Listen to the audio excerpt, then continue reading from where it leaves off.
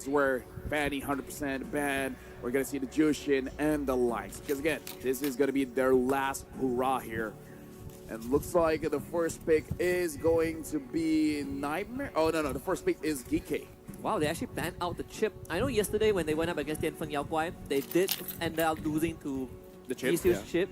But banning it on blue side is a huge indicator that we are not comfortable with chip, but we don't want our enemies to get it. Honestly, looking at their face cams the other day, they were really arguing. It's like, do we really want to chip? And Carvey gave the finals like, yeah, just go for it. Whatever happens, happens. But yeah, looking at the bans here, Eve, Hilda, Chip has been banned out for DK Esports. For Nightmare, they ban out the Phovius, Jushin, as well as the Fanny. And the first pick here is going to be the Cho.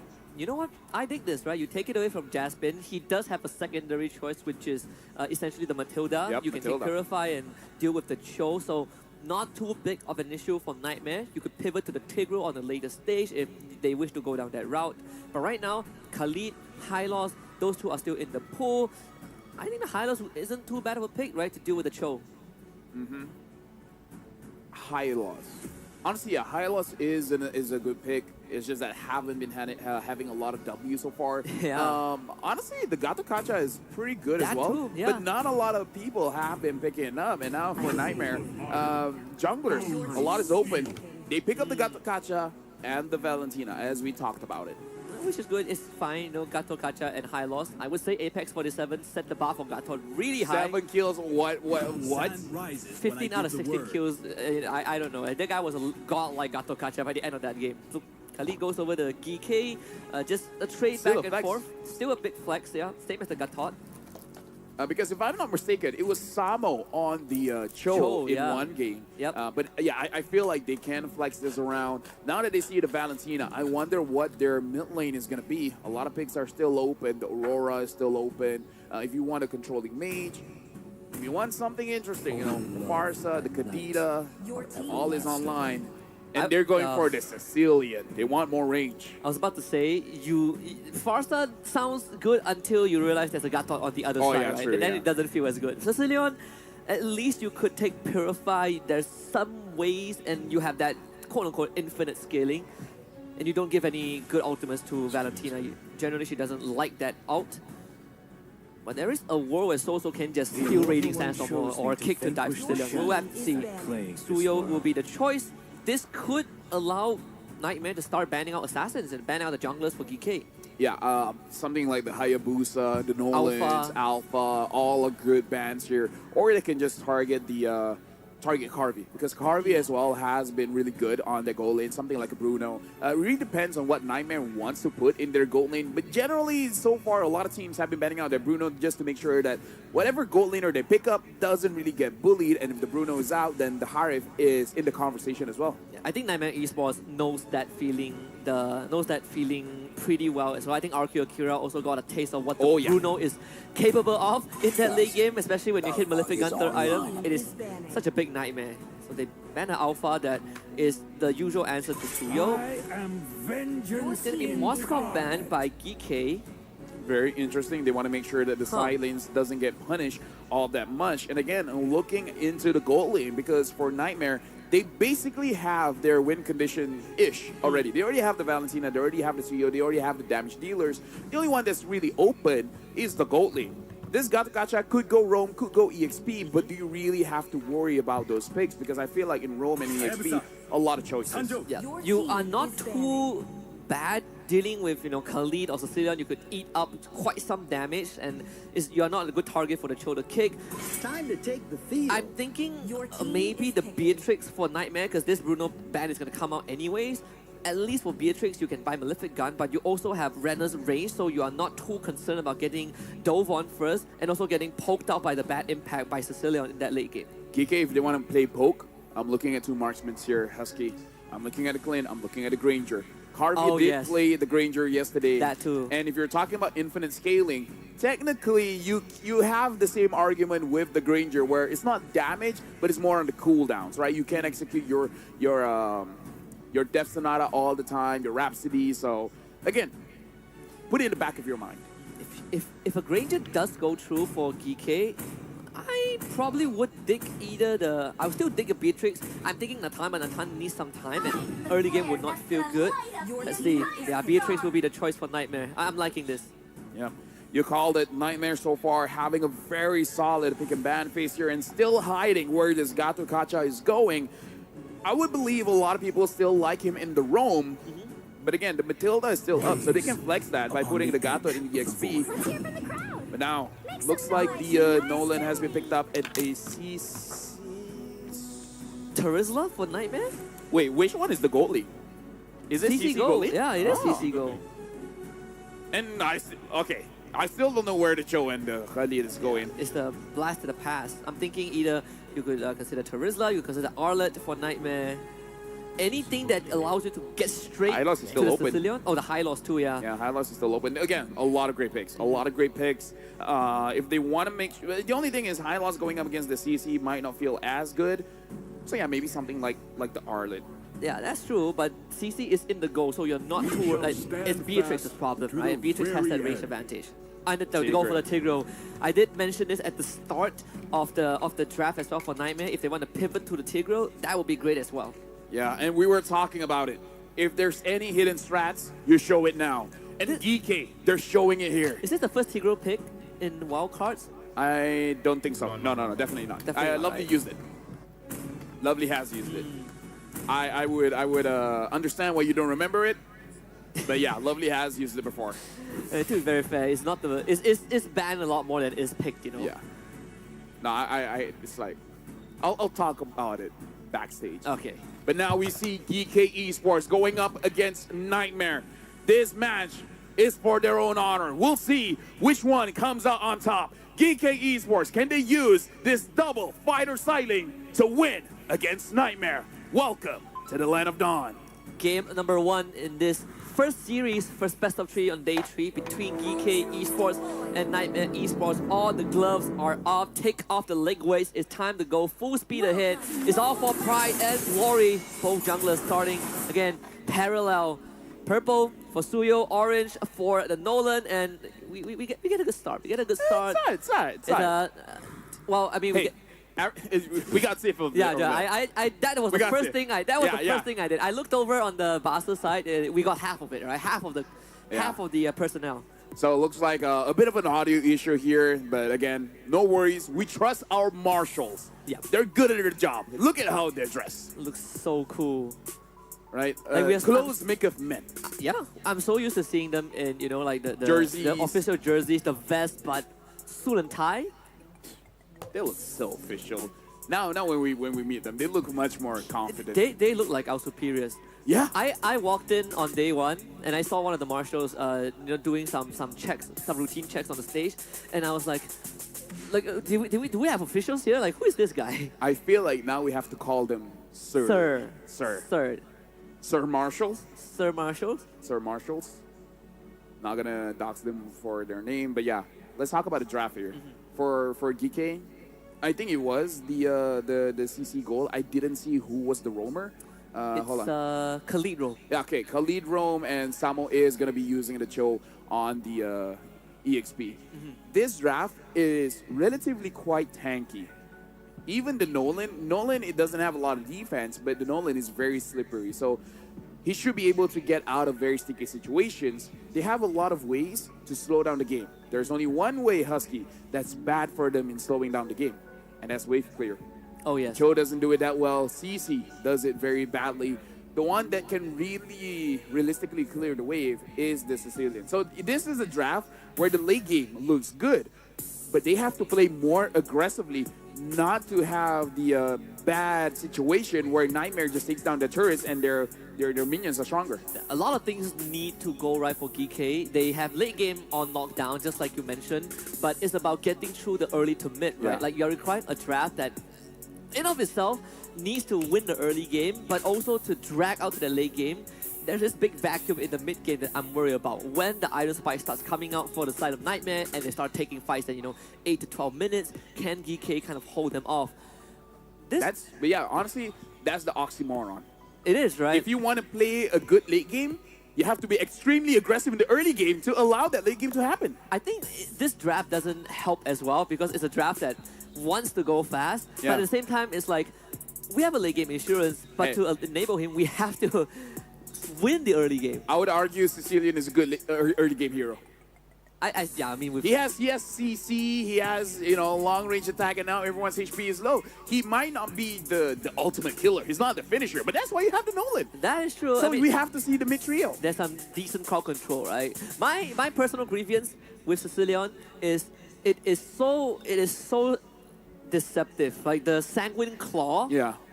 You get clipped by it. Sometimes you get clipped by it when you feel like you wouldn't, right? It's a big AoE, huge range. Yeah, It's a like pain. It's like you see the Franco hook and you know you're not gonna get caught, and all of a sudden the hook goes to the left. Oh, that sounds like Sagan. It's Yeah. a Sagan problem. How does that happen? It's like don't know. Clearly the hook doesn't hit me, but then the hook changes mind. The hook re-extends, right? Re-extends is off. I rewatched that clip so many times and I still couldn't understood why. And you know what? A friend once told me, "Don't think about it." Yeah. And I was like, you know what? You're right. Stop thinking about it. Jasmine taking a lot of damage. Oh, Shen could have do a little bit more there. Feel like he didn't want to go for the commitment. Yeah, but now for you guys at home, the M6 Pass is available from the 18th of November all the way to the 29th of December. Complete all active tasks from this event to reach level 75 to basically get everything. Amazing rewards, Claude's Battle Emote, the M6's Glory After Border, Boxia's Battle Emote, new special skin, everything. Make sure you guys get to level 75. Don't think about it, just play the game, level 75. They've got some extra diamonds. Just support your favorite teams with it, right? Just keep the ball rolling. We've got so many cool stuffs from the M6 Pass, and even bringing back the BHP with a new epic paint as well. Oh, so nice. Yep, shoutouts M4, man. Shoutouts M4. And now Shen, he has a lot of damage. And Zeno is here. He is level 4. Jasmine is about to hit level 3. Yeah, how This long is why I say they could go aggressive. Okay, Justin should have the Sacred Hammer to get away. Sanguine Claws brings him back. That's the first. First blood still not achieved. The flicker from Jasmine, just enough. Yeah. Unfortunate, but it is what it is. It is what it is. Don't think about it too much. Just keep on scaling, because this is what your comp is supposed to do. You're not supposed to get so many kills in the early game, and now Samo about to hit level 4, just zoning out Lexi far away. GK Esports secures the first turtle. Wow, I like it. Right, you force the Tyrael back, you guarantee he doesn't hit 4, so no one contests for the turtle. You force the Purify out, Smile, turn back, Sanguine Claw, that one caught 3.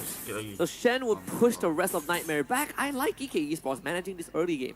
Yeah, they're being a very, very disciplined here, which I can understand, because again, they don't have a lot of early game. No, okay, it's all good. Khalid is fast. Yeah. Khalid is fast. Any other hero, if that was a Tigro that he went on, he probably would have traded his life, but still. Zeno off to a good start, level 6, getting the purple buff. Too easy for Lexi, just completed his boots, same XP. It's a bit of an invade on that top side for GK, but the rest of the team is on bottom. Yeah, right now both teams are playing a little bit slowly, which is great for GK. But now for Nightmare, and something that we have to consider here. A lot of rotations coming in mid. It's either or one thing. Either they want to shut down Soso, or they really want to enable Smile. Either way, I feel like this strat works. And Nightmare so far hasn't been punished.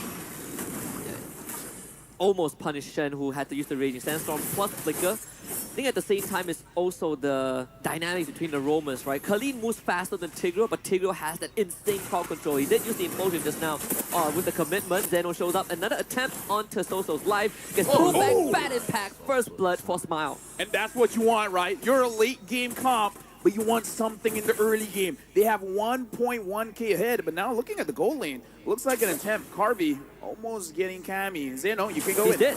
Yeah, he's dead. He's so dead. Lovely stuff from GK. This CC, as much as Cammy has range, you can easily cover it with a bit of a hop, skip, and a jump. And Samo is continuing to give info to his team. He's gonna get stunned out. 4 members of Nightmare surrounding him, but it's a show. He's out. Yep, he can't get away, and now the turtle is up once more. Nightmare Esports, this time they're here, and outside the garden from Opera. Complete miss. Smile still has Purify.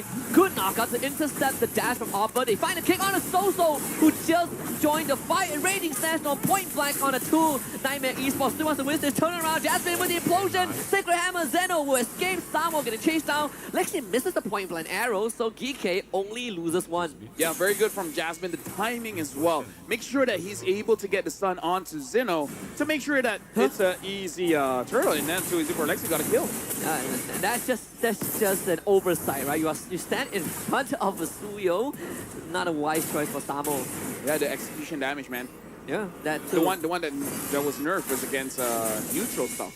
Yep. Against heroes, you know, still a lot of damage. Still a lot of damage. 12% missing health.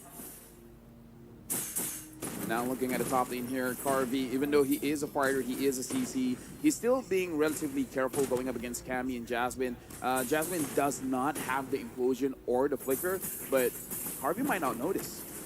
So Yeah, Cammy is going to be overextended. Good timing for Samo. Jasmine will show up. Sacred Hammer now finds the implosion. AOG shows up as well. Nightmare ready to respond, and again, Samo will survive that. Carvey makes it out. Shen shows up, pushes Opera back. Both teams disengage. Good try from both teams, but overall, so far nothing really happened from that trade. Shen is still here, trying to enable Carvey, but so far it looks like the items is not enough for either teams to actually do much about this. But now Zeno taking the opportunity and securing the first turret for GK Esports. Samo has transitioned into a secondary roamer despite being an XP show, so that resources can be given over to someone like Zeno. That's Purified out from Soso, has a dash away. Dodge on 10! What a flicker to dunk on him! That will be another one for GK. Again, either to enable Smile or to shut down Soso. Smile is 102. Soso is 0, 3, and 1. Not sure which one is it they're doing. Maybe they're doing a 2-for-1, but hey, it's looking good for GK. It's looking really, really good. Yeah. Smile's having a good time. Zeno, he did go down once, but still 2 kills for the Nolan. And they did get the first turtle for free. Second one just spawned. I think Zeno still same level as Lexi, so good job on the studio for keeping him in terms of experience. But mid-side Oppa again, forced to retreat, pull back with the Sanguine Cross, pause to Vitalize, and the passive as well to heal back up. Dodges the bad impact, but has to retreat. But you're looking at the damage. It's actually not that bad right now. It's only 6 minutes in the game. Samo is Jasmine. They want to burst in before he can use the implosion, and they will achieve just that. Lexi attempts to steal, but couldn't find it. So Lexi now will have to fight the rest of Nightmare. Gets out with the Blade Surge. GK still wants to go in. Shen overextends. Eats the AOG. Both teams trade 1, but turtle for GK. Yeah, that is one of those rules where after you get a neutral objective, you don't have to do too much. You guys can just reset, especially when your HP is so low. But you know what? It's okay. It's okay. They're feeling excited, and that's what we want to see. Yeah, it's good to see that the gusto is still there. This is why after I take objectives, or my team takes objective, the first thing I would do, I will spam the retreat button. Yeah. Fall back. Don't fight anymore. And now looking at mid, Nightmare Esports, so far it looks like they're just waiting on the Beatrix, right? Beatrix scales relatively well. 3-0 for Lexi is 2-0-1, hasn't been punished so far. And now looks like another gank up top. But GK Esports does look like they know what's up. My concern is Smile, who is scaling way too fast. Balance Brave will be eaten up. Jasmine finds implosion. Aqua shows up, gets the taunt, pulled back by the Sacred Hammer, out of Tyrant range, and Nightmare responds in kind. Shen will end up falling down. The Jin Kundo knockup only delaying the fall of the structure. GK once more overestimates their capabilities. The idea is there. The only problem is no damage. Nolan and Sicilian were there. Yeah. Nolan and Sicilian would have enough damage. Your damage, Yeah. your damage dealers were not even there. I guess they got bot tier 2, so it's not the worst. Yeah. You know, they trade a tier 1 for that. Yeah, you don't really see a CC as a one-shot kind of hero, you know. It's a bit of a limit testing, though. They did find out. So speaking about the damage from Harvey Oppa, will have to eat that yo-yo to the face. Get taken out. And you live and you learn. After this, GK Esports, whenever they want to go for an engage, probably going to be looking where the Nolan is, where the Sicilian is. If the Nolan is not there, sure. As long as the Sicilian is there, even if you don't kill him, you can bring him back with the Sanguine Claw and then try again. The most interesting part is seeing both Nolan and Sicilian in the same lane pushing it down. Yeah. You don't really see that often. But now they're going to set up for the Lord. And just in time, right, they took down the bot tier 2, so a lot more minion wave needs to be managed. The turnaround will be there from GK. An attempted kick. They find the Suyo! Bring him down before the AOG even arrives. Oppa now will have to eat it up. Shen, he's just tanking out Cammy's damage. Nightmare loses 3 members and GK turns to Lord. It feels nice when you have 2 roamers here, Husky. Like having the Joe as well, getting that kick onto TZ for Lexi, that's a clear sign Lord is ours. What are they gonna do about it? Exactly. And we saw how early Samo transitioned to be the secondary roamer, right? He left his lane so quickly. And just at the 5-minute mark, when the penalty for the jungler is lifted, that's why Zayden was eating up bottom side. They were sending Smile to the side lanes, and now purple buff will be taken away as well. GK Esports just taxing everything from Nightmare. Yeah, so, Smile as well taking a lot of damage. It looks like Shen, he did his job. He did his job, He wanted vision, he just that he died for it. Luckily the Lord hasn't spawned yet, so he will be back in time to go for the proper push. He's back in time? He will come back in time. He will respawn in time. Okay. I thought he was time traveler. I thought he was the Nolan. I thought so too. And he came back in time. We'll see. That's going to be Raging Sandstorm committed. That's a stolen Raging Sandstorm for Soso. Tied up by the Yo-Yos. Carby string them up, knock them down. GK with another 2 kills. Yeah, right now, GK 11 kills to 5. Now they're really filling it. Smile as well, having the Clock of Destiny. And now Sabo! With the roundhouse pickup on a Cammy. Now they're really filling it. Smile as well, having the Clock of Destiny. And now Sabo!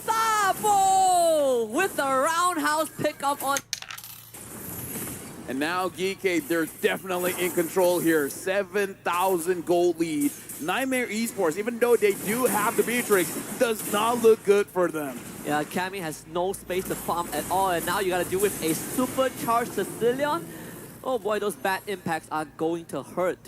Yeah, and the fact that he has the Clock of Destiny as well, even if you're able to catch him, he's gonna have it's gonna be difficult for you to take down the Sicilian. He has the extra resistance to it. Yeah, extra resistance. I forgot the name of the skill, but once your HP and mana goes below 50%, it goes back up. So, and he has the Purify as well. So even if you do catch him, it's gonna take quite a while to take down the Sicilian. Having the glowing one as well as the Wishing Lantern, a lot of damage, just a lot of damage.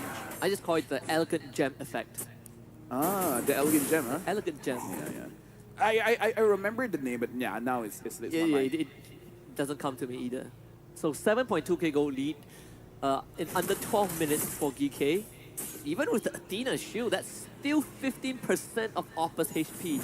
Zero now having 4 items here, having a lot of penetration with the Thunder Strike, with the Blade of Heptases, as well as the Malefic Roar, and now even the Endless Battle. So that on-hit damage from the Nolan, probably going to be enough to one-shot anyone here. Yeah. He gets to Soso and Cammy, they just get deleted. Oh, for sure. The only one that has a chance is probably Opera and Jasmine. And if Lexi is in Immortal form, maybe. But that's a maybe. Maybe, yeah. Even with the damage reduction, it might not be enough. Well, I mean, if you're GK, you just wait for the next Lord. 15 seconds, you get the Lord and look for the rush it. Yeah, need to rush it. Average game time is 50 minutes. We are en route to match that again. Looking at Jasmine. Jasmine is opening up the map, and it looks like Harvey knows.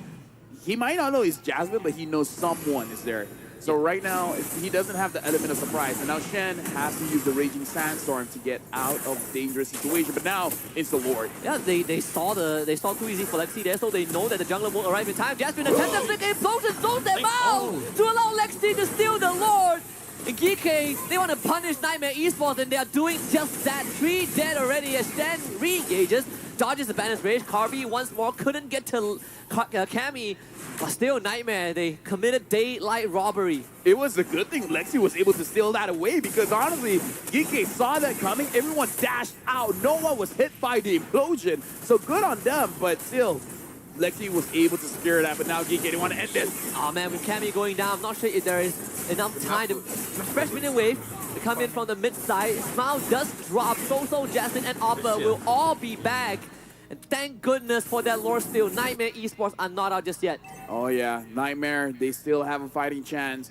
If not, that would have been an end angle. That Yeah. would be like, you know what, we got this. But no, looking at the Lord is even going to get an objective. So very good for Nightmare. Yeah, all the waves need to be managed. Like GK needs to go back to housekeeping duty a little bit, deal with the bottom wave as it will eventually break that tier 1. But if they can defend this mid tier 1, then it would be just fine. It's a minor setback for how far GK were in the early to mid game. But at least Nightmare now have time for the rest of the team to scale up. Biggest difference in terms of gold here is the mid and the gold lane. Quite a lot of gold difference here, but right now Opera is in between everyone. Oh, the AOG cancelled by the kick. They want to burst him down. And they do. They cannot get out. Soso gets jumped off by Carby, who just solo kills him.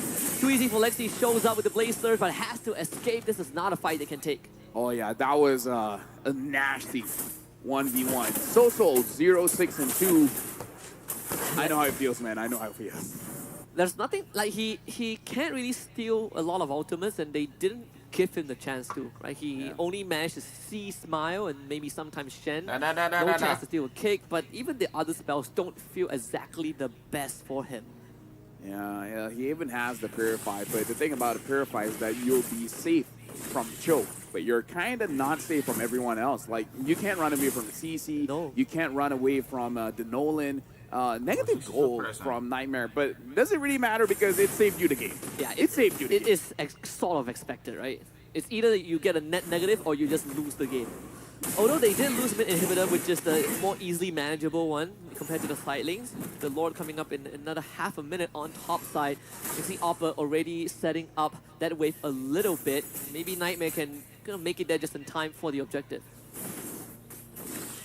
Right now for Nightmare, I'm looking at Cammy here, and Cammy does have 3 items.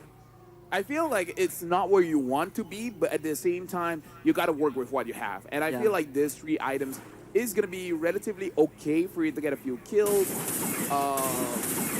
But yeah, I'm unsure. All things considered, him being 0 and 3 on the Beatrix, he's making decent progress, right? I think it's just he still has 2 item slots that hasn't been built into a full item yet. I would assume that the Hunter Strike would be the next item for him. Now, Lord's going to be aggroed by Carby. GK wants possession of this, and they want Nightmare to go into it. BOD for Lexi. Oh, look at Jasmine. Concealed play, but no one's home. They see that coming. But now Nightmare Esports, they're the one in control of the Lord, but they want to fight against Soso. And they are both split out. Soso steals the Sicilian out, purifies to get away, but they've already lost Oppa. Jasmine loses immortality. Such a split fight from Nightmare. They were not on the same page. Yeah, Jasmine was there, but the implosion hit onto no one. The thing that you want to do as a Tigreal, you want to be more proactive. You want to be the one setting up. If you're going to be the one that is counter-engaging, then you're hoping for your opponent are lacking, I would say. But yeah, not a great setup by Nightmare. Yeah, it's not great at all. Like, the Conceal was already spotted out. The Lord aggro was actually on GK's side. It was leaning towards GK's part of the map, but Nightmare decided to just take a fight while split up. They just got jumped on. Now this is a true defense. 10,000 gold, 21 kills to 6. GK Esports, they really took their time, they prepared, and it looks like they're looking good against Nightmare. This double fighter composition, this double fighter draft is working out well, and Smile, he's happy. Yeah, definitely learned something throughout this wildcard experience, right? And showing that in this last game, Soso did steal the Raging Sandstorm. Now got to defend against the Lord. You need Cammy and Lexi for that. We flick the kick. They find Oppa. Revitalize that gets popped, but Oppa also pops alongside it. This Gato Kacha is not even made out of durable material at this point. Lexi gets jumped on. Raging Sandstorm does miss. Lord gets taken now. Shen will now just eat up most of the damage and recover with that quicksand guard. Nightmare Esports still has 4 members alive. They're going to heal up at the fountain as this final wave crashes in. GK wants to look for potential end, but good defense from Nightmare to keep GK out from crystal range. And even though they lost the bottom inhibitor, Nightmare still holds on. This is one of those weaknesses when you don't have a marksman, you don't have someone to free hit the crystal. Like, they have rage with the Sicilian, but it's more about attacking the heroes and the minion waves, not about attacking that crystal. So they need to figure out how to take down Nightmare for them to free hit the crystal, essentially, or make them preoccupied and let Zeno hit it by himself, because so far they're having a tough time touching that crystal. You can see But in terms of taking down structures, no. Like 382 stacks on the bat impact and counting. The later this game goes, the harder he hits. Around 400 stacks right now. Let me tell you, Husky, if Nightmare ends up winning this one, when Geeky has 10,000 gold lead, if I was Geeky, I don't know how I'd recover, man. Losing that second Lord has brought us to this point in time when Nightmare are still hanging on after getting battered for 19 minutes and now have an actually decent shot at winning the game or making a comeback. I think Wisdom of Nature will be the last item for Cammy. He's building towards it right now. If he wants more damage, he can go for Demon Hunter Sword. But that too, yeah. Either or is going to be great items on him. But speaking of items, we're about to get to the part of the game where the gold doesn't matter. Because everyone is more or less fully built. The only thing is you're really considering is item swapping. And now the Lord has spawned. If Nightmare wins this one, they have a chance. They have a shot, Husky. Lord number 4. So during the third Lord, obviously it was a bit of a positioning mistake from Nightmare. Demon Hunter Sword, like you said, LaFell. Cammy goes all in on the damage. So Jasmine is going to get kicked away. They will jump on him. Can he survive this ordeal? Does have immortality. Raging Sandstorm forces Cammy out of the fight. Jasmine cannot survive. GK was just a lot more prepared to take them on. And Shen, he is doing such a good job. They couldn't take him down and only expands that immortality. Maybe the Lord is not necessary to end the game for GK. Yeah, right now it's really not looking good for Nightmare. And right now, GK, they want to end this now. It's 20 minutes, and they don't want this to be any longer. Kirby jumps onto So-So with the help of Zeno. They take him down. It's a 2 versus 5 Nightmare Esports. One last defense. They are going to control Cammy, force him back into the fountain. Miniwave get cleared out for now. Too easy for Lexi, trying his best, but it is just too much. GK Esports takes game 1. Playing the double fighter route, GK Esports find their win here. And it'll be madness, right? It's like, guys, it's our last series anyways. Let's just see if the Fanny is good. Let's give it the Fanny. I'm pretty sure Fanny is good. I'm 80% sure. Oh, the devs disagree. That's why they buffed her. Shout out devs, man. Shout out to the devs. Right now, Nightmare, final bans here. They already banned out the Khalid. Maybe they're considering the Cho. Oh, yeah. Good call. There will be injustice in the world. It really caused them a lot of headache. Yeah. So Fanny here, and then first pick. It does show that it could be a potential hint that Nightmare doesn't flex the Cho into XP. Not that we've seen it. I know Oppa prefers to set things up with something like a Gathod and a Khalid or Terizla. Fanny ban, that one is a given. Fight so Hilda gets that true. Yep, Hilda gets picked up here. So GK, I kind of feel like you have to consider Alpha here. Yeah. Right? Alpha, maybe slowing her down. Like, Hylos hasn't had good win rates, but Hylos Alpha against Hilda, it makes sense. If you want something else, like you want to prioritize a mid laner, you can do that here too. Yeah, I think perhaps mid laner plus or Alpha Hylos. Matilda. You know what would be good? Alpha, Matilda, Faramis, but you know, it's probably not their kind of comp. I mean, even Nightmare can take the Alpha away if they want, right? Yep. You essentially just set yourself up to have a very assassin counter and have a very beefy jungler that is hard to go through. So Gige has to pick up the Alpha here. If not, it's going to be very difficult for them. If not Alpha, the second best choice is probably Suyo. Yeah. So they pick up the Phobius and the Alpha. So this is the other EXP laner that has been banned out quite a lot. Right now we're looking at the coaches here. They're really thinking about their next pick. What else?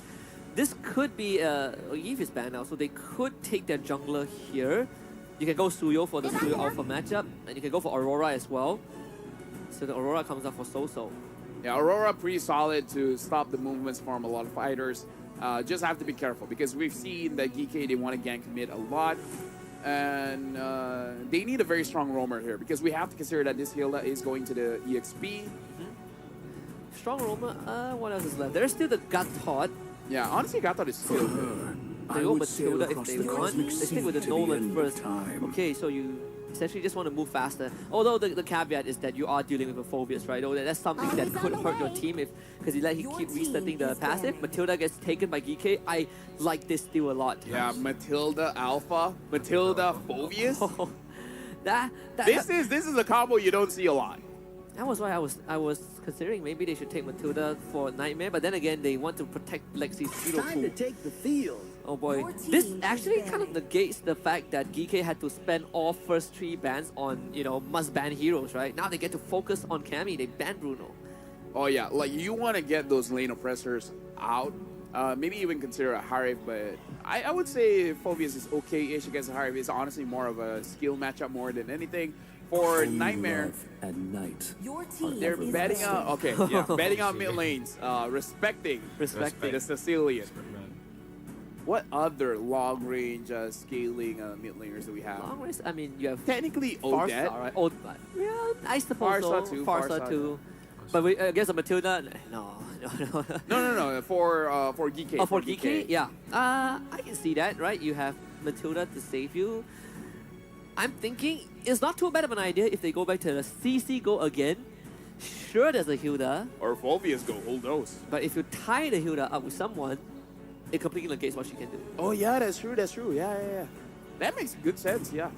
So I don't know if Nightmare wants to ban out the CC. It is a good shout, This is in especially if despair you're able to that get the I Nolan see as the well. full Like Nolan wants to dash around, but Nolan's like, oh no, it's like marriage. I'm getting tied down.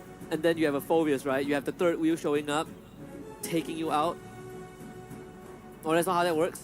Actually, that is how it works. I'm impressed that you were able to keep up because Oh, okay. I threw that out of nowhere, but you were able to follow up. That's very Right. impressive. I'm yeah. not married, so I'm just, it's just a shot in the dark. I'm glad I got it right. Hey, you know what? Enjoy it while you can. You know, Yeah, good times. good times. Being young is amazing. But you're older than me. Am I? No, I don't think so. I don't think I am. I'm 97. Oh. Well, I'm not going to reveal my age, Yeah, but clearly I'm older. I'm younger. Clearly I'm younger. yeah. Okay, now the final ban's here, and they ban out the Harif. So yeah, they want to make sure they don't get snowballed on, which is kind of weird because they're the one that has the Hilda. But if you're Right. looking at Geekay looks like the one that can win all the lanes. GK is the one that's more worried about getting snowballed on with, you know, they banned Bruno, they also took out Natan. I mean, there's still Beatrix left. Beatrix Clint has been a matchup I've been waiting to see, but we haven't been able to see it yet. I mean, there's still Granger. Not sure if that will be picked up also for gold. Not that good for Nightmare. I kind of feel like Nightmare doesn't want to pick a Granger anyways. Moskov is good because you need some kind of Demon Hunter Sword hero for the Hilda, making sure that you can deal with her very, very well. So I was really considering, like, do you really want a burst hero here? Because they don't really need it. Like, they have a lot of DPS on their side. And Yeah. if they want the burst, it can come from mid. Which is still hidden. I mean, Vexana is still there if you want full control, but if you want damage, or if you want Smile to have a good time, I love Farsa. But so Yeah. far, I've seen the professional players using Farsa in rank. Haven't so far in tournaments. I have a wild idea. Now that, there's a Kaja. We've Kaja seen Beatrix? Time and time. Kaja Wait Beatrix, for yeah? no Yeah. man. Your team knows It's almost the their same thing that was done to Nightmare by Denfeng Yeah. Yao Guai. Well, what was the idea I had?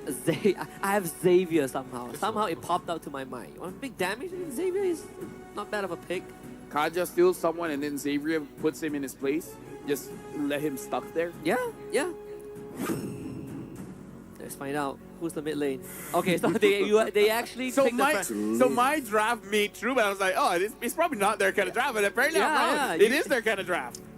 you call like 3 out of the 5 picks. Like the Faramis was like the wild card, right? I called it before the picks were picked. Yeah, you're like Matilda Alpha and then Faramis. And they actually picked it. Dude, this combo, like, that's basically an SRG draft. That's an SRG draft. Oh let me yes, tell you. I can see it. Right? That's an I can see SRG it. draft. So honestly, looking at the drafts here, GK has an amazing draft, but looking at the draft coming in from Nightmare, it's very fast. Like, when you have a suppressed hero with the Beatrix, you know the game is going to be very interesting. Yeah, and you have Hilda with the execute damage, right? Remember, she did get buffed recently. The second ability now has lower cooldown. So let's see how much pressure Oppa can apply to GK Esports. We're gonna hop into game number 2 of this best of 3. Nightmare needs to win this to take us to game 3. Yep, I'm really looking forward to see how GK performs with this kind of draft, because it is a very strong draft, but it's not without its fault, because you have to play your timings very, very well, and it's very difficult to play on a professional stage when having all the timings essentially correct. And if they can do it, then I can definitely see a world where GK just needs a few more months, and then if they go to the international stage again, they can show what's up. The fastest would be next year's MSC. That would be quite a tale for GK. Do hope they keep this roster, because we can see we definitely see the potential. The start would be slightly different compared to game 1, where Jasmine has an easier time dealing with Shen. You know, you have both technically ranged and damage reduction from Kaja also feels really good. Mid lane wavelet control is there for Soso as well. It's all about getting their priority to move first. And look at where Oppa is. But no one is probably gonna go there because it's cleared out. It's cleared out. Yeah, no one's gonna go there. If Opera wants something, Opera has to be the one to get it. But no, Opera looks like he's just gonna be clearing. He's just gonna be proxying the wave essentially. He's gotta do a bit faster because he's taking a lot more punishment than he would like to. Still though, majority of that wave is already cleared out. Mid lane first. Now, there it is. Too easy for Lexi with first blood. Yeah, Soul told the team, is like, you know what happened to me in game number 1? How about you guys do it against GK? Let Smile have a frown on his face. Yeah. Have you seen what the jungler did? Huh? Just do that. Just do that. It's not that hard. Yeah, just go mid. You press some buttons and then you get a kill. Yeah, if I get $1 every time I got ganked, that's on you, Lexi. Speaking of which, Oppa, he's just toying around with 4 GK members. They're gonna jump on him with the Spear of Alpha, gets frozen by Soso. First turtle for Nightmare. Yeah, and now 2Z for Lexi gets a free turtle. And that's a very good Hilda play, absorbing a lot of the aggro from GK. And like I said, the draft coming in from GK, you need your timings to be correct. And because everyone's power spike is essentially very, very different, right? The Alpha power spike is different than the Matilda, as well as the Faramis. So a lot of juggling has to happen here. Well, still the moment you get your War Axe on the Alpha, that's where you start going. Although, Samo is just not having too much fun against Oppa. That's like, I keep hitting him, but he keeps healing. How is this fair? He's healing more than I can damage him. I feel like I'm healing him. When they kidnap Zeno just now, so this Alpha is now 2 levels behind the Nomu. Remember what I said about the first series of the day having 3 games? Yeah, I think you're correct. I'm just reminding you. I'm not saying it will happen. I'm just reminding you. Now we did the first 3 games together on day 1. We had a 3 game yesterday too. Circling Eagles. Yeah, we're not gonna commit, and Zeno gets a kill onto Opper. And for now, looks like it will be a trade-ish. Unfortunately, GK can't really push out the bottom wave. The minion is gonna appear. Nightmare, they might gank mid again. They have the people there. And they're gonna go just that. Zen is the target. Unfortunately, Jasmine not able to do too much with the Divine Judgment. Just came back up. If only they waited like 3 more seconds, they would have had it, but they can use it now for the next turtle to set up for it.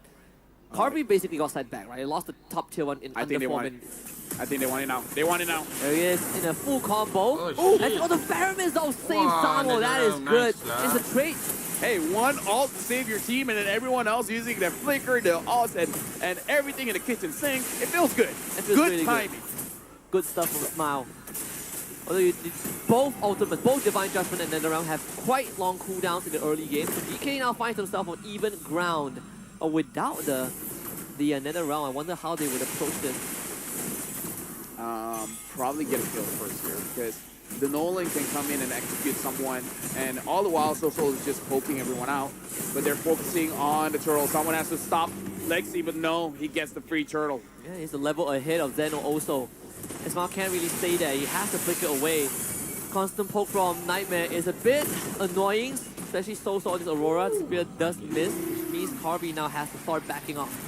Yeah, nice that they actually made a line and actually follow a sequence to go back to base. I'm sure it wasn't planned. Yeah, but that's satisfying to watch. It looked cooler than it really was. Than it should be. And now looking in the Thunderbells coming in from both Samo as well as Opper, so they will start scaling up here. Cammy having a much better time here using the Beatrix.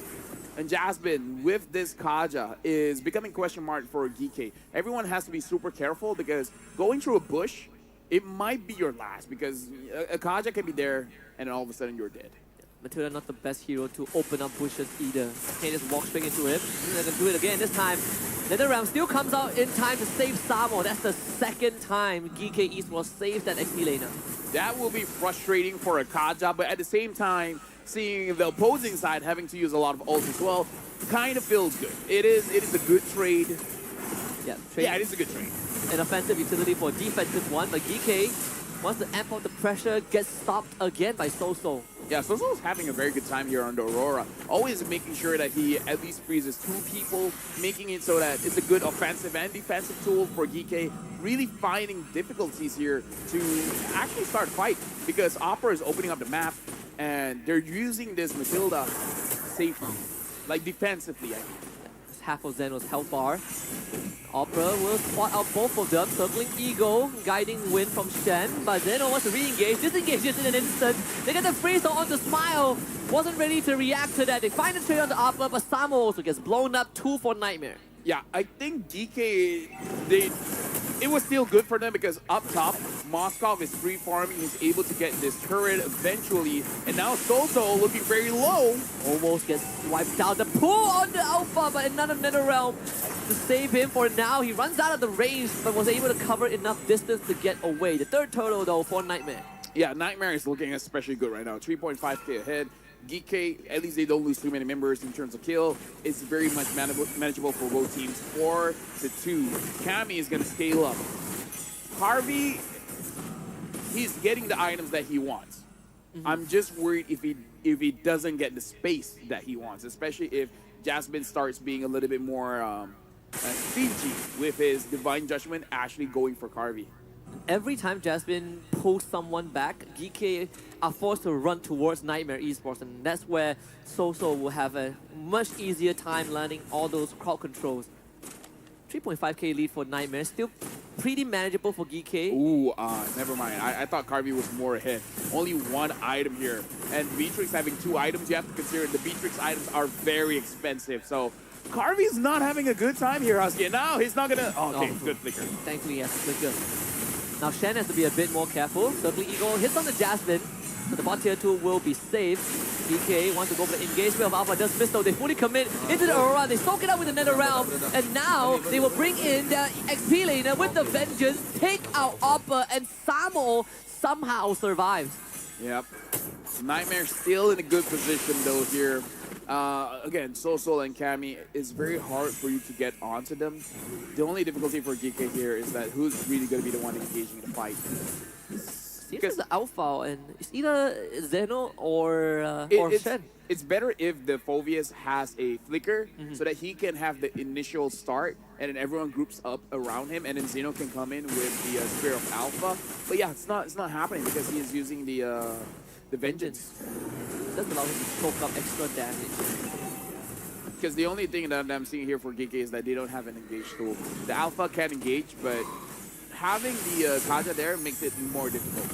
They're going to look for another potential engage. That is going to be the pull onto Samo this time. He's going to eat all of it up. NetherRealm shows up, but unfortunately doesn't cover Samo. Samo gets destroyed, and Zeno also runs out of the range. So both of them end up falling. A bit of a overextension from GK.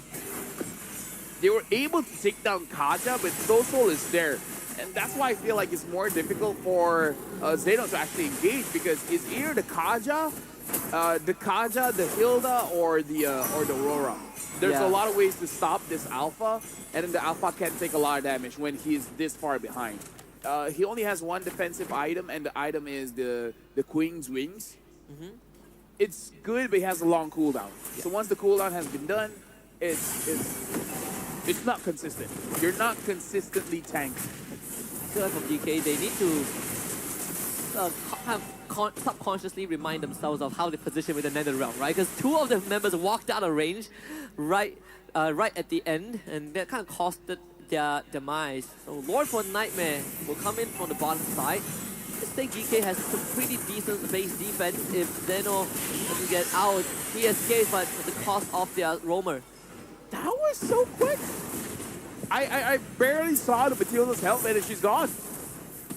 I mean, to be fair, she doesn't have defensive item. The only item she has is the Flash of the Oasis. But now Nightmare, they're in prime position and they have a marksman here. So they have a better time of ending the game. They can end the game faster than what DK did in game number 1, which is around 20 minutes. Unfortunately for Shen, he's going for the Enchanted Talisman.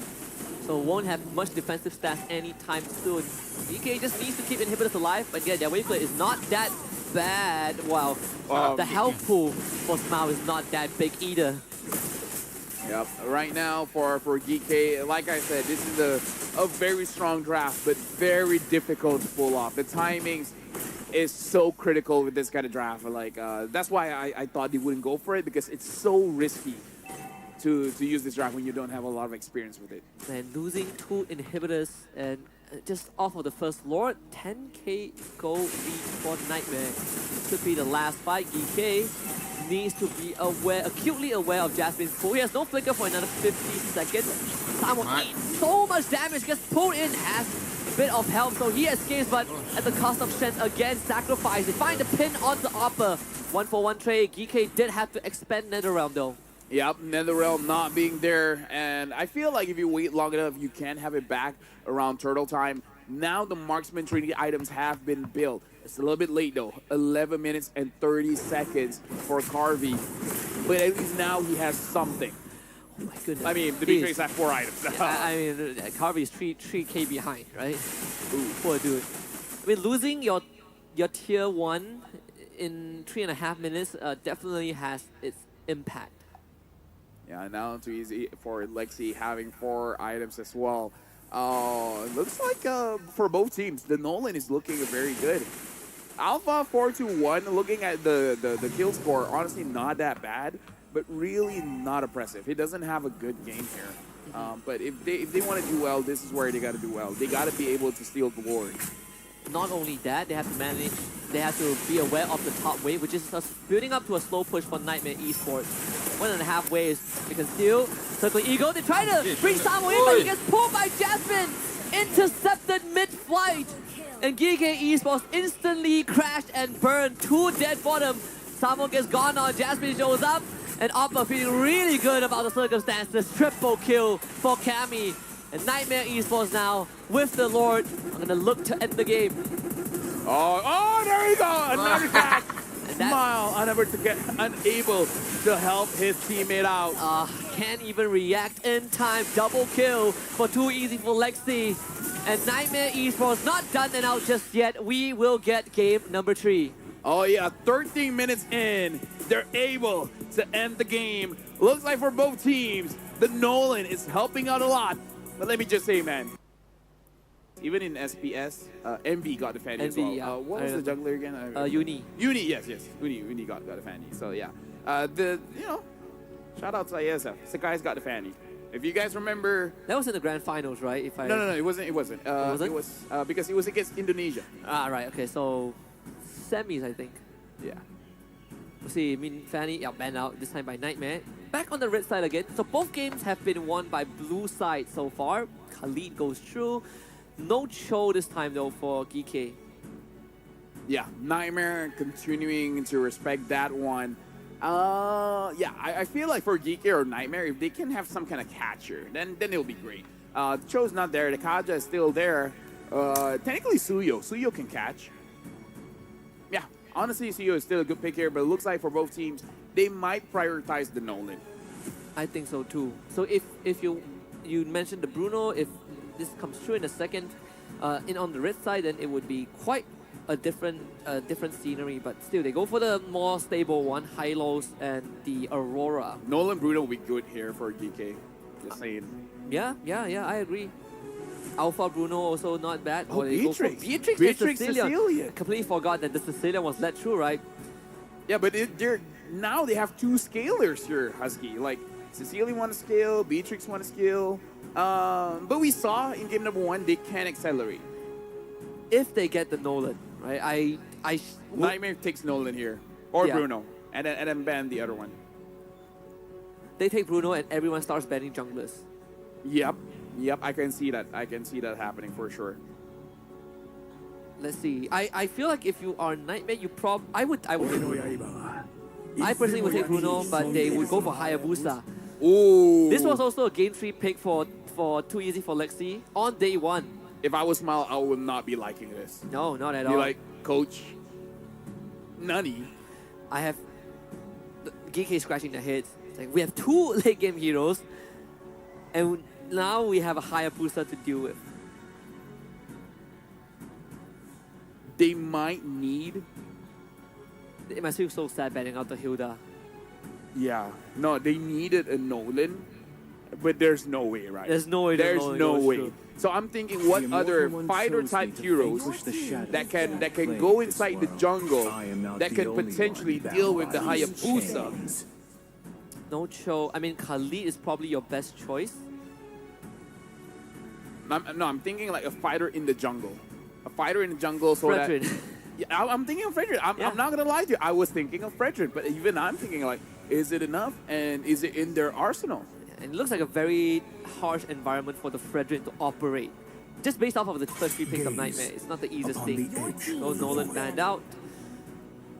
This last ban should be something like a If you want another assassin, you know what? Julian? Screw it, Time Saber. to take the field. Your team. I mean, Saber technically counters everyone. Yeah, technically. With the right mindset, it counters every draft. And you have catch and damage all at the same time. Yeah. Hey, and guess what? Enemy junglers don't take Purify, they don't buy Winds of Nature. Because I feel like if they go for an assassin here, I don't know if they will have the same tempo going up against Nightmare. Because Hayabusa is pretty fast. Like, if you want to go for something like a Lancelot, I really don't know how the Lancelot will survive against the Hylos, against the Aurora, and now even the Claude gets picked up. Haven't seen the Claude for a while, but you have a lot of dive here against the Sicilian. The Sicilian. And you have a pretty decent time dodging the AoEs of the Beatrix, dodging the Khalid with the BMI. So it's going to be quite a mountain to climb for Carvey, right? He has to be twice as accurate with his shots. And that's the late game potential, the late game insurance for Nightmare. So they have covered all their bases, and we still have no idea where this Hylos is going to go. So they go for the Julian and the Jawhead. You talked about the Julian. I'm not so hot on the Julian so far. 0% win rate. And it's weird. The Julian doesn't burst people all that fast. And even when he does get burst, like he bursted someone else, he will get caught. Yeah, he has against the Hylos some more, it's like, yeah, it's gonna be difficult. 4 5 second the 5 second fixed cooldown. Although the Jawhead does feel like it could be, I mean, it is the way to deal with like these mobile heroes, but this Ruby is going to be a problem too. Let me just say, Nightmare has all the answers to every question that GK has. The question is, can you handle this Sicilian? Yes. Yes. Can you handle this Jawhead? Yes. They got the Hylos, they got the Ruby. You can stop the Jawhead before he throws anyone. And even if you try, the Hylos can just body block it by standing on top of your original target. What's the win condition for GK in this case? You survive your late game? Yes. The true late game comp. Oh yeah. So, can they play fast early though? I mean, so Samo exits his lane early. Let Zeno, Smile, and Shen move as 4. Catch one target, kill them out, slow down the rotation in mid. sounds like a rinse and repeat of game 1, but, Exactly. but on a higher level. Exactly. This time, Till the enemy level 2, reaches you the can actually go for it, right? Because you have the Snatch Jawhead now. Level 3, you unlock Julian's skill set, so we'll see if GK can pull it off. Very technical approach to game 3 against Nightmare Esports. It'll be on blue side again, Nightmare on red, parallel jungling as always. So for this matchup, Husky, it looks like we're gonna look at the mid lane here because the mid lane should be having a lot of action.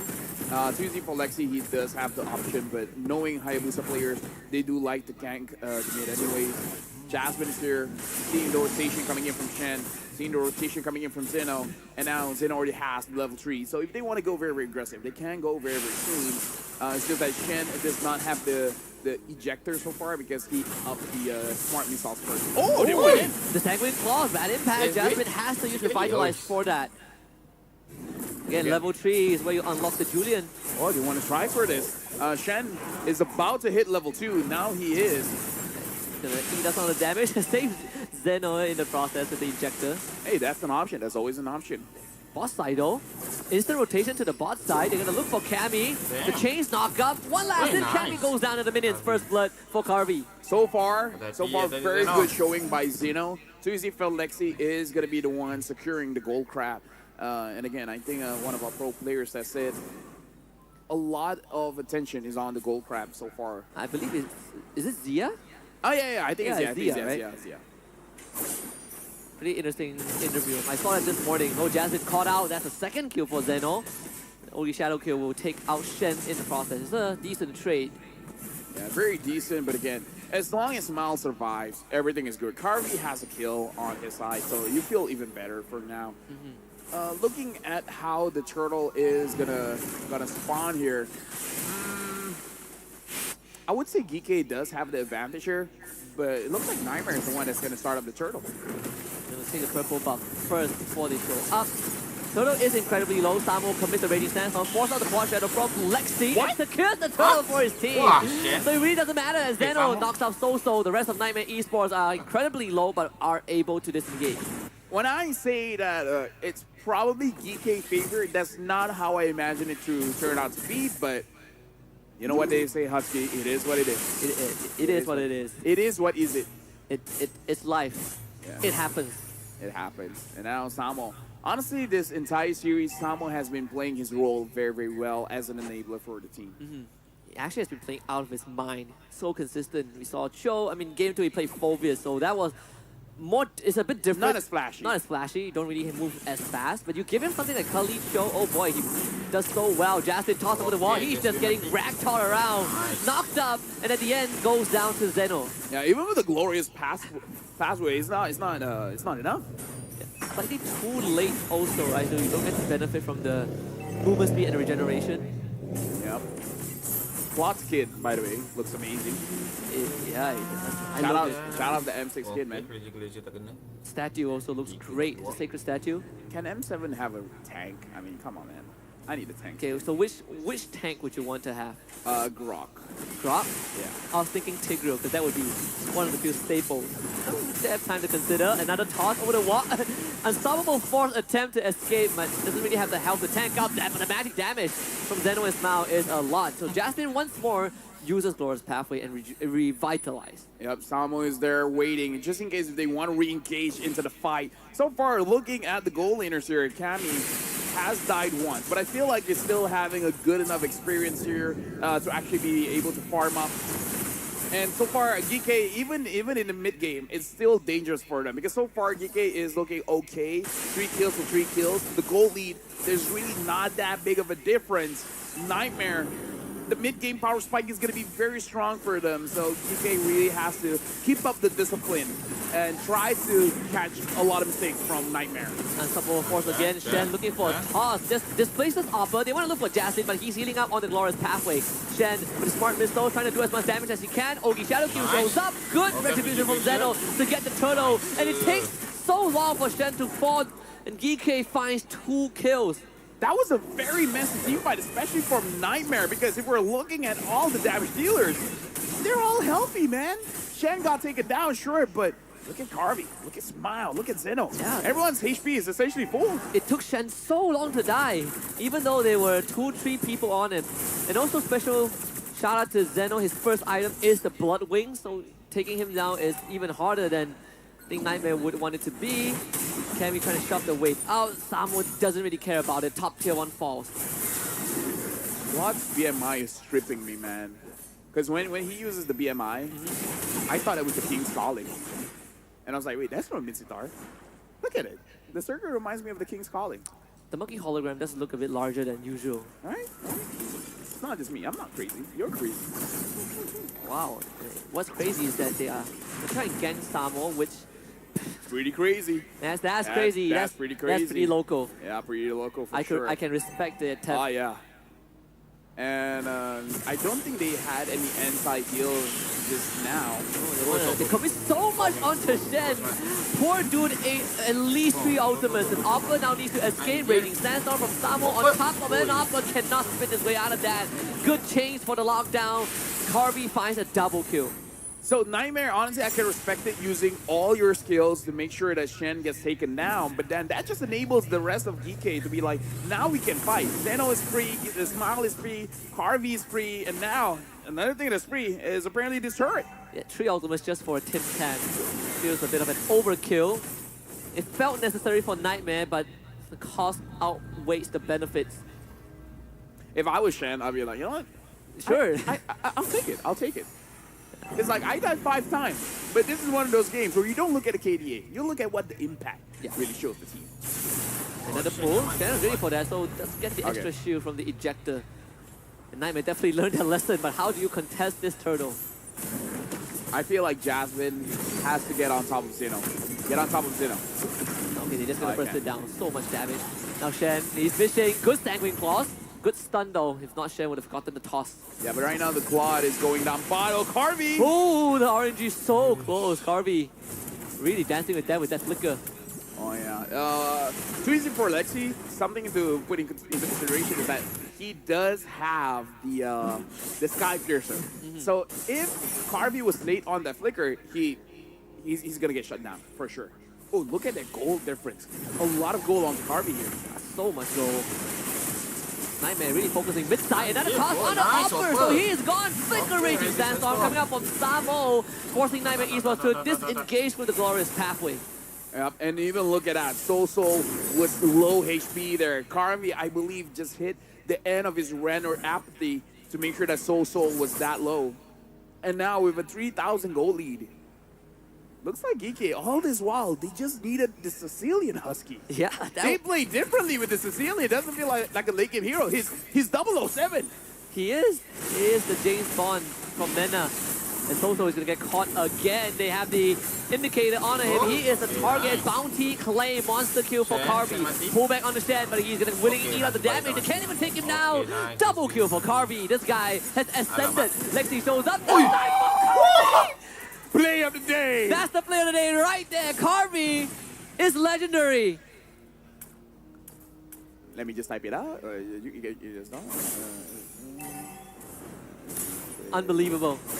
We gotta look at the instant replay presented by Kiria Gaming. Just look at this. We don't need just an instant replay, man. We need a slow motion. We need a slow-mo here because, okay, I'm looking at the Hayabusa. The Hayabusa is not even in the fight just yet. Extended fight. Hayabusa coming in from the flanks. Look at this one. All right. Slow down. He hits Smile. Carvey. 2 shots in a row. And both from the Renner. You have to aim for that one. You gotta aim. Oh boy, that is so crushing. So this Lord is essentially gone. I'm waiting. Okay, just in case. There's always that outlier where, out of nowhere, a quad shadow comes in and then it steals it away. You know what would be impressive? What if would be the impressive? BMI hologram stole it. If Dexter just... Hey, you know what? That's a good promotion for the M6 skin. You want to steal lores with your BMI? Pick up the M6 skin. It gives you 8 more physical attack. I'm not wrong. I think that's every skin, but yeah. But if everyone has the +8, then it's fair game. Yeah, it is fair game. Fair game. The steal, Shen is gonna go for the flicker. Oh boy, Kangen gets caught! Disappears. Mega kill for Zeno. Opera and Lexi shows up way too late. Top tier 2 most likely will go down. Oh yeah, looks like it's... Come on. Oh, yeah, there we go. I was like, oh, you didn't know want to finish the job? Yeah, it's like Husky cursed it. By saying that you're gonna get it, you don't get it. If I say that DK will not win the game, would they still not win the game? Hey, wait, no, they will win the game. Almost reverse curse that. Don't talk. It takes a miracle for a comeback. So they do catch Samo. Not anymore. So Jasmine is going to get caught. That was a good bait. So far, Carvey is having an amazing time here. Oh my goodness. Oh, stop it. No. Come on, Carvey. Carvey. You have to do that in the final game of the wild card for your team. But hey, that's one way to go out with a bang. Flawless game, 10-0 on the Beatrix. All inhibitors gonna go down. GK Esports will just look for the end.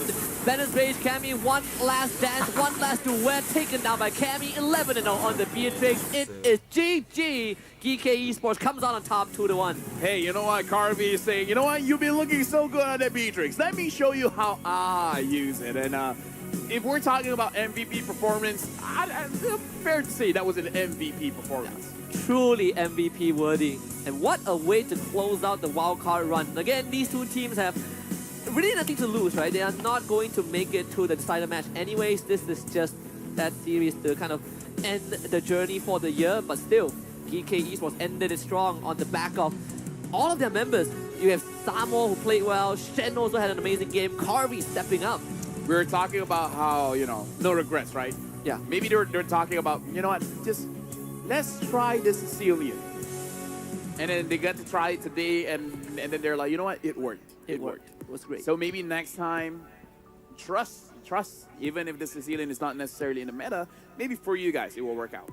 Even though early game he's not the strongest, but the crowd control from the Sanguine Claws is it's pretty annoying to deal with, right? It's one of the stronger crowd controls, and not many majors have that capability. Sicilian is one of the odd ones. It's like a long-range implosion. Ah, yes. Right? If you really think about it, with the right mindset, it's a long-range, narrower, but it's essentially an implosion because you bring everyone to the center. Right? Think about it. Long-range implosion, Sicilian, kinda good. You just gotta hit it. Which is not that hard, honestly. First of all, you don't need to be in someone's face. Well, I guess if you're good. What about me? You're good. Oh, thank you. Yes, I can probably hit it now. Oh, that's all it takes? That's all it takes? That's good to know. I'm a very easy man to please. I think that's all of us. It's good to know, though. I want to look at the post games because this game, honestly, this whole series has been pretty one-sided for the winning team. But for this one, special shout out to Special Agent Shen, man. Yeah, you know what? Agent Shen? Oh, yes. Agent Shen, Jawhead. He's just like, you know what? Let me be the sacrificial lamb. I will be the bait. I will be the thing you put on the hook to pull in the fishes. I think you call that a bait. Wait, you just said that. Yes, but I want to express it even longer. In case you don't know what a bait is. Yeah, in case you don't know what a bait is. He'll be the carrot on the steak. Yes, that's a good one. That's a good one. And Nightmare really fall for it. They saw Shen and they used excessive force. And that's one of those situations where excessive force, maybe not that great of an item. Maybe just pull it back a bit. Maybe just... But it's always the argument. It's like, if we don't put everything there, there's a chance that he will be able to run away. But then comes to the question, does it even matter if he runs away? You get pulled back by the Sicilian, right? Look at this Sicilian. Long-range implosion. He's 0-1 and 14. Kills Schmills, you know? Doesn't matter. Out of 15 kills, he is part of 14 of them. Just utility is enough. But I'm pretty sure he does quite a lot of damage. We'll be seeing the damage numbers after this. This time, the game was actually 10 minutes, 56 seconds. So maybe not that big of a damage coming in from the Sicilian. Maybe at most 100 plus stacks. I know when we look back at Oh, this, never mind. He did a lot of damage. he actually did a lot more. He did more than Carvey. He did the most damage this game. And Carvey was one-shotting people, man. Well, two-shotting. Yeah, they don't have enough health bar for Carvey to, you know... to scale up the numbers. So that's on Nightmare. Pretty unfortunate. Very interesting that Nightmare had a lot of answer for the Sicilian, but yeah, maybe Smile just has to be confident. You know what? Next time, just give me the Sicilian. Let me use it until they ban it. That and also the Jawhead Julian. I know we saw it at the start of the... Oh, this is Julian's first win, by the way. It is Julian's first win. It's also Jawhead's first win, right? Yeah, probably. Yeah. So it's a pretty strong combo for that early game. So we gotta give it to Carvey on this Beatrix, the MVP of game number 3. 11-0-1. 11-0-1. Even having the weapon master scale up the damage, just in case. Just in case if two shotting people is not enough. Just in case if anyone survives 2 random shots. Yeah, but what are the chances of that happening? Yeah, it would be cool if you went for Sky Piercer. Oh yeah. Then maybe. It may be one shot. Then maybe you could one shot with a Renner. Yeah, overall, big congrats to GK, you know, ending their wild card with a good showing. I think when you consider what was mentioned by Smile at the start of the day, where they decided to take a break instead of boot camping, and they started feeling the impact. And you close it on a good note, right? This could be the beginning of another chapter heading into next year's competitive calendar. But this was also the start of Carvy's reign of terror in Game 3.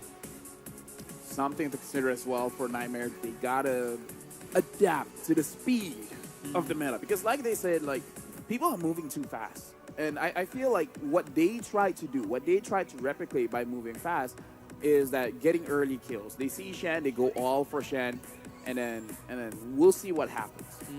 But that's not the best way to accelerate the game. I agree. It's something like what our RQ Akira tried to do yesterday against Legion, right? Where it's all about going fast, but sometimes you stop paying attention to the resources that your opponents have to kind of flip the script, and so many times you see. Discover the beating heart of Kadia City, the gaming and esports district, the world's first real-life gaming hub, and a beacon of gaming culture. Thank you very much, Kadia Gaming, for supporting M6 and the Wildcard. This game is going to be the beating heart, the start for Legion Esports. Yeah. So do they go crazy, or do they go with what has worked so far? I think Legion Esports yesterday, they talked about playing more comfortably, right? They said that day one, Joe hasn't been able to have a good game, so they decided to go back for what's more comfortable. They had a talk about it backstage about what to do and what to adjust, and they beat RQ Akira. So I would say stick with comfort picks, make your players feel good. Comfort picks is amazing. Now we're going to look at the standings here, and we're going to be looking at Group B. If you guys are watching here, both Legion Esports and RRQ Akira are tied with 1 point each. So honestly, even RRQ Akira has a chance to actually make it out of groups. Yeah. So we're looking at 3 potential teams to be moving through. In fact, to the point where if Legion Esports lose 1 game, then RRQ Akira are the ones that has the chance to make it out of group. Yeah. Both of them have to win their series cleanly, with the other not winning their series cleanly. So RQ Akira wants Legion Esports to lose 0-2 then. Yeah. I think if mathematics serves me correct, yes, you're correct. Because if a Legion Esports, if they win 2-0 and RQ Akira loses even 1 game, it's still over for Legion. And Celio is just here watching the rest of the teams to be like, go for it, you'll win. We're very comfortable here. We need 1 win and then secured. It is so secured. Like, we don't even need to win our series. We just need to take 1 point. Yeah. One of the easiest tasks compared to what the other teams have to go through. I'm just wondering for Mongols if they have something up their sleeve, something like the Sicilian that we saw from Smile. Maybe they have a secret pick as well that could surprise. We've seen a lot of ranked heroes, something like the Mia. The Granger hasn't been shown up that much, but again, could be one of the options. Wasn't Mongol one of the teams that also pulled out a Granger yesterday? It's by Renix K. Yes. I think it was. So that could be one of the options, right? Use once and immediately gets banned out. I mean, they win that game. So I think it can be an option for Mongols to consider again. I do think that they have very good ideas. Like, they're also one of the few players that plays the 1-1. What? Look at him. You guys can see it, but we're here enjoying ourselves. But now, qualification map for Legion. How can the Mekong representative advance? As you guys can see, Legion Esports must win 2-0 against Mongols, and RQ Kira wins 2-0 against Encilio. So there's 2 win conditions here. One you have control over, the second one you don't. And this is the worst situation for you to have, and vice versa, I would say is the same for RQ Kira, where the Mongols have to win 2-0, and then RQ Kira has to win 2-0 against Encilio. So both teams, RQ Kira as well as Legion Esports, half of the battle, they can fight. Yeah. Half of the battle, they just gotta pray, man. They just have to pray. They just have to pray and see and hope that the team that, the teams that they were their opponents is going to end up benefiting them in a certain way. So this is a kind of a 3-way gridlock, I would say, with obviously Legion Esports and RQ Akira drawing the shorter end of the stick. Yeah, imagine this. There's a chance Encilio doesn't make it out. Like, there is a chance. That's crazy to see. That is really crazy to say. But now we have a quote here from RenXK. This is my first international championship. So I felt nervous whenever we're on stage, and my team members felt the same way. This M6 wildcard taught us many things We learn about managing our mental state, stabilizing our emotions, and getting more practice on stage. And we also have a quote from Meiki here. To calm our nerves, we gathered together in one room after each match. We had a lot of discussions to help us calm down. I think besides the stage nerves, our approach to the game might not be serious enough. This is from the gold laner and the mid laner of the Mongols. Yeah, two of their first time appearance on the international stage, and sometimes it does make you wonder, right? Like when we look back in history, last year it was Lil Gun. We call them the Mongolian downloaders. This should sort of quote-unquote be the 2.0 version, at least coming into the wildcard. We've seen glimpses of it, but again, you could see the loss of composure due to how fresh two of these players are on the stage. It definitely showed in on day number 1. It's always a surreal feeling because you always know the world stage is going to be a big deal. It's going to have a lot of pressure. It's going to have a lot of expectation. It's going to have a lot of challenges. But until you actually reach there, you have no idea what's coming out. And now we have a question. Will we see more teams picking up the Granger? I don't think it's a staple just yet, but I feel like it is one of those picks that could potentially counter certain strategies. Like, for example, going up against Incilio, again, one of the favorites, using a Luyi, this Granger makes the whole field look incredibly bright. No way, no bushes feel dark for the Mongols. Yeah, and you also kind of love fights that get drawn out a bit because you could keep refreshing your resources and keep using your abilities. Those long-range pulls can be deadly. He is quite oppressive in lane against certain heroes that want to take more time to scale up. So I think that's kind of what Mongols would be looking for. Yep, and now let's reintroduce them. Renex K, Shenlin, Meiki, Zetsu, as well as Ban Kai.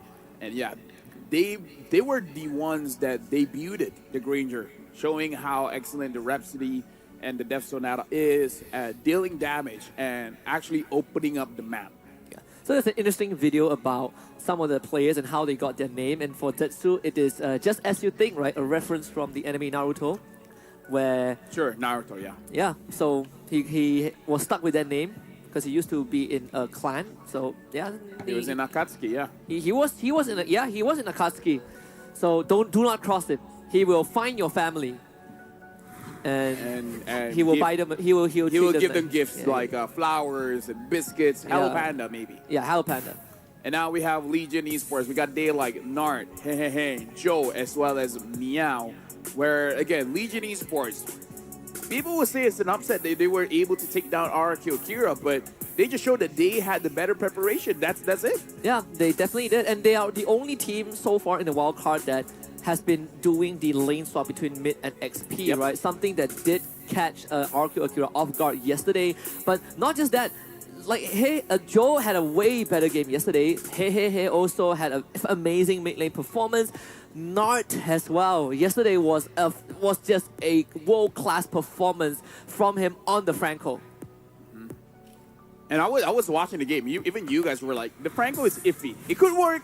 It could not work. Maybe Akaja is better, but then he's just like, He proceeds to win the game all on his own. that's the reverse caster curse. I'm just calling it. You guys made it work. Hey, You man.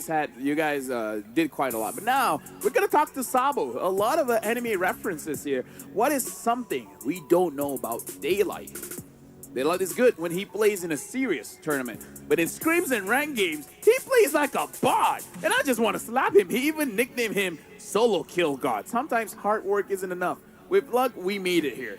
And you know what they say? Luck is a combination, 99% hard work. Yep, I agree. Honestly, like, the more hard work you put, the more luck gets attracted towards you. Yeah, law of attraction, or whatever they call it. It's from the book The Secret. Yeah. It was a very popular thing. My dad watched that. That's how I learned about it, from my dad. I have the book. Honestly, you could just put it in any religion and it will make sense as Yeah, well. I mean, I have the book, but it's like the pumpkin spice latte, but book, you know. Everyone gravitates towards that. But I do dig it, you know. Good things comes to those who, Work for it. yeah. And those that want it. It's how hungry you are. Oh, I'm very hungry, Husky. You don't have to ask me that. I'm also very hungry. I'm looking at Hello Panda. And my question is, do you guys have enough? Good question. We need to check the storage. Because I after want to this. eat more. Your team is banned. The problem is enough never feels enough. That's the problem. Anyways, right now we're jumping into the pick and bans here. Coach Sabo banning out Eve. Coach Buyo banning out the Jushin. Probably a Fanny is in our future as well. It's really on Coach Sabo that has more flexibility with the bans here, and they're taking their time. Fanny and Chip for red side. You could go back down to literally Fanny, Chip, and Fight Jusin. Or the Fanny Cho. ultimate team. Fanny Cho as well. I mean, the Jusin has been led through by some teams. Hilda banned out by Legion. That one was kind of a given. But I think Legion is also one of the few teams that that sometimes actively goes to the Alpha more than Assassins when they have a chance. So this Hilda ban does give a good indicator what Joe wants. Probably looking at those assassins again. A lot of assassins that he can use for sure. The Mongols should be able to see this coming, so maybe putting a pressure Sir, down in the what's EXP your lane command? is Your going to be a team good is answer for banning. that. The Fanny gets banned out. Legion Esports, what is going to be the final ban here? If they ban out the Hilda, they got to consider banning out the Cho as well, Always because on the going over way. to Mongols is going to be Your very team difficult. is But no, banning. they're banning up the Matilda, making sure not a lot of fast rotations coming in from the Mongols. That does make the Cho more appealing to Legion as the first pick, right? So, because now you don't really have a Matilda Express anymore. So if you want to go for pickoffs, Legion Esports can definitely consider that. But we also know that they now rock the Franco, so that could always be kind of that secret pocket pick. If Narc can play Franco, the Kaja is definitely in that hero pool too. Last ban here by the Mongols. They're really discussing this one. They're considering what is going to be the trade-off. What are they willing to give for the first pick, and then they get back in the second two picks. I wonder if they want something like a Joe Suyo. You could take Chip, you could let Chip go, excuse me. They banned the Gatot. And maybe you pick like Aurora +1, right? Like AoEs to do with the Chip. So the high loss would be the first pick for Legion.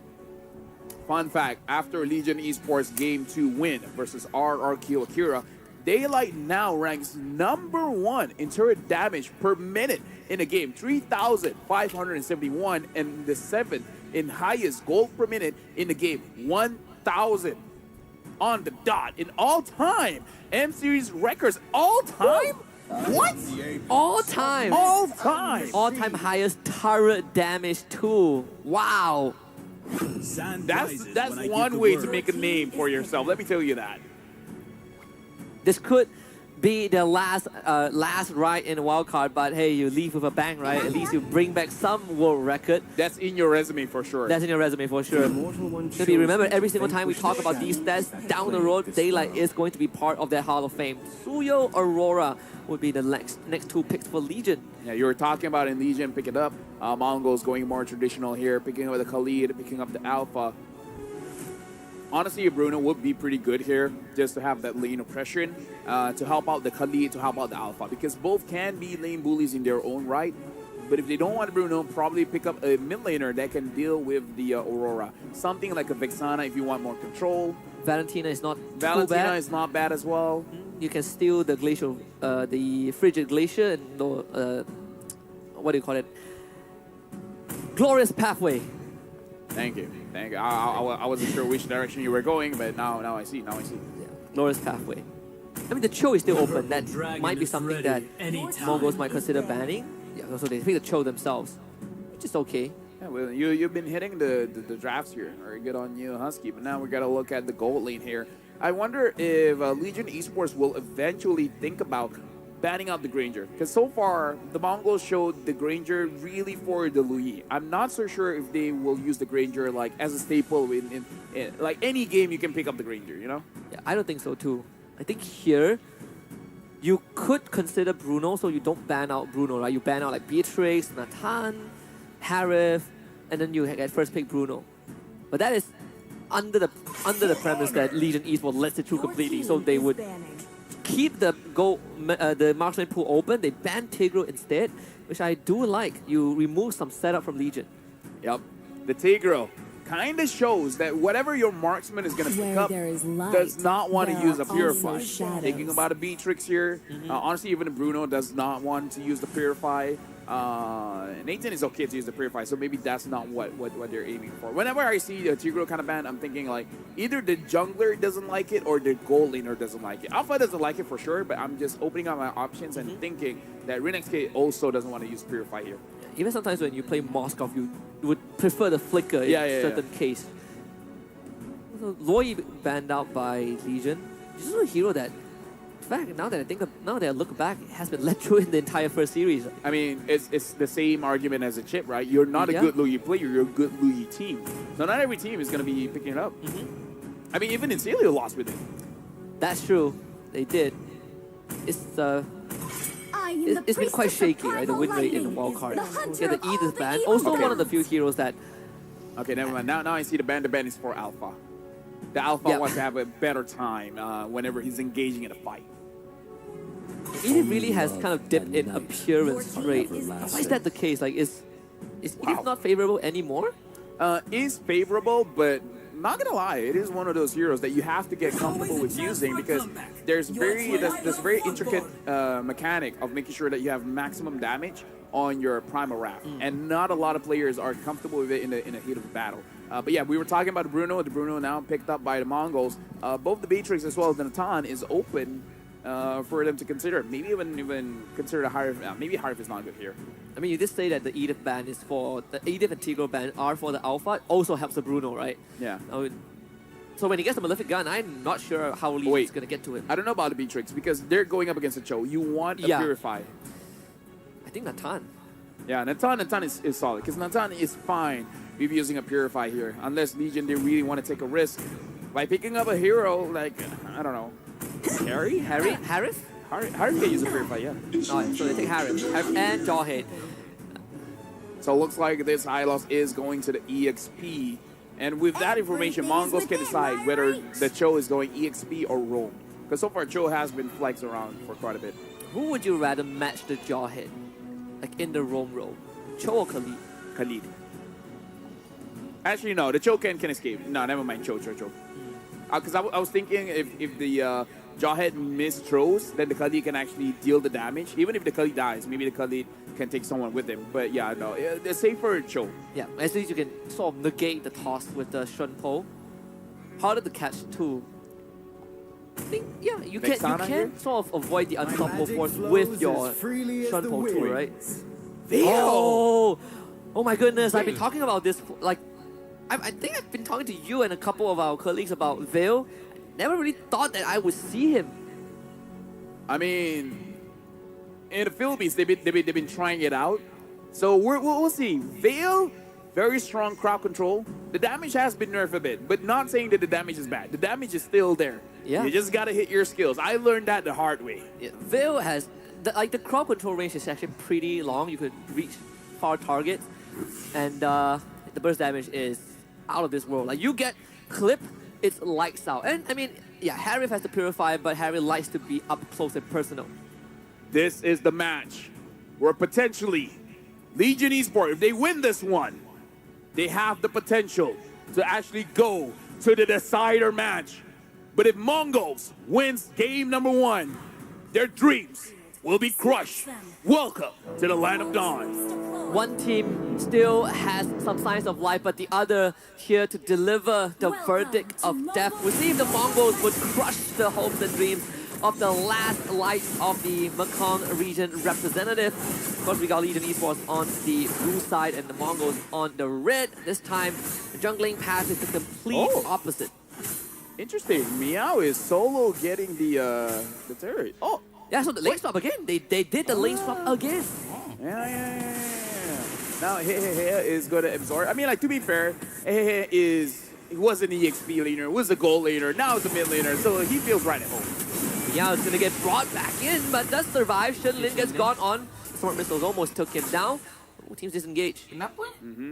And to answer the question, looks like Bankai will be using the Cho as an EXP. So this is going to be a roam Khalid, which is something that I did forget. Shenlin was the one that uses the Khalid, and Shenlin really stops the movement of the mid trio from the opposing side. So this is more about comfort, I believe. Both roamers even went for the encourage enchantment for their roam boots. It's all about raw power and damage. Not gonna lie, even Rongus, I just use Encourage nowadays. I rarely use Conceal unless I'm using a catching hero like a Kaja. That is true. Or Cho. I mean, Cho probably is the next candidate. So this lane strat, I guess, is a lot more manageable for Cho. It was able to shove the wave in fast thanks to the concussive blast clear. So it takes an early recall just in time for the turtle to spawn. Oh, right now, Nart goes in. Hey, Flicker. Freeze Snakey does get out. Good crowd control response. Again, a disengage from both teams. Mongols wants control of the turtle, but this Aurora will make it a bit difficult. So to catch the bottom wave to hit level 4, Shenlin loses majority of his health. Flicker kick from Bankai. They jump onto Joe. First blood going over to Shenlin. Meow gets the law in order. Shenlin will flicker over the wall. Another knockout onto Hey. He doesn't have level 4. Bankai honor him with the Jit Kundo. Zetsu works on the objective. I think Legion Esports will just have to give it up. I feel like Legion Esports hovering around there is already not a good idea. You just lost your jungler. Might as well go somewhere else around the map and get as much farm as you can. Bankai so far is not getting punished at all by the EXP Aurora in the early game. And now going to the top lane, Shenlin is looking at Daylight. Make Punish him. Whoa, that's a lot of damage even with the Purify being used. Yeah. Purify actually did nothing. He Yeah, he did nothing. He was still still ate stuck. everything. So they bring Nart here to Oh, try and secure the crab. He's not gonna get it, right? hold on. Huh? Hold on. Oh, that's a crit. Yep. Legion Esports, I would say the previous fight was a little bit messy from their side. Looks like the targeting was a little bit unclear because Nart was aiming for someone else. Hehe was aiming for someone else. Joe looked like he was unsure whether to go for Nart or Hehehe. So they were trying on multiple angles. Where I believe if you're using a catch composition, just focus on one. Make sure you kill one person and then you're good. Yeah. And also because they did the lane swap, so the Aurora didn't hit level 4 since the side lane waves crashed so much later than the mid wave, so he couldn't catch it in time. If he had that Frigid Glacier, that would have made all the difference. And Even now that, the Mongols having 1,000 gold lead. Shenlin again being quite good at managing Legion Esports, making sure that they're unable to move forward. And now they're just camping that bush, waiting for Nart to move through. And Bankai looks like he's sniffing someone is close. He does have the weight of dragon. So honestly, the Mongols, they're a-okay to start a fight at any time because they have a lot of ways to initiate. Meiki can initiate, Shenlin can initiate, Zetsu can initiate, Bankai can initiate. all these, dark areas, it's going to be a tough thing for Legion to crack. Like, you need Meow or Nart to kind of walk in and open the map a little bit. Like you mentioned, Lafel, so much catch potential. Second turtle will be up. Bankai already in the bush. When King gets solo killed topside by Daylight. Yeah, Bruno is the problem. Hey, you know what? One of the OG problems in lane is that RA. We tossed away from Nart. So no toss for another 10 seconds. Bankai is gonna prime up the Jikundo. Flicker. Good cancel here. Nice. Force. Bankai not able to find the kick, but still Mongols wants to take the fight. Split up by the Glorious Pathway. Meiki on the retreat, and Bankai still soaking out the damage. One last toss. He goes down. Well, Bankai is doing his job as an EXP laner. He's trying to put so much pressure into the backline. So he's separating the team and now they're on the Meow. Re-engage from Shenlin. Raging Sandstorm committed. Meiki doesn't land his abilities. Not go on to him as the turtle gets secured by Legion Esports. And now they go for more. Joe wants the damage. Shenlin soaking it out with a quicksand guard to buy time for Zetsu to get a kill. Zetsu spills over and he goes down. He finds the kill. Oh, Husky, that was painful. There were 4 members and he went in between. Moment of silence. That was a disaster. Oh my god! Well, returning of the 1v1. That's a Haas Claw effect, I think. Our job is to talk, but I feel like we need a breather here. Just So he almost got solo killed the second time. He just healed up off the Haas Claw and found the trade. So that's Bruno for you in a nutshell. misplays have been happening, folks, on both ends. Mongols going up against Legion. Right now, it doesn't look like one-sided at all. So either team has a very good chance of winning this one. The Mongols, though, I kind of feel like scaling. I feel like the Veil scales a bit better than Aurora. I wholeheartedly agree. And again, this Purify from Daylight, Renekton. they're gonna go on to him. No Purify, no Flicker, he is gone. Yeah, Shenlin wasn't there. Shenlin can't help out. Look at Bankai. Bankai, I wonder if he can catch Suyo, but no, his target is going to be the high loss. It's gonna be a bit tough. They don't have enough damage, even with the Alpha and Veil. So Daylight will cash in on the top tier 1. They finally free him from the Bruno. Or free the Bruno from him. So far, the score is 1-1, Husky. Yeah. You know, like Harv got a kill and the Bruno got a kill. Bruno did die twice. Uh-oh, going order onto Bankai. He's gonna get tossed back by Nar with the Flicker, preemptive one. And he will end up going down. Shenlin couldn't get over the wall. Good start from the Blaze Surge. Killing spree for Joe. 3 down for the Mongols. Phoenix K just respawn. Uses the Flicker, dashes away with a sliding tackle. Saved by Makey. Yeah, but overall, Legion Esports, they got the mid lane turret. That's huge because now they can start controlling the buffs as well. And this is good for Narn. As a Jawhead, having a lot of bushes to work with, that feels amazing. And seeing how the team moves around him, making it so that whenever he does catch someone with the ejectors, a kill will follow suit. As much as we say that Bankai has been doing his due diligence, Nart also has been doing a fantastic job. And Rennie's K, he's just not catching a break. Ooh, yeah, he needs to be a little bit more careful here. Like, he has to consider that as strong as I am, the Harv is pretty strong as well. The Harv already has 2 items when the Bruno only has 1. The Bruno only has the Hoskklaw, while the Harv has the Feather of Heaven as well as the Starlium Scythe. Yeah, so that's a back-to-back death in like a 2-minute window, right? So now he's 1k behind Daylight, which in of itself is already horrible news. Doesn't have much map to work with. Bankai forced to use the kick. Joe still chasing it on the top side. As the rest of Legion Esports just a steal possession. Rinny's King! Oh no! Not again! Oh, I mean, this is good if you're a Legion Esports fan, but if you're a Mongols fan, you'll be like, just let him play the game. Yeah, we just had a quote of He him just talking saw about. a minion. He just won one He wave. just want a minion. We literally had have him talking about resetting the mental. This is one way to break it. Oh yeah. Oh If you yeah. really want to break someone, this is how you do it. Keep ganking him over and over again. He's like, he'll never see it coming. We ganked him 3 times. What are the chances we gank him 4 times? Doesn't help that there's a jaw hit, right? So you can't even get away from him. He locks onto you, you're dead. Oh, They will try. That show can get the kick off. Narn will flicker. yeah. This time you can see everyone is on next K. Loris pathway just a bit short, so Zetsu gets to walk out of it safely. Now the problem is, British K has nowhere to go. He has nowhere to farm. His entire team has to move around with him. And now the Lord is going to spawn. So the Mongols, firstly for me, maybe use this time to farm up. They have to I don't play know. on the defense, right? Bankai can potentially get a good kick, but I'm just worried that any form of engage that the Mongols have will be punished. So this is the better choice. Find farm while everyone is preoccupied with the Lord. Yeah. It has definitely the game plan will have to shift. It's protecting Linux K. He's the win condition. You gotta somehow allow him to survive. Oh, Jikun don't miss. Bankai is gonna eat it. Good counter engage. The burst is right there from the Mongols as they blow up 2 members of Legion. The freeze will miss. Good pick off by the Mongols. I was about to say good on Art using the unstoppable force to cancel out the way of the dragon, but the damage though. Holy cow! The damage, damage. Wow, dude, Daylight disappeared. Oh, dude, everyone disappeared. I blinked, and that was my mistake.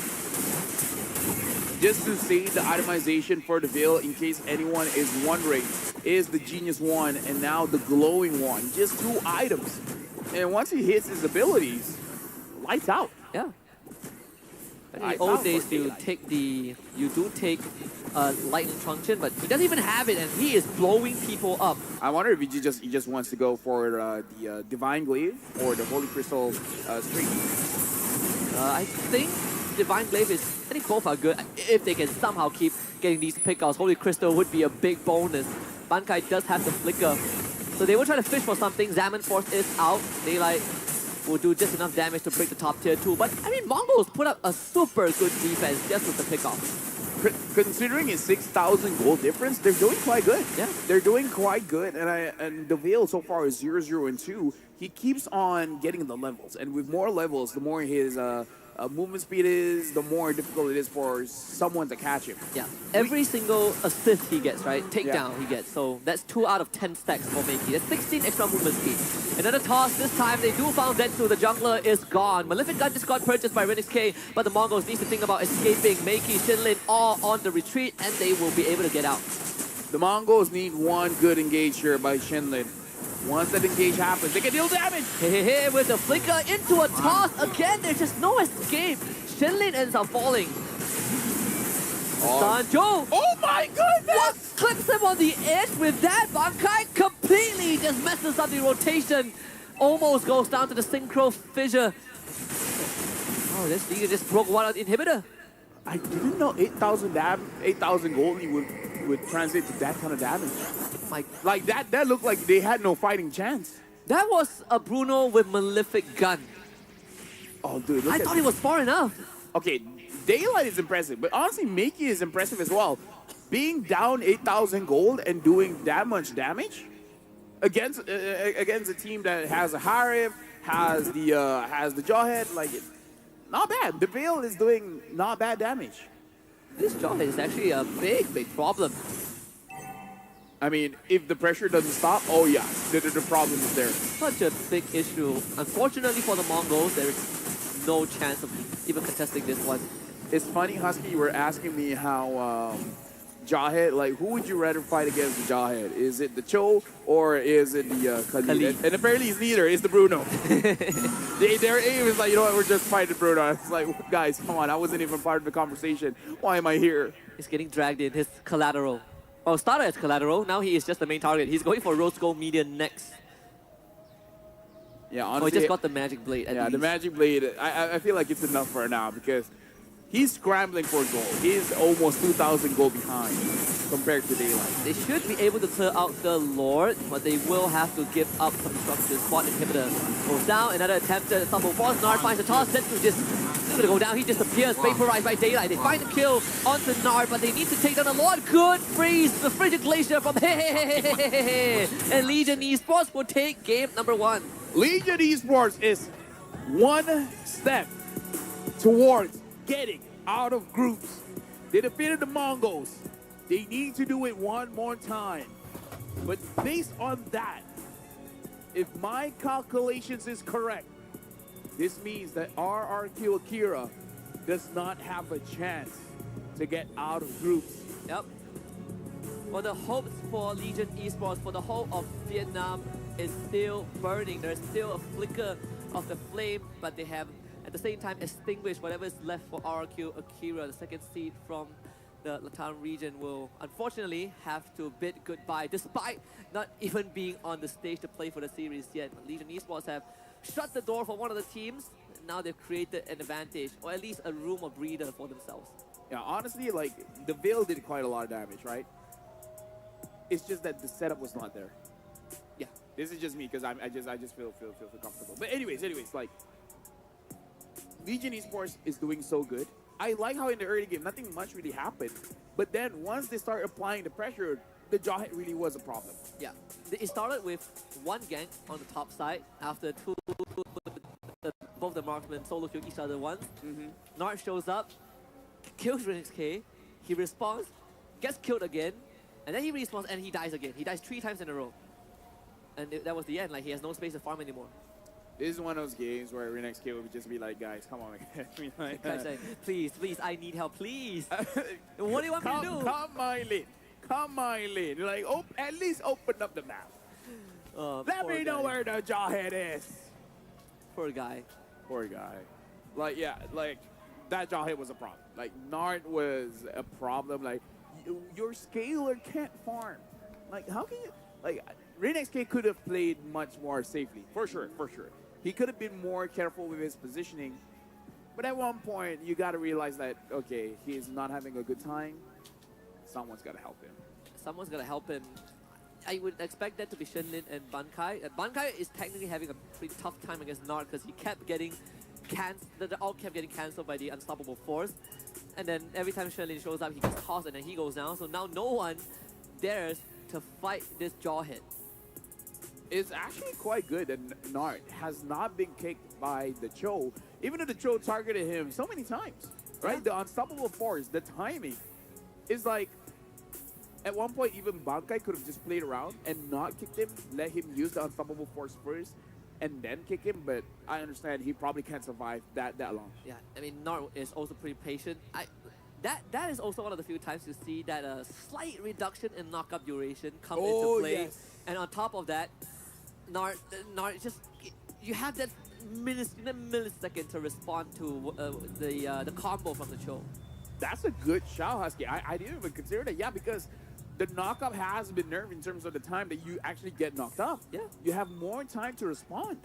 Yeah, usually you can hardly respond. I don't think you have enough time, but No, now you don't you have do. enough time. Yeah.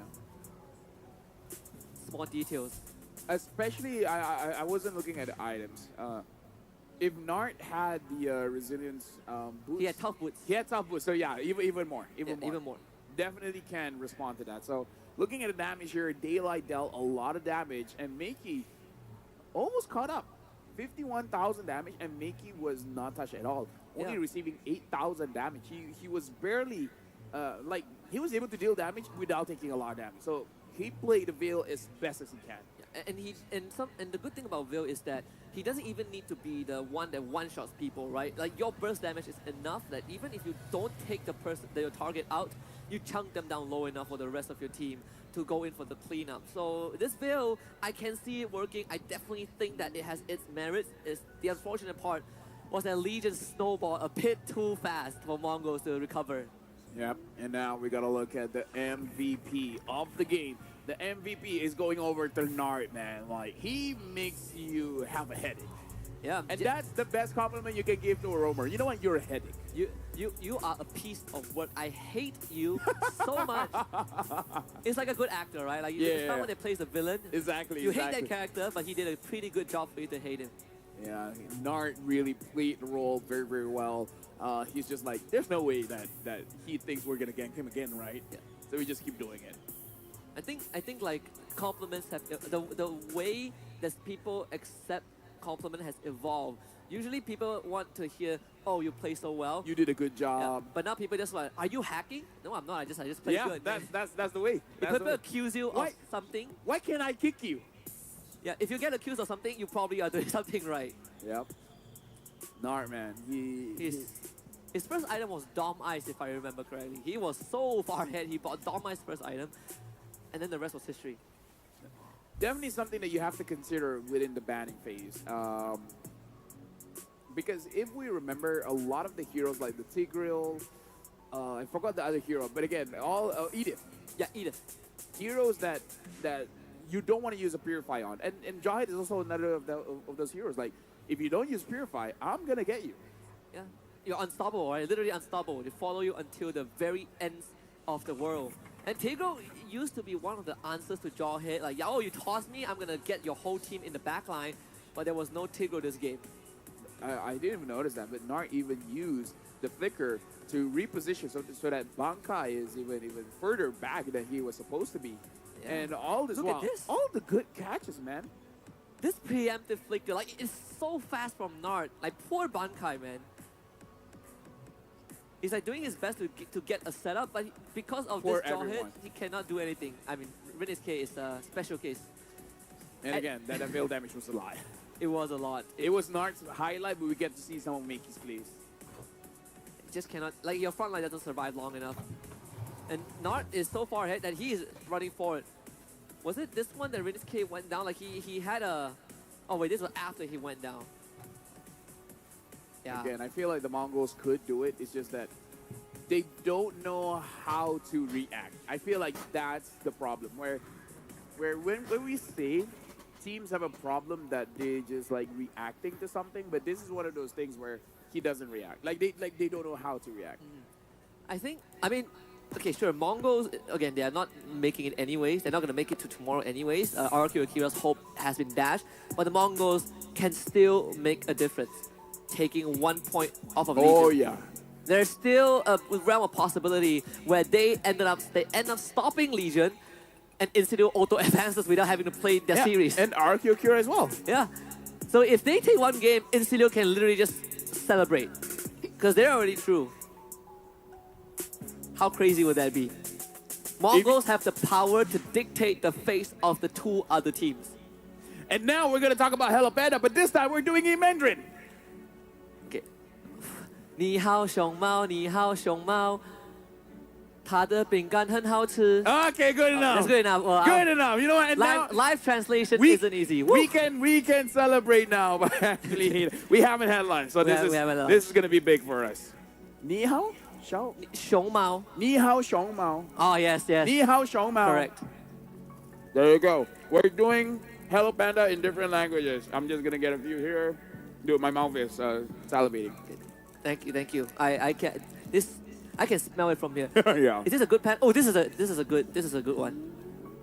Is it a panda lying on the couch or something? Oh shit, I'm gonna lean forward. This is the best I can do. It actually looks nice. So I realize they have different designs, different portraits on the panda, of the panda on the biscuit. This one looks like she's baking. She's baking. I assume it's a she, but it could be a he. It's okay. The panda is baking. I can do this. This is nice. This is my best part. My favorite part of This the is show. this is our favorite part of Favorite being part. casters. Oh, being the eat. Guys, you have no idea how great it is to feel This is eating on cam, and you're not going to strawberry. get in trouble for it. We had chocolate on day one. Strawberry is really nice. Guys, from the 18th of November to the 29th of December, participate in the M6 Lucky Gift. Join the draw for a chance to win Claw's new Epic Skin, Challenges Flare, and Beatrix's new M4 Epic Painted Skin, Lightseeker. Don't miss this rare opportunity to get Beatrix M4 exclusive and M4 Prime skins returning for a limited time. Yep. And I gotta say, the Beatrix Epic Painted Skin looks sick. I think it's purple color if I remember correctly. but I'm it's really colorblind. nice. All right. Wait, you can recognize purple, right? Apparently I can't because I fought with my wife where I thought it was red and apparently it's purple. Ah. I don't know. And she says it's pink, but I'm like, no, that's white. I would say the color spectrum for guys, we have a very generic color spectrum. Like red is red. Red is red, blue is blue, green is green. Yeah, there's no violet. There's no Magenta. Yeah, it's purple. It's purple. I'm thinking one more. I'm thinking as much as I can. You know what? I believe Gideon and Staffa has already eaten, so it's fine. Yeah, they don't need the hello. They Panda. don't need it. Now we're talking to Joe. If Legion advances to the decider match, who is very likely your opponent? It's saying it's definitely Uhanar. Tim Yagua is good, but Uhanar is levels apart. And I'm sure everyone feels the same way. Levels apart. I mean, even the coach of Ofenaf feels the same way, right? Like Coach Osprey did say that, sure, the teams are good, but he feels like no one can come close to them. He feels like they have already secured the ticket to the Swiss stage. I mean, even BTK themselves, they're looking at the draw, they're like, oh, we're probably going to fight Uhanar. I think anyone who doesn't get drawn into a pairing for Swiss stage is going to prep for Ofenar. So it'd be very interesting if they don't make it. Like, that would be very interesting. But that would be great for any team that makes it, right? Yeah. Like, let's say if Denfan Yao Guai or Legion, Insilio, the big Ofenar in the wildcard stage has already made history, you know, in their own way. See game 2, Gatot banned out. First, we got Mongols on blue side this time. It's interesting to see this year, Turkey is really showing up as a region. Usually people talk about Southeast Asia, but now Turkey is like, hey, they came to play. Now they have two strong teams. Two strong teams, yeah. And I think it's the first time they have two teams in the group stage. Wait. It's not happened yet. Not happening. It could be, potentially. It could potentially happen. Yeah, historically the first time if Ohanar makes it through. Good to see that regions out of SEA are really showing up, right? Like ECA showed us something. M3 was N8, and BTK made top 3. Yeah, they defeated Blacklist International. Yeah. That was quite a spectacle too.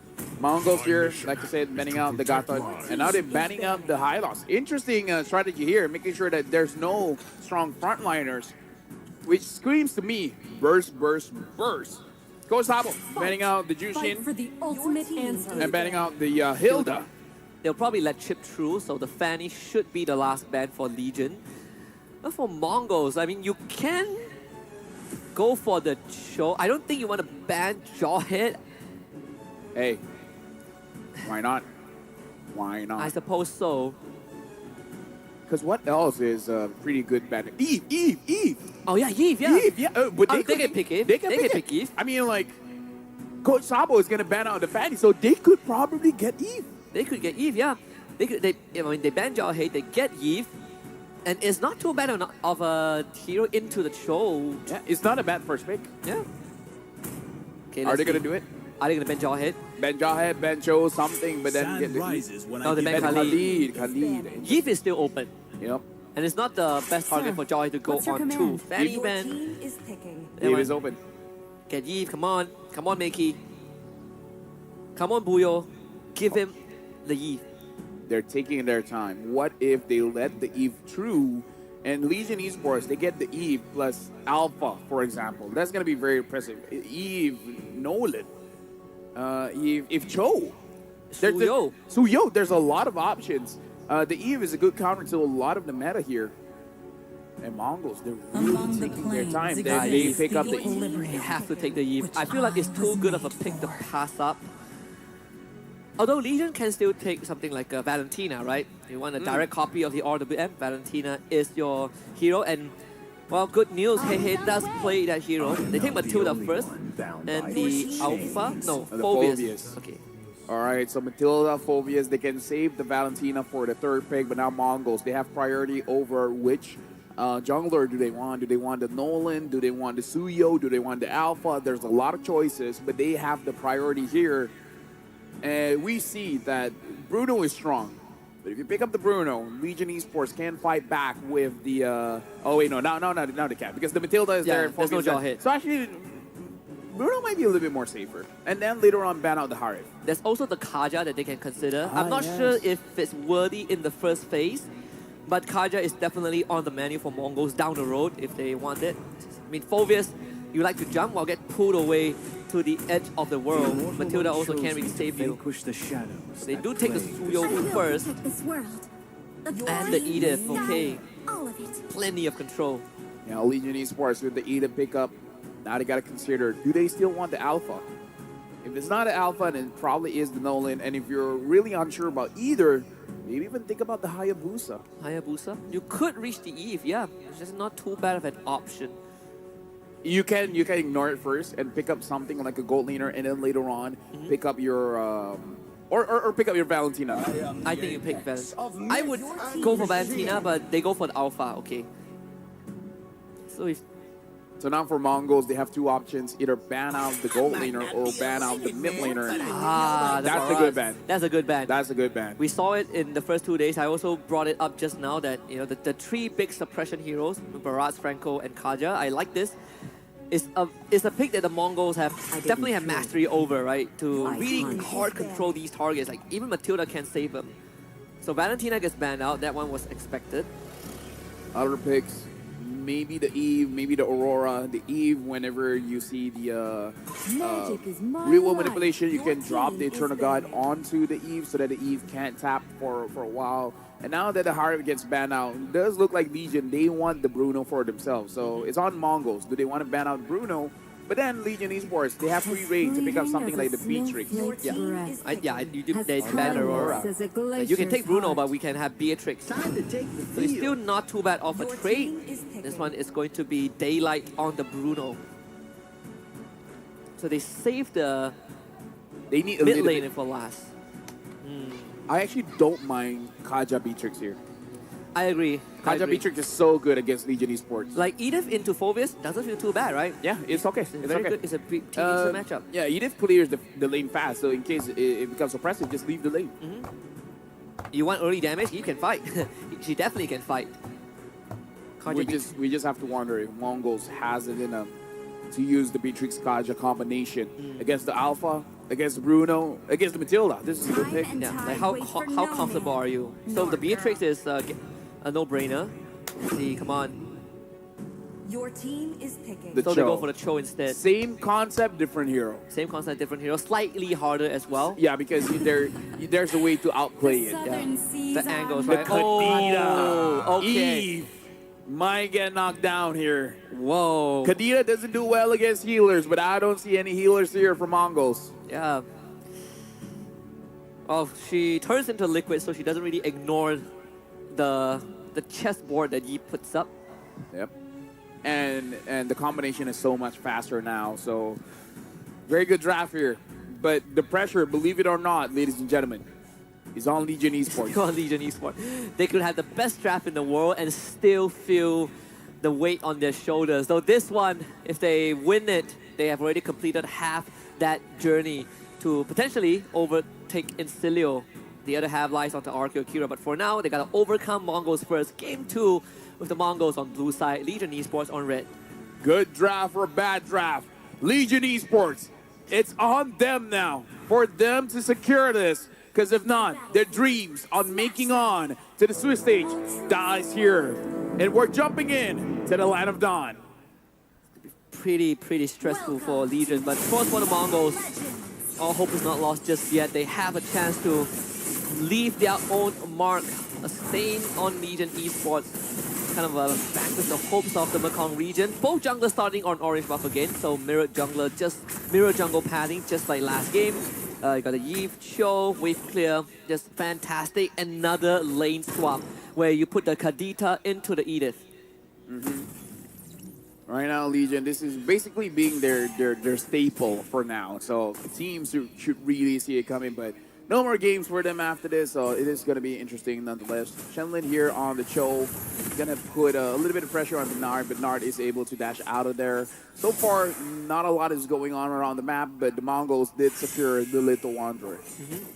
I do think that this lane swap, the minor adjustment I would make is the minute and 30-second mark right before the turtle, you give the mid lane to the mid laner instead, so that hero can hit 4 first. As we just see in game 1 that Hehe got the Aurora out late just because he wasn't able to catch the bottom wave in time. And I would prefer having the Kadita out than the Phobius out, which in this case, you get the one-shot targets that you catch with the Petrify. So we'll see if Legion makes that adjustment, but for now, it seems like they will stick to what they are comfortable with as the Kadita will continue to take the top wave. Yep, right now, really looking at all the waves managing here. Legion Esports, most of them are here on top. Bankai sees that, but Bankai is dashing out of there. Really looking at the situation and how they're going to fight for this turtle. Shenlin is there having priority, but Shenlin doesn't have level 4. And between Nard and Shenlin is the one that really needs the level 4. Nard can at least deal a little bit of damage. Meow and Hehe, they're still looking for their 4, but they don't have time to wait for it, and so Retribution goes over to the side of Mongols. They get the turtle. Joe almost electrocuted. Purify out from Nard. One last shot will do the job. First blood going over to Zetsu. Then orange buff is also going to be gone. Yeah, the Mongols are moving very fast. They see an opportunity and they're going for it. And this is the one of the weaknesses, like you said. It happened in game number 1 as well. Hey, got level 4 very late. In fact, he still doesn't have his level 4. And this is not what you want from a Kadita because, hey, it's a very strong early game hero. But if he's not there in the early game, you know, you're not doing your thing. Between Infernal Pursuit and Rough Waves, it is a clear winner, and who should get that ultimate first. So, I think if it's like a Khalid or Gatot, then sure, right? He can take the mid wave. But in this case, Legion Esports probably, it's a minor oversight that costed them that first objective. So it gives Mongols a decent lead and 1.3, 1.4k advantage. But for Legion, they still have decent openings to work with as long as they kind of not allow Mongols to take control of the map. Yeah, so right now, Legion Esports, they need a way to catch someone, right? And my trouble is here, Husky, is that it's good that Nart and Joe are moving as a unit, but they're staying at the bottom lane for quite a while, so they're not being proactive. And Hehe is not getting out of lane 2. So they're not in good position to actually get any good catches. Like, the movement from Legion is being passive when I feel like their draft is not about being passive. And Daylight is going to get punished. And it's such an odd timing because, like you said, LaFell, Legion Esports, they've spent quite some time on that bot side. The one moment they were not there, their gold laner goes down. So you see them waiting there to kind of like deter Mongols from moving aggressive. But then once they see the Mongols, they back off. And then after that, the protection for Daylight is no longer there. So I'm worried that Legion Esports, they're playing this draft. They don't have like it's a scaling draft when it really isn't. It's all about winning the early game. I wonder how comfortable they actually are. Like this Kadita is still not really moving much, but this is an opportunity. Mel goes in Infernal Pursuit. They bring the guiding wind. Everyone to the back line. Rough Wave committed. They want to look for Zetsu to take out the jungler of the Mongols, allowing their own to get the objective. Hehe does end up going down, but at least Legion find the objective and they make it out alive. Yeah, but I don't know, man. Like, They didn't even find Zetsu, man. That's it's so... a 1-for-1. If they got a kill, then I would say that's a better trade. And now, like, I don't know. This is an interesting draft, like we said. The logic is there. It can work out. It can definitely work out. It's just that they're not playing towards their strength. I think Daylight needs to... Not Daylight, sorry. Hehe needs to be the one moving with Nart. I'm okay with all three of them moving together, you know? I agree. The lack of mid lane prior also is not helping them either. This Kadita is stuck managing the wave, while this Yi, Meiki, is just moving around the map. She already has going on. I'm looking at Kadita. I'm just looking at Kadita. What is the first item? Is it gonna go Blood Wings? I mean, if you're looking at the mini-map, very careful movements by the Kadita, which I can respect. I can definitely respect, but I think Bankai should have seen that. The War Axe for Joe completed. Should be able to clear out this wave. Just a bit of poke, Nar circling Eagle. Brings in here. That's the Petrify, the combo. Will not be cancelled by the onwards. The Mongols respond so fast. you were talking about he probably saw it. Well, Bankai definitely saw it. He definitely did. The Legion Esports won round number 2. They won Bankai. They cannot get it. Rinix K blows him up and Meow goes down. Zetsu shows on top side. Daylight is the target. Gets sliced a couple of times. The arrow not in range, but again, Mongols take top tier 1, they take orange buff, Legion just gets nothing. Legion Esports, their hopes are crumbling here, Husky. The moment they lose against the Mongols, that's it, that's GG. That's GG, they can't get out of groups. RQ can get out of groups. Yeah, no one gets out of groups. It's all Incilio. Incilio players watching this again right now, and they are just crossing their fingers that Mongols now have a good chance of making the rest of Group B invalid. Yeah, the Mongols are denying the dream from happening. And yeah, I'm looking at Kadita's item as well. Still haven't completed that first item. There we go, Blood Wings. The thing, Blood Wings doesn't solve the problem though. Genius 1 is kind of what I'm expecting. Good dodge with the flicker by Shen Lin and not by the RWM. That's 500 damage, he goes down. Yeah, the way 6k goal lead in 7 minutes. Yeah, 6 kills as well. It's gonna be 7. Another kick from Shen Lin. There's nowhere out for Meow, not even with Vengeance. Took a little bit longer, but yeah, right now 7 kills in 7 minutes. 7,000 goal lead. This is systematic by Mongols. This is a much different Mongols from game number 1, where Legion Esports made sure that Rinix K could not play the game. The Mongols are just making sure that everyone on the team cannot play the game. Like in Legion Esports, they took a risk with this draft, not really working out so far. Yeah, it is. There's no dividends. The ROI is 0. They are losing and really fast. Rinix K is Malefic Gun and the BOD completed under 8 minutes, so starting to work on the third item. 8 minutes in, 8k goal lead for the Mongols. Truly systematic, right? It's like divide and conquer. They take the jungle, they take the side lanes. Legion Esports have no way of not just opening the map, but any early attempts of Matilda plus Kadita engaged, that one has also been denied. Oh, trust me, I played a Kadita from behind. You don't get to play the game at all. I feel like I'm the weakest mage of all because I can't burst anyone, especially first item Blood Wings. Nah. You feel helpless as a Yeah, Kadita. I feel helpless. Yeah, no, for sure. Look at the goal difference here. 1.8k goal difference in the mid. That's a big difference. Looking at the jungle, it's not any better. 2.7k goal lead. Yeah, Wishing Lantern and Flowing One for Meiki. Is it too early to say that this game is almost done for Legion? 7-0, 9,000 goal lead. I mean, I don't know. We've seen a lot of comebackable games. I don't know if this is one of them. They don't have the best wave clear too. They don't have the best wave clear. They don't have the best scaling. That's the other issue. Like, Beatrix is one of the best scalers in the game. Eve, one of the best heroes just overall in the game right now. I don't know, not looking good. No, not at all. First Lord up. Oh, another one. Even Bankai scales well. That too, yeah. This Edith war cry. The amplified damage. I don't know who can eat it up. Who can stand stand against the Mongols? I don't see any possibility. At least not at this stage of the game. They probably need to survive for another 5 minutes. It's a tall ask.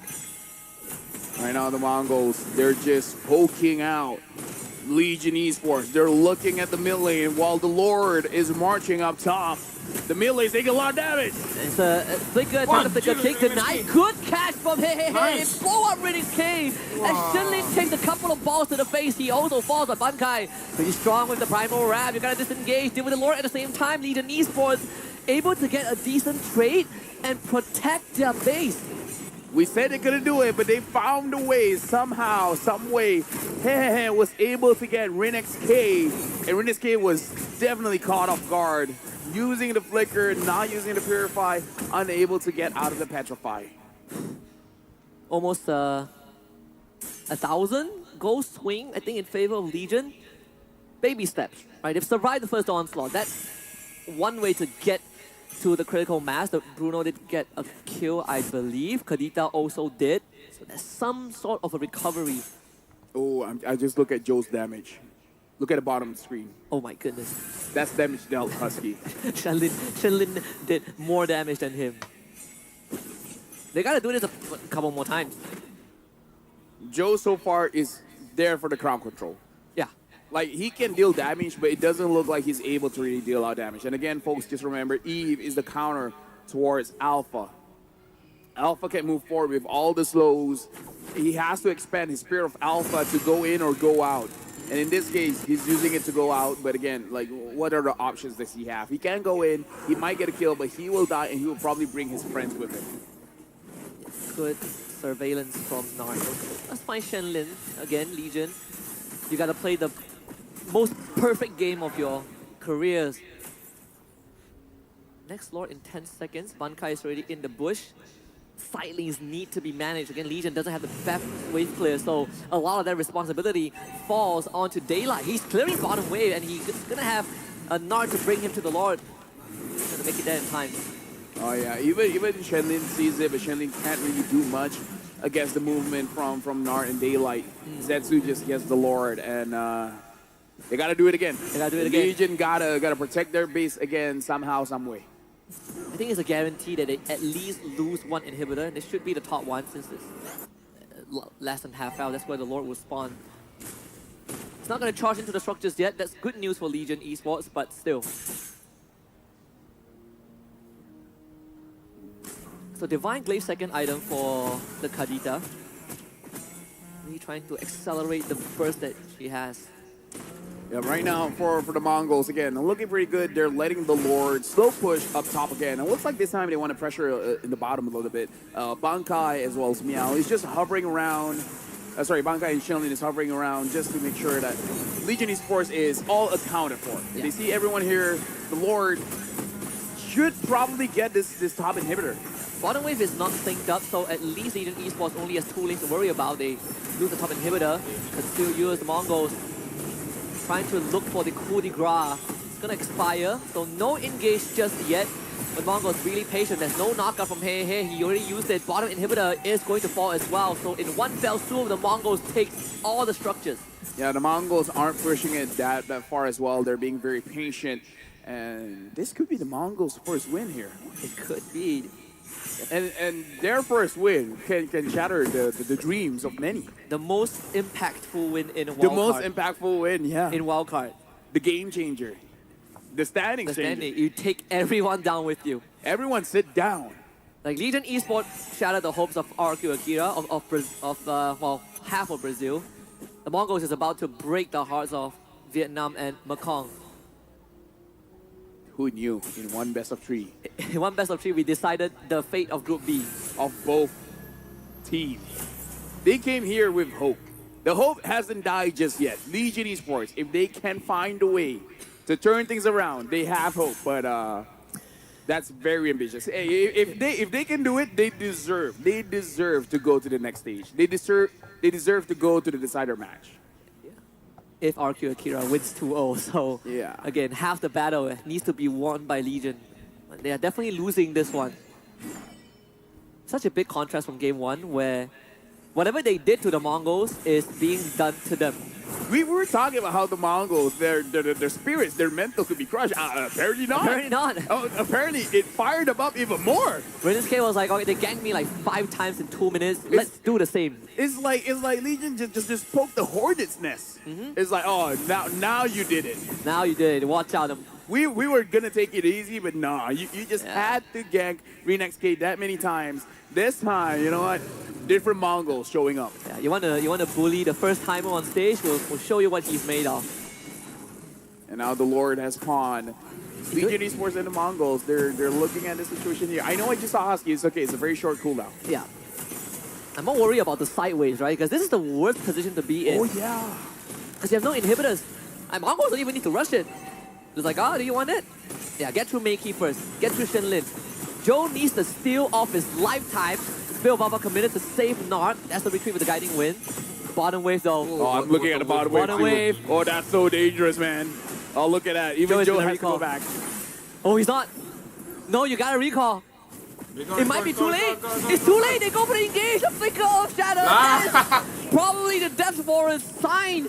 Steal and deliver daylight. You gotta pull off the fight of your lifetime with the help of Hey. Knock up for Shenlin. Jit Kundo in the faces. The base is open. Dude, look at the Even if they minions. win the fight, it wouldn't matter, will it? Not running away. Daylight also surviving. Shenlin, he's just going straight down mid. Winter Trap by Zetsu. The buy time is all about stalling it out. The minions and Shenlin will end the game. A couple more punches and the kingdom will fall. Legion Esports have officially been shattered by the Mongols. A moment, folks. Just to get all of this in. Legion Esports was close. But their half of the battle, they did not succeed. We're going to a game 3. Mongols' first victory here just shattered dreams. You know who's the biggest winner? Incilio. Yeah. Just won Group B thanks to the Mongols. They won without playing. But props to the Mongols for really recomposing for game number 2 and delivering whatever poison that was fed to them in game 1 by Legion. They got a taste of it and they paid it back twofold. Oh boy, it's a dark day for Legion Esports fans. Came in so strong. Yeah, KB so strong, but now we got to go for game number 3. And who knew the Mongols had it in them? Like that was a very dominating game. Questionable from Legion there for that. Yeah. Draft and the movement. Yeah. Like you could definitely see the idea with the draft. If it's pulled off, it would be a statement, but whatever that could go wrong, went wrong. And a big part of it, I still think, when you look back at the minor details, that level 4, that priority, the lane swap, actually backfired big time for Legion. I can see it being used in a very niche situation. Yeah, but not every game. Not every game, for sure. This is not every definitely game. not it. Like, I feel like the Kadito is fine in mid, doesn't get bullied out by Meiki on the Eve. And honestly, the Phobius as well doesn't have a bad time against the Edith on the EXP. So there's really no reason for them to switch it out. Like, I can see High Loss going up against CC, that okay, maybe the High Loss goes mid. Yeah. I mean, I think the worst part is that you don't even clear the way faster than the Edith at level 1. So you get no priority at all. Remember, like, Hey has spent a good chunk of his early game just clearing waves. Wasn't able to move around the map, wasn't able to open up the map, provide much for the team. And the one time, or at least one of the first times he did, it got completely cancelled by Bankai. Either ways, Legion Esports does not have any more chances. Yeah. So now it's really just a battle for pride. You gotta show yourself here. But I would say Mongols have the very big momentum here. Like, it has to be soul crushing for Legion Esports at this point. Yeah, the last light of the Mekong region has officially gone dark, has gone out, blown by the Mongols. It's the flickering flames on the candle. Look at this. There really isn't, some crazy damage being dealt. It's just Mongols having a full control. Like the stats, they tell you everything. Daylight doing okay damage, doing quite a lot. 42,000, make it doing a little bit more, but yeah, unfortunately, Joe, not a good time. This is not the kind of numbers you want to see from the Kadita. Yeah, and of course with this, actually now that I think back about it, Legion Esports might be out. RQ now have a chance because they need to 2-0 in Cilio. Then they will have the score. Because Cilio did drop one game, Yeah. so they would win in that terms, right? Like game wins losses. So RQ's So hope there might be is a still chance, there. yeah. There It's might still be a there, chance, yeah. but not for Legion. Yeah, not for Legion. Yeah. So Incilia just wins one game and then that's it. Yeah, so Incilio still has to win one game, but again, RQ needs to win two. Oh yeah, you're correct. So, yeah, so it's still easier for Incilio for sure. We will see how that pans out later on. But for now, it's our Eve. It's Makey. Just one of the easiest Eve game. 1-0-10. Like, we saw the Eve coming up, and there's nothing that Legion Esports could do. They have to ban out a Fanny, right? So they have to let go of the Eve, and we see Eve so far, honestly, has been quite the curse in grand finals for many different tournaments, but this is the patch that Eve really does well. Yeah, it is. At the start of the patch, I was just focusing on heroes that do a lot of damage. So I was like, okay, control mage, maybe not. But over time, Eve has definitely proved that her value goes beyond the damage, right? The amount of control that it provides. This one is the first fight. Like, hey. Didn't even clear the full wave. Felt like he needed to join the fight, not at level 4. And yeah, the rest is history. The rest was just a Mongol snowball. This is unfortunate, but this is one of those games that ended before 2 minutes. I sort of agree, actually. Yeah, I mean, like, they could do things to possibly get it back, but the way that people always say it's how you finish, not how you start. But sometimes getting a good start catapults you to get a good ending. Yeah. And this is one of those cases where your win condition is so tight, it's so narrow, that any kind of mistakes really just closes the window. And once the window closes, it's really hard for you to open it back up. Yeah, wanting to play a perfect game in what seems to be the decider game for your run as well. It is extra pressure. But again, just to remind everyone out there, Legion Esports have been officially eliminated from contention for decider match. Even though the series isn't over yet, but that loss to Mongols sealed the deal. Honestly, I have nothing to add on to that. Besides, now we got to talk about game number 3. Everything is free now. Everything is free for all. Yeah, like no regrets. If you have a favorite hero, time to showcase it on the world stage. Use this opportunity to show the best version of yourself. Yeah, just one last corrupt. Like, clearly we can see that the Mongols played with nothing to lose, right? They just went all out, stuck to their identity. But I think now it's time for Legion Esports to get into that headspace. Like, can they do it in such a short time frame before they have to go into the game again? Yeah, and we saw how Mongols, despite having quite a rough game, they were able to really recover, reset, and able to win that game very convincingly. We have to see whether Legion Esports can do the same. After that loss, can they recover? Can they actually fight back against the Mongols? Or will the Mongols have their first match victory here against Legion Esports with a 2-1? Because, again, this is their first time here. They're feeling very nervous. But after that game, I'm pretty sure they're feeling much more confident. It's their first game win in the Wildcard stage, right? Win. First game win, knocking out a team. That must feel quite different. So again, game 3 is going to come up in just a little bit. So for both teams, Mongols have already taken the gloves off a long time ago. Now it's for Legion Esports, right? Just don't think about the aftermath first. Finish this run, and then you can think about the rest afterwards. Give Joe a more aggressive kind of hero. Yeah, I don't think it's even on him that the alpha didn't work out. It's just 10 other reasons.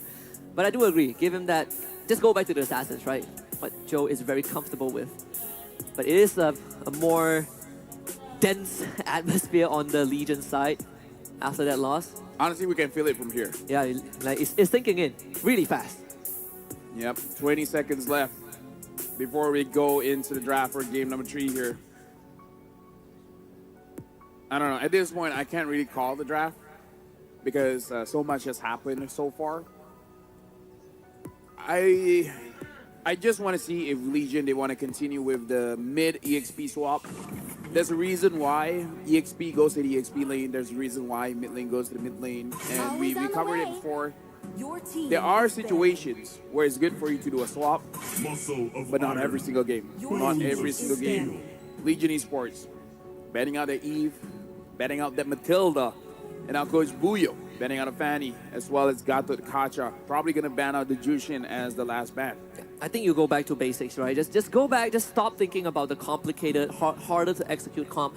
Go back to what you're comfortable with, something with decent wave clear, decent control. You don't need to think about the technicalities of these very specific timings and what if I fall behind. There are enough heroes in the pool to make it happen. Like, for example, I've seen Aurora, even Vexana wouldn't be too bad of a choice. So Cho gets banned out by Legion as the third ban. The Chip and Tusin are still open.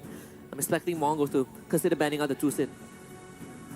They have to, right? I mean, if you don't want to ban a Jushin is not like 100% win rate. Yeah, no, We've seen games where Jushin lost. I mean, Legion beat RQ Akira with their Tusin, and then they won with Tusin in the next game.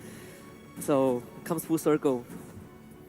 It would be interesting if Mongols let it through. If they ban out the high loss here. Because that's their ban in the first game. They ban out the Gato, they ban out the high loss. That is true. Or ban out the Khalid. Oh wait, no, Khalid, they want the Khalid. They probably Legion, will win. Legion could first pick the Khalid as well. That could be part of their strategy just to make sure that they deny Mongols from getting it. So you're trading that for a potential Tusin? Let's see. Trust. Alpha So he is banned online. Alpha. Okay. Personally for me, I don't think the Alpha was bannable. I feel like they could pick it up. I feel like you could just let it through. Yeah. Tusin. It's like a no-brainer. You just take Tusin. Do you want to go for dive here? That's one way to deal with her for sure. Pick up the Khalid because it's good. Let's see here. Hayabusa. Maybe not this fast. I think Khalid plus... Honestly, no. You can pick it up before it goes to Legion, right? Pick up the Nolan, pick up the Hayabusa. Because the Alpha is gone now. Pick up the Suyo. We saw RQ Akira attempted to put Droid into Tusin, but Oh, the Hilda, my we God. forgot about the Hilda. Oh, we forgot about the Hilda. Jushi was picked so fast, we forgot about the Hilda. Now, Hilda, Suyo, and now Hylos. Get picked up by Legion. Okay. So Hilda still a potential flex, but most likely will go into the XP anyways. Is this an Aurora? Oh, not Aurora Angle. They already have Tusin. Okay, now what jungler? You can't pick up an assassin now that there's a Hilda. Right? No Nolan. You can't Joy, you can't Nolan. Your team is Yeah, Alright. so they take Bruno. They take Bruno first. They want to look at every single pick first. The Bane still hasn't been picked up. Yeah, Bane. true. There is Bane. Honestly, it's not too bad, right? You technically have the anti-dive, anti-engage with your deadliest catch, kind of the knockback. And if you're like Sutsujin, you could just poke structures with it. Yeah. Just keep gnawing down on those objectives. It's pretty funny because it took him a few attempts in MPL ID. And some of them don't even hit. Yeah, like he missed the first few ones. It was funny. I learned that if you stand, like on the enemy base in front of inhibitor, if you just stand at where the edge of the wall, the jungle wall is after the purple buff, You can hit the you can crystal? hit it right on the edge. Oh. Now Luyi gets picked up. So now a Yeah. lot that Legion Esports have to think about because now a lot of exploration here. They could even go for a Claude and then being very obnoxious with handling the side lanes as well. Chip is still up. If it doesn't get banned, then I would see it go to Mongols. Cheap Luyi. Hoo-wee. Chip, Loi, and Claude. I mean, they are on blues. Okay, maybe not. Yeah, and Claude, right? They're on red side, so they can go for it. Now in terms of the ban, Mongols can just start batting out those junglers. Heck, I'm even considering an Akai. Probably not. Probably not. But that's how far I'm thinking here. If they don't want to bait and decide. I think you just start banning out assassins, right? You ban out the Nolan, you probably ban out the Hayabusa next. And then Legion will be left scratching their head. For honor. They probably would have to go back to the Akai. I don't know. There are other options. Fredrin. Yeah, I suppose so. Oh, a crazy one. Bad choice, but crazy one. Right. Granger? Yeah, Granger jungle. There is also Bane, you did point that out. It's in Chin. Heck, it's Yeah, it's the last game, man. It's the last game. yeah, sure. You have the right to be crazy. You have the right to be local. What is the I crazy am jungle? not the Saber, only Saber, one Saber. bound Your by team these is- chains. Oh, but not again into Hilda. Okay, bad choice, bad choice. It's like because the Hilda is there, every Yeah. choice looks like a bad choice. Yes, everything is a poor decision. Lunox jungle.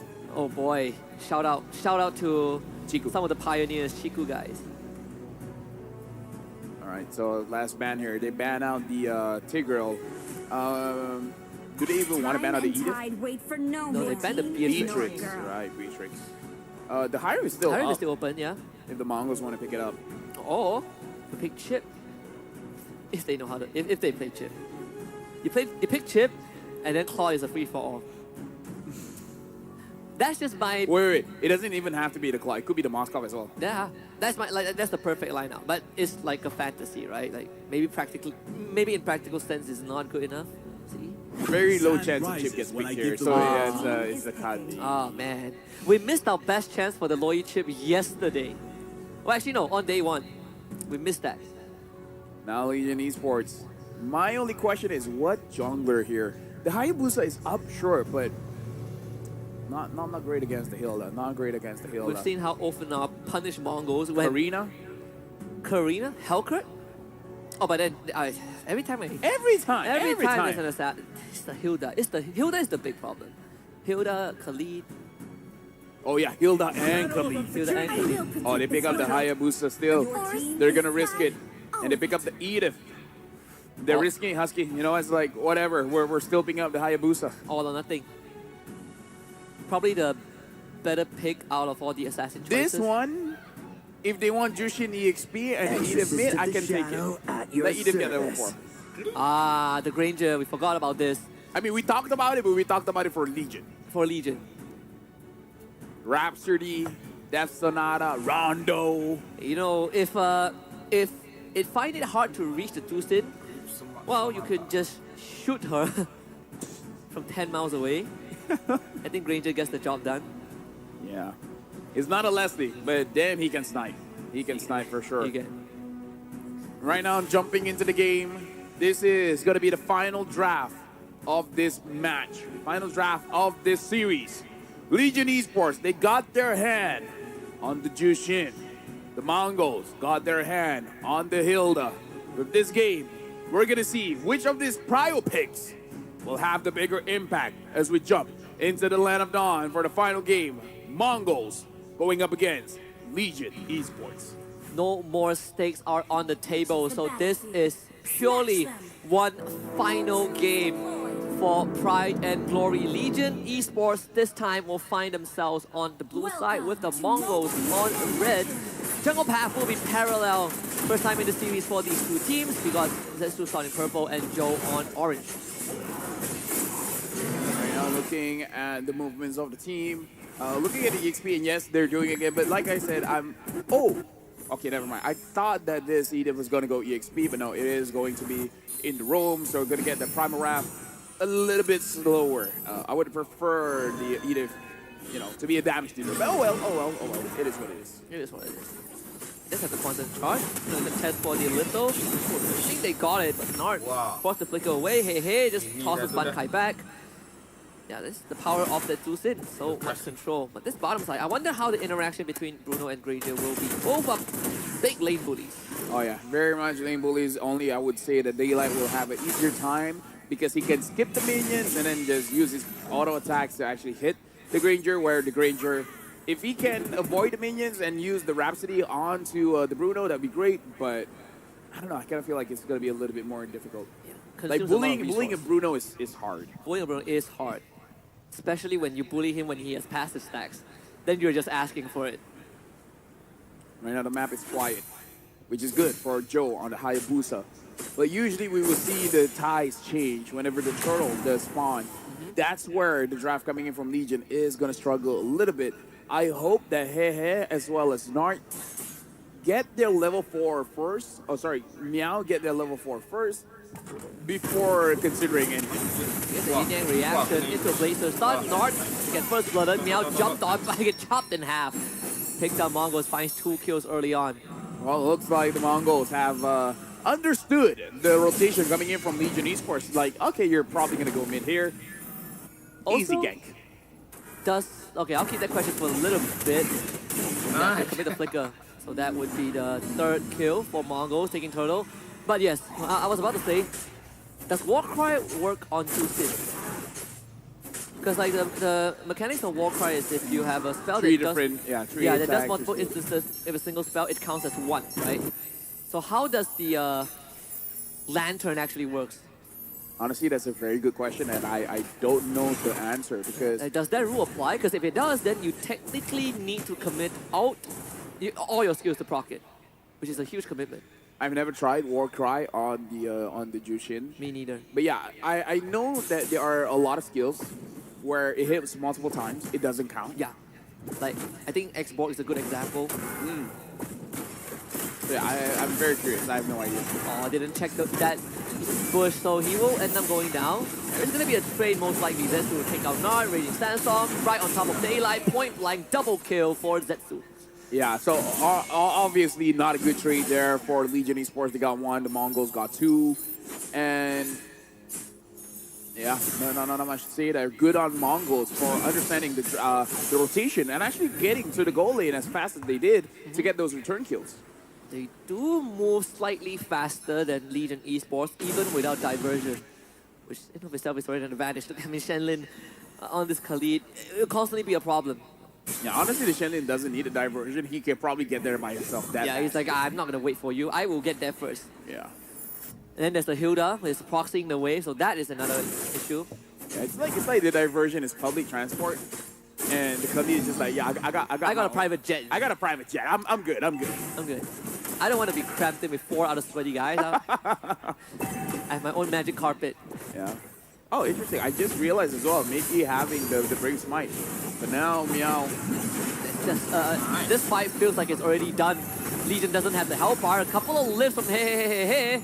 Meow still somehow surviving. Ogi Shadowview flickered away. The Ring of Punishment takes down the mid laner of Mongols. Maybe there is going to be a decent chance as Renisuke shows up late 2-4-2. Yeah, the Mongols, like, at the end of the day, it's an even trade 2 for 2. But yeah, it does look like the Mongols, like, overstayed their welcome. The fact that Joe hasn't been punished so far on the side of Busa is actually good for Legion Esports. Yeah. Like, they could probably do this. I'm surprised that with how much the lane is moving around the map, and Bankai, he was more focused on proxying the wave, the lane, than he is moving around with the Khalid. That's a silver lining for Legion Esports. They get the 2nd photo of the game. Now focusing on bot side once more, Conceal. So they'll get the turret. Yeah, they're aiming for the turret right now, and it looks like they're going to get it for free. Right now, the game is looking more equal compared to the early game because as we're going into to the 5th minute of the game, does secure his glowing wand. So more anti-heal here, able to deal with Shenlin as well as Bankai. Whereas before, they didn't have any form of anti-heal. So now Legion, if they want to go for a fight, now they're in better position for a fight. Moving as a unit of 4, so they give space to Joe, but the rest of the team, they stick together. They know that they will have more than enough damage to take out the Mongols. So the Granger goes back bot lane. Renix K eats up the wave. And Legion Esports continues this rotation. I do like this, right? This step ball composition, looking for Meiki. Joe stacking out his passive. Ogi Shadow Kill. Meiki somehow still makes it out. And now a turnaround. Shenlin with the Raging Sandstorm. But it's just as a means to disengage. Yeah, again, so far Bankai hasn't been really involved in anything so far. Hasn't seen him slowing down anyone, hasn't seen him continuing with the fight.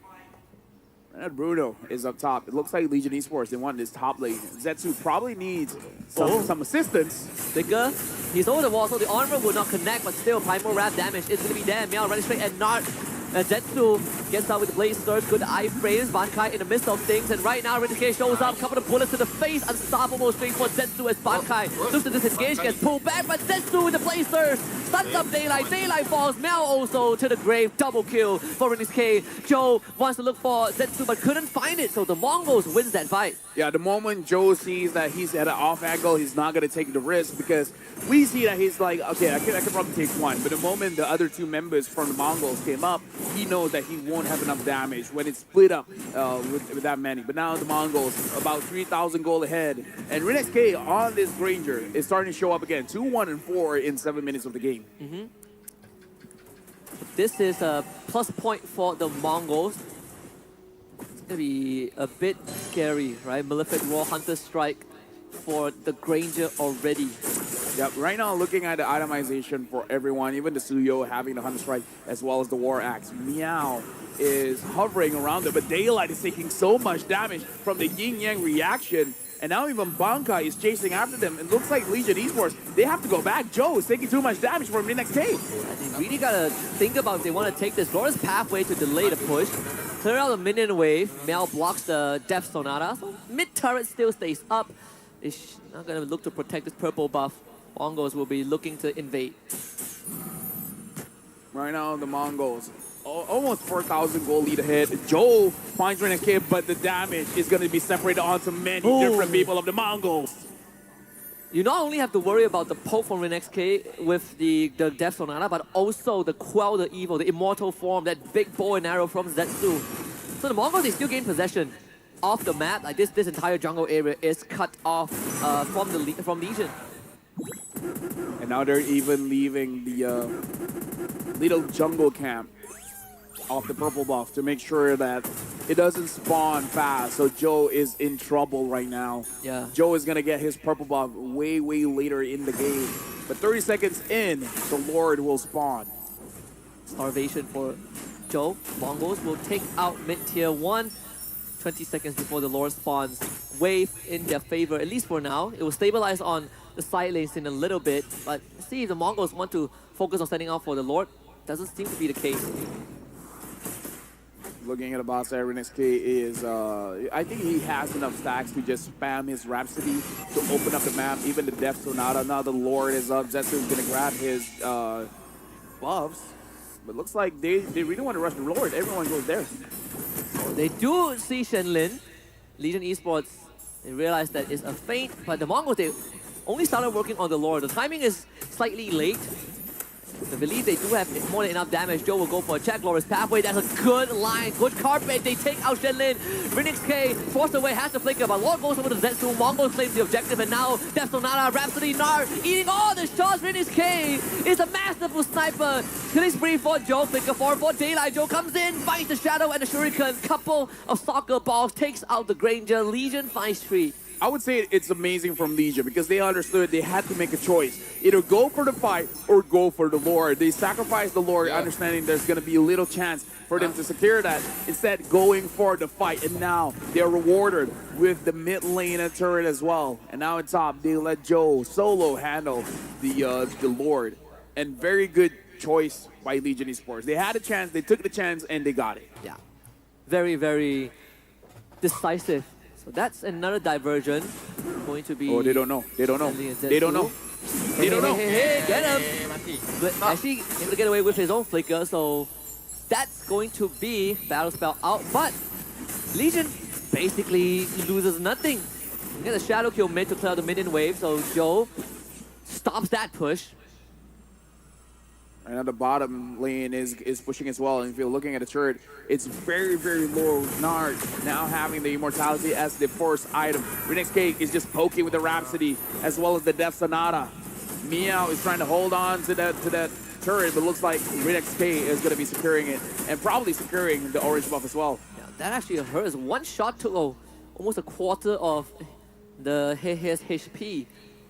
It's only going to get worse from there. Sea Halberd, Malefic Roar coming up for Rinneske.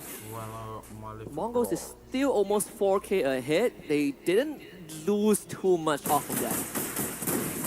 We can see that Rinneske is still being very cautious in his own side of the map. Looking at the win rate prediction here on our screen, 66% for the Mongols. Zetsu now having the Queen's Wings, going to be a little bit more tanky and more spell vamp in case he gets into trouble. So right now, the Legion Esports, what they can do is wait for Nart to have a very good engage. But so far, not so many good engages coming in from Nart. Because he requires the commitment of the flicker, right? It may have to set up a good glorious pathway, just like the previous fight where it completely catches the majority of Mongols in it. See, I mean, Mongols overall are still controlling the map. They are moving a lot more actively thanks to the mobility that they have. Look at that Death Sonata damage. That's Shenlin. That's Flicker. Right before Lord. Yep, Lord is spawning in 20 seconds. Legion Esports, they can make the gamble again by saying, we're probably going to be losing the Lord. Might as well get some kind of kill. Renesque is being a big problem here. Yeah. And the bounce, unfortunately, not enough to take out Meiki. He will go for the recall instantly. Can join the fight with that diversion. So not too big of a downside, not too big of a disadvantage aside from losing Flicker. He's going to walk right back, realizes that there's enough time. Can still use Glorious Pathway. Shenlin is going to eat all the spells. How long can he survive? Raging Sandstorm to get out alive, but the balls follow him, so Daylight finds the killing spree. Mongols are now down one man. Legion Esports, they're fighting back. Joe forces the flicker out of Rinnex K. But now look at Bankai. He's going to full commit. They need the damage from Rinnex K. Rinnex K needs to go huge. Rhapsody onto Meow. Death Sonata also committed. They do take out 3 members of Legion. Meiki finds a double kill, and now Daylight unfortunately falls. Good snipe at the very end as Rinnex K finds the double kill and the shutdown for Zetsu. Rinnex K is making Granger look very good here, Husky. Like, he's been hitting the shots, and now they're looking for an end angle. They have a wave. They just cleared that. And looking at the timers, hey, might spawn. No, I don't think he has the time. I don't think there's enough time. The Mongols, in the dying breath, the last series in the wild card, will secure their first and last series win, taking down Legion Esports. You know what? Rinnex K had a very good game there. What a Granger performance. Now I feel like I want to use the Granger. Truly the Death Sonata, of course, played out to the ears and the fall of Legion Esports. Again, this is the last series, the last we'll see of them in the M6 wild card by the end of 2024. Both of them have now officially exited the tournament. But still, what a showing from Legion at the start. But it was the Mongols who finished strong. Yeah, we hope to see more of both teams moving forward in their professional careers. But yeah, what a series here. Like, that was an amazing match, but Rinnex K on the Granger really did perform very, very well. It really shows the playstyle of a Granger, just like moving around, dodging, and then hitting those skill shots. I really see Granger as a high skill cap hero, but if you can do it, it looks good. Yeah, when you don't have a way to get on top of him, or you have expanded your ability, your mobility ability, you can see that Rinnesk is just chasing you down. It's pretty tough to deal with the Rinnesk when he is dashing around, when he's been able to quickly, constantly replenish his resources to go for Rhapsody, Death Sonata. It's with so much damage, it's pretty hard for Legion Esports to deal with. Yep, after this, we're going to look at the itemization. And again, because Granger is a skill-based hero, so it focuses more on physical stats as well as the penetration instead of like attack speed and blah, blah, blah, and all those kind of things. So really, I like those kind of marksmen where it really tests your ability. And one of the weakness of using a skill-based marksman is that once your skills are out, you're basically out of damage. Well, not the Granger, because you basically have 0 cooldown. All you have to manage is your energy. But if throughout the early and mid game, you just clear a lot of minions, you just get a lot of stacks, so you can just keep on pumping out the damage. Interestingly enough, looking at the itemization here, I'm not so sure about the corrosion side. Maybe that's just an end game item to just clear the waves faster and maybe to hit the crystal faster. Hit the crystal, right? yeah. He can buy whatever he wants at that point. Even has rapid boost, because he doesn't really need attack speed or anything. So just movement speed. If I can move fast, then it's good enough. And he definitely moved fast. Like, we see Legion Esports try to catch on to him, unable to work out. We do have to test out the Warcry on the Jushin, though, because I am very curious. I've never used it before, so I can never really say whether it works or not. I'm so tempted. I want to try it now. Because the moment I saw the Warcry description, the first hero that I eliminated was Jusin. Jusin and X-Ball. Yeah. Well, we'll figure out after this one. It was even for a good chunk of the game. Oh wait, this is interesting. I didn't catch this, but Rinske used the Fighter emblem. So Impure Rage. And Impure Rage, so yeah. So a lot of survivability for this Granger, probably thinking that he might get bullied by the Bruno. And Spellvamp. That too, right? Yeah, the Spellvamp from the Fire Emblem, and because he doesn't have mana, the Impure Rage changes it into HP. Yeah. Every single shot that lands not only crits, but also deals with your max HP percentage damage with the Impure Rage. Very interesting build here. So far, Rinske has used Granger twice, I believe, or 3 times, and has used different emblems and different items for both times. Yeah, he actually has. I remember he used Assassin Emblem first time we saw it. So this is an interesting approach from Rinske. Right, that's one way to leave an impression. Maybe more teams would look at this and kind of take reference from it. Yeah, but either way, congratulations to the Mongols. This game is much closer compared to the first 2 games. 16 kills, over to 10, definitely looking much better. Looking at the damage, Rinske doing okay damage, 52,000. Zesu still doing more, 53,000, and Meiki doing 49. Hey, I don't know if this is an indication of the Warcry working or not, but not doing a lot of damage, only 23,000 damage dealt. Joe tried his best. He made the Hayabusa work where it didn't look like he was pressed so much by the Khalid and by the Hilda. Yeah, could have gone so much worse, right? And also, due to Mongols, they didn't really focus too much on shutting him down. He got a decent start, but it's just pretty tough. The game goes late and Mongols started scaling up. This Granger was a big problem. Remember that last fight happened when the Mongols were down 1 man. Yeah, and now the MVP of the game, Rinske, 52,000 damage dealt, 5, 2, and 5. Itemization here, Hunter Strike and BOD, as well as the Sea Halberd. I feel like those are the first 3 items where the items are good, but the one that's really interesting for me is the emblem setup, right? The extra Spellvamp, Impure Rage, very interesting stuff here. Pretty. I think it probably has its merits to survive lanes, though. Maybe he wasn't really focused on bullying the Bruno as well. You get some extra durability to survive somehow. But, I mean, good on Rinske. Like, he definitely did kind of redeem himself. Like, when we saw him on day 1, there were some questions and how he's going to fare, right? Like, he has some glaring moments of mistakes, but today, he definitely felt like a different man.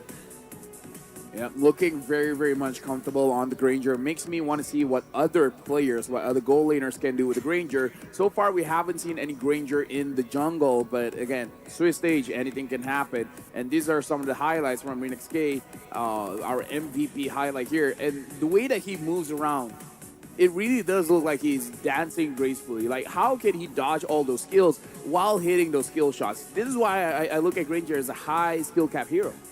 I mean, when you combine musical performance, you know, it really feels like he is playing as a pretty good Rhapsody. This is again the final moments of that game. Just look at the footwork of Rinske. Oh yeah, like dodge like a butterfly, sting like a bee. Oh, feels more like a Paquito thing, but it applies, right? It applies. Yeah, flow like water, something like that. Let's take a look at the standings after that. Again, for Group A, just to reiterate, down to Ofanar and Tianfeng Yaoguai, who will be playing their series as the final series of the day to see who represents Group A in tomorrow's deciders match. But for Group B, Legion Esports and the Mongols will not make it. Now it comes down to Incilio and RRQ Akira. That's going to be one exciting match. If RRQ Akira can 2-0 Incilio, then they have a chance. They have a shot. Legion Esports, they missed their opportunity, but RRQ Akira, doing the numbers, crunching the numbers again, it looks like they do have a chance. But it's just a 2-0. Yeah. A 2-1 won't do it. Yep. There are a couple of permutations, but just like Dr. Strange say, right, in a million possibilities, only one will work out for RRQ Akira, and that has to be a 2-0 over Incilio, which is also an opponent that they have explicitly mentioned that they prepped a long time for. And now this is their moment to prove themselves. By the way, just I'm looking at the graphic here. It looks like RenXK, they actually went for the Hunter Strike first and then Warrior Boots. So he went Warrior Boots first and then going for the Malefic Roar and then the Sea Halberd. After completing the Blade of Despair and then sells the boots, the Warrior Boots for the Rapid Boots. Yeah, he actually sold the boots after he bought the boots to get into lane fastest and then sold it for the items and then bought it back. Yeah, very, very interesting here. Now we got to talk about the Asian Esports game from 25th of November all the way to the 27th of November. AEG, Asian Esports Games, the largest MLBB women tournament in Southeast Asia, will be held in Bangkok, garnering participants from 20 nations from various regions spanning across different parts of Asia and the Middle East. It is the last MLBB women tournament of the year, presenting itself as the perfect platform for MLB women players that are eager to prove themselves. Make sure you guys catch it because it is during our break, so the action never stops. Yeah, if you want to fill That's in the thing about MLBB, the action never stops. Yeah, if you want to fill in the 3-day break between 25th to 27th November, we got AEG for you. So you'll never run out of MLBB action. Right now, good working with you. All right. After this, we are changing the shift. It's going to be RQ Akira going up against Incilio, and I feel like we hyped it up enough, but it is going to be on Gideon as well as Stafa to re-hype this matchup because it is for whoever wins this one, essentially goes to the decider match. Oh, and just to make it even more, raise the stakes a little bit, right? Again, whoever wins this one, Incilio just needs one game. Just one game. But RQ Akira needs the whole series clean. Anyways, thank you very much for watching, guys. My name is Lofel. This is the last one. It's the last one. I saved it for you. Thank you to our sponsors. After this, it is going to be Gideon and Safa. But both of us, we're signing out.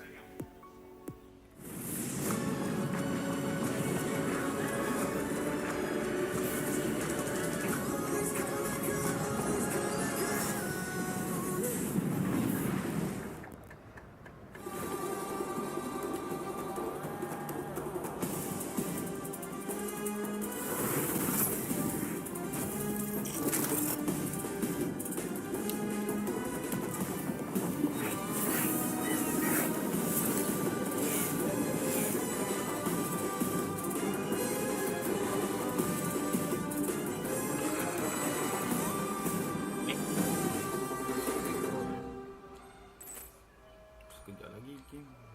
Rasa.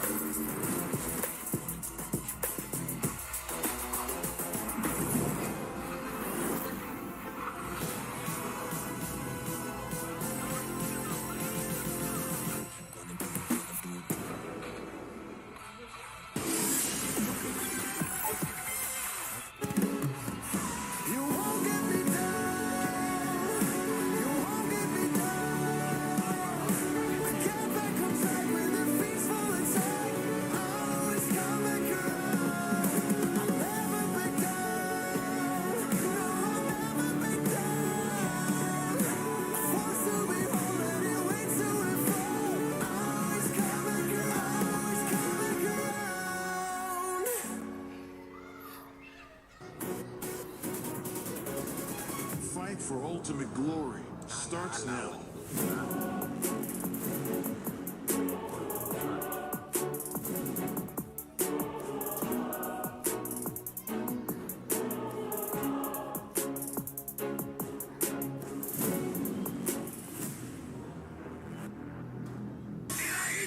Mobile Legend M6 スイスウォッチ Fight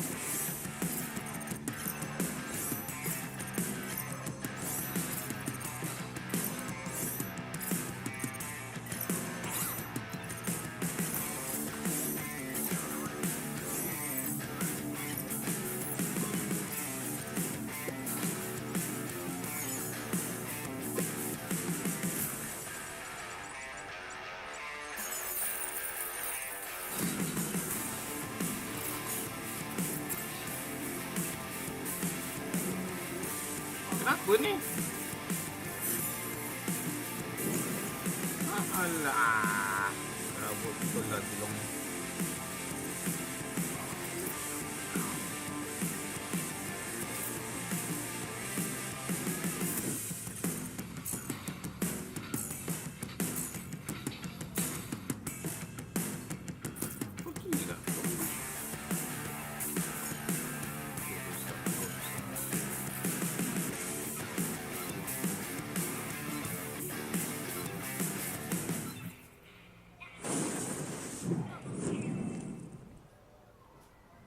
Pandai main tak pandai main ni.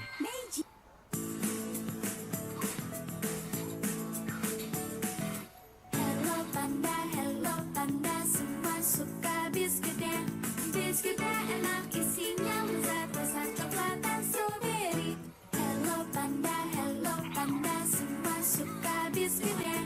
Biskuitnya enak isinya lezat, rasa coklat dan strawberry. Hello panda, biskuit isi yang enak.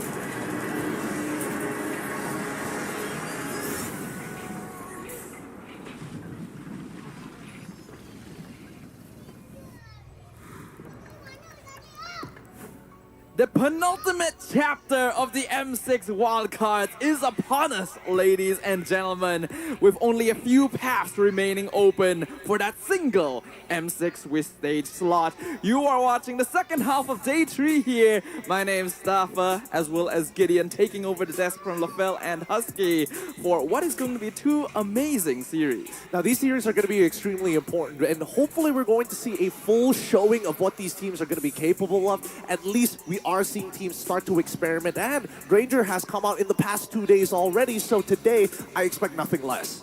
Yep, we can definitely tell though that the meta has started stabilizing a little bit more. While some surprises come out here and there, the general hero pool for the wildcard specifically has definitely been cemented in stone somewhat.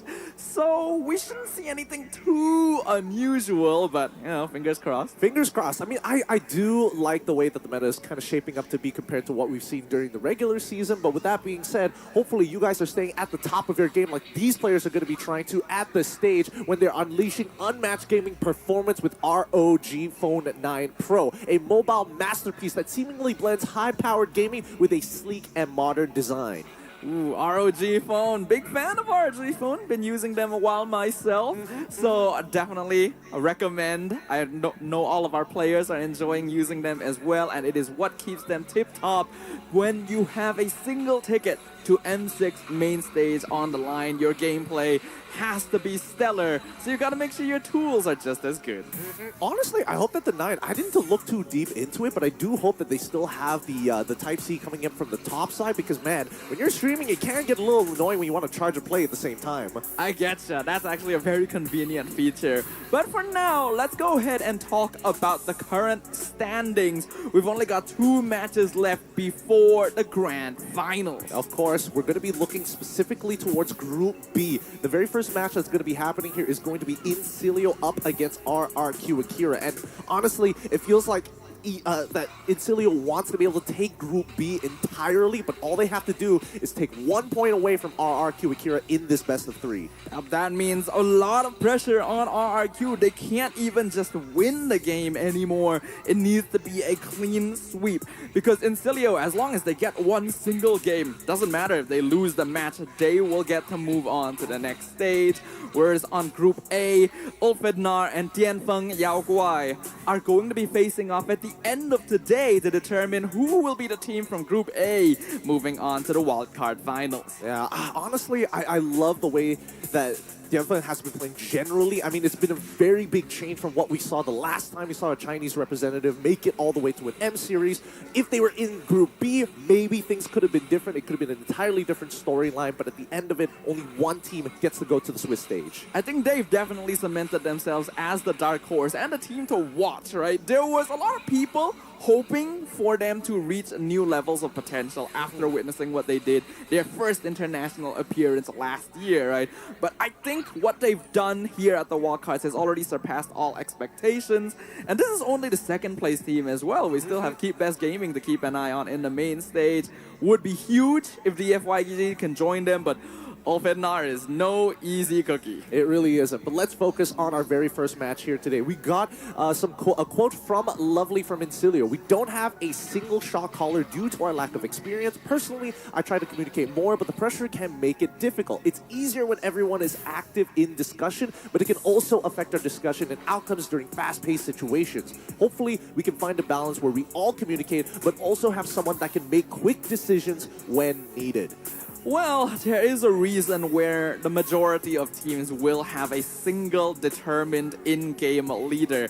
Having a single voice of direction helps a lot. And while you could argue that many hands make light work, there can be mess-ups. There can be miscommunication when there's too many voices coming out at the same time. But Incilio has been able to make a good job of this. I mean, this comes with a couple of nuances. I can definitely understand that it helps having many different voices to make the best decision possible, but over-communicating can also disrupt the flow. Imagine 5 people shouting at the same time to do 3 different things. How many of these voices do you listen to? If not, can you even hear the individual voices making the correct call? Yeah, absolutely. That's why having a proper leader, a proper shot caller is so key. But I'm glad that the team does recognize their own inexperience. It's actually impressive how far Incilio has come, because this is the team that has the least international experience among almost all other teams here. They've only participated in 1 or 2 international lands in the past, and yet despite that, have been able to put up strong showings against more established lineups such as Team Spirit and even Aurora from Philippines. Exactly, and which really begs the question of EECA as a whole. Their region is starting to get stronger and stronger, but at the same time, there is definitely a huge gap. Well, I wouldn't even say a huge gap, but at least the gap is shortening between the top tier teams compared to everybody else in the EECA. But of course, we've been talking quite a bit about Incilio. What about their opponents, right? RRQ Akira right now pushed against the wall. The same way that many people expected Ulfednar to be the favorites in Group A, many people expected RRQ Akira to be the favorites in Group B. And yet, they find themselves in a position now where a 2-0 is the only way they can secure their place in the finals. And it's going to be difficult because, again, a lot of their strategies is very centralized around whether or not Takashi is able to create the space so that they can make the decision to work. Most of the time, we're not seeing too many secondary win conditions for the team, and even when we look towards their goal, their jungle, or even their mid laner, right, I can't dedicatedly say that one of them is good enough to be able to outclass their opponents on the other end. In fact, from what we saw of the quote from Lovely, it almost feels like RRQ Akira are the team that has multiple shot callers, because there's so many situations where the players just overextend on their own. But speaking of Takashi, we did get a quote from him as well. He said, "We knew that Legion's early game was extremely aggressive, but what caught us off guard was their rotation. Their mid laner went to EXP lane, while the EXP moved to mid. This put a lot of pressure across the map. We tried to find a way to counter them, but what we did was bad." In the second game, the Franco just sort of won the game on his own. Yeah, I can understand the Franco sentiment here, but with the lane swap, we did see a little bit here today when Legion Esports did it one more time, this time with the Kadita, and that's where you see that when you don't have priority and you're giving up pressure in the earlier stages of the game, your opponents are able to do so much more.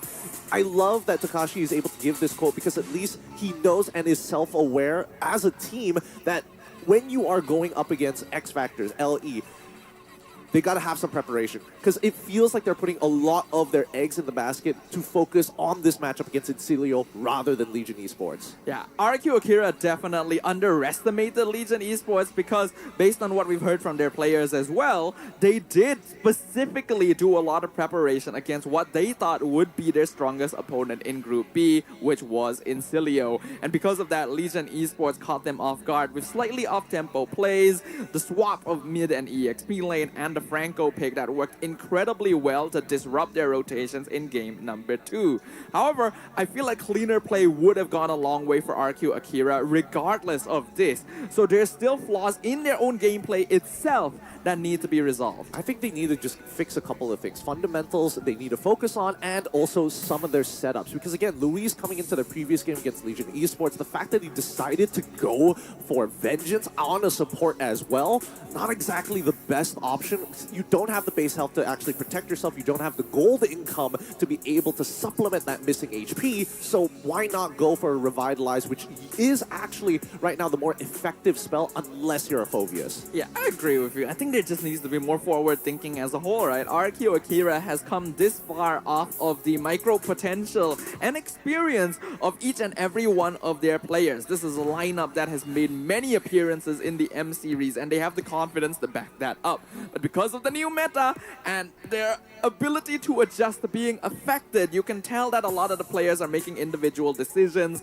Fights are being initiated way too quickly without first making sure the rest of the team is ready to follow up on it, and a lot of leads being thrown away in that fashion. Yeah, they need to, well, forward thinking is one thing. I think their setups in the early game need to be predetermined, right? There are set plays at the very beginning of the game that you can actually deploy against their opponents, maybe defensively, but it feels like right now our RQ Akira are extremely reactive and sometimes not completely focusing, well, that's a bad way of putting it. You know, I take that back.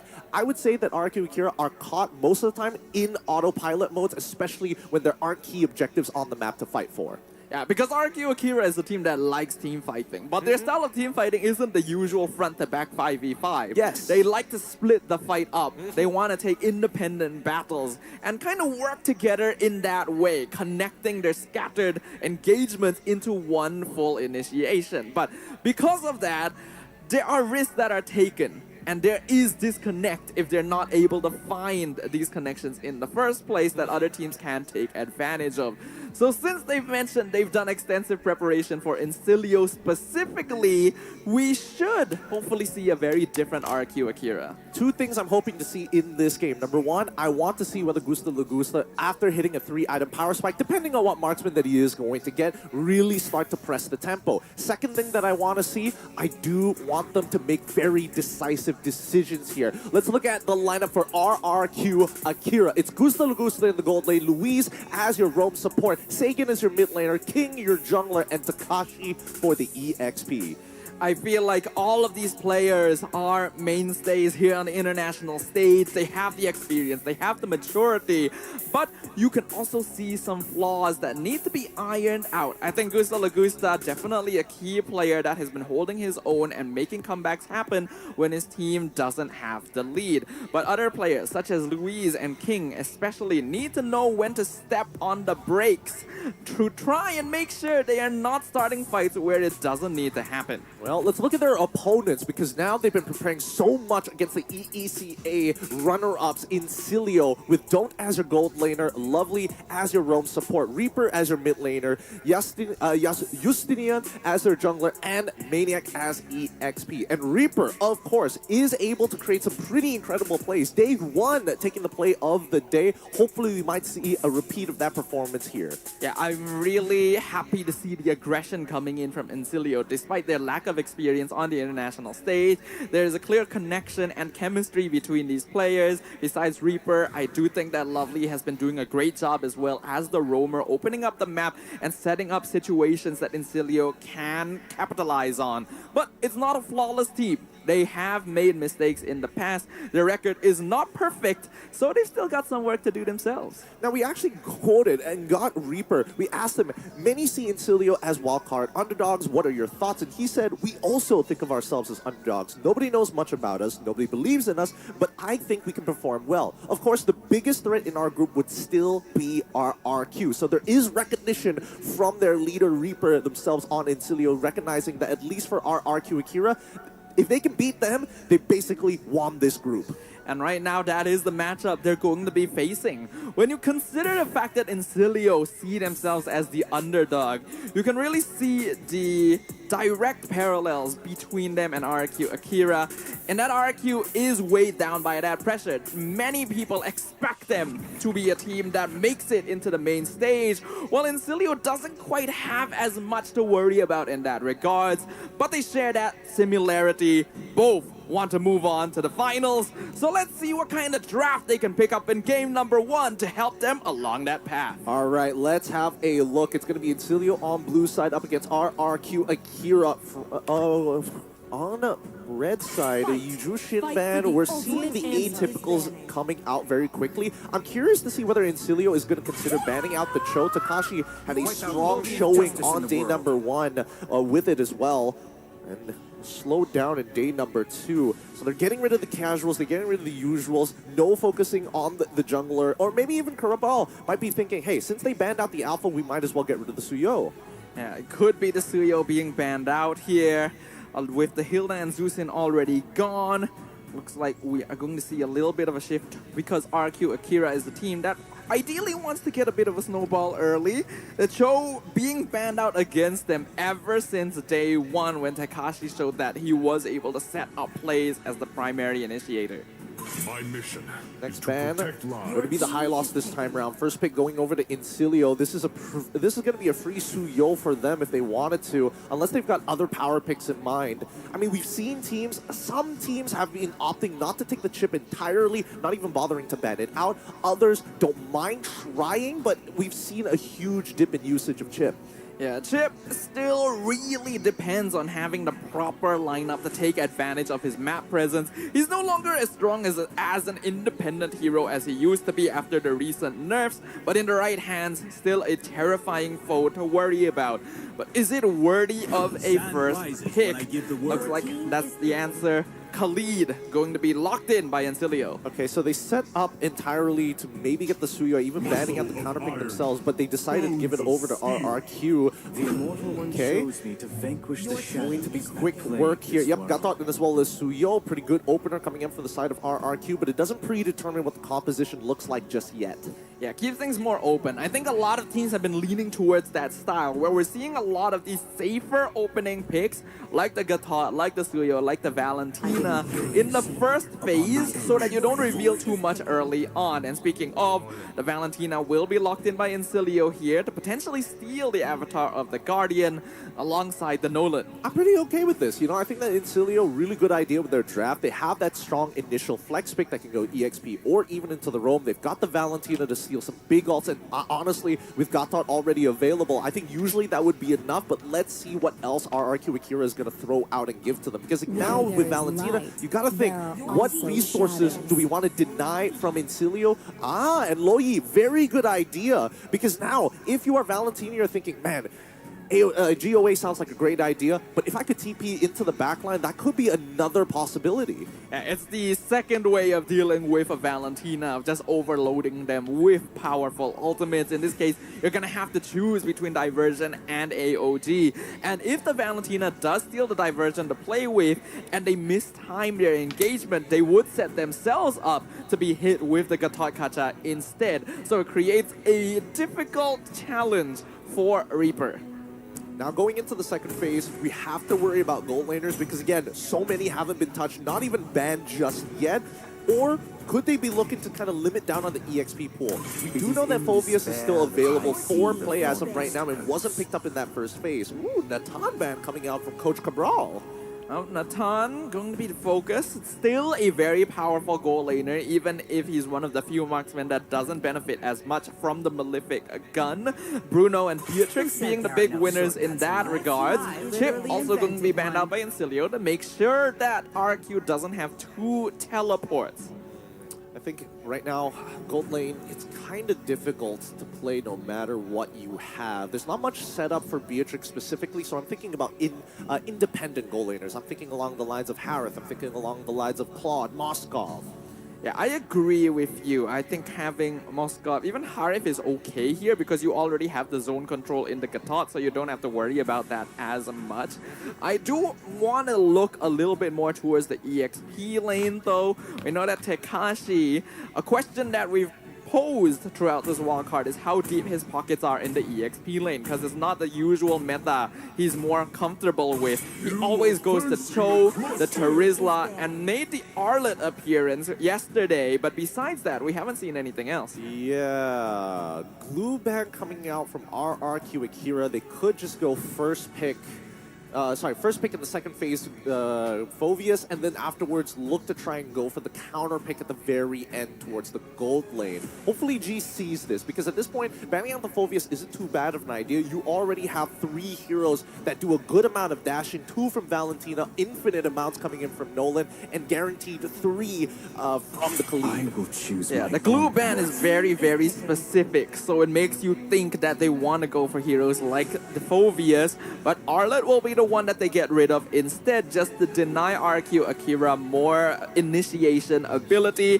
I guess they're expecting it'll be more simple to handle a Phoveus in comparison. I don't know, because I think the problem is going to be Lo Yi. They're not going to take traditional front to backs. They want to get into your back line. They want to be able to kind of intercept you mid-buff as well. So something to keep in mind for Incilio here. Coach Cabral going to maximize the time to decide where it's going to go. Are they going to focus towards Gusta Lagusta for that final pick, or is it going to be Takashi? And it looks like Gusta Lagusta comfortable with the Bruno. It's a lane bully. It's a decent matchup. I think it's all right. RQ Akira has left Takashi's pick for the final pick almost every single game here in the wildcard, so it looks like they're sticking to that pattern. As for Incilio, if they want to deal with this Lo Yi, there are things like the Belleric, the Tigreal still open, Carmilla maybe a little less popular nowadays, but good AoE front lines that can handle things. Though if they want to flex it instead, the Khalid can still go into the roam position. They decide to lock in the Harith themselves to somewhat match Bruno in the gold lane, but Harith doesn't match up very well into Gatot. Ooh. Oh boy, this is real interesting now. Now they're really gonna put the test to Takashi. What is he going to play now? He doesn't have his usual Cho. Hilda is gone, and now that you've got rid of the lane bullies like Khalid, playing Phoveus into this might not be such a good idea, because he can get bullied out by the Thamos, one of the best level 1s in the game. And even if he does end up going for his classic Terizla, it might be difficult for him to unlock himself from lane against a Tamas as well. So Incilio specifically making sure that RQ cannot play for their Tekashi-Louise combo that has given them so many good early to mid games so far. Yeah, I totally agree with you here. Let's see what this final pick is going to be. 7 seconds left on the clock. Make some Is it gonna be noise, CC? Yes, CC instead, just to make sure that Takashi has some lethality in that lane. 67% win rate so far, and honestly, does pretty good in combination with the Lo Yi. You throw that curtain call, they're stuck together, you can get a lot of weird yin-yang reaction moments. Yeah, but it does mean that RQ is heavily relying on Louise to start team fights, and I've already said this, I don't really like the Gatot as the main engager. It can be hard to land AOG without something else to set it up. But as we jump into game 1, what are your thoughts, Gideon? Well, I like the fact that you brought up about the Avatar of the Guardian here, because again, that curtain call is going to be that secondary way to bait out engagements from the side of Incilio. So I'm expecting Incilio to play a little bit more reactive here unless they get an early lead. So keep your eyes on Lovely. All right, let's keep our eyes on Lovely. Let's keep our eyes on the Land of Dawn here, because this is going to be game number 1 of our 3rd match here at the M6 Wildcards. RQ Akira versus Incilio, with Akira backs against the wall. Let's see how this is going to play out. Jungle Spark is going to predetermine where we're going to head onto the map, and it looks like it's going to be the same side. Incilio on the blue, starting on their purple. King from RRQ Akira starting on his orange gold lane down on the bot side of the map. Oh, ho, ho. What a chunk out from Lovely. That's already to be expected. This is a Khalid after all, but since he's disrupting mid lane, he's not really disrupting King. they're going to be disrupted. Let's see whether or not they're going to do that. And keep in mind that the M6 pass is now available. You can complete all the activity tasks during the event to reach level 75 for free. Hold on, the fight Louis breaks is in out. some trouble, but has revitalized, so he'll be fine. Though because of that, Justinian gets the Litho for free. All right. Losing out your Revitalize, not too big of a deal here. He won't have it for the upcoming Turtle fight, I would imagine. He used it pretty early, so actually, I take that back. He will have it for that Turtle fight, and maybe we might see an actual rotation from this mid lane. Unfortunately for Lovely as well as Reaper, they're trying to chunk out this Loi as much as they can and even put some hurt into Luis's side. But in terms of rotation, they're looking for somewhere to punish. And both side lanes not really giving too much info. Yeah, both side lanes are playing it safe because they know how important that can be in the first stages of the game. I do also want to ask you, Gideon, about this Impure Rage on the Nolan. Impure Rage on the Nolan, well, I think it's all right. I mean, against some of the tanks, I think it's totally fine because it does max health damage. But generally, you would have imagined him to go for something along the lines of... what would have been better in this? Like, normally it'd go like Lethal Ignition. I mean, yeah, but I was thinking of like something that might... I would say even Warcry might have been slightly better in these kind of situations, but it's about the burst, right? You want to get the initial burst. I guess that is fair enough. For now, both junglers could be matching each other in pace, getting their final buff, but Justinian is the one who gets it first, immediately jumping onto the turtle. The rest of Incilio is here to back him up. Louis is gonna get taunted. Yin Yang reaction on Lovely, has the flicker back out, but Takashi is there to catch him with the curtain call. Links him and Reaper together. Justinian gets the turtle, and Louis jumps way too far forward, so he gets the first blood on the enemy road. I don't know. I don't know how that was supposed to be played out. Louise knows for a fact he's not level 4 and he doesn't have Flicker, right? So going for a taunt like that basically means that you're just giving yourself up as a free kill. At that point, you need to start walking away and make a decision whether or not, if you are going to contest, you have to do it a lot earlier. And if you're going to give it up, then why go in the first place? Yeah, it was a bit too messy, especially with Incilio. Justinian got his buff earlier than King due to some slight mismanagement in the rotation. So he was already in a much better position. So without level 4, I think RQ needed to just cut their losses. Oh, how interesting. This doesn't decide. Goes for a Hunter Strike first item from Justinian. He wants the extra movement speed rather than the raw burst that he could have been getting from a Sea Halberd. Interesting indeed. Impure Rage and Hunter Strike instead of Lethal Ignition and Halberd means that he wants to go for prolonged engagement instead of just in and out bursts. Tough call here, because again, I don't see these fights dragging out super long unless I mean, if the engagements are clean, it should be pretty quick overall, right? The only big difference makers, I would imagine at this point in the game, are going to be the mid laners and maybe even the junglers, specifically for King. Not so much for Justinian, because I don't see him starting the fight that often. I guess he's just expecting it's gonna take him longer to take down Louise or Takashi. We'll see whether this decision does end up working out for them. Oh, wait.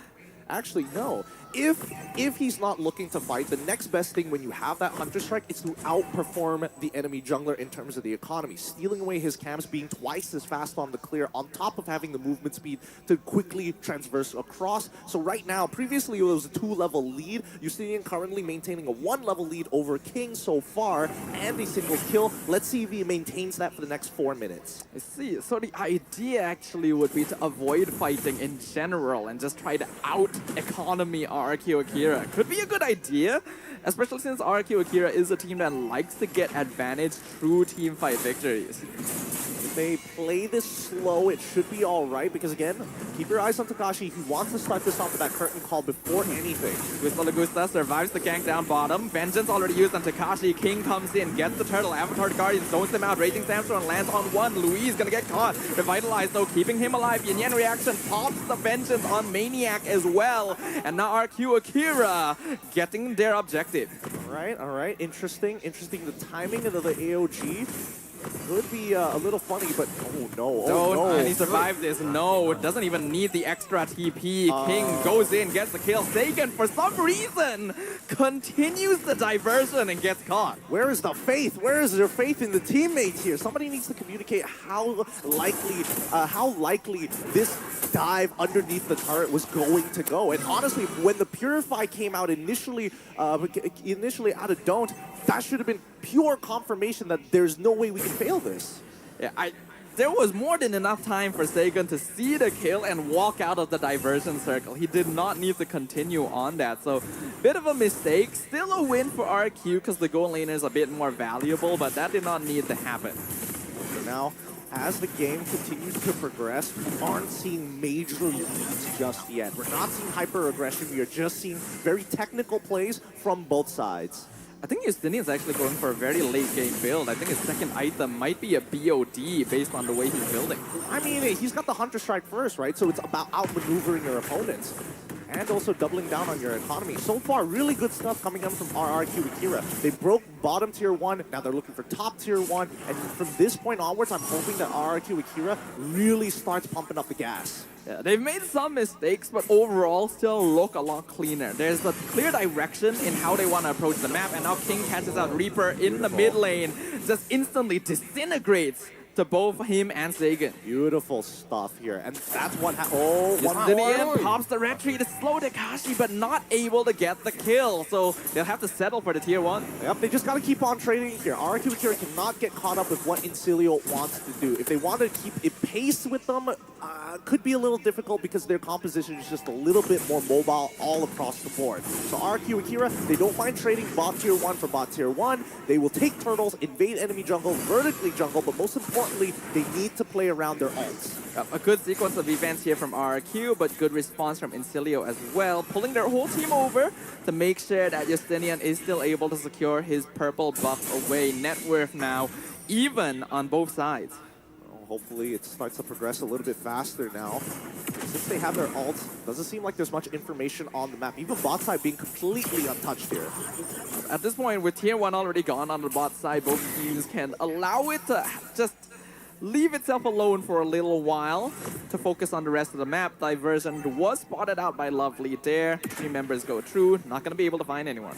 BOD complete for Justinian here. He's going to have some pretty good cleanups later down the line, but Gusta Lagusta has basically been untouched this entire game. He is scaling up at a very good pace right now, and if he keeps track for this for another 2 more minutes, I think he should be able to get his 3rd item. Currently, 2 already finished in the Berserker's Fury, as well as the Haas Claw. Yeah, this is the position RQ wants to be in exactly, with Gusta being able to farm freely, Don't already affected a little bit from that gank initially. And while the net worth difference doesn't seem all that much, RQ Akira will be able to play for a bit more late game because they also have Takashi on DPS. Well, for now, it's just going to be a wave clearing party between both of them. Louis is going to be spotted in the jungle, able to heal up with Revitalize. AOG probably not needed, but may as well play safe here. And Incilio not going to be able to find any other targets. I don't know, Luis feels a little jumpy today. A lot of the decisions that he's been making so far, I mean, he's made mistakes, he's trying to recover from it, but he's trying to minimize the mistakes that he's doing. Mid lane, 4 players from RQ Akira. I don't think Incilio really wants to force anything. They don't have the numbers advantage, and RQ are starting to really build up that gold lead. I mean, Takashi is already a problem that Incilio need to think about because he keeps pulling them away from that front line. Because keep in mind that attention is also a resource. Now, they might just look for a potential all-in here. And you can see that RQ Akira, they don't really want this Lord. Stolen AOG, not going to find anyone. Sagan going to be the first target of Maniac, but he jumped very far. Has to use Vengeance early. RQ still holding on to many of their resources. Justinian tries to burst Louise. Not able to do enough damage, though. That means Incilio have to just back it off. Man. Without their ults, and especially since Maniac also used this ult as well, he's not going to have much value. They quickly TP from base just to maintain pressure over this Lord. And I think that RRQ Akira, if they want to force it, now's a really good time to do so. Especially after seeing Justinian topside. The Blade Surge from King just to scout out the brush. Not going to connect. They'll try to work on the Lord, but actually taking their time with it. This should give Justinian time to come back over. Maniac on top of Louise, Revitalize use, Raging Snap from Flicker, lands on 2, AOG used defensively, and a huge burst from the left side with the flank. Justinian picks off Sagan, but King still secures the Lord. Okay, at least they still got the Lord. The decision could have been made a lot faster there. All the information was laid out, but RQ Akira was still hovering around that line of maybe we can take the Lord and still get a couple of kills. They're greeding out too much. They need to decide what's the bare minimum of what they want in these scenarios and then move from there. Yeah, absolutely. But right now, the game state still pretty alright for RQ Akira. They'll have the first Lord of the game. Shouldn't be too difficult for Incilio to defend, since at this point, network lead's still actually not that different anyway. But this is the stage of the game where we have witnessed RQ Akira make mistakes in the past. If they can clean it up, they'll look pretty good. Let's see how they're going to clean it up, though. King now getting his third item. Gusta Lugusta already finished his Malefic Gun as well. So this is a very big item power spike for RRQ Akira. If I look on over to Incilio, it looks like Don't hasn't gotten the Holy Crystal just yet. A little sad, but he'll eventually get to that point. We look over at Maniac and even his build, going for a Thunderbelt, then into the War Axe, and I think he's building up to a Dominance Ice. So pretty greedy build from Maniac here, not focusing on defensive options. Diversion to bot side, not looking for a gank, just looking to push as many waves as possible while Incilio are distracted with the Lord. Blade Surge connects on Lovely. He'll be able to walk away, but RQ get a free tier too, just zoning Incilio with the presence alone. This is how you play a siege-style composition, and RQ Akira doing very well so far with it. They've now developed a 2.3k lead, but that's not enough to finish the game on time, which begs the question, who scales better in the later half of the game? And it's tough to say, right? Because the Malefic Gun is such a powerful tool to outrange the Harrods, so unless you fall into the center of the Synchro Fissure, then you're in a lot of trouble. I do definitely think in terms of damage, purely RQ Akira definitely has the better late game because they just have more sources of DPS, but it also means that they're overall more squishy, so positioning matters a bit more for them. I mean, then there's also the case of the fact that Seigen is playing Lo Yi, and the biggest problem, like, Lo Yi does a lot of damage, but she's so dependent on her charges. If she has no charges, you're basically out of the game until you get it back up. Well, Holy Crystal was just completed on Dawn, so he finally has the damage necessary to contribute to these team fights, but is it too late at this point? I don't think it's too late. I mean, he needs to get it eventually, right? It's his core item. It's so important for him to have it if he wants to have relevant damage, and not to mention that I'm not seeing a lot of magic resist coming from the side of RRQ Akira, so his damage will stick. Maybe not on Takashi because he has the Athena shield, but everybody else is free game.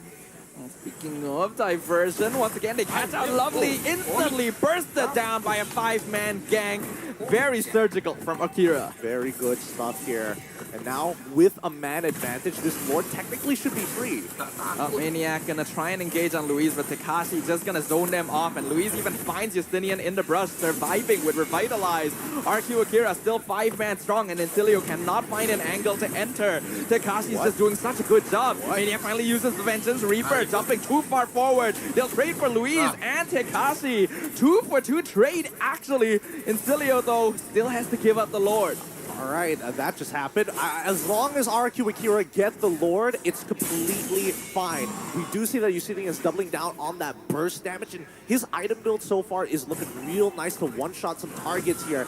And I think that even Takashi needs to give respect over to this Nolan. It's not like he's the tankiest hero in the world, considering that his build is more catered towards chasing his opponent, sustaining, rather than dealing with specific bursts from physical damage. Despite that, though, he actually held Incilio back for a really long time during that Lord fight, not giving them a way of entering the Lord pit and maybe contesting King. It's because of that Akira was able to get it in the end, but there are overextensions happening on both sides right now. Yeah. It's the push and pull isn't as clean as I'm expecting it to be, but it's fine as long as they maintain that lead. A 3.1k is still a valuable lead for RQ Akira. And with the Lord pushing out top lane, they should be able to get this mid tier 2, leaving Incilio with only inhibitors standing. They'll probably lose this top one as well, since they just don't have enough resources to handle every lane at the same time. Though RQ actually keeping it safe, not gonna try and push their advantage too far. Should they be dragging this out longer than it should? Probably not, but at the same time, these inhibitors are really hard to take over. Everybody is generally short range. Stolen Curtain Call used on both sides. Top inhib will finally fall. We can see Maniac now not really able to hold the front line anymore. The DPS from Akira building up to dangerous levels. Yeah, he's falling off at this point. He has to play around his ult as well as that Vengeance. Those are his only two defensive options at this stage of the game. But looking at the kill score, it's 5-5. It's highly technical between Incilio and as well as RRQ and Kira. They're not really forcing mistakes upon them. They're just utilizing the tempo that they generate. A surprisingly slow game from two aggressive teams, but a Raging Sands from Flickers lands on 4, but there's no one to follow up. Lovely just abandoned again. A free kill to RQ Akira, and Incilio just back it off. Why? What was it? Was he expecting Reaper to try and steal the AOG to try and make that combo work out for them? I'm not 100% sure as they look for an inhib. Luis nearly 1v1ing Justinian by himself on the side, but Maniac doing a lot of damage, forcing Flicker out of Gusta Lagusta, and Don't finishing off Seiken, and now RQ Akira missing all of their abilities, but King finally finishing off Maniac in the mid lane. Okay, a little messy fight, but they stole the TP. Can they intercept Stolen them? diverse, and they go straight in. Gusta Lagusta is scouted out and eliminated instantly. They didn't react fast enough. They totally forgot that Reaper stole the initial TP, and now the punish almost. Oh, Justinian with the second follow-up. Killing spree for the Nolan, finally getting the kills he needs. Hopefully that teaches RRQ a lesson here. Akira need to keep in mind all the small details that are happening in this game. These guys didn't come here to Wildcard to lose. They're here to make it to Swiss stage. Yeah, that's a big reversal, and it's a very familiar thing for RQ Akira because it has happened to them more than once here at the Wildcard. A free Lord for Incilio, and a much needed one. It would have been hard for them to defend it if RQ Akira got their hands on it. Personally, for me, I'm thinking that Incilio, as of right now, are better at taking advantage of RQ Akira with these small opportunities compared to the other way around, where we see that RQ Akira is more likely to overextend. Now, I do hope that, Incilio really make clean calls here because they cannot just leave Lovely and Maniac by themselves anymore. Yeah, it would be a shame for this sudden comeback to amount to nothing. We can see they're scouting out the mid lane, allowing the Lord to handle bot on its own to see if they can sync up as much structural damage as possible. What? RQ Akira are going to be sticking very closely together. How close do they want to stick together? They just need to space out enough to make sure that the Raging Sandstorm doesn't connect on multiple people, but at the same time, they can't really check these bushes effectively. And now Lovely looking from the flank. RQ Kira playing very defensively, and they already popped Lovely's immortality, so that's a bit of a wasted resource for Incilio, but they're able to trade mid tier 2 for it, so it's still not too bad. Wishing Lantern completed by Reaper. He wants to make sure that he can punish Louise, maybe even King in these small moments, because Reaper doesn't exactly have the longest range. More of a mid to short range style of play, and even taking the Brave Smite, knowing that he's going to have to face off against King the majority of the time. Things are coming to a heel here, ladies and gentlemen. Game state very, very tense. 18.5 minutes in net worth difference is negligible, and the cores on both sides gonna be fully built at this stage. Yeah, I don't know. I'm trying to think of a winning scenario for RRQ Akira, and a lot of it just bends on whether they can get some proper battle spells out from Incilio. Like, yes, we've seen the Raging Sandstorm being thrown out randomly, same goes for Maniac, but I think the battle spells are by far the most important resource from Incilio to guarantee their engages. Both teams looking to see if they can find any person that might be isolated pushing the lane, but there's a lot of fear in the land of Dawn right now. Both teams giving a lot of respect to the other. In fact, maybe a bit too much, as they're not really willing to macro the map. Oh, look, it's a cold war right now. It's a battle of information, and it's difficult because even if you're in RRQs, oh, here we go. Where's that TP heading to? It's down bottom, and there is no one down there, so... I mean, if they wait long enough, somebody's gonna have to show. I mean, but they already know that Gusta Lagusta's down here, and they know that he's not going to be halfway across the map by himself. Also fair, but they're going to lose position over the Lord. There's only 20 more seconds here, so taking that recall probably wasn't necessary. They could have just kind of hovered around that mid lane if worse comes to worse. If not, they still could just kind of throw Louise and Takashi into these bushes. Yeah, I guess both teams are just being very, very concerned right now. Incilio knows one game guarantees them a final spot. RQ Kira knows they cannot give it to them. So it's a little bit of a tense conflict, a bit of a Mexican standoff here in the land of Dawn, as neither side willing to give an inch. Yeah, look at the slow pushing waves on top and as well as bottom side. One answered on the bottom side, but I think that RQ Akira are perfectly fine just to let it build up. If they continue letting the lanes build up, Incilio is going to be forced to respond to them eventually. And right now, they're positioning together because they're expecting RQ to go for this Lord. But the longer they do so, the worse it's going to get. Look, 1.5 waves on that top side. Keep in mind, there's a missing inhibitor as well. So the Siege minions are going to be extra thick and bulky. Oh, Maniac starts the engagement, pops the Vengeance, still has immortality, actually forces RQ Akira back pretty far, still able to survive as well to recall back the base and actually go for the defense. They tried to go for a diversion with Gusta Lagusta, but Justinian's already back there, so they do not commit to it. They're gonna go ahead and go for the Lord instead since the enemy jungler is no longer here, but they're not actually blitzing it. They really should be trying to force this down with no retry on the other side. Incilio finally engaged, King will secure it, Raging Sandstorm comes in, Luis already picked up, Don't with his Almond Sword, doing a lot of damage, Yin Yang reaction, not enough poke in return. Gustav though responding with some damage, but jumps right into the blade of the Grim Reaper. What is happening here? What is happening? So they knew that the jungler showed down on bot side. They're worried about that Raging Sandstorm of a potential steal if it does boil down to it. They can just pull the Lord to their side. If not, just keep it within the pit. King can easily dodge it unless Lovely guarantees the initial flicker. But let's look at the instant replay, right? I just want to see a couple of details here. When the Raging Sandstorm actually, where was it targeted to? Towards the back line anyways. It was headed towards Gusta Lagusta. So again, it feels like RQ Akira are overthinking these scenarios. I think that's exactly what is happening. They are overthinking because Justinian was back in the base. They could have blitzed the Lord right there, and then as long as they just stood far apart enough to not be caught by Raging Sandstorm. But while they did get the Lord, it was just such a scared approach from RRQ. I think they're playing a little too rigid here. RQ Akira need to relax a little bit more here because most of the time they have winning scenarios. They are put in very advantageous opportunities. And I think it's on Incilio to actually make the motion first. And I think that RQ Akira knows that.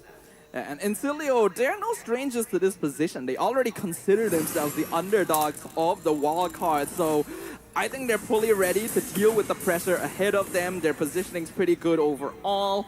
They just gotta up the macro play a bit to put pressure on RQ. Yeah, and it's not like Incilio's engagements are super clean as well. A lot of the time, it's just Maniac or even Lovely jumping in, buying a little bit of time, finding that information before Incilio finally pulls the trigger.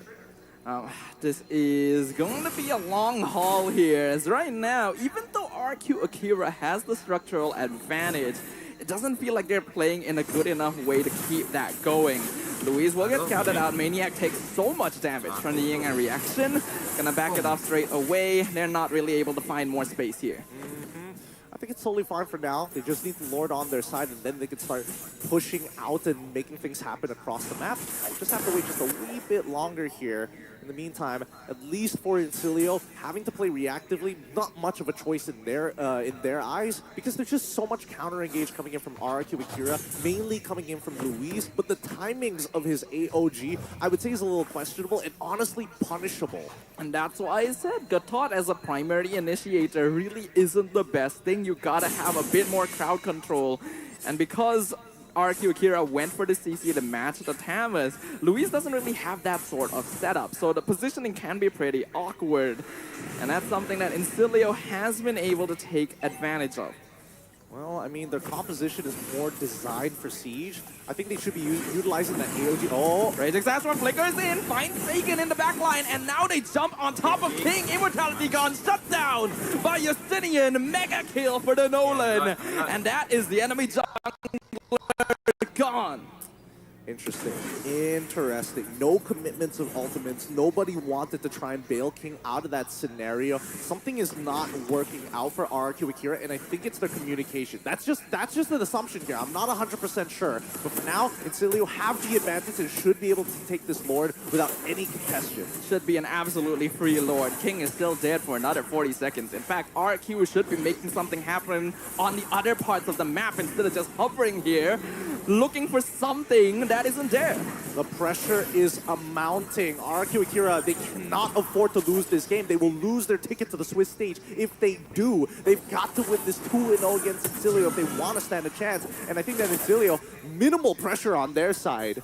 They know that even if they drop this game, they'll still have other opportunities. But they're still playing very, very effectively right now. A free tower up top. Lord will be pushing bottom. This is going to be a defense for RQ. Yeah, man. It's all about making decisive calls, and right now Incilio, initially at the beginning of the game, it's still a little shaky here and there, but now they're really finding their footing.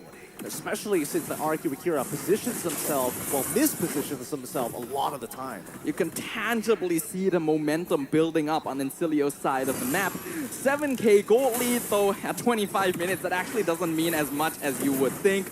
Lord will finally collide down bottom. Only 2 waves for RQ and Akira to deal with, though, so they don't have to worry about it for now, but Incilio, still 5-man strong, gonna be going in. Bottom inhibitor's already gone. Louise almost bursted, but tossed to revitalize. Maniac able to jump out, still has immortality standing, and Quicksand Guard keeps Lovely up against Tekashi as well. Surgical approach, Incilio not able to do as much damage as they'd like, though. Yeah, I think at this point, once the next wave start pushing through, they might want to consider throwing Lovely to try and use that Raging Sandstorm to zone out the members of RQ Akira, maybe even force a reaction. He's got Flicker to get out of AOG range. If not, at the very least, just pull himself away from tower range. Something else I've noticed is that Sagan has not used the diversion for the last few minutes. RQ Akira has been put in a position where they're actually too afraid to do any sort of risky play because they know what is at stake. Too much is at stake if you make the wrong call, right? When you have structure advantage against your opponents and you're playing this Lo Yi, at least you know that 50% of your map is a safe space to play from. Well, I mean, give or take depending on the scenario, but now going into the backline could be a good idea if somebody shows from Incilio. And most of the time they are just walking as 5 to guarantee that they don't fall into that trap. It can certainly be a strategy to not use diversion for a while to make your opponents forget that it exists, but I'm not really sure if that's the strategy RQ is going for here. They're even starting to buy the magic potions, actually, on Incilio's side, not saving for item swaps. They just want to push in the next chance they get. Yeah, they just want raw power at this point. If not, maybe they just have way too much gold, right? That's possible. I mean, we're already in the ultra late game. It's been 27 minutes already and a 7.3k lead, as you mentioned. It looks big, but really doesn't matter in the grand scheme of things. What does matter is Incilio is controlling most of the map. RQ Akira are not willing to split themselves up to deal with the lanes independently, which means that they're nowhere close to being able to contest the Lord Pit. Now they use their Magic Sentry, open up that top side. Love how they're making sure that they have a good split as well. There's a lot of possibilities for a backdoor to happen, but unfortunately, Lord spawning on that top side allows Incilio more control. And this is what they've been waiting for a long time. Yeah, they do have to worry about diversion still, though it was actually just used to bring them up to top lane, just to make sure the waves are pushed up. Conceal does come out, though it doesn't really amount to anything, as Justinian and Reaper will scout out RRQ, walking through the mid-push flank. Can't do much about that. Again, this Valentina is making Gatot's life really, really difficult. To find an effective engage is also asking a lot from Louise. But even so, even Tekashi realizing, man, it's really hard to zone away Justinian, especially since that his ult, that fracture, it comes off a cooldown way too fast. Something RQ Akira has to worry about, though, is Reaper has just stolen the diversion, so a backdoor play is now possible for Incilio as well, and they are doing exactly that! They're going bot lane, they're looking for Sagan! When the crown comes out, he will survive. He has immortality swapped over as well. Incilio not able to find the pickup they were looking for. Avatar the Guardian used, not able to cut anyone off either. So that doesn't amount to anything. All right. I mean, it was a good idea coming in from Incilio's side. Don't get me wrong there. But luckily, Sagan, he's got the mechanics, able to hit the Winter Crown just in time. And now they have first position with a huge wave, actually, on the top side as well. But they're not blitzing the Lord once again. Justinian is actually close enough that he can come and connect with the right timing. RQ Akira still knows the risk. Tekashi buying a lot of time against Maniac in the mid lane, but they're still not really trying to force this Lord down. Justinian has to clear the wave down at the base, though, so they'll finally commit to it. Raging Sandstorm comes out. King gets the Lord away. Don't jumps in with the Zaman Force. Diversion, try and get out, but Sagan not able to do so. Louise is gone. However, Tekashi shuts down Don't. Sagan gonna be stopped with the unstoppable streak from Justinian. Lord still going to RQ. Beautiful stuff. Beautiful stuff. They were able to stop Reaper from actually getting an effective engagement here. They they sacrificed 2, but at the same time made sure that King gets to live in that fight. Takashi is doing as much as he possibly can right now to zone away the members of Incilio, and finding that kill into Dode, you can see that even Incilio is feeling the desperation. Yeah, the desperation is plain and clear, but at the very least, RQ Akira were able to use the diversion to set themselves up for a better place in the Lord after Incilio's failed backdoor. Now it is Incilio who has to deal with the Lord pushing up top lane. Yeah, it looks like RRQ Akira called for the pause here. Let's see whether our marshals will be able to take care of it. It looks like it's something with King that's going on their side. But don't worry, our marshals already at the bay, ready to solve the problem. Ooh, this has been a marathon here, Gideon. 30-minute game 1. We know the stakes. We know a single victory from Incilio, disregarding the rest of the game's results, will put them into the grand finals. RQ Akira very aware of that fact, and so they're just not overextending at all. I mean, that was their initial problem at the beginning, and I think that they're like thinking too hard about, oh, I don't want to be out of position. I got to make sure that our battle lines are always in formation, and it's more important for RQ Akira to maintain battle formation in comparison to Incilio, who would rather like to approach from multiple different angles. They've got a lot of good independent pieces, but it's heavily dependent on their battle spells, right? Without that Vengeance, without the ult coming in from Maniac, he, again, really, really squishy overall, and even if you decide to swap your entire build to full tank, you just lose the kill pressure. Yeah, there's so many decisions that have to be made right now, but at the very least, RQ Akira have finally forged themselves a slightly more advantageous position.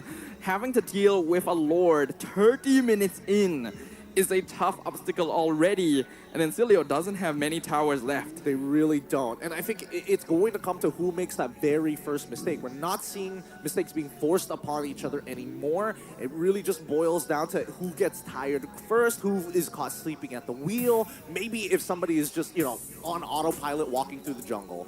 Well, considering what has happened here, I gotta ask you, Gideon, is this how you expected this game to go down? No, absolutely not. I think that, you know, Incilio is a more reactive team. I would say that RRQ Akira, this is surprising for me because I would expect them to at least have some hunger when it comes down to the fight, to these small duels, especially with the amount of space Takashi is giving the rest of the team. I can't understand why the call just can't be take the Lord and let's walk away. Or if they're going to engage, which we know that they're going to do, we could look to fight once they start throwing bodies. I guess it's probably a combination of a few factors, right? Because RQ Akira has said that they specifically prepared against Incilio, so they don't want that preparation to go to waste. And they've been humbled multiple times this wildcard, so not a good combo for aggressive play. Yeah, but I mean, they've missed their timings for aggressive plays, right? It's really going to come down to a full 5v5. Since we're already hitting the 30-minute mark, now that I think about it, wasn't the longest game? Actually, never mind. I'll double check with Zipper later on. But this, so far, is looking to be in contention for the longest game here at Wildcards. I think it definitely is going to be, especially since without Luis and Sagan, RQ Akira aren't able to do anything with this Lord either. Game gonna be prolonging for a little bit longer here, with both teams not willing to take risks. Well, I mean, there is the second wave, so let's see whether they do anything with the second wave. Maybe force a fight, maybe look for a potential pick here. I think at least for Takashi, the scenario that I see happening is Takashi getting on top of Don't, locking him down with the curtain call and a +1. It would be ideal if he gets Reaper, but it really doesn't matter. As long as you anchor Don't in a spot, Luis can come in big time in a huge fight, and as long as they keep it to a traditional front to back, they should win these fights easily. Interestingly though, I think Reaper did steal the curtain call himself too, so if he is able to do the same thing and lock down Gusta Lagusta with King or Sagan, that would actually be really good for Incilio. It would, because the opposite combination will be steal the curtain call and then having the Raging Sandstorm flicker from Lovely to lock down too. That also works as well. So many possibilities, but fate has decreed a single winning path for both these teams, and neither of them willing to diverge from that one road to destiny. 32 minutes, another 25 seconds until the next Lord. For now, both teams need to be patient.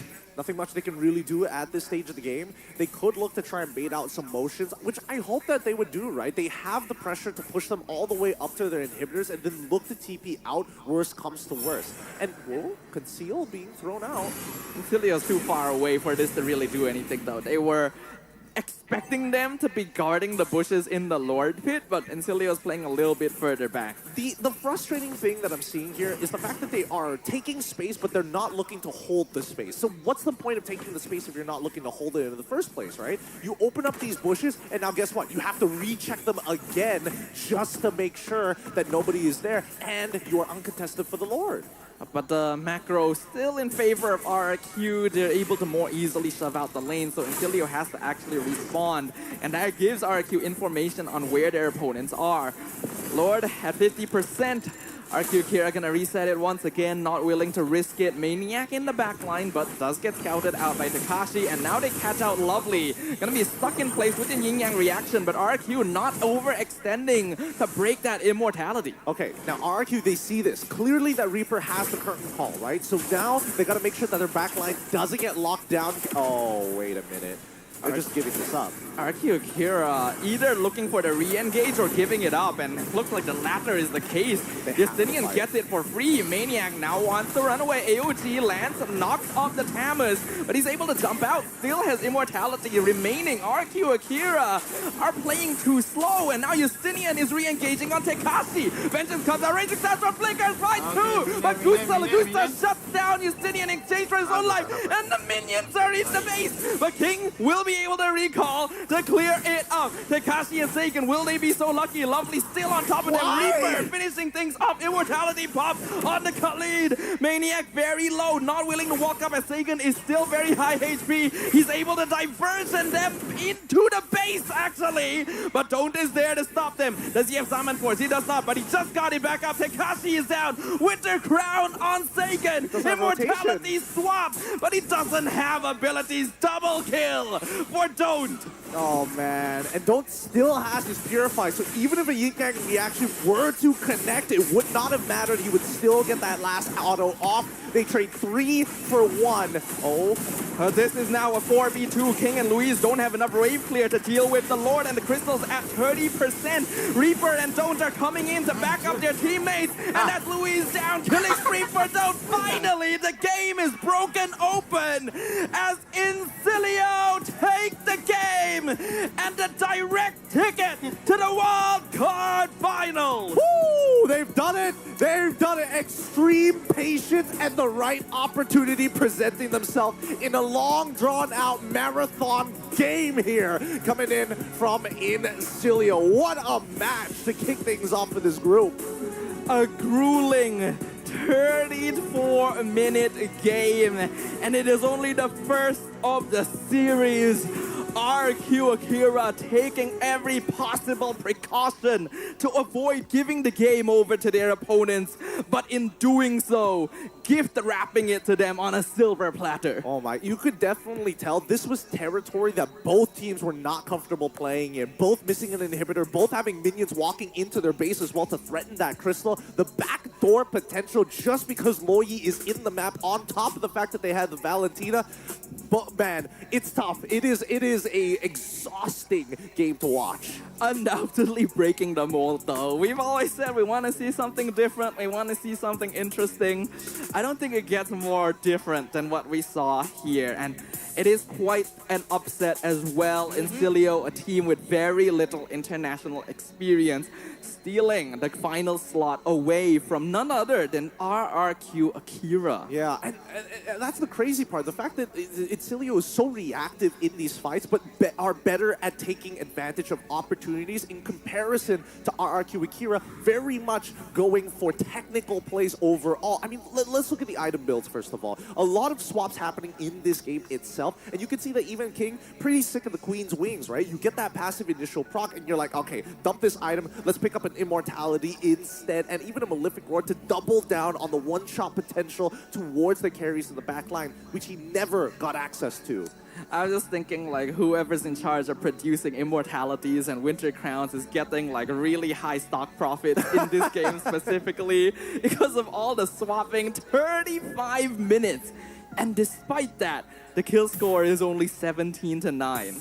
17-9, and for the longest time it was 5-5, you know, 9-9, keeping it pretty even across the board. When we start looking at the setups and especially the gold, overinflated numbers, of course, but I think that when you get to that ultra late game stage, I was expecting Gusta Lugusta to eventually pop off. He has the Weapon Master on top of a full build. He's naturally out damaging majority of the members from Incilio.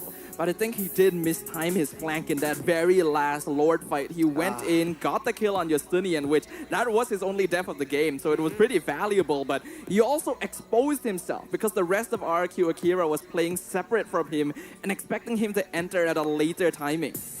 I don't know. I think that unfortunately for RRQ Akira, when we're looking at the post-game stats, I'm expecting decent damage all across the board. But yeah, don't completely out-damage it. He had the space to actually weave in those auto attacks. And this just goes to show, right? Because again, it's not like Harith is a consistent DPS. It's not every single one of his autos is going to be a banger like Gusta Lagusta. But when he does drop that Zaman Force and does start to press his advantage forward, you can see that RRQ Akira just give up way too much space and expose their backline when they do.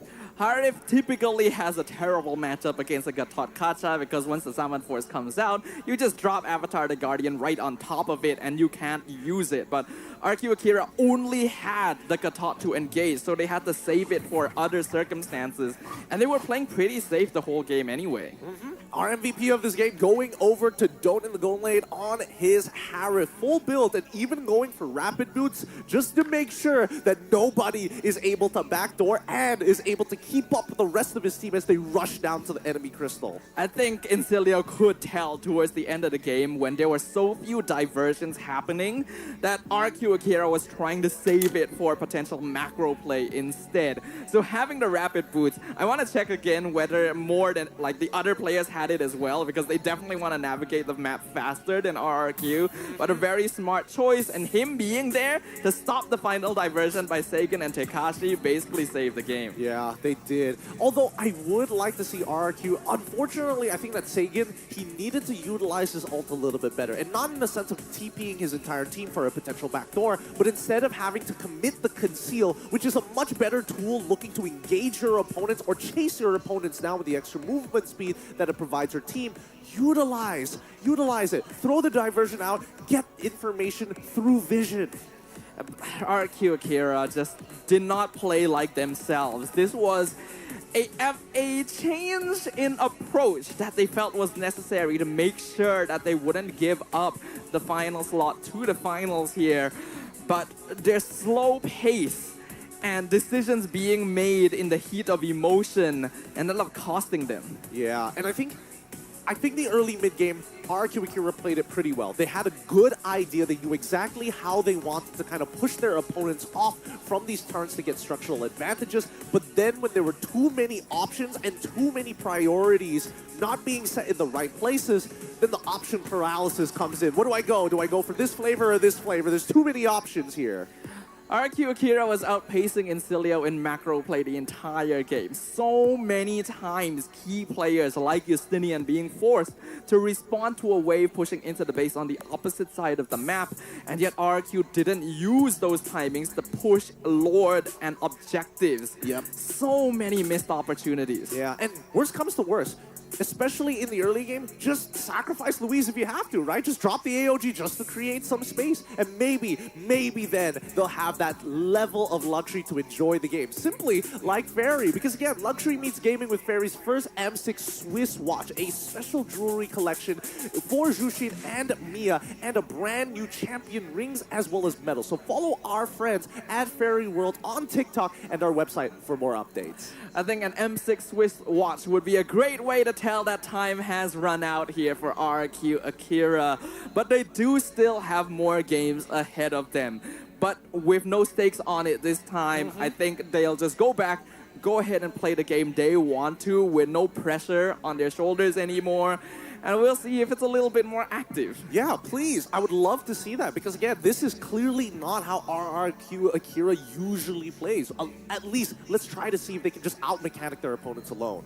But let's remind you guys once again that from the 18th of November to the 29th of December, you guys can participate in the M6 Lucky Gift. You can join the draw for a chance to win Claude's new Epic Skin Challenges Flare and Beatrix's new M4 Epic Painted Skin Light Seeker. Don't miss this rare opportunity because Beatrix's M4 exclusive and M4 Prime skins are returning only for a limited time. For those of you who are complaining to me in my DMs about, oh, when is the M4 Skin Prime going to be coming back anytime soon? I only got the Beatrix exclusive, but not the Prime. This is your opportunity. So I don't want to see none of that in my DMs later. Yeah, don't say we didn't remind you because we reminded you right now. We're going to be holding on to this moment. But game number 2, I think it's time to just throw the gloves off. Just have fun. This isn't really even about pride anymore at this stage. It's about making a statement. And sometimes the best way to do that is just to enjoy yourself. Yeah, they got to enjoy themselves. I would like to see them come up with their comfort hero picks. I would love to see a Takashi Benedetta. Get rid of the phobias, have a good time, see whether or not he can make it work. If they're able to bring it to a game tree, then at the very least they can feel a little bit more prideful in the fact that their preparations did mean something in the end. But Incilio, they already made it to the finals, right? They don't need the clean sweep, but it would be an even bigger statement. It would be an even bigger statement. And I would like to see a different side of Incilio because, again, I would say, if I were to categorize them, I would say that they are very big opportunists. They're very big reactive players. Similarly, like Lovely. And we asked Incilio, Incilio seems to be experimenting with heroes a lot.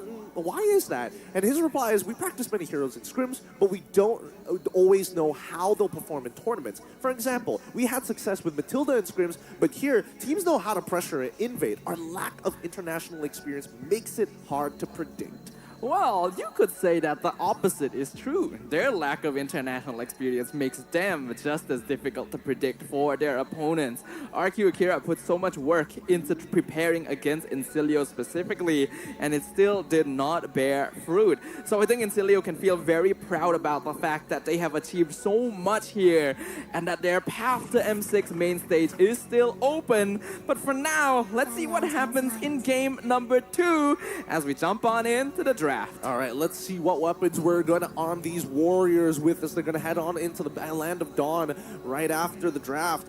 RQ Akira going to be on blue side this time around against Incilio on the red side. And I would have to say, amongst the wild cards, in terms of win rate of blue as well as red side, things have been a little up and down. We've seen both sides doing pretty well thus far, with only the biggest difference being the level that they have in that draft, the power that they're able to bring in the draft. I think generally that's exactly how you want the draft phase to go, right? It always feels bad if blue or red side has some kind of advantage in the meta. So when there's so much creativity, so much flexibility that you can exercise with hero pools and draft order, that is when the meta is the most entertaining and most complicated as well for our players and their coaches. Yeah, that's why it makes it real difficult to kind of figure out or to crack the code. For an example, if we're seeing Alpha being banned from the side of Vincilio, does that mean that they want us to go for that first pick Suyo once more, and do they have answers towards that? And I would think that in the previous game, the same, pretty much the exact same thing happened, right? Yeah, the Hilda ban, the only difference being the Lo Yi here, Jushin and as well as Alpha were also banned in the previous game. I think for the same reason that teams have been consistently banning out Cho against Tekashi, Alpha is being banned out here by Incilio just to prevent Luis from having an easy-to-play early-game dominant jungler so that it's easier for Incilio to make sure to pressure them. Well, at least this time around they're going to be getting rid of the Gato Hacha. Yi finally going to get banned out as well. All right. Now, Fanny hasn't been touched by either one of these teams. Yep. And it was wide open the last time. Same goes for Fulvius, same goes for Chip. There's a lot of power picks not being utilized here by these teams. In fact, this is the first time the entire wildcards that Fanny has not been banned. So with the hero open, it poses a question to RQ. Do you want to lock this in right now? With the recent buff, Fanny is kind of ridiculous. I mean, yes, but at the same time, Cho is also open, and it's I don't know. And Cho is a Fanny counter. It's kind of good. I think he's really nasty in this meta. Great. Usually they want first pick flex picks anyways. It looks like they're gonna go. Ooh, interesting. Valentina for the side of RRQ Akira. I think at this point, keeping things open is not a bad idea, but Incilio can also go for the Cho Fanny combo now. We'll see if they want to do so. Ooh, no, going for Suyo. All right. Fun fact: the Insignia versus RQ Akira's 35 minutes and 13-second game 1 is the second longest game in M series history. Next to RRQ versus Blacklist International's 35-35 game 1 in M3 knockout. We were so close to breaking it. Yeah, I was thinking whether or not it was RRQ Akira or whether it was RRQ Hoshi that had one of the longest games in the M series. I couldn't figure out which one. Thank you, Zipper, once again for pulling up the fun facts. It's just RRQ wanting to prolong games, you know? We like MLBB, we want more game time, so why not do so? But looks like Fanny and Cho just completely left open by both teams so far. Hey man, they're gonna stick to what they know best. The Suyo and High Loss locked in for the side of Incilio. I would expect the response coming in from RRQ to be the Cho. At the very least, you can kind of kick your opponents out of the way. You can steal the glorious pathway. They might even consider even going for a Edith Hayabusa instead. All right. Edith is a pretty safe option when paired with Valentina. It keeps the game state pretty open for you and allows you to adjust your draft to whatever your opponent does decide to pull out. But the Hayabusa can be pretty risky. If Incilio goes for more tankier heroes or high mobility options, then no snowball means no effectiveness. Yeah, and I think there's two heroes come to mind, but I'm thinking about whether or not it's worth keeping the flex pick and high loss still hidden until the second phase here. I think that's a decision being made by the Incilio staff here with Reaper as well as their coach discussing the options. Let's see, it looks like it is going to be the Lunox from Incilio. This is a hero that can be pretty effective against Hayabusa. Ogi Shadow Kill comes out, you just pop the Brilliance, and it does kind of deter the Harif pickup, but I'm not too sure if they needed to pick it so early. I guess they can still utilize it as a flex pick, right? As long as they have a concussive blast user as their support to walk around with this Lunox in the mid lane, I don't think it'll be that bad because it could be a hard read on Incilio's side to say that this Edith is almost definitely going into the EXP. True. Lunox has been played as more of a gold laner these days, but mid lane is still a possibility, especially since Incilio knows they can lose the next 2 games and not have to break a sweat at all.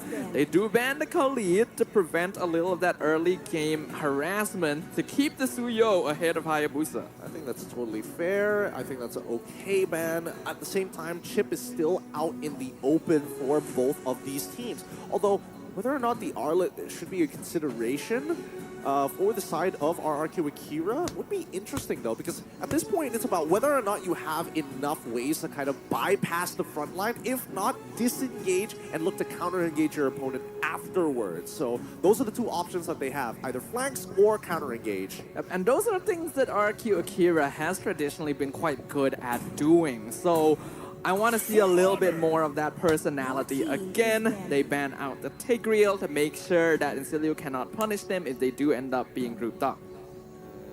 Okay. Get rid of the Tigreal. And if they're going to be leaning towards supports, they really want this high loss to end up in the EXP. And I think that's totally fine because Takashi can still play the CC into it and still have a winning matchup. Not to mention that Cho is still wide out in the open. When we've seen him already, he's proven himself that he knows this matchup well. It's still a very solid option for both teams actually, as Hedif and Hylos are pretty flexible options right now. Neither team really revealing much in this draft, and that just makes it very difficult to predict what is going to happen. The chip is gone. Luo Yi removed earlier on as well, means we won't be seeing the same teleporting shenanigans in game 1. Yeah, we're not going to see as much global presence this time around, unless we see things like Xavier or even like maybe the Moskov. I think those were the only 2 who would have like a relevant global ult in this case, but even so, haven't seen either one of these teams actually pick it up. Yep. One final ban for the side of RRQ, Akira. What are they going to be the most worried about at this point? I think they're just thinking about the way that the support is going to influence this game, right? I think at this point, if you are in RRQ's position, do you even consider getting rid of the... Oh, okay, there we go. The Arlet finally gets banned out. Interesting options here. Yeah, getting rid of Arlet and Tigreal does mean RQ wants to basically group together, but there we go. There's the show. 100% pick ban, 75% win rate. And we still don't know which of them is going to be Rome and EXP with the Hylos. I think it's fine because now, at least for Takashi, he gets his hands on the Phoveus. Phoveus does pretty okay here, especially against the Cho. Even up against the Hylos, he has a very good laning phase as well. In terms of the support, though, that means Edith would have to go into that sector. Is there any way to punish it? Is there a setup they can punish the mid lane? I don't think so here. Yeah, it should be pretty straightforward for RRQ. Well, let's see if they feel the same. The final two picks here for game number 2 from the side of RRQ. Akira going to be, I do hear the Jawhead actually, alongside the Wan. Huh. Jawhead Rome? Jawhead EXP? Jawhead Rome, right? Probably Jawhead Rome. EXP is possible, but a bit more of a pop game pick.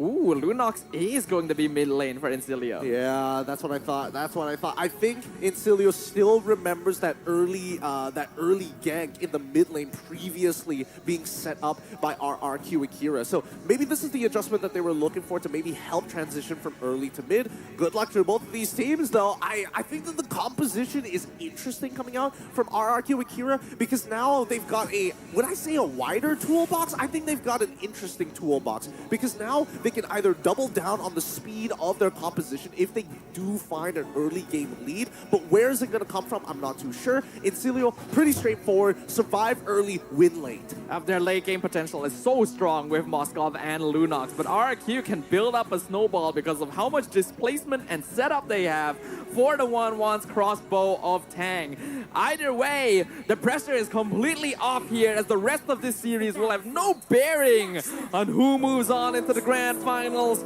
So let the Land of Dawn become a place of joy once again as both teams just challenge each other in a battle of wits. All right, it's going to be RRQ Akira on the blue side up against Incilio on the red side. Same start, probably heading towards the gold lane anyways. Yup, right to the top side of the map. But the early proxy coming up from this high loss as well. Very nicely done by Maniac to identify that he doesn't really care what Edith does at level 1. I think this is very smart as well because when you have a Jawhead on the opposite side, it's very common for them to start leashing the second buff to try and accelerate their jungle. So by Maniac doing this, he knows that Luis will probably not be around to stop him, and it will counterbalance the speed that King farms. Yep, and so far that means King is not going to hit level 4 on time, and opts not to invade for the core ball camp. Instead, runs up towards his Beetle side where he will meet Suyo.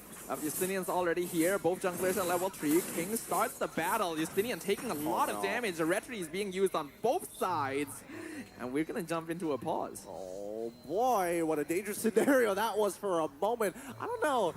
Charging up for the arrow there was a little risky in the hopes that he was able to steal away the camp at range and still walk away from it. And I don't think it would have mattered anyway because Suyo doesn't have like an ult. He unlocks all his abilities at level 4. But at the same time here, I do like the motions we saw from RRQ Akira. They noticed, hey, one of our camps is going to get taken away. Instead of going for the invade, let's match the Suyo on the top side of the map, deny him that camp, and bring them down back to our tempo. Yeah, I'm kind of surprised that Justinian didn't try to directly fight the Hayabusa a little bit more, though he may have been in an awkward position in his cooldown. Yeah, I think he already used the Soul Sever, the hold version of the Soul Sever at that point of time. Yeah, we know that Suyo just got his overall cooldowns increased, especially in the early game. You're gonna see this affect him quite a lot. So probably just a really bad timing there that the Hayabusa was able to do a lot of damage. Not to mention, he was not in immortal form, so he doesn't have the added damage reduction as well.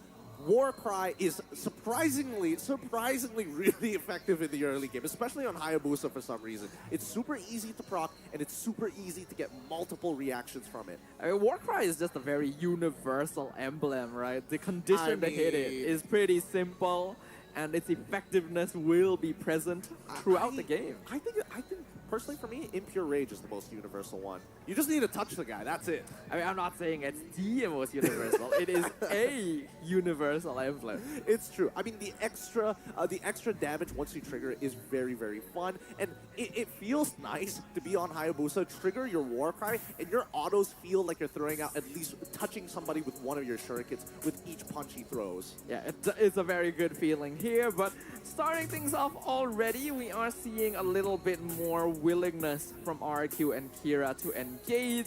Unfortunately, their plan was stopped initially to try and speed up the Hayabusa, but being able to chunk out Justinian this early is also pretty good. I mean, they pull it back to their level, right? Their level of tempo. Both junglers are at equal level at this point in time.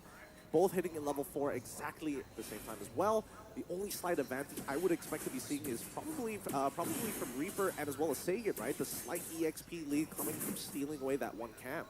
King, though, gonna have his eyes on Don't. I get the feeling Don't knows the possibility that he is around, but it's gonna be difficult for him to position anyway. Not able to flicker out of the Ogi Shadow kill, but not quite enough damage from King to finish him off either. Right, they're still alive for the time being here. And ooh, good.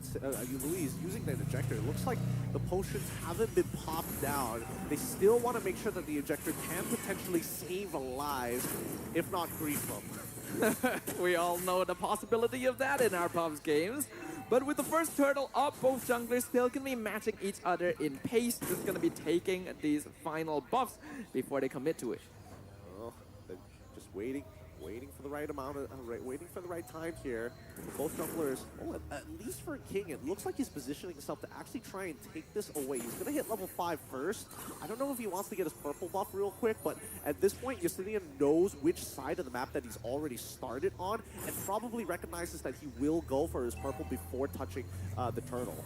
Yeah, both junglers gonna go for the more economy route, not trying to take the turtle at level 5, instead shifting to the buff and hitting level 6 first. So the game state being slowed down a little bit, which I think is quite good for Incilio, since with an Edith and Jawhead on the opposite side, Akira's early game is pretty scary. See how this plays out, right? Because, again, they don't necessarily have to fight for this turtle. They see the turtle spot, and now, look at that. He's heading towards the top side. King trying to set up for a potential dive here. But Lovely already rotating up just to make sure that Don't doesn't get targeted again. So RQ Akira still sticking to a more farm-oriented pathing, which I don't really like when you have setup heroes like Jawhead and Edith. Yeah, and I think that Jawhead eventually will fall off, so...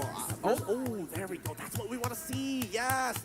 I looked at Louise and thought, hey, wait a minute, where's the green little dot? I'm like, I don't see him on the map using his unstoppable force anytime soon, and finally, first blood already coming through. Literally right after we said it as well. Being able to catch out Lovely in between rotations to the gold lane gonna be pretty nice, but not actually that valuable since it is the roamer on the side of Incilio. At the same time, Lovely, he needs to make sure that the Shunho is up if he's targeted by the unstoppable force. Having anti-CC is a powerful tool, but if you mistime it, you could lose everything. Yeah, absolutely. Jawhead can be a two-pronged spear here, depending on how well he is played. It's a hero that has already found some success in the wildcard so far, but isn't actually the most popular pick due to how quickly he does fall off once you get to the mid to late game. Agreed. I do think that right now, Louis should be hovering towards the top side of the map, right? Every single time he has that unstoppable force available, he should probably be forcing it onto Don't to guarantee his battle spell. If not, and that's that was close. Yep, unstoppable force actually gonna miss on Lovely. Good flicker timing, but battle spell gone on Cho. Yeah, that's fine. Just means that if Cho is eating the ult, that means Don't can survive and just keep playing his lane. Yep, let's see though that Gusta putting a lot of pressure on him in this lane, so a bit difficult to farm, but he's still keeping up in EXP. Game state still pretty passive right now. Neither team looking for engagements. Tekashi gets the onward on Lovely, but not gonna commit. Louise, though, forces out the brilliance at least. Yep, Louise not going to be targeted by Maniac. Glorious Pathway comes out, has to flicker out of air. RQ Akira with the instant reversal. Brilliance stolen by Sagan, so he's not able to get the kick in from a Lovely. Both teams doing a good job of responding right now. Turtle at 50%, unstoppable force on Maniac, throws him back into the rest of RQ Akira, but he still has Revitalized, so he's just tanking all of it. Primal Wrap comes out, Justinian gets the Turtle. Maniac still surviving, but gets terrified. Ogi Shadow Kill, Sagan finally puts the nail in the coffin. Huh, interesting choice of target priority there. Very interesting choice. Oh, he misses his tap skill too on Louise. What? Ah, unfortunate. That could have been a really great trade kill coming in from Incilio's side. Don't worry, this is what we do expect from Incilio, especially for the early stages of this game.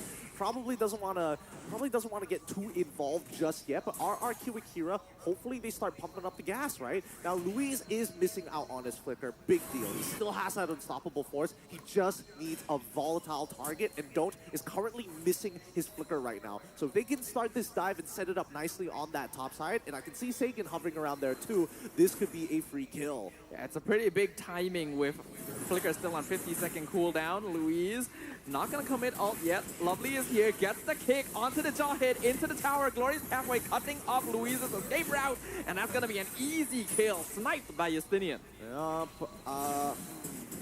interesting. Luis unable to get his ult off in time, and Don't positioning very, very well. He did initially trigger the activation for the crossbow attack, but Gusta Gulugusta did not have any minions to work with, so going underneath that tower, he didn't want to take any shots, especially with potentially trading his life away later down the line. Yeah, but I'm surprised Louise didn't commit Unstoppable Force a little bit earlier. If he did, then Don't dashing into the bush wouldn't have actually mattered. Takashi can avoid the way of the dragon by putting the onward Lovely behind him. Crossbow of Tank is available. Ejector gonna throw Maniac back towards Gustav. Pops the Revitalize, but he's not gonna be able to live for much longer. Here comes the Brilliance, just to zone him away. A beautiful flicker wave of the dragon onto Takashi, throws him back in, but Justinian has been picked off in the back line with the Ogi Shadow kill. Double kill for the Hayabusa, and Sagan picks up the killing spree on Reaper. And that's what you want to see from RRQ Akira. The initial engagement seemed a little funky there, but Incilio tried to take advantage of the opportunity. Luckily, the reinforcements came in time to find this counter engage, and King specifically getting into that backline, utilizing the extra distance he can get from his quad shadows by using the wall of the turtle pit. These are all little micro mechanics you learn when you've played enough of a hero. But this is a kind of similar issue to game number 1, where RQ Akira did have more momentum in the early game. Especially with a draft like this, it is expected that they would be more comfortable taking team fights. Incilio still going to be focusing on scaling. I think as of right now, RQ Akira are making less mistakes. I think their target acquisition is a little funky at times, but the execution seems to be going well, right? A 3.4K for now. Let's see how long they maintain this. They're going to try and contest orange buffs. Sagan makes his presence known, but Justinian still able to take it away. RQ, this is a much more balanced game state for them.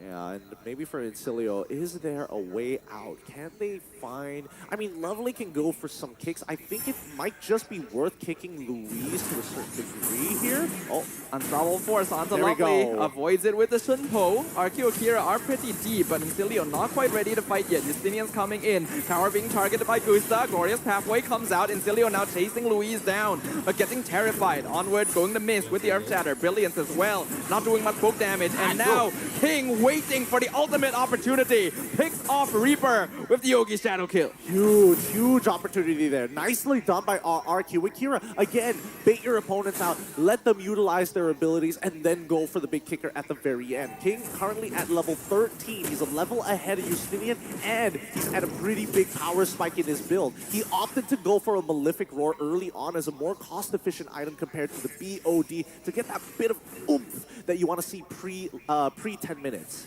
And we know how scary a Hayabusa can be once he has those kills under his belt. King now in a very comfortable position, and a 5k net worth lead for RQ Akira in 10 minutes means that they are looking way better compared to game number 1. Well, actually quite a significant amount of gold. I thought it was just one level, but he's also 1.2k ahead of his opponent in Justinian so far. Looking at the rest of these items as well, we do see the Gleaming Gen and a couple of components being utilized by Maniac, but he finally finishes that Dominance Ice to reduce the amount of health that this Wanmon is going to be getting back.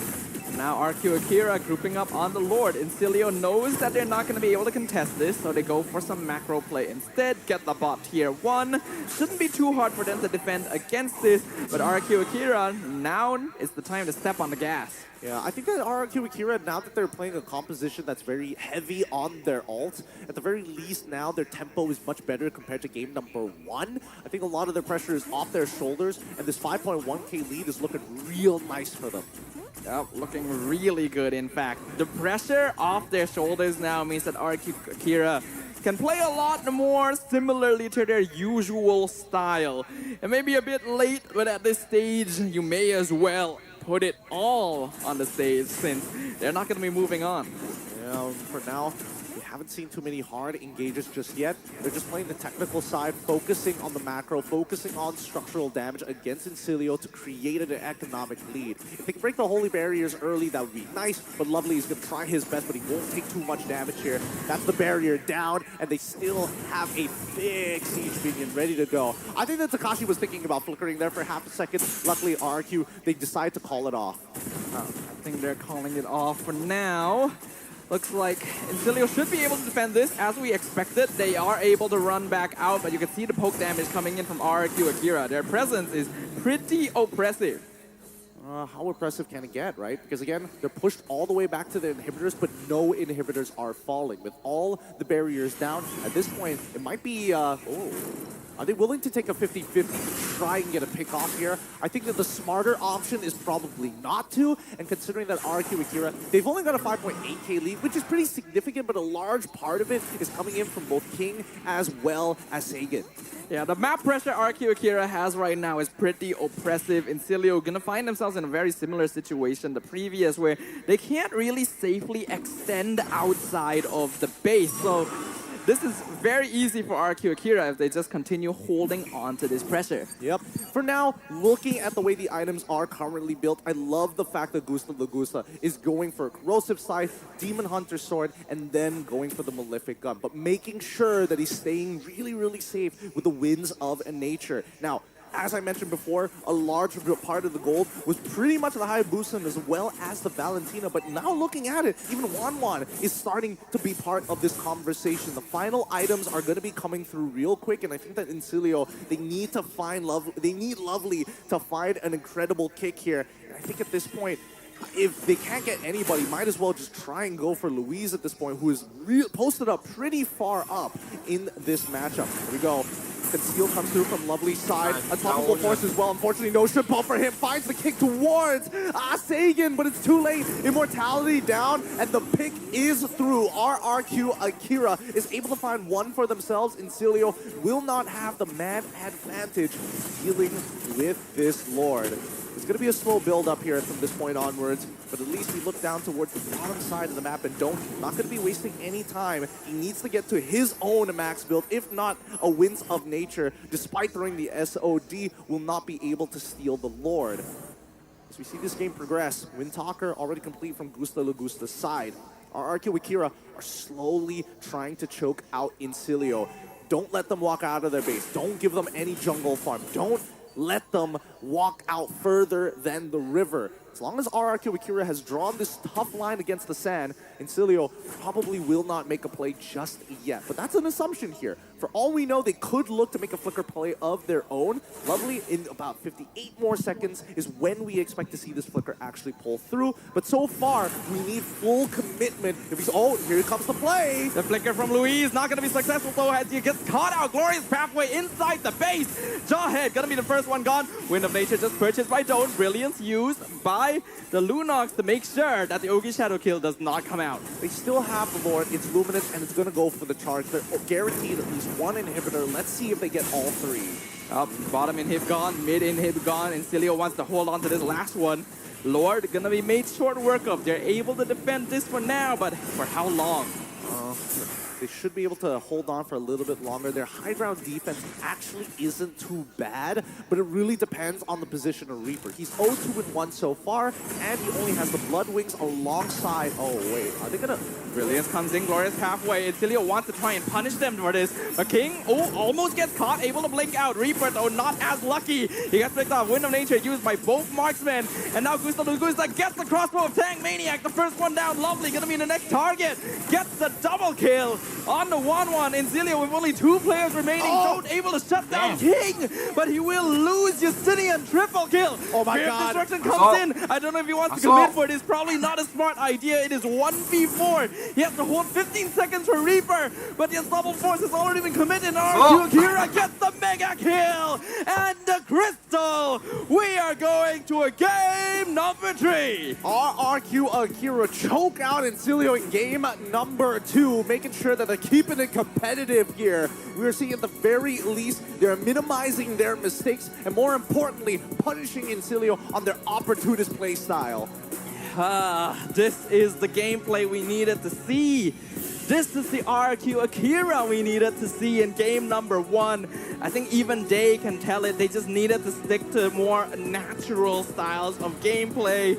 But now they will still have one more chance to maybe get just a little bit of revenge on Incilia. Just a little bit here. I like the way that this game was played. Very, very technical, but also the execution level needs to be extremely high. We've seen a lot of whiffs actually happen. Whether the Shunpo is not available, that's when you see the commitment coming in from Luis. And it goes vice versa. A flicker ejector coming in from Luis, and still just not enough distance with the Moscow pushing him back at the perfect time. So again, it really is starting to boil down to how these supports eventually take advantage of each other.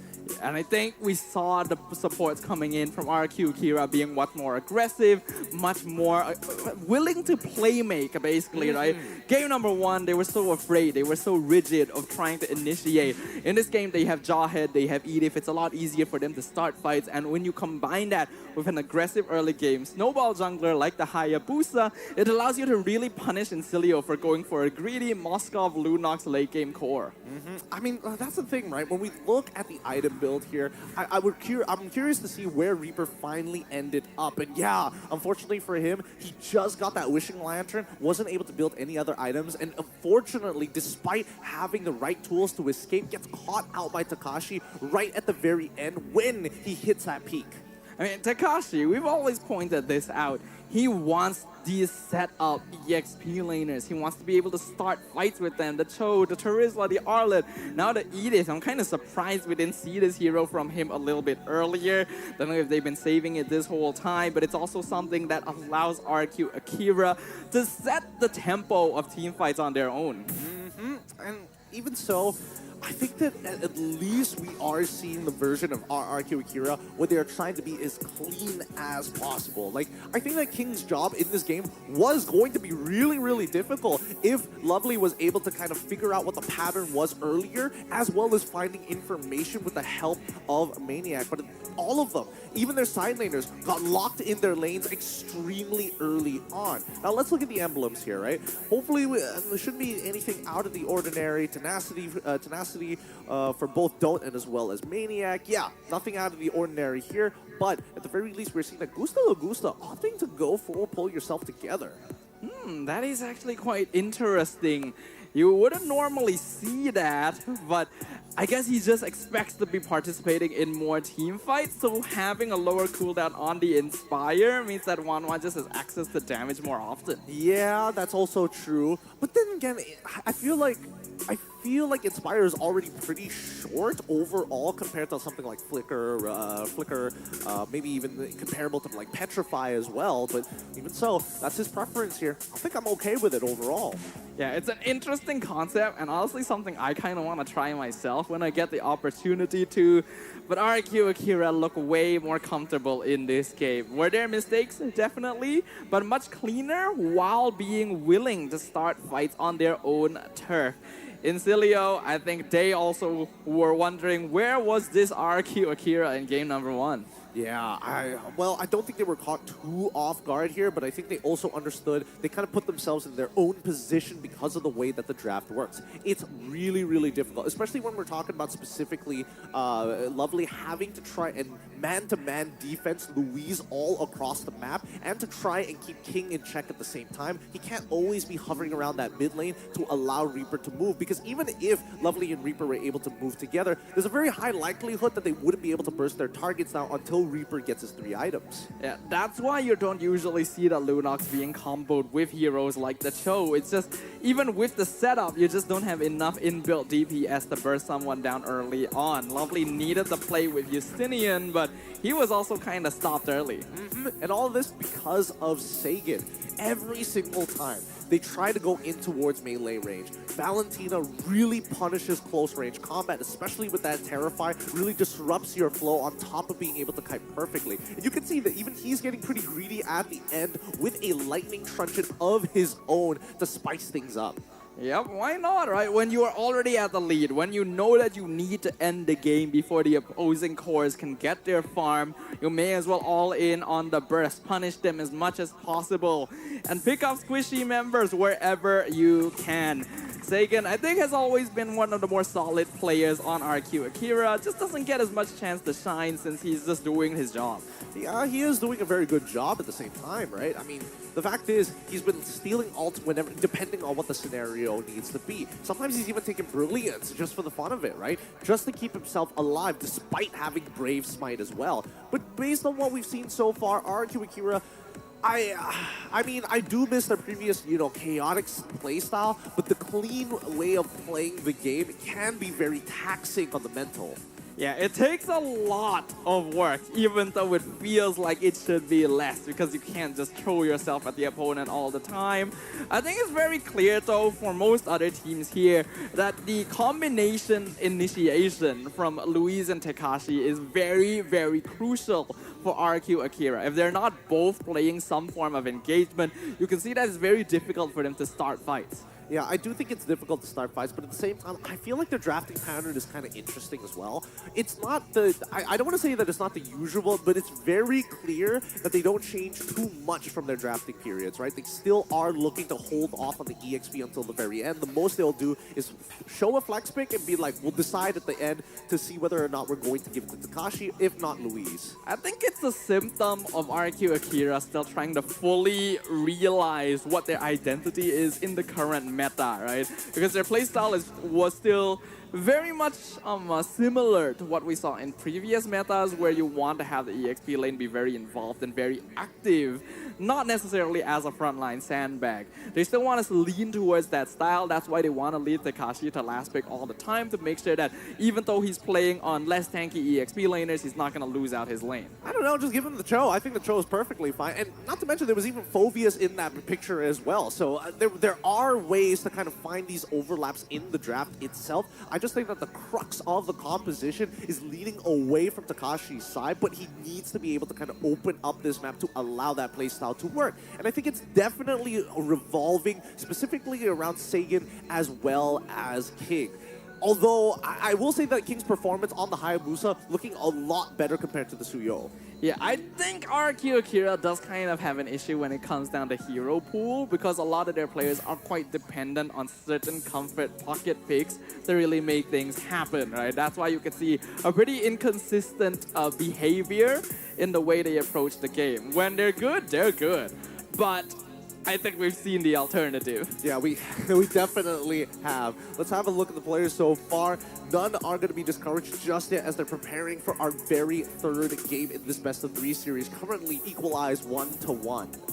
1-1, game number 3 for the third time today on day 3 of the wildcards. It feels like 3 is a reoccurring thing here. Let's have a look at what will happen in game 3 though. Like, there really are no stakes at this point. What'll even happen? I'm not entirely sure here, but I do hope that Incilio might just double down on trying to power farm a particular player, maybe be their gold laner, if not their jungler at the very least. It feels like he's definitely got the mechanics to maybe hard carry a game, but at the same time, in this meta, it can get pretty tough once you start involving the mid trio. Yeah, the mid trio plays a very, very crucial role nowadays because with the increased aggression of the early game, having the mid lane and roam have a strong connection and start assisting the side lanes, it will eventually snowball to really, really big leads. That's why we see a lot of focus towards the mid lane pickups and why they lean more towards utility, so that even if something happens, they will still have some value. Yeah, let's head on over into the draft to kick game number 3 off here. Let's see what compositions they want to play, but most importantly, which side of the draft do they want to be on? All right, let's see what it's going to be here. Ladies and gentlemen, game number 3, RQ Akira on the blue side, Incilio on the red side. Hilda and Lo Yi being banned out by RQ. Up, and we're seeing the Jushin as well as the Yi from the side of Incilio as a response. Now, we expect Chip to get banned out in the second phase, not the first phase. At the very least, even Fanny wide out in the open, but both sides refused to use it. Yeah, I think after game 2, both teams have realized that their opponents actually don't really want the Fanny, so it has become a bit of a gentleman's agreement. But who knows, right? Maybe the surprise pick will come out at the end, since no matter what happens, the results are already set in stone. Yep. Let's look at what this final ban of the very first phase is going to be, as Cabral is going to take the whole time here with the help of Sagan to ensure that they're planning ahead for what is to come. Looks like they're going to go with a Gatot ban this time round. They're going to stick to the exact same bans in game number 2. RQ Akira are probably most afraid of playing against straight up zone denial. This is a team that wants to always be the ones dictating the tempo of any team fight. They want to control how scattered it is. They want to determine who their target is. Things like the Eve real world manipulation or the Gatot avatar, the Guardian, are very effective ways of just disrupting that. Do you think they're going to start with the Valentina opener again from the side of RRQ Akira? Or do you think they're just going to lead into a flex pick? Honestly, I don't see why not, right? The Valentina is kind of flexible, just not in the role sort of sense, right? It keeps the draft very open. Yeah, she is the Swiss Army knife of the mid lane, right? Has a couple of bad matchups, but generally is decently useful in all compositions. Now, first pick going over to RQ Akira. Let's see whether it's going to be that Valentina early on. If not, maybe even a Cho early flex pick? Well, Incilio did finally let go of the Alpha as well. They banned out the Hayabusa instead, but it's not really first pick material. If we're going to see it, it's going to be in that second phase for RRQ. It is the Valentina start though. Valentina start for the side of RRQ Akira. Let's see how Incilio is going to play this, because again, whoever picks Suyo first, you are expecting Alpha to be on the opposite side, and considering that red side actually has that final pick, it makes sense for them to kind of just wait, avoid picking their jungler up first. They probably don't want the Edith because Valentina is on the other side. They could still look to get the Cho once again just to deny. And also, I think that Lovely was finding a couple of good angles. However, we need to see more proactiveness from Incilio if they want to abuse mechanics like that. Yeah, I think the top picks open are Cho and Hylos, but you also don't really want to pick them together because it reveals too much too early. I think going for Alpha is fine. And then the Aurora comes out from Incilio. Aurora this early on, especially when you're up against Valentina. I mean, the laning phase is going to be so much better for Aurora at this point in time, but you're giving Cho over to RRQ, who are happy to oblige. Both Louise and as well as Takashi can play it at a high level, and they're going to be locking in the Suyo despite Alpha being on the other side.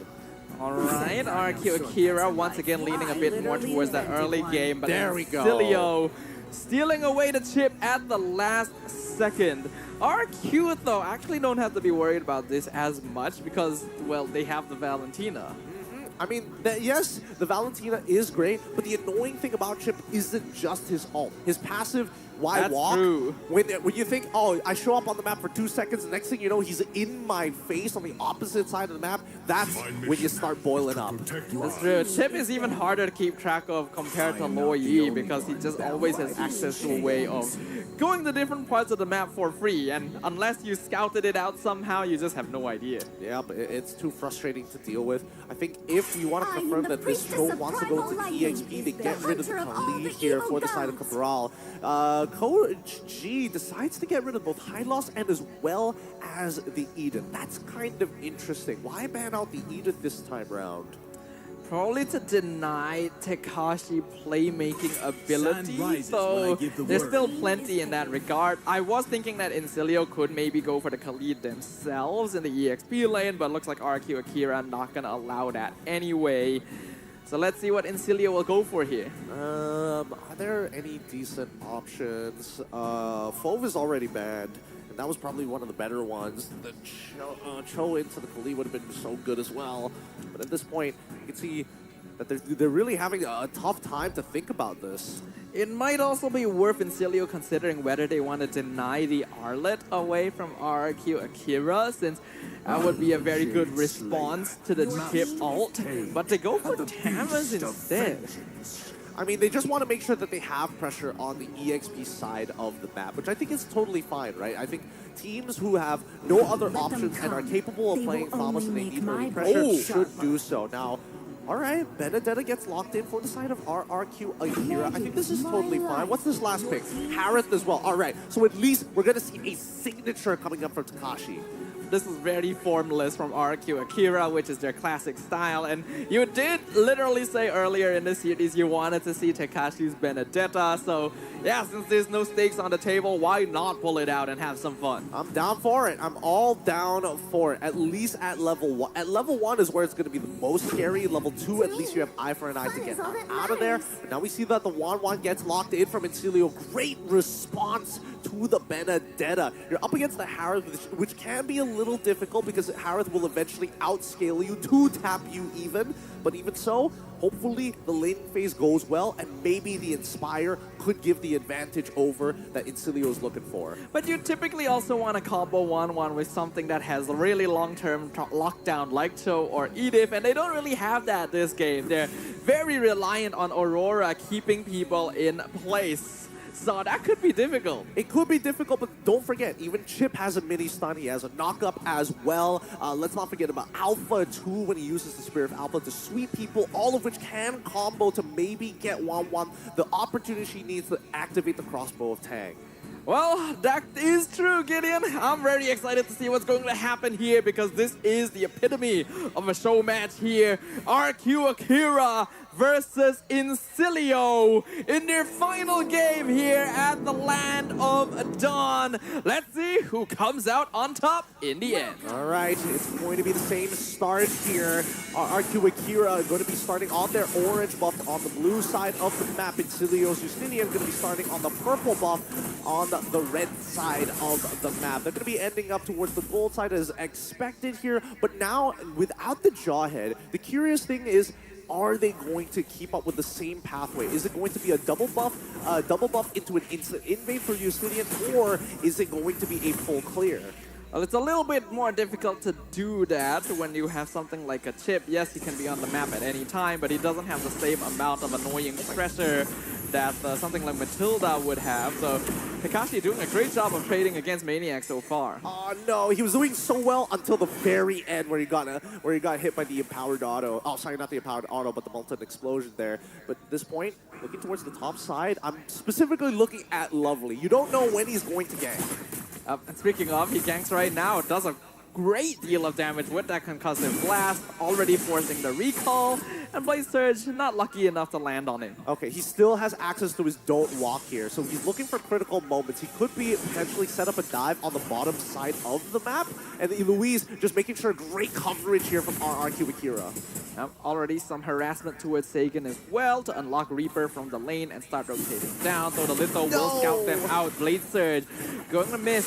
The Spear of Alpha not going to be able to connect on King. Louise not quite level 4, but still going to get the 2-man Jikundo knock-up, and Justinian and Lovely. Maniac has to jump into the turtle pit away to safety as well, but no death here. A really awkward time to fight here. Oh man, if Justinian was able to connect the Spear of Alpha, it could have been a different story. But at this point, whoever is low needs to hit their level 4, maybe even look for a recall here, but the regeneration is actually enough to get them into a pretty healthy state. So no resets just yet for Incilio. And Justinian does clear his buff a little bit quicker, so instantly rotates over to blitz down the turtle with Lovely providing scouting. Louise will catch it out, but it's a bit too late to respond, so the first objective goes to Incilio. Yeah, but totally okay here. Lovely has his ult, quickly heads on up to the top side of the map. He knows Gusta Lugusta doesn't have Flicker. Lovely wants to go for it, has his ultimate, but not gonna full commit. Gusta Lagusta is actually far away enough in his lane that he's pretty safe. Well, for now, early proxy coming in from Takashi. I mean, Lovely, he's going to keep hovering around this area of the map. He is forcing RRQ Akira to move away from this side. And at least for RRQ Akira, their response is correct, right? Push out that mid lane, make sure that Incilio can't walk back for free. In the meantime, though, we see the shortcut come out, but in a pretty bad position. Justinian able to get Spear of Alpha out, actually dodges the Electro Final Blow, but Takashi will follow him anyway and get first blood. Frigid Glacier on 3, but not enough burst damage left on Incilio to punish RRQ Akira. Don't trying to take the 1v1 against Gusta, but he's already popped the Zaman Force, and the rest of RRQ Akira are now looking to collapse. Gusta will finally get the final hit, and Maniac not really able to do anything either, as the Blade Surge gonna CC chain him under the tower. Gusta, though, has the flicker out, nearly gets taken out by the tower. They will eventually finish off Maniac, and Lovely as well. That's what you want to see from RRQ Akira. Good formless play. Takashi jumping in with the Electro Final Blow to chase it down Justinian, just to make sure that they can even out the tempo against the junglers. But at the same time, we are at least seeing... Oh, hold on. Yep, Luis maybe a bit overextended here. The Way of the Dragon defensively, not gonna save him from the Alpha. A little sad, all right, but not the end of the world just yet. RRQ Akira is still at a 2.1k lead against their opponents, and now I'm expecting at least an EXP lead for King eventually, because he's going to be having a full clear from bot all the way to top side. But just look at how active Takashi is being. A Tamas is usually meant to keep their opponent in lane, but a Benedetta, just how are you going to do that? Takashi getting to play the meta that he is way more comfortable with. Yeah, look at him. Look at him already holding that priority. He doesn't mind losing a bit of gold down on the bot side of the map. He knows he's not going to lose the structure at a bare minimum. Yeah, he's going to stop Lovely from coming in and getting a free shortcut. Electro Final misses on Reaper, but keeps him locked down in the corner, so he's not able to walk out either. Incilio going to contest the turtle, but not able to steal it away as King secures it. Spear of Alpha lands on Luis, but he shouldn't pose back out. Lovely actually gets thrown too far forward, and now that's a killing spree on Gusta Lagusta as he finishes off Maniac. Takashi following up with a kill onto the chip, and Reaper almost getting sniped by the ult from King. Still alive though. Very, very close. One more time. I mean, even Sagan tried to flicker and Shadow Strike Reaper, but just didn't have enough range, unable to close that distance. At this point, King has full control over the jungle, and as well, forcing these resets, he could look to try to start another fight, but he's got to wait for Takashi to have that Electro Final Blow. It really does feel bad looking at this, though. It's clear that RRQ Akira has the potential of taking down Incilio. If they had been playing this way from the beginning, that 2-0 may have been possible from the start. Yep. Bot side, a sliver of HP on that turret. It's basically as good as gone, but Takashi, smartly enough, trying to Electro Final Blow underneath the turret was a little interesting. He probably could have waited between the turrets to do so, but at least he gets a free reset off of this. Yep, and the stolen shortcut from Sagan means that he can actually now start invading and starting fights against Incilio as well. I think he will spot out Justinian in his rotation. Does he want to start on him? He's already moving forward. I think he actually will commit. Yup, shortcut comes out. All of the members of RRQ Akira take it, but Justinian's able to walk back into his tower. I'm surprised Luis didn't try and just flicker for it, right? Flicker, go for the kick, make something happen. Okay, Gusta Lugusta ends up using his flicker. He got a little bit freak there. Lovely went for the portal instead. Dropped shortcut against Takashi, but he's still able to dash out with the Electro Final Blow, and Incilio not able to catch him. Yep, Gusta Lugusta gets a free solo gold on the turret on the bottom side of the map, and completing his Feather of Heaven thanks to it. So that's some good stuff coming in from RRQ Akira. Very nicely done. Just make sure that if you're going to put somebody on the map, make sure it's Takashi. Yep, Takashi on the Benedetta actually outpacing Lovely on the chip, and now Justinian even being chased down halfway across the top lane with King finishing him off. And with that being said, a War Axe complete for King.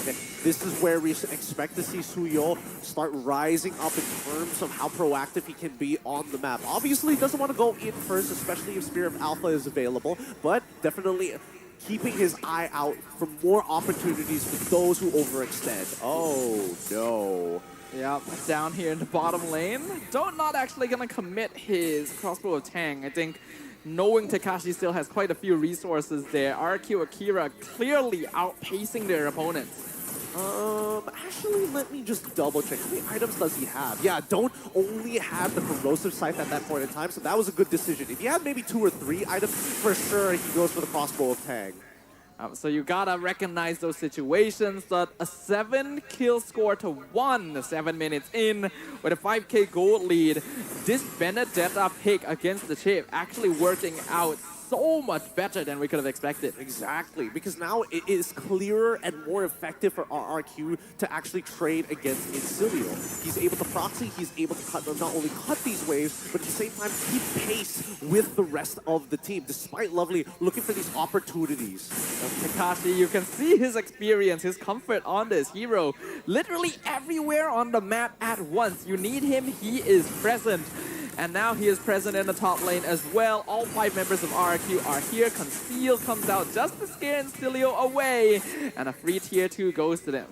Yep, and you can see that Lovely still trying to cover, making sure that if anybody does show up on the bottom side of the map, honestly, this is probably how you should be playing Chip, right? You're looking for backline access and dropping the portal onto targets who don't have a lot of mobility options. Gusta Lagusta will have to flicker away if that shortcut does end up being turned up online on top of him. And at the same time, I think that even for Sagan, right, taking the portal may not necessarily be the best bet. I do think that the picking up the Glacier is probably the better option. It just gives you a lot more teamfight control, especially when we have to highlight again that Incilio doesn't really have the best ways of engaging, right? With the Tamas on the EXP lane versus... Oh, hold on, shortcut comes out. The flicker from Gusta into the Lord Pit, but he gets caught with the Spear of Alpha. But now, Frigid Glacier on 2 members of Incilio instead. Vengeance comes out from Maniac, keeping him alive. He's sitting on 10% HP. He's able to jump back and engage on Louise, but King catches out Zone on the bottom side of the map, and it's gonna be Reaper who steals the Lord away. Oh no. I mean, at least Incilio was still able to get it. Both King and as well as Yustian they used their retribution super early on. They were both teams were just looking to just throw down and fight. In this case, though, Incilio was able to prolong the game just a little bit longer. The fact that all the resources were used by RRQ Akira and their targets were still alive at the end is what allowed them to regain control. All right, let's look at the instant replay. I'm pretty sure that they're going to get into another fight while this happens, but as this TP initially came in, it was a really good idea, right? Because Lovely decided, I'm going to go conceal first, take that portal, and if people don't notice me, if they don't see me on the minimap because they're too focused looking at anything else, they can make the engagement work out. So these are the types of plays that you should be looking out for as Chip. Yeah, the fact they were able to get Gustav first in that fight as well was huge because it meant that RQ Akira just didn't have enough consistent DPS after that. And again, another conceal play comes out on the top lane, finding King, trying to go for the split push. So that means Maniac is by himself. Reaper will be here to back him up, but is it enough damage? Sega dropping really low. Zaman Force comes out from Gusta. Maniac just gonna try to commit to the fight to stay in it as long as possible, but Don't is just blown up instantly. And the passive on Reaper gone. Triple kill for Gusta Lagusta. Gusta Lagusta is able to find the angle in, but at the same time, Takashi is actually doing pretty significant damage. I'm looking at his item build right now, and it looks like he's got Thunderbelt into Blade Armor into Fury Hammer. I wonder what that Fury Hammer is going to eventually turn into. Not sure if it's going to be the Sea Halberd or it's going to be the Hunter's Strike. I hope it's the Hunter's Strike, though. Yeah, that would be really nice. Just add even more mobility on this hero to a team that doesn't have enough reliable lockdown. Incilio finding it very difficult to outpace Tekashi. Even Don't on the 1-1, which was specifically picked up to try and match mobility, not able to do much. And now Conceal in the mid lane. Not sure if that's the right choice. Reaper comes in. Frigid Glacier misses as Tekashi commits the Electro Final Blow. Chases Incilio back into their half of the map. I mean, there was an okay engage at this point. They can still wait it out, but by the time the Lord comes back up, I think Lovely should be a couple of seconds off from getting that portal back up. Sorry, the shortcut back up again. Don't trying to get the crossbow of Tango on Takashi, but he's already taken too much poke. He has to run away, even using the Inspire in that engagement. So he's not going to have that for the next minute. Now, Blue Force Breastplate, that's the third item from Justinian, already complete. He wanted to go for it earlier, but had to just take the Winter Crown first, just in case he gets engaged on really hard by his opponent. Now that he's got these 4 items, I think now they have a dedicated way to get into these fights, to start it off with the Spear of Alpha and still maintain his health if he's too deep. Yeah, it should be a bit more comfortable for Incilio to fight now, but a 4K net worth lead at this stage is still nothing to scoff at. Yeah, they're not going to try and contest the Lord. They're going to go for macro play instead and continue trying to give Doan space on the map. As they continue to trade against each other, Incilio know that they should be able to make it to the 42k mark. However, their biggest issue is going to be high ground. Only Reaper is going to be the effective high ground defender. Everybody else has to put themselves in some form of danger if they want to interact with the wave.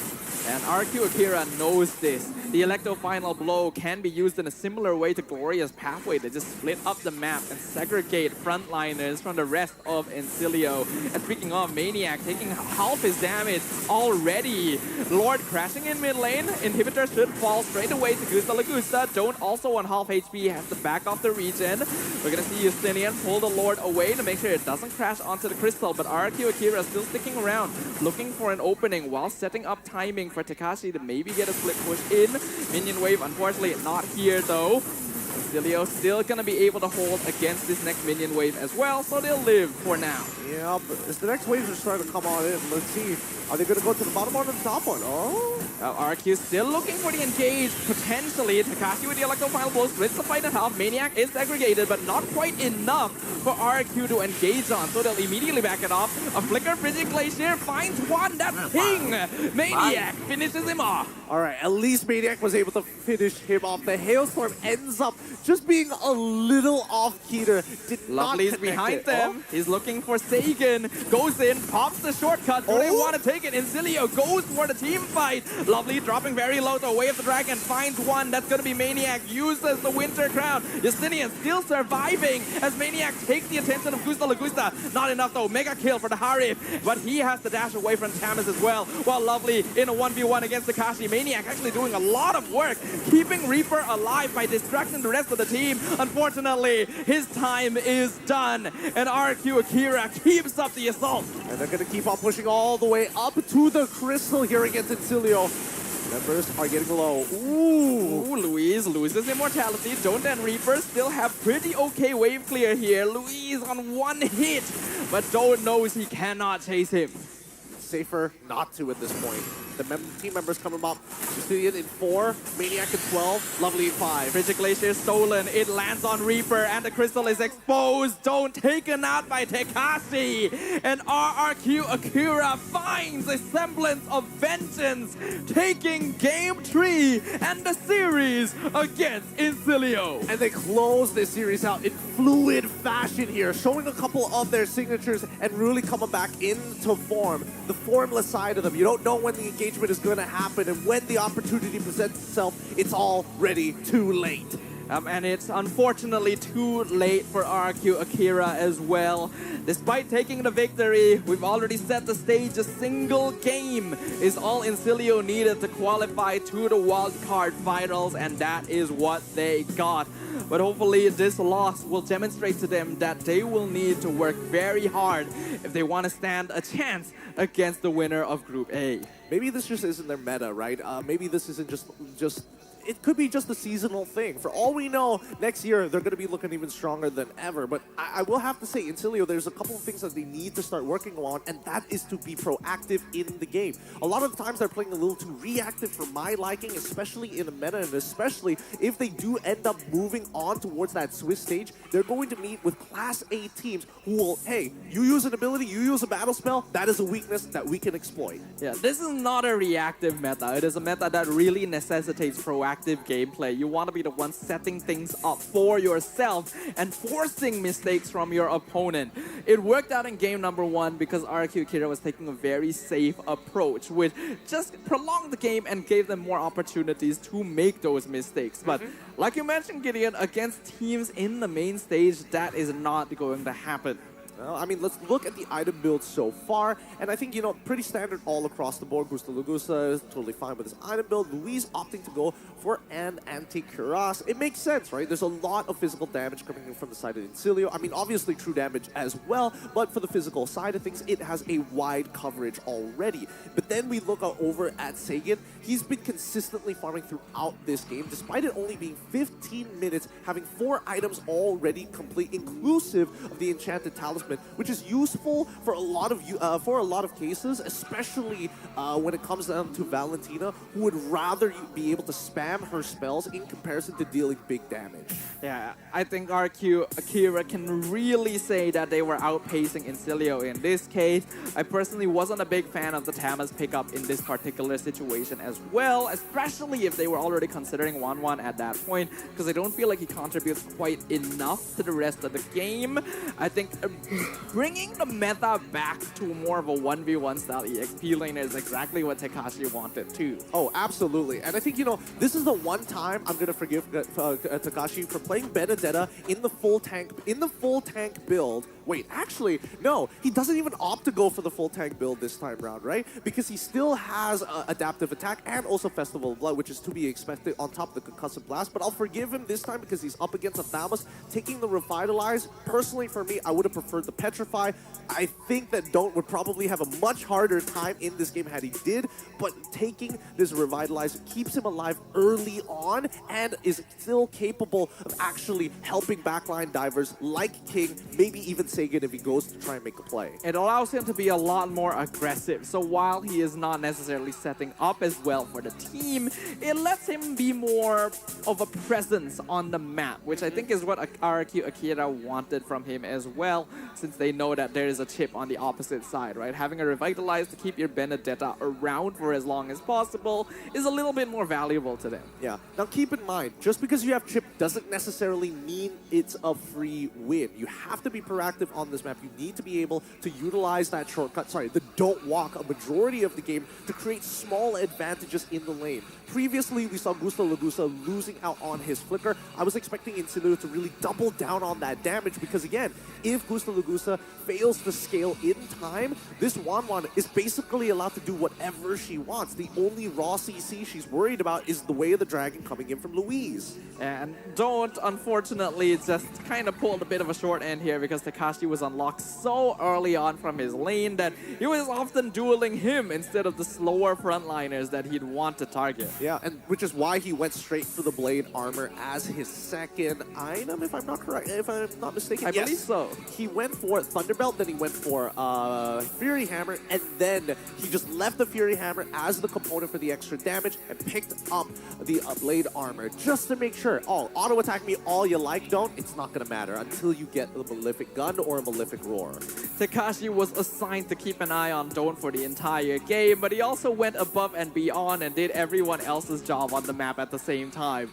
It's just such a powerful presence that this hero is able to provide in the correct hands, and it's good to see Tekashi on a comfort pick again. I mean, he's all grown up, man. As a young boy playing in the M series, when I saw him play Benedetta, I was like, he's got the mechanics for sure, but he's definitely matured in his own right. Obviously, the MVP going over to Tekashi, but looking at these highlights, you can definitely see that he plays all roles. If you need me to be in a supportive role, I can absolutely do it for you. I will look for these opportunities to set it up for our team. If we need to be a damage dealer, that's what I prefer, and I would love to do it, but only if the coach allows it.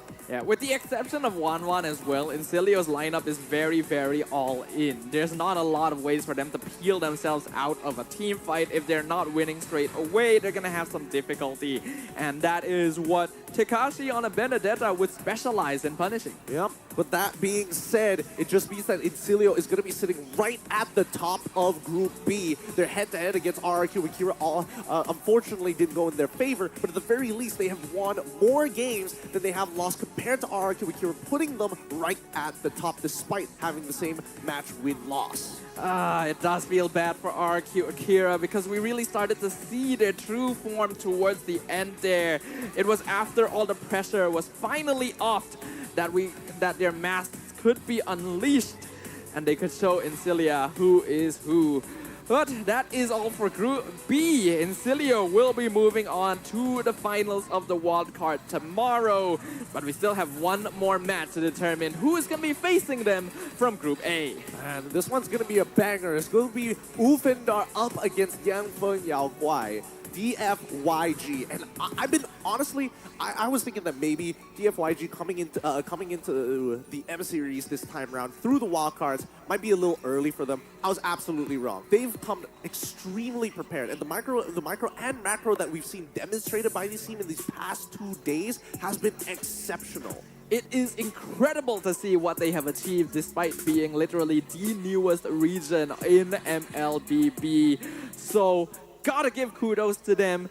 They are gonna have a real uphill battle though, because their final match is against the fan favorites who have been taking names left and right. I mean, Wolfendar is not going to be an easy opponent here. So far, they've maxed out their stats. Chemistry, they're looking to be the best. Mechanics-wise, they're looking to be the best. Drafting-wise, has been a really powerful tool they've been utilizing throughout the wildcards, and I think that's what's been giving them an extra edge most of the time. But honestly, Gideon, after that series, game 135 minutes, I'm feeling particularly exhausted. So I'm really glad that we have these really, really comfortable, ergonomic chairs designed to keep us at the top of our game. The Secret Lab Titan Evo, designed to adapt to different postures across various activities. So not only is it great for PC gaming, you can enjoy proper ergonomic support while mobile gaming as well. So treat yourself to the same match-winning comfort enjoyed by the best MLBB teams and us as well. Yeah, guys, keep in mind, these pillows are made out of memory foam. I can talk about this chair all day. This is the Titan variant, which is, I'm a tall boy. I'm 181 cm, and I have a wide wingspan on my shoulders. Look at it, perfectly encapsulates me in this chair compared to my Omega at home. So get yourself a Titan today. It's really good. The pillow is really incredibly soft, actually. Like, it's memory foam. And you can also get an ergonomic pillow as well for your back on top of the lumbar support, which you can adjust from the chair. I know way too much about this product. I am guilty. I am guilty of being a Secret Lab fanboy. Yeah, I don't blame you, you know. I really don't. You know what? I'll go ahead and let you tell the peeps about the M6 ticket sales while I go ahead and...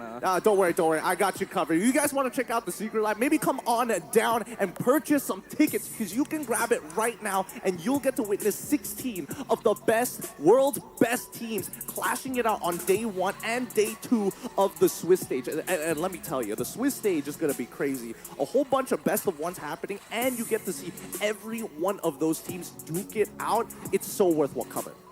This doesn't quite work with headphones on. No. It's really for the back of your head more than it is the side of your head. I'll enjoy it later. At the end of the day, because we still got one more match, don't we, Gideon? It's gonna be a banger too. Yes, this is the one that we've been waiting for, and honestly, it would be the biggest statement if DFYG is able to take down the favorites of Group A in Ulf. So maybe there's a couple of things that could go wrong for Ulf, and hopefully it really is going to be a battle of wits between the coaches, because again, they are coached by Sasa alongside Lo.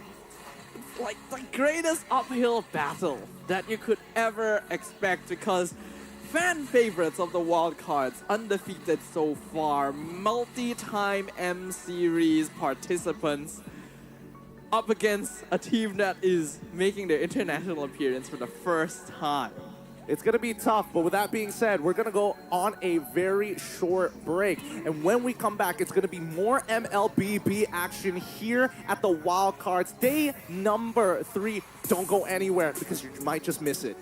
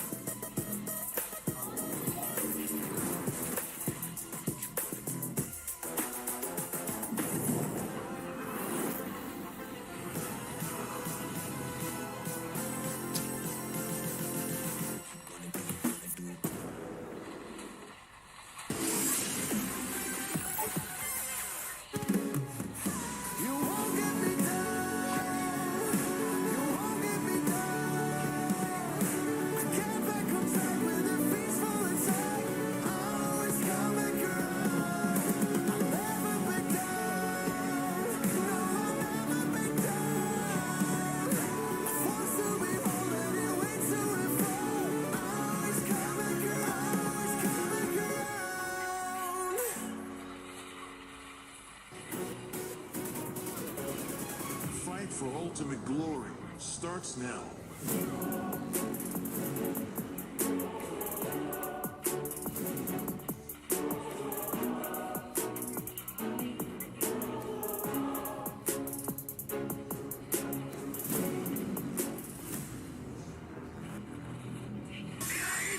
Mobile Legend M6 Swiss Watch.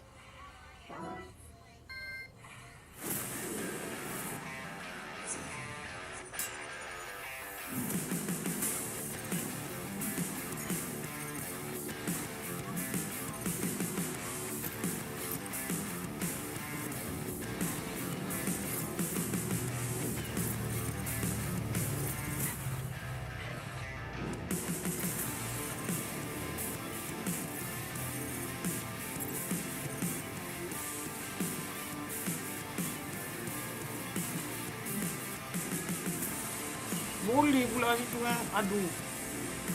Pas slow.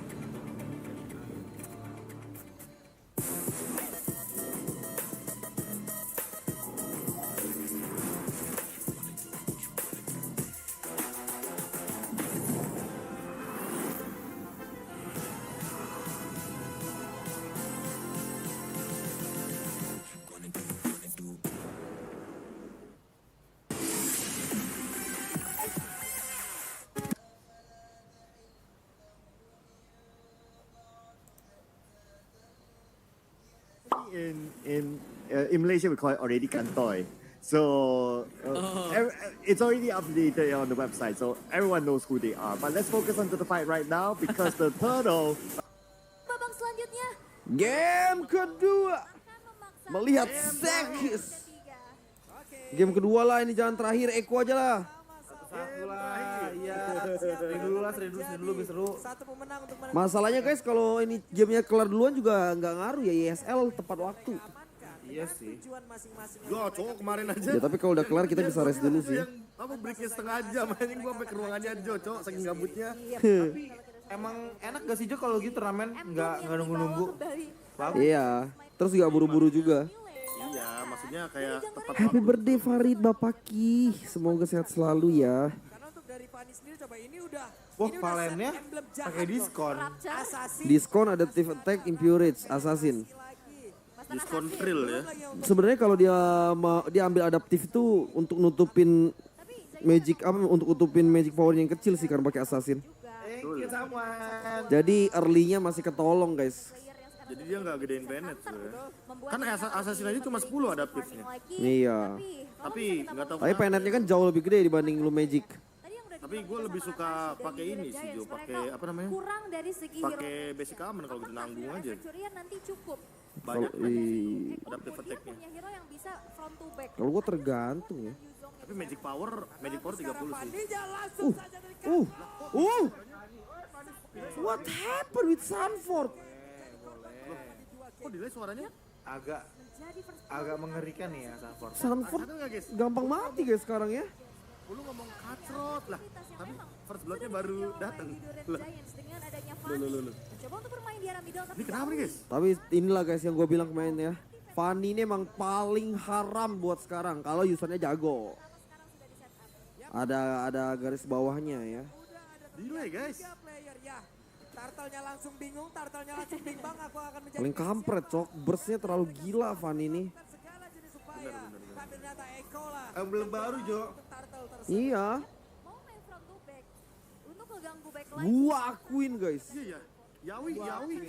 Yawi suaranya keluar duluan, tapi skill satunya belum keluar. Ayo lucu sih. Ini Mel pakai hasil ini Mel. Masa sih emang sedelay itu? Delay cok. Ya udahlah. Gak terlalu kedengaran juga sih.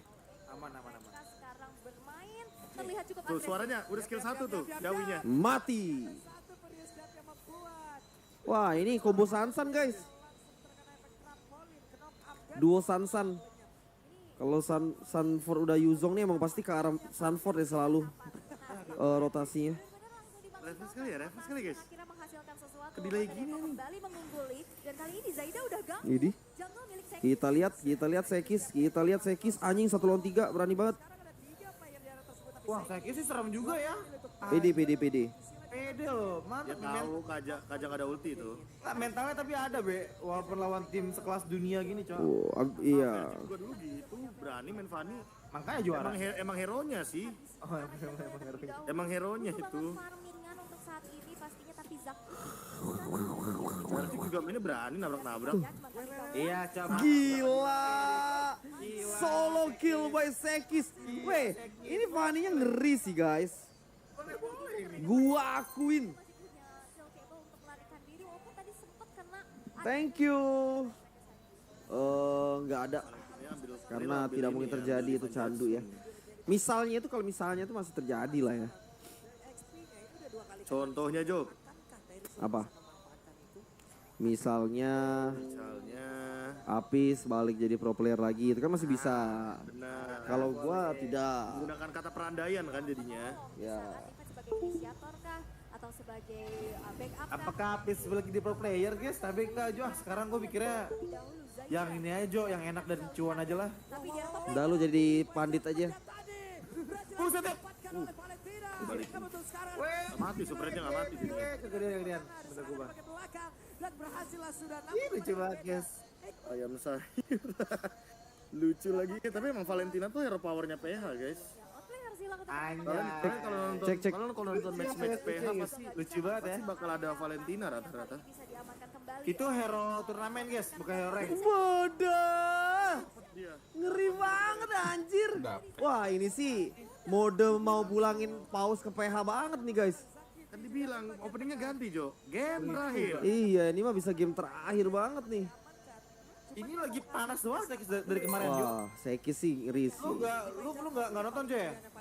Apa? Gila pas banget dulu. Yawinya. Semua ini Eko nih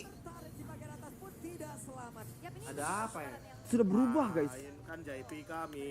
Ucapin dong buat Dila pacar gue. Semangat ya Dila latihannya. Thank you Gusion. Zaman-zaman ini, zaman-zaman lu masih main Yishun lah pokoknya. Aja ego main with. Wis. Sampai petrified, coy. Aduh kena outplay. Sanford sampai apa namanya? Mati outplay-nya. Outplay-nya mati. Iya. Lah. Oh, Groknya gak ada ulti. Nah, Groknya gak ada ulti ngapain maju? Rata kan bener. Iya, ilah. Salah pancake, guys. Salahin pancake. Tuh, mati 4 salahin pancake. Dia gak ada ulti ngapain maju ya? Agak maksa gak sih ini? Bukan agak lah, mati 4 mah udah maksa total itu. Itu emang maksa. Itu emang maksa, bis. Iya maksa, Cok. Itu maksa itu barusan. Membuat langsung terlihat dari Gold Swing. Kemarin Fanny Supercan kenapa iya Supercan lo Sayang banget. Langsung Eko tuh, itunya duitnya tuh. Ini ya, apa yang sering masuk tiba-tiba terus mati ya? Dia ada momen masuk dia nggak mau masuk, ada momen jangan masuk dia malah masuk kayak. Tapi lu sadar nggak, Pis? Sanford kok mati 0 itu bug kali ya. Begitu tau gak gara-gara apa? Gara-gara habis kalah lawan Nevos, Cok. Anak mental ah. Gak tahu makanya tuh. Cek FTP. Siapa, Be? Harus reset cepet Begetron. Oh. Sering bikin apa ya, misplaynya tuh misplay kecil sebenarnya. Iya. Tapi pas di momen itu kayak musuhnya bisa dapat lord, bisa dapat turret gitu. Bahaya gitu loh. Iya. Iya makanya bahaya jadinya. Thank you Raja Pola. Harus inilah, harus lebih chill, harus lebih tenang gitu. Ya BTR bahaya juga nih guys. Apakah BTR menjadi tim overrated?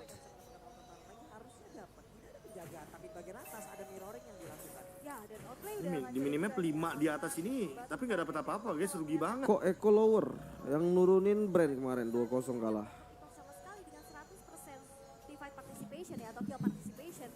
Welcome. Thank you Gusion. Thank you Nabil. Kok kajanya 2 di map? Loh! Oh itu ulti Valen guys. Ulti Valen itu guys.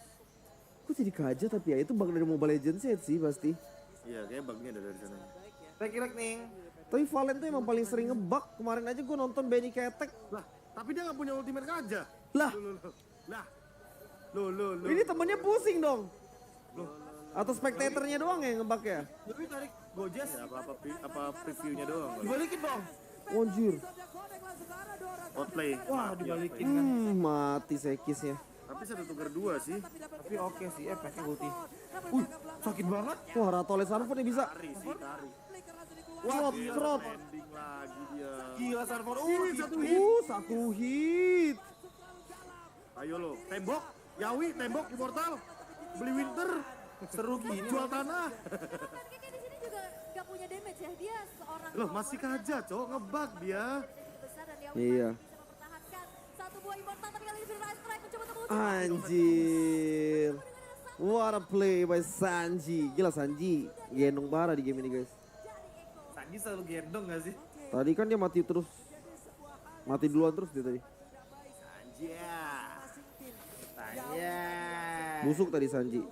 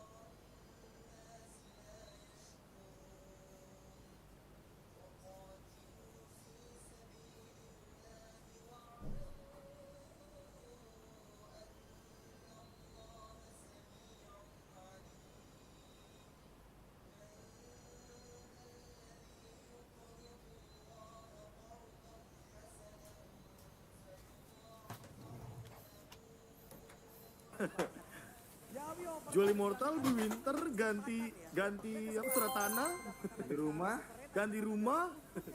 Wah, jangkrik itu lucu banget sumpah. Tarik nih, sumpah tarik nih, kan tarik benar. Petri, maksa banget. Iya, kagak kena. Petri loh, gak kena lagi Petrinya. Iya. Wih di Gojes. Bah, gila, what a play by Gojes and Sekis, hah? Gila momennya. Itu pas banget sih komunikasi. Gila. Itu yang jago Gojes sih. Gojesnya jago tapi Fanny-nya juga responsif. Pis, itu kata Gojes ke Sekis itu gitu, Pis. Lu percaya gua kan? Percaya masuk. Anjay. Ngeri. Kajanya ada 2. Retringnya nih guys. Valentina jadi kaja guys. Lucu banget. Eko what happened, coy? Eko. Apakah Eko emang kewalahan dengan tidak adanya Benny Ketek dan Kartizi? Apakah nggak ada kapten? Kaptennya siapa sih? Kartizi. Carl. Gushian, thank you. Iya, berarti ini menandakan kalau Carl itu benar-benar sepenting itu guys perannya ya. Iya, ini Marga Kitty ini penting, Cok. Kitty, Karzi, TZY. TZY.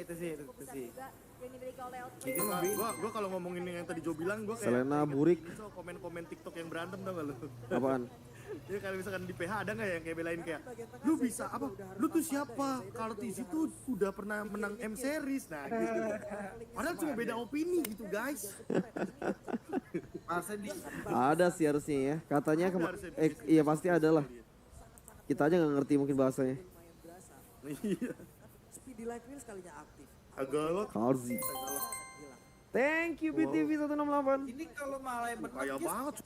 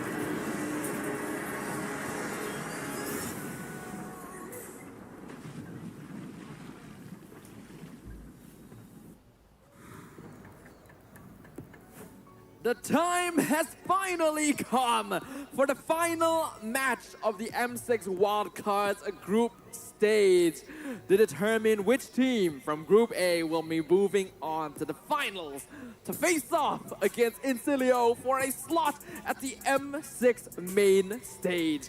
My name is Stafa, joined by Gideon today on the desk to close out the group stage with an exciting match. Now, everybody has been waiting in anticipation for what the result of Group A is going to look like. DFYG has surprised everybody with the amount of time that they've had building up from last year's performance in KVG's very first representation of China. Now, looking at the rest of the region, it's looking pretty good, which begs the question, if they do make it to the Swiss stage, this is going to be huge for the region of China. But at the same time, they're up against veterans themselves, all the way from Turkey and under the name of the ULF.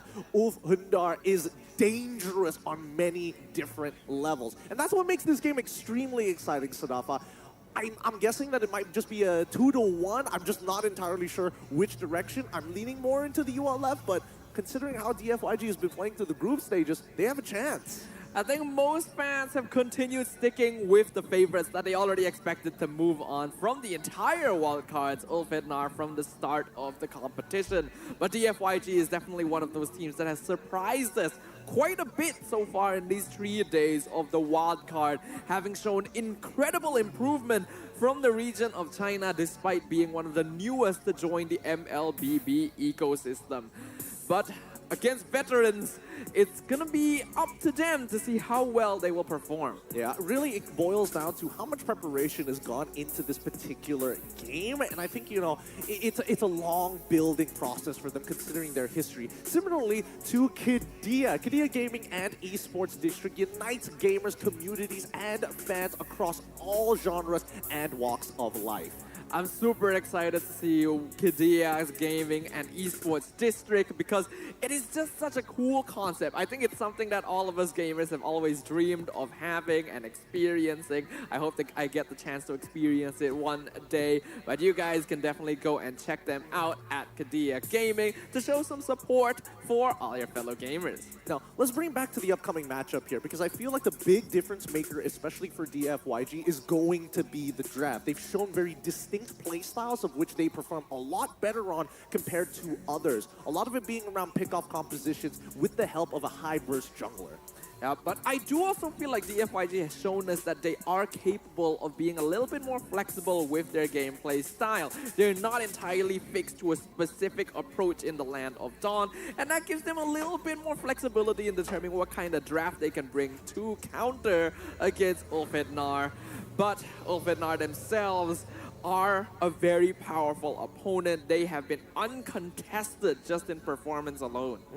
Absolutely. I mean, they haven't dropped a single match so far in their previous best of 3 series, and DFYG unfortunately dropping a singular game to GK Esports prior to this, but so far they've just been looking better and better with each passing day. Today is going to be the true test whether or not they can try to go for a 2-1 or even a 2-0, which would be the biggest statement in the world here for the wildcards. And for those of you who might just be joining us now, the winner of Group B, the team that will move on to the finals there, has already been determined, and it was Incilio, who in an unexpected twist was able to take the one game from RQ Akira they needed to steal the slot away from an M-Series veteran.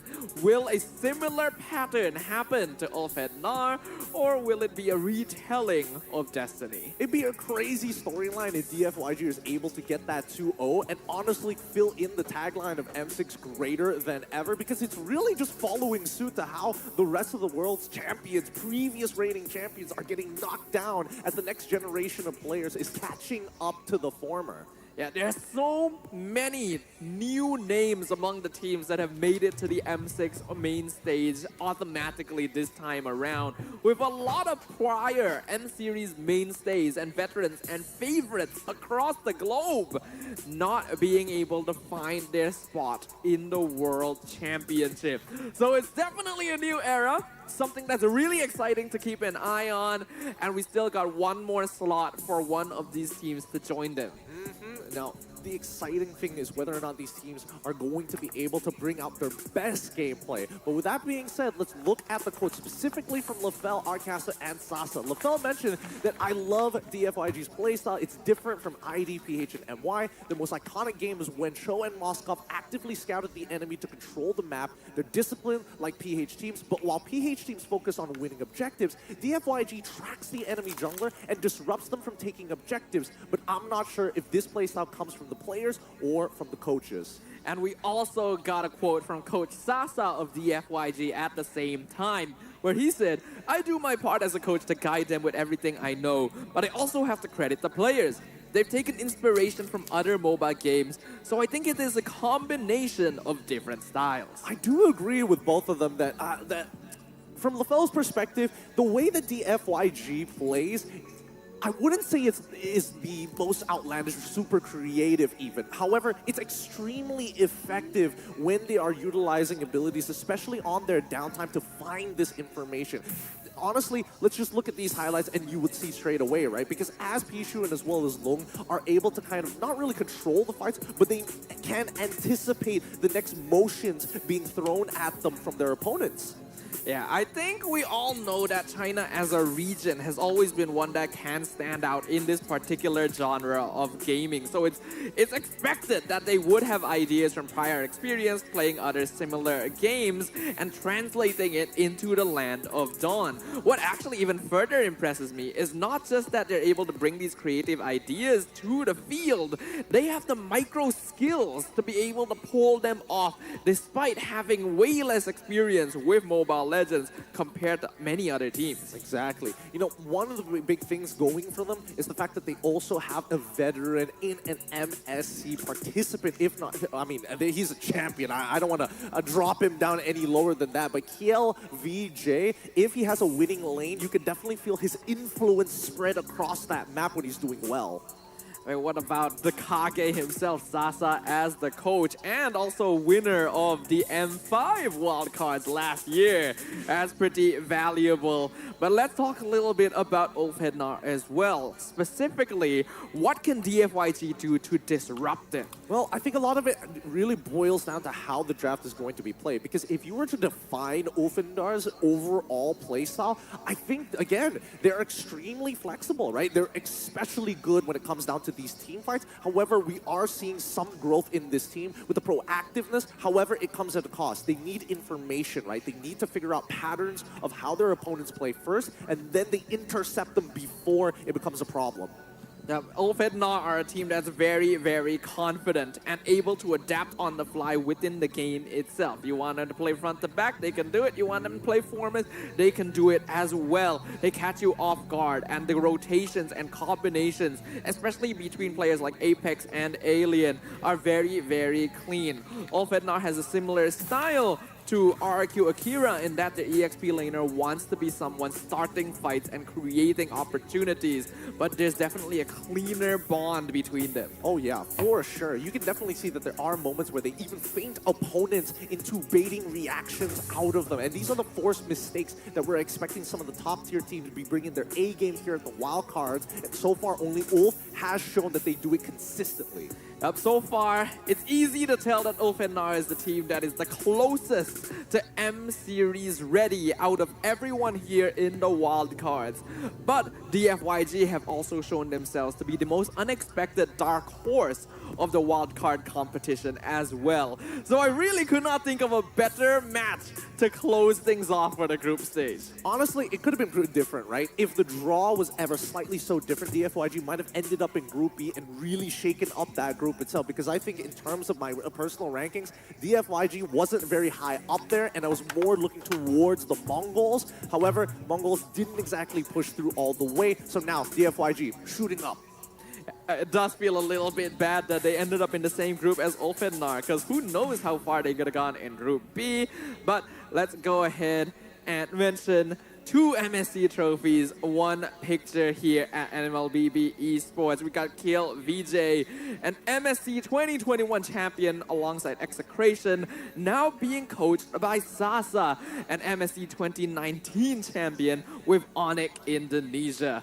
2 legends working together, hoping to be greater than ever. Pretty crazy to think that 5 years ago during MSC, Sasa was part of that lineup of Onyx ID, part of the legendary 5 Kages, which dominated the international scene for the entire year before eventually struggling and dealing with newer generation champions to show. And honestly, with the extra experience that they are bringing with the way that they play, it's easier for them to bond and translate that experience to the rest of their team. And I love seeing that, but if we are talking about that bond, if we're talking about that chemistry, we can look no further than Ulfhednar from Turkey. Sunshine, Apex 47, Rosa, TNZ, and Alien have stuck together for many, many years and have made their presence known in multiple international tournaments. They want to do it again. Yep, they have multiple win conditions, exactly what you're expecting from an M-Series ready team. Their strategies are flexible, and their drafts haven't been punished just yet. Deep hero pool so far, and that was my initial concern about Rosa, but continues to show that the Thorn Queen does not bow to anybody. But on the opposite end, we have Tianfeng Yao Guai from China, consisting of Long, PCU, Yiwon, Zed, and Kiel VJ. A team that many would have hoped for potential from, but not had the highest expectations going into the wild card, and yet they've shattered them all. They have, and honestly, the big standout for me last year, Lung was somebody that we had to keep our eyes on, but I think right now Zed and as well as Yiwon are doing a phenomenal job at pressing the tempo and maintaining at a high octane throughout the game. You can definitely tell the impact that Sasa and Lung's coaching have had on DFYG, but also a very intelligent choice of switching up their gameplay style from MSC. Now, let's go with a quick M-chat with the Thorn Queen. Rosa, we asked, what are your thoughts on DFYG? He said, I think they have a great composition as a team, which is why the mid laner Yuan was able to shine. And they were able to finish the game very early. I can only say best of luck to them when we meet. All right. A lot of respect being given over here, and this is actually a very, very big deal. Rosa having the nickname Thorn Queen is for a reason, a very popular player, even outside of their own region, for creating impact and impressive plays in multiple international appearances. Exactly. I mean, previously when they were under the banner of Fireflux, a lot of their, interesting playstyles came through how deep their hero pools truly was. Tianzi whipping out a Leomord, the Amon even, especially in the time where assassins and especially fighter junglers were really struggling. Tank junglers were the way to go. And even in the mid lane, Rosa bringing out things like the Turizla, shocking the world. I think that's especially why the praise being given over to Yiwon is such high regards. I think it's very funny as well, because when we discussed this with some of the casters from China, Yiwon was pointed out as a player with incredible improvement in the recent times. So I want to see more of that improvement up against the Thorn Queen themselves in the land of Dawn. Let's go to the draft of game number 1. DFYG going to be on blue side with Ufenda on the red side. And fast bans we are seeing here. Blue side, we are seeing DFYG getting rid of the Gato Gacha, getting rid of the Yve alongside it. From Uf, we are seeing the Zushin as well as the Hilda with a quick response in the Phoveus from DFYG. Looks like a very big focus towards teamfight control being banned out on the DFYG side, getting rid of the Avatar the Guardian, the RWM, the Phoveus that can be very disruptive to your front line. And Yes! Finally, a team who's willing to pick up the Fanny, but it comes at a cost because Hylos and as well as Cho going to get locked in, both having very good ways of single target lockdown against an assassin. We will note down that this is not some kind of ego check here. Zed is known to play the Fanny. It is one of his signatures in China. And he's been stated to be very, very good on the hero. But it's going to be difficult here because the Cho is a very easy answer. You get caught with the Way of the Dragon, you are gone. So this is a big challenge to Ulfednar. Yeah, honestly, this is going to be a pretty big test here specifically for Zed. But let's see what's going to be the supplementary force around him. Good peel is great.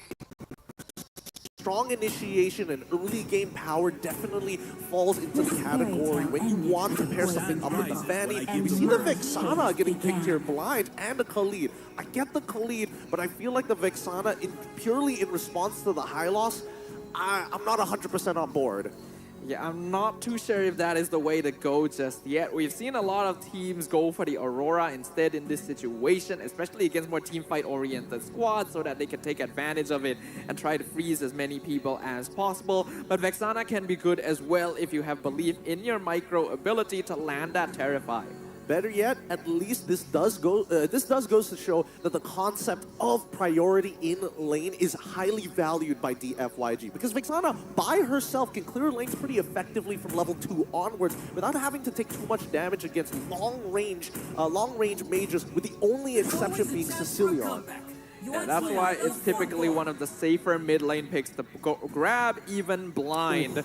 But if we're talking about safe blind picks, then Bruno is sitting very close to the top of the list. One of the best gold laners you can grab right now. Okay, and I'm loving this. The preparation coming in from Ulf is looking good. Getting rid of the Moskov in that second phase ban, knowing that they've already posed a different question. Hey, our mid laner is going to be totally fine. There's still plenty of utility mid mages ready to go, but we don't know whether Lung's pockets are as deep.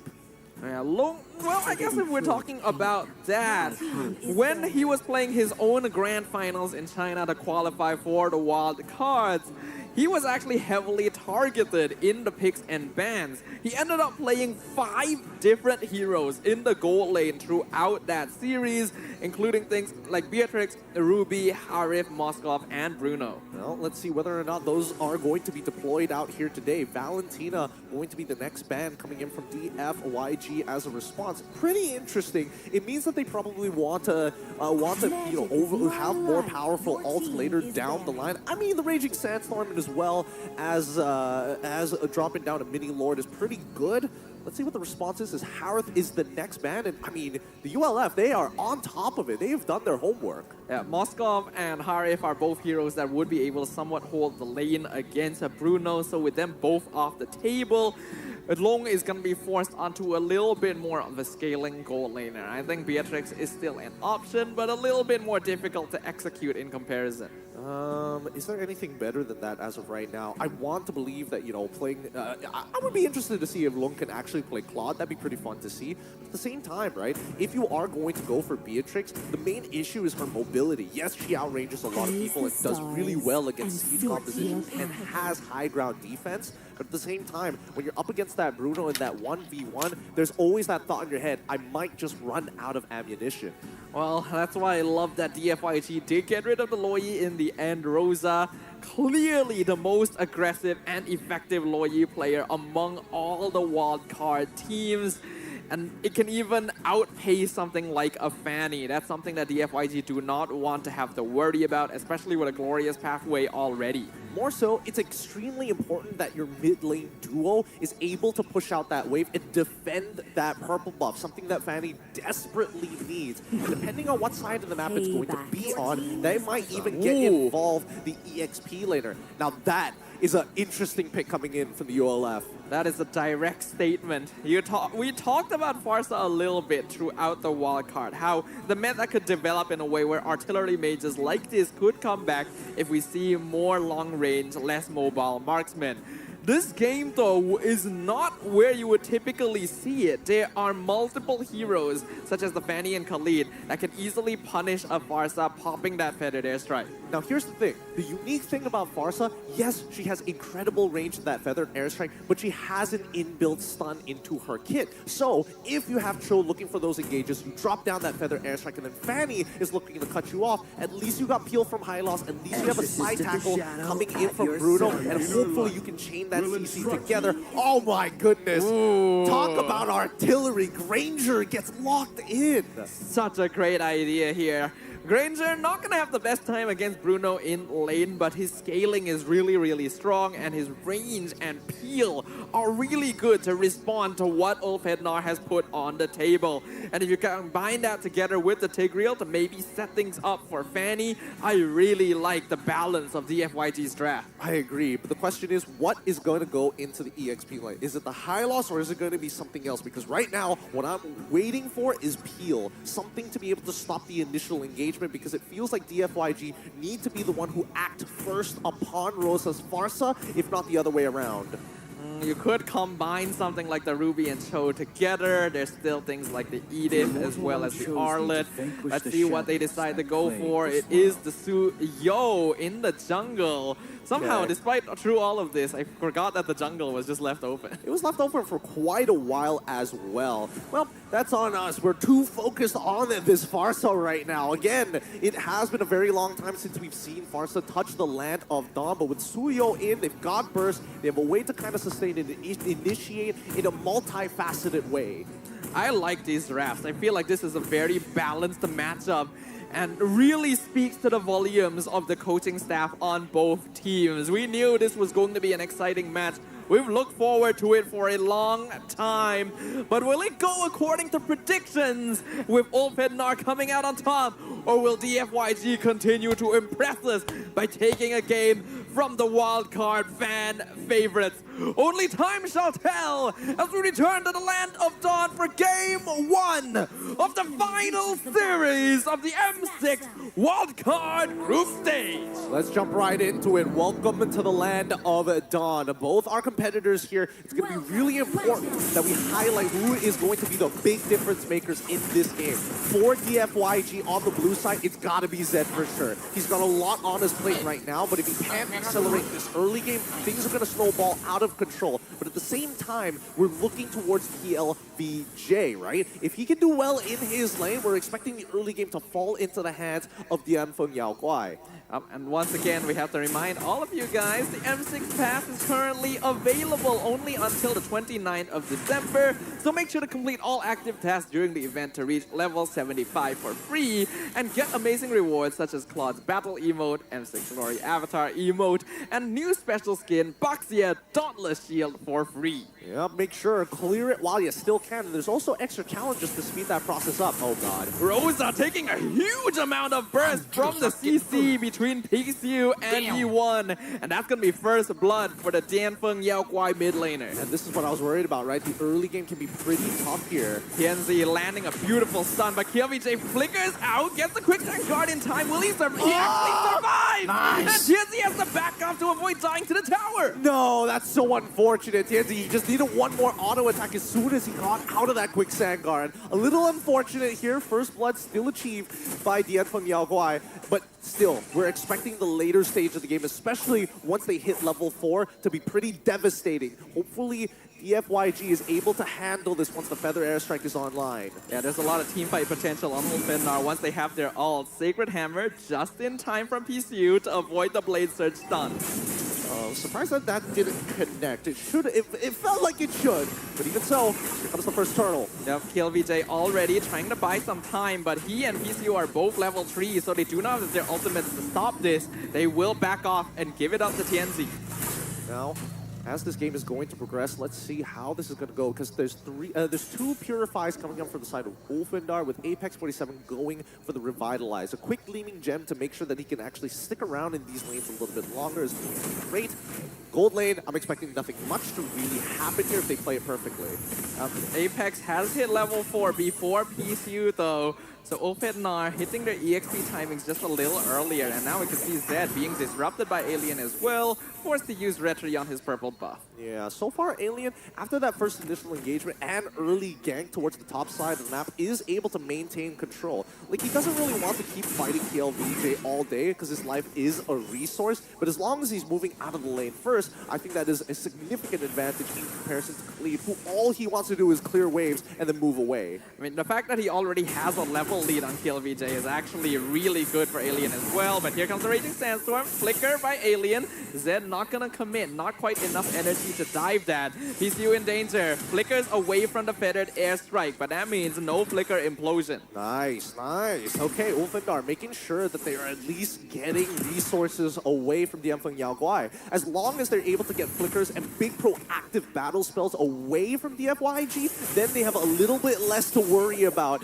ensuring that the feathered airstrike gets all of the shots out. Yeah, so far Ulfhednar have done a good job of cutting off the map so that Zed isn't able to get those early fanny kills that we are used to. Even TNZ already has that level lead. Sunshine uses Purify initially to avoid the knockout from Eternal Guard, and Zed was found, stunned by Apex, kill given over. Ulfhednar gonna get caught out with Implosion, but that's only on Apex. KLVJ is the only one here and doesn't quite have enough damage. Glorious Pathway and Revitalize used by Apex 47 to chase down PCU. They get the kill on the Tigreal. Will they get Oh, strike. nice. Yes, they do. Kill VJ finishing off TNZ. Rosa, wings by wings, feathered airstrike use, quicksand guard. Nice. Oh! And so Kill VJ is picked up. But a beautiful depth Sonata by Long finishes Rosa off. Meanwhile, Way of the Dragon by Alien onto Zed, but he's still able to get his purple buff. Oh man, that was unfortunate. Had he just paced it out, spaced out when he kicked, and then taken the second half of the Way of the Dragon to maybe get that reset off of that purple buff, that would have been real nice there. But Alien is not going to have the Way of the Dragon in this upcoming turtle fight. So far, though, quite impressed. Sacred Hammer. Oh, unfortunately misses on Sunshine, but he still gets the knockup. Not quite enough damage for him to finish him off. It's a 1v3, and Sunshine able to get out alive. Tell me, was that not a perfect defense on the dive? Slide tackles and even uses the Worldie to cancel out the initial cable to get Zed out of there to hopefully sneak in another turret shot. Sunshine has been really popping off throughout this wild card, and he is continuing to do so. Being able to avoid a Fanny at this stage is huge, and not a good sign for DFYG. I mean, Ulf now with the tempo that they've generated with these small skirmishes happening across the board, it's still 3-3, but with the structural advantage, now this is where it gets dangerous. The Sunpo dodge on the implosion! Come on. Big drill alt wasted! Hey, I mean, he could see him from a mile away there. Alien does not miss on these. Oh man, really impressive gameplay so far from Ulfhednar. They have built up a 2K goal lead. DFYG doing a good job of matching them considering the difference in experience, but slowly but surely, this is snowballing. Yeah, both sides are wrestling for control over tempo, right? It's not a means to an end, but I will say that Ulfhednar is more dependent on their ultimate. Same can be said about DFYG, but that's only for big team fights. So far though, gonna be investing time to make sure Zed doesn't get denied from his purple buff. But Ulfhednar able to get a lot more across the map in return. TNZ able to iframe out, feathered airstrike, zoning TCU away, almost gets the kill. Kill VJ with the Raging Sandstorm into the quicksand guard just to try and get away from Ulfhednar. Great job of dodging! Zed comes in, finishes off Alien! A two-man Sacred Hammer! TCU sacrifices his life for a kill onto TNZ instead! Meanwhile, Kill VJ on top of Rosa! Rosa, the Torn Queen, shows her majesty! Beautifully played there. Beautifully played by both of these teams. This is what you want to see for M-Series representatives. You want them to be the only mistake that they're going to make. Oh, I missed an ability. That was a difference maker, and that's all we need to see. Ulfhednar still slightly coming out on top, but that was definitely a mistake. Diving the tower there that TCU was able to punish with his last sliver of HP. Long gonna be able to get the bot tier 1. TNC almost stuns Zed, but he's able to fly out in time. This means DFYG not gonna be able to contest the turtle. Zoning them out from the correct side, sacrificing the tier 1 down bot side as Rosa is able to claim the mid wave at the same time. Again, Rosa very generous using that feathered airstrike because it's all about maintaining tempo and pressure because the feathered airstrike comes back up relatively quick considering that Ulfhednar are going to be looking not just for team fights, but more so to intercept the rotating members from Dianfeng Yaohuai. And if Rosa can use... Oh, hold on. Okay, I thought Alien was going to go for the kick there, but yeah, if Rosa can use the feathered airstrike at a off-tempo timing where the FYG are not ready to punish it, then it's actually very safe despite having a Fanny and Granger. I mean, you can definitely see that DFYG, they gotta make sure they protect that purple buff. It's so important that Zed stays relevant. Another feathered airstrike, half HP on Long and E1. Kill VJ will stop Alien from running into the backline, but Glorious Pathway means they cannot defend their mid-tier 1. Yeah, they just don't have the gap closer. Only KLVJ can effectively cancel out the feathered airstrike, if not Zed, if he's got enough items. Ouch. That's a lot of damage. Point blank arrow from TNZ. Zed is fine, but he's not creating as much pressure as he'd like. Yeah, but I think this works out well for Ulfhednar, right? At this point, looking at the items, we're seeing 2 item power spikes coming quick. That means they're gonna get aggressive. Eternal Guard lands on 1, feathered airstrike baited out, killed VJ, Raging Sandstorm to escape, able to heal back up. Alien in the backline, but doesn't go for the kick since Ulfhednar has already backed it off. A one-man implosion onto the jungler, pushes him away, but Glorious Pathway cuts off the Dianfeng Yaohuai. Zed just doesn't have enough damage to go for the one-shot, and PSU gonna pay the price with Sunshine getting killed. It's always the support who pays the price in these cases. Better to give up your roam rather than your force. Bam! barely able to get out. Granger surprisingly slippery to catch, but the jungle no longer belongs to TFYG. Amen to Purify. Amen to Purify to get you out of these tough spots. E1 in trouble. Jikundo knock up. Not even going to commit Way of the Dragon because they know they got the kill. Alien going to be sniped down by the Death Sonata. Raging Sandstorm defensively again. But the feathered airstrike finishes him off. Double kill. Triple kill for Sunshine. What did I tell you? It's a battle of tempo right now. And Ulfindar are absolute masters at it. Once you give them that lead, they're not going to let it go anytime soon. This is a tough uphill battle now. We are nearly 10 minutes in, 4K gold lead for Ulfindar. Dianfeng Yaoguai does still have pretty solid scaling, but we can see that this Fanny not being able to achieve as much as they would like, and Ulfindar doing a great job of just dancing around PCU and KLVJ's cooldowns. Now, honestly, considering how this game is supposed to go for DFYG, they wanted this early game to snowball out of control, but these small stutter fights coming in from Ulfindar, these small skirmishes even at the sacrifice of Rosa's early game, worked out fine. Yeah, it's very controlled tempo for Ulfindar here. They are determining the pace at which these fights are taken. PCU tries to walk out to go for the implosion, but he takes so much damage from Sunshine already. Rosa does not get executed by Zed's initiation either, so DFYG not able to find anything. Yeah, just not enough damage here, despite already having a War Axe, a Malefic Roar, and a Blade of Hephaestus. E1 is dead here. Oh, hold on, can't flicker out, still has the battle spell, so will be able to get out for now. Yeah, Reward's still available. Oh my god. Zed, able to finally get the killing spree on Tianzi, punishes him for trying to steal away the orange buff. Dianfeng Yaoguai will be happy with that one. Yeah, but they will sacrifice the tier 2 here.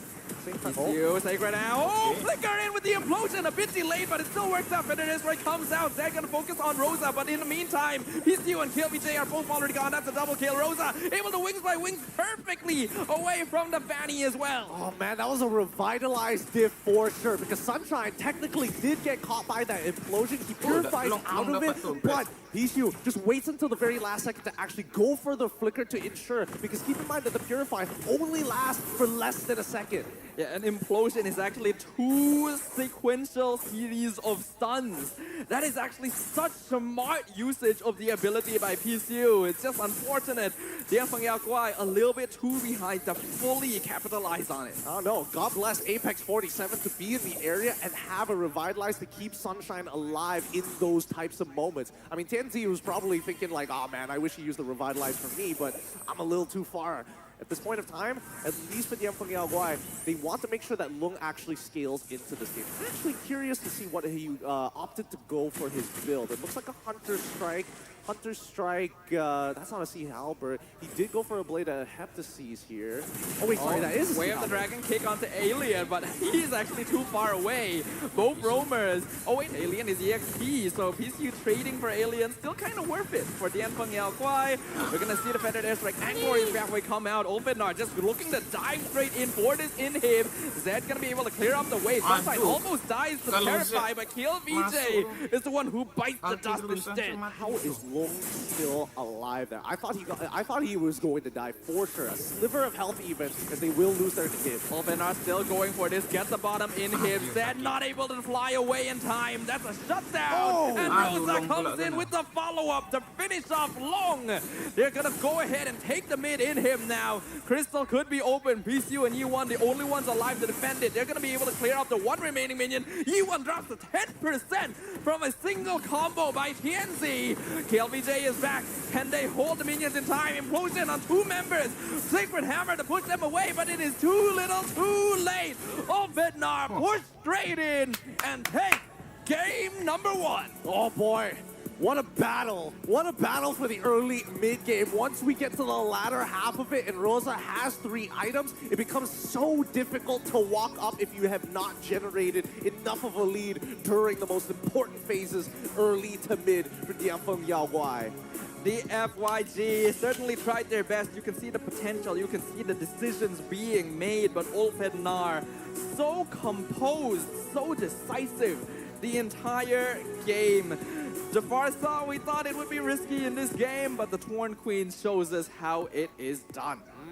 I mean, it's an interesting scenario to be in because there was a lot of planning from early to the later stages of the game. Again, Rosa understands that when you are playing that Farsa, you have a high susceptibility of dying in that lane, especially when you need your support to be giving you information, if not information, at the very least, skewing the side lanes. And that's what you see Apex 47 hovering around those lanes, not even showing up entirely, just enough to pop up on the minimap. Yeah, I think they're aware that the FYG is going to be the ones that want to try making the first move, especially with a hero like Fanny around. So the patience and spacing that were exercised by Ulf Hednar was really, really clean here to make sure that the FYG was consistently wasting resources and just slightly overextending to places where they could pick him off. Well, I mean, let's look at the post-game item build, because there's a couple of interesting things that I've just noticed. Number one, the EXP lane builds, right? Both of them didn't really go for a Thunderbelt first item. First items that they were looking for, let me just double check the item progression so I don't mess this up. It was Antique Cuirass for both Alien as well as KLVJ and not the Thunderbelt. Now Lung as well, deciding to opt to go, hey, I'm going with the Hunter Strike, I eventually need to get a Sea Halberd and then also make sure that I get a Malefic Roar. Very, very close to the big item in that BOD. Yeah, it was very close, but with a 2k gold lead on him, Sunshine was already full build on the Bruno in 13 minutes. That's why he was doing so much damage, and with that increased range, very difficult to catch onto them. You could tell that Ulfenar was specifically positioning themselves so that they would never be caught with more than one person in the implosion, and that made PCU's life very difficult. Very, very difficult here. And I mean, it's really interesting, right? Because their item builds is to compensate for a couple of things. Looking at the emblems, I feel like Lung probably wanted to go for the BOD early, but unfortunately had to build anti-heal because when we're looking at Tigreal, he's not looking to build dominant ice. He's trying to survive the initial burst from everybody on the side of the ULF, mainly from Rosa. That's why you can see that PCU already completed the Athena shield on top of having the anti-cuirass to ensure that he could survive. In fact, the both roamers and EXP laners itemized very defensively initially, not a single Thunderbelt in sight on both teams, because they know that there is an incredible amount of early game burst on both teams. There's a Fanny and Vexana, there is a Suyo and Farsa. You cannot afford to greed out and prolong this game because it's unlikely to happen, so you're gonna go for more defensive options early on. I mean, not only that, right? Because of that delay, and at the same time, when we start looking towards specifically the gold lane, that's why Sunshine was able to kind of stick around a lot longer in comparison to Lung in close quarters, because nobody had anti-heal, right? Every person that he hit, as long as he wasn't touched by an ability from Yi1 specifically, would have been absolutely fine. And even from Lung's perspective, laning against him, he wants to make sure that he can poke out Sunshine in lane, force him to recall, and then steal a turret. But in that case, that just, you know, we could talk about this forever, but right now, I think that the FYG have the correct idea. Now it really boils down to how are we going to execute it more effectively, because when we're looking at Ulfendarn, it's all about unlocking Alien first and letting Alien keep track of Zed. Yeah, it's a very classic playstyle for Ulfednar, right? Having Alien on the show just opens up so many avenues for them. But it is still Sunshine who is constantly being that late game carry for Ulfednar. Bruno, already a difficult opponent for Granger to deal with in the early game. And because the rest of the FYG couldn't really make strides across the map, he was uncontested the entire game. Yep, uncontested so very often here.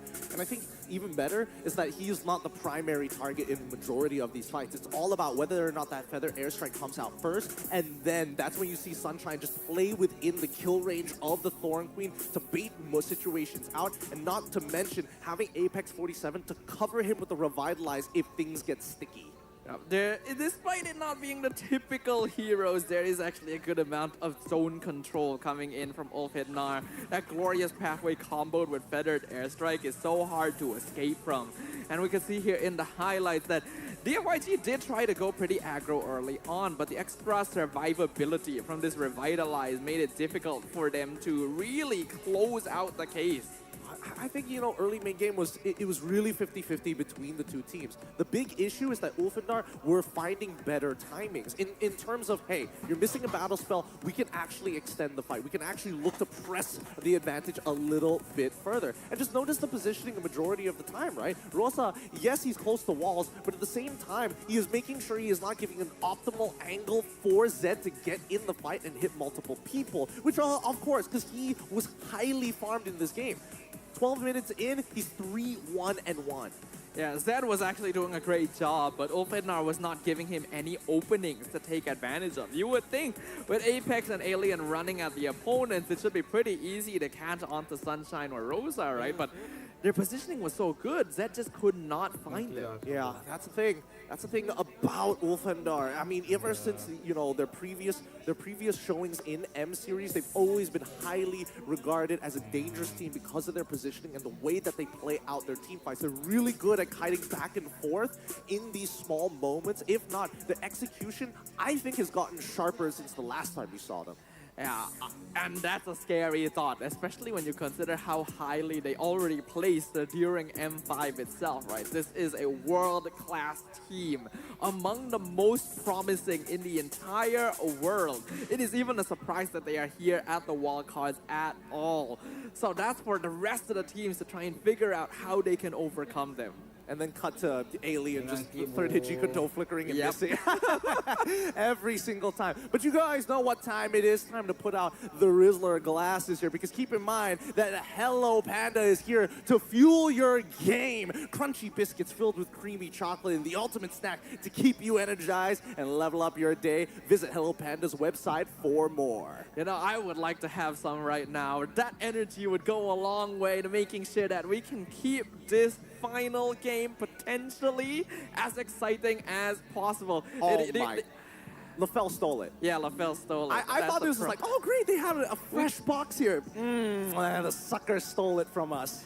I mean, we can't really blame him, can we? I would go into the back and blame him, but he already left the building. He knew exactly. This was premeditated. That's unfortunate. We're gonna have to ask some peeps if we can get like a new box of Hello Panda. I'm sure we have more sitting around somewhere, but maybe they're all gone, right? Because they're just so good. If this one is gone, I'm assuming that both him and Husky had a conspiracy to steal the rest of the stock. Oh man, they just got a stash of Hello Panda at home somewhere. These guys. We'll get to you guys later. Hopefully you'll be lucky. We still have a couple of boxes in the back here. But keep in mind, Hello Panda keeping us fresh, keeping us leveled up for this upcoming game as well. Because I think that as much as I would want to believe that DFYG have a chance, I think right now the game that they put up against the ULF is not to be scoffed upon. You shouldn't be disappointed with the performance. I think that it's these small incremental losses that are happening, and most of the time these are negligible. Oh, you lose a flicker, but the opponent also loses a flicker. That's not too bad of an idea. Next thing you know, oh no, the rotations of spells is a lot shorter for the side of the ULF in comparison to DFYG, and that's where you see the tempo slowly increasing. But I think what is impressive is the fact that it is these conditions, these factors that is allowing Ulfandar to come out on top. It is not more obvious visual indicators where a team just doesn't seem to be performing as well. True. Because we got to see some of that in the wildcards. DFYG legitimately requires Ulfandar to look into some slightly deeper options to make sure that they are cut off from gaining any advantage. Well, I do hope that they don't get a little scared of the Farsa. I mean, Farsa, when you get to that late game, that is to be expected. You're going to get blasted from like 2 screens away, and there's nothing much you can really do about it unless you got the cojones to flicker forward and make something happen. I mean, we did have heroes that should have been able to dive the Farsa on paper, but yeah, positioning was great. We literally saw Zed try to execute Rosa and then the wings by wings specifically into the wall to prevent the chase. This is someone with experience playing. While Zed is known for his fanny in the China region, perhaps it's time to go back to something a little bit more basic, right? Let the fundamentals carry you through. Yeah, fundamentals are going to be extremely important here because, again, very small moments in the game. For an example, why is Alien able to be in a position, despite KLVJ being the first person to clear the wave? Questions like that will start to pop out, and a lot of it is based on the information being given on the minimap itself. KLVJ KLVJ has a couple of things that he needs to do. He needs to be present for the team fights. He needs to be able to clear these waves faster than Alien. But as soon as that early game was so focused around getting him ganked time and time again, and that tier 1 collapsing, he loses a lot of that influence. Yeah, but I think KLVJ was doing a great job, right? He was actually dueling his duels. He was surviving a lot of ganks and actually turning them around for the FYG. So the potential is clearly there. They just got to figure out a way to overcome their opponents here. And as for Olpednar, they really just need to keep doing what they're doing. Now, let's quickly look over at the M chat that we had with KLVJ. We asked him who is the difference maker on the team. He says, our coaches. They told us what to do in the early game. Like if we lose, when we do our rotations, they will think of a solution so that it won't happen in the future. Yeah, I think the impact of coaches Sasa and Long is undeniable on the FYG. Because again, the FYG comes from a very, very new region in the MLBB ecosystem. They have a lot of potential. They have a lot of micro strengths, which have been built up from being known to be quite good at this particular genre of gaming. But having a coach with experience, with in-depth knowledge of the game and all its in and outs, makes such a huge difference in how quickly you grow as a player. Very, very big difference here. But again, this has been one of the few interesting matches that we've seen where the ULF actually taking a bit of a loss in that early stage of the game. Let's see how this is going to play out now with Ufendar on the blue side up against the FYG on the red side. So we do have a side switch here, and the FYG will elect to ban out the Fanny now that they have second pick. Ofednar still going for the bans on Eve and Phoveus, but instead banning out the Matilda this time. Fight for the Okay, ultimate they also anthem. get rid of the Hilda too, thank goodness, thank goodness. The fact that Matilda is gone begs a couple of questions here. Why get rid of the Matilda this time around? The majority of teams have not been banning it out, if not letting it through sometimes as well. Mainly because I'm guessing they want to play a composition that can actually chase down their opponents potentially. Your team is Ooh, I thought it was going to be something like a Hylo's first pick when the Matilda was banned out, but they go for the Cho straight away. I have no issues with this. I think Cho as a first pick is really, really powerful right now. Now that we've seen, the nerfs actually coming through onto Lord Suyo, we don't have the penultimate pick anymore. I mean, there's still Zhuxi, but we have enough bans. Yeah, Zusin not gonna really see much of the light of day here, but Bruno and Gatot are very effective opening from DFYG. It does lean them a little bit towards wanting to get more of an early game advantage, and I do hope that they have a secondary initiator to pair up with this Gatot, but so far, so good. I like the way that they're thinking here. I'm guessing that DFYG are going to go more in towards comfort side to play around Long and try to get him the resources necessary. Because in that previous game on that Granger, you play more like a support until you have your 3 items, right? You use that Death Sonata to finish off kills. If not, supplement the initiators, as it does have a slow effect when it connects. Yeah, so I think now that he is on the Bruno instead, he should be able to contribute to fights a little bit more. But against a Natan, it's going to be rough because this hero scales up so quickly and so terrifyingly. Yeah, and it just makes Winds of Nature an unoptimized item for you as a marksman. Now you don't have the defensive capabilities to protect yourself against Natan. The most you can do is probably the Malefic Gun to try and outrange him, as long as you don't get hit by the CC. Now, it's going to be Suyo getting locked in for the red side of DFYG. They can ban the Alpha out against TNZ, but I think that TNZ still has plenty of options. He could still play the Nolan, he could still play the Leon Lord. And he did a great job with the Ling on day 1 as well, so these are all possibilities that he can play for.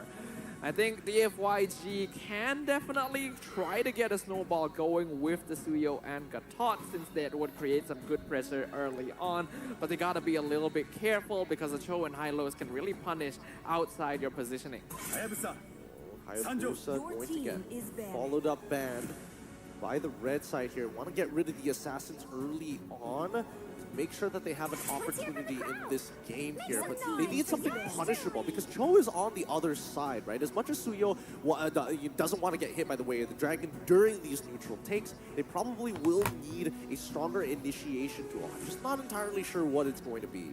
Well, something they can even consider is going for the Valentina, right? And then stealing either Glorious Pathway or Way of the Dragon to maybe kick things off. Pun not intended. But is that the path they would want to go for? It requires a good deal of mastery. It's a tough call. It's a really tough call. Because again, yes, the Way of the Dragon is great, but it puts Valentina in danger to try and make the play. It's not like a penalty zone where you can kind of throw yourself into it, or a Glorious Pathway, which I think are very safe ults and still high impact. I think if they want to play it safe, then Vexana, Aurora are still going to be open. Both are not too bad in dealing with rundown compositions. So I think Aurora is a bit harder to play against something like Cho just due to his mobility. They will ban the Lo Yi, so once again, making sure that they don't have to worry about all the teleports happening across the map, though Chip is still on the table. Yeah, Chip is still on the table, and I feel like the FYG want it, but at the same time, it's a little hard to say, because it was Wolfendar being the ones who banned it out. And keep in mind, Red Side gets first pick in the second phase, so this is their option. Do they want to ban it out the Chip, or no? They lean into the Vexana. Yeah, so it looks like they agree that Aurora, while good at dealing with high-lows, is less effective against something like the Cho, while Vexana is a bit more universal. So decide to get rid of that instead. Now DFYG going to need to make a choice. Do they want to blind pick their mid laner here? Because the alternative would be revealing where this Gatot is going. Tough options. Tough options. What would I go for? I guess I would just show my mage here first, right?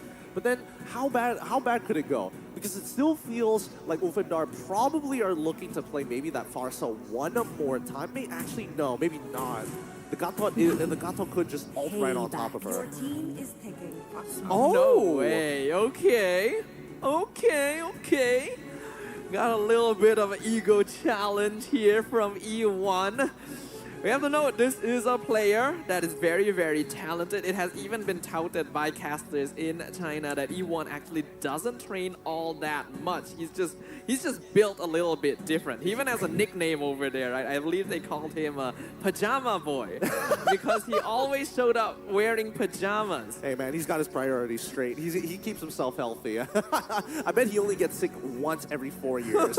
Maybe so, right? There's just something different about people like this. Yeah, that's interesting. That's interesting to see. Now, I don't know if Wolfendar is going to bring out the classic counter to this Pharsa being the Grok, but maybe that's a little far-fetched here. Nolan is available, but they also made sure to get the Valentina. Now, this is going to be really, really fun. Because again, Valentina has a number of ults to steal. It's either you steal away the Feathered Airstrike, or maybe look to cancel it yourself with the Worldy or Guardian of the Avatar. It does technically mean that Wolfendar still has the Feathered Airstrike Glorious Pathway combo from game number 1, so E1 gonna need to mind his positioning and make sure to notify his team if Rosa has access to his ultimate. Final pick coming in for DFYG. Is it gonna be... I mean, they could consider picking up Chip here, but that would mean that Gatot would have to go into the EXP lane. Won't be able to clear the wave as quick. Actually, clears the wave decently quick, almost at the same time as Cho, but at least he has like a semi-global One ultimate. thing is the beginning of Esme! Whoa! Why? I mean, Esme is not bad against Cho, right? Because Cho plays around shields a little bit, so you can steal them away, but outside of that, I don't really see her value. Doesn't do very well against the Natan. Nolan probably doesn't want to target the Esmeralda. Oh, this is interesting. I need to think about this a little bit more. Let's quickly pull up the screen here to look at the full compositions one more time, because the Feather Airstrike is a very powerful tool. However, with hypermobility coming in from Tianzi and Alien as a potential way to cancel it, Apex 47 could bulldoze their way through, maybe even past KLVJ. So it's all about peel and responsiveness against the ULF for DFYG. Oh, you also remember what I mentioned about Gatot being the main form of initiation. There's just nothing to keep them inside the Feathered Airstrike. Esme doesn't really help in that regard. But let's see if the FYG can surprise us once again. Right now, Wolfendar one game away from confirming their ticket to the Wildcard Finals. Let's see who takes it as we return to the Land of Dawn for game number 2. All right, it's going to be Ovendar on the blue side up against Dianfo and Yanghua on the red side. Now, I think the only hold on, Bishu is taking a lot of damage here, forced out to use his retribution, sorry, not retribution, his revitalize super early. Yeah, even E1 taking a lot of abuse, so looks like Rosa has a little bit of a bone to pick to what they did to them at the start of game 1. Exactly, even going for the impure rage to really make that damage stick despite despite having rejuvenate being buffed here. But as the early game is going to start progressing relatively quick, oh my god. Alien just jumped straight into 4 members of the FYG, knowing that Apex has to revitalize to keep him topped up, and PCU does not. So Apex 47 gets the first blood, but Zed gets the return kill now, but very, very low on HP. Here comes TNC with the delayed engage. Fracture, Kill VJ survives it, and now Zed switches his sight to Rosa. Can he get the swing? No! Rosa dodges it, but not Yi1. So Rosa will fall. That was an interesting set of fights here. Again, both sides looking to struggle and fight against each other to gain tempo early on. But KLVJ, wait. Oh, Alien showing him how it's done. This Esmeralda, wow, she can do some damage early. She's not known to be a lane dominator. I mean, her base damage is extremely low, and she only gets better later in the game, and then it's going to be basically unplayable for Alien from that point onwards, right? I am curious what KLVJ is eventually going to build. I don't know if he's going to go for like Thunderbelt first, or if not, and go for a full tank build. If not, go for the traditional Esme build. Yeah, it's been a while since we've seen this hero. Apex 47 though already zoning out to PCU as well as Zed here off the turtle. Zed gonna go ahead and start working on his buff, but because TNC already started it quite a while ago, he is clearly in the lead EXP wise. Double checking the item build so far. KLVJ currently, it looks like he might just be going straight. I mean, it could be an anti-cuirass for all I know, just like similarly to the previous game. Or it could just be the Thunderbelt. Hard to say, but he's not going for tier 2 boots. Meanwhile, in the mid lane, Yi1 not going to be able to escape. Feather Air Strike used against him to set up the kill for TNC. Blade Surge connects on Alien. A good taunt into Revitalize on both sides. Glorious Pathway slowing down the FYG to the 2-man Jeet Kundo. And here comes Rosa as well. But Dianfo Yanghua is surviving a lot of it. Kill VJ using his Purify to get away and allowing Zed to finish off Apex 47 in return. PCU looking for another opportunity, misses the Avatar the Guardian, but Zed will get the turtle, and E1 secures the kill on Cho with the Feathered Airstrike. Unfortunate indeed, but still, the FYG is walking away with a 1.3k lead, and Sunshine actually taking a pretty bad trade. Lung is doing a great job. He wants Sunshine. Sunshine knows he's already dead. He's just gonna pop a cheeky recall there. Apex 47, bit too late to the party, so a huge gold injection to Long. Yeah, Lung is actually dominating this lane. He's like a full level ahead against Sunshine. Now 2 levels ahead on top of the extra surge of gold. Now Alien and Apex being chased down. Alien using Flicker, Apex using ult so that they can get away. DFYG upping the ante. They're going to continue this. I'm expecting the lane swap to happen pretty early on here, but they might as well take away jungle camps at the same time from TNZ. By the way, something we didn't point out, Long has Master Assassin, so he is straight up aiming to win the 1v1 in the gold lane. I mean, he always goes for Master Assassin. I'm not too surprised with that, but especially for Sunshine, he's got to be a little careful. I thought he would be able to go even against him, but considering that a lot of these fights have been happening on the opposite side of the map and not really getting the gold laners involved, he has been kind of isolated. And that's exactly what Long wants, right? Master Assassin 1v1, and he is coming out on top there, so that's really nice for him. Sunshine already 1 level behind. Glorious Pathway used defensively again, but they catch the stun on TNC into the Feathered Airstrike. A beautiful combo by DFYG. Oh man, really good stuff here. That falling star move coming in from Kiel VJ to kick things off, and that's what I wanted to talk about, right? The initial engagement is going to have to come from Zed and as well as Kiel VJ. It is a micro stun, but don't worry, Sunshine should fall look next. at their positioning on Sunshine, making sure to watch both sides of Entropy. Another kill by DFYG. And the snowball is getting kind of big here. It's a 3.9. It's going to turn into a 4K pretty quick. And the turtle just respawned as well. DFIG in the perfect position to start working on it. PCU gonna scout out Apex in the brush. Not sure if they saw TNC, but Alien gets in, gets the cake, not in the right direction, but just to get Zed off the turtle. Not successful though, as now Alien drops low. Blade Surge connects on one, that's TNC, and KillVJ comes in to finish him off.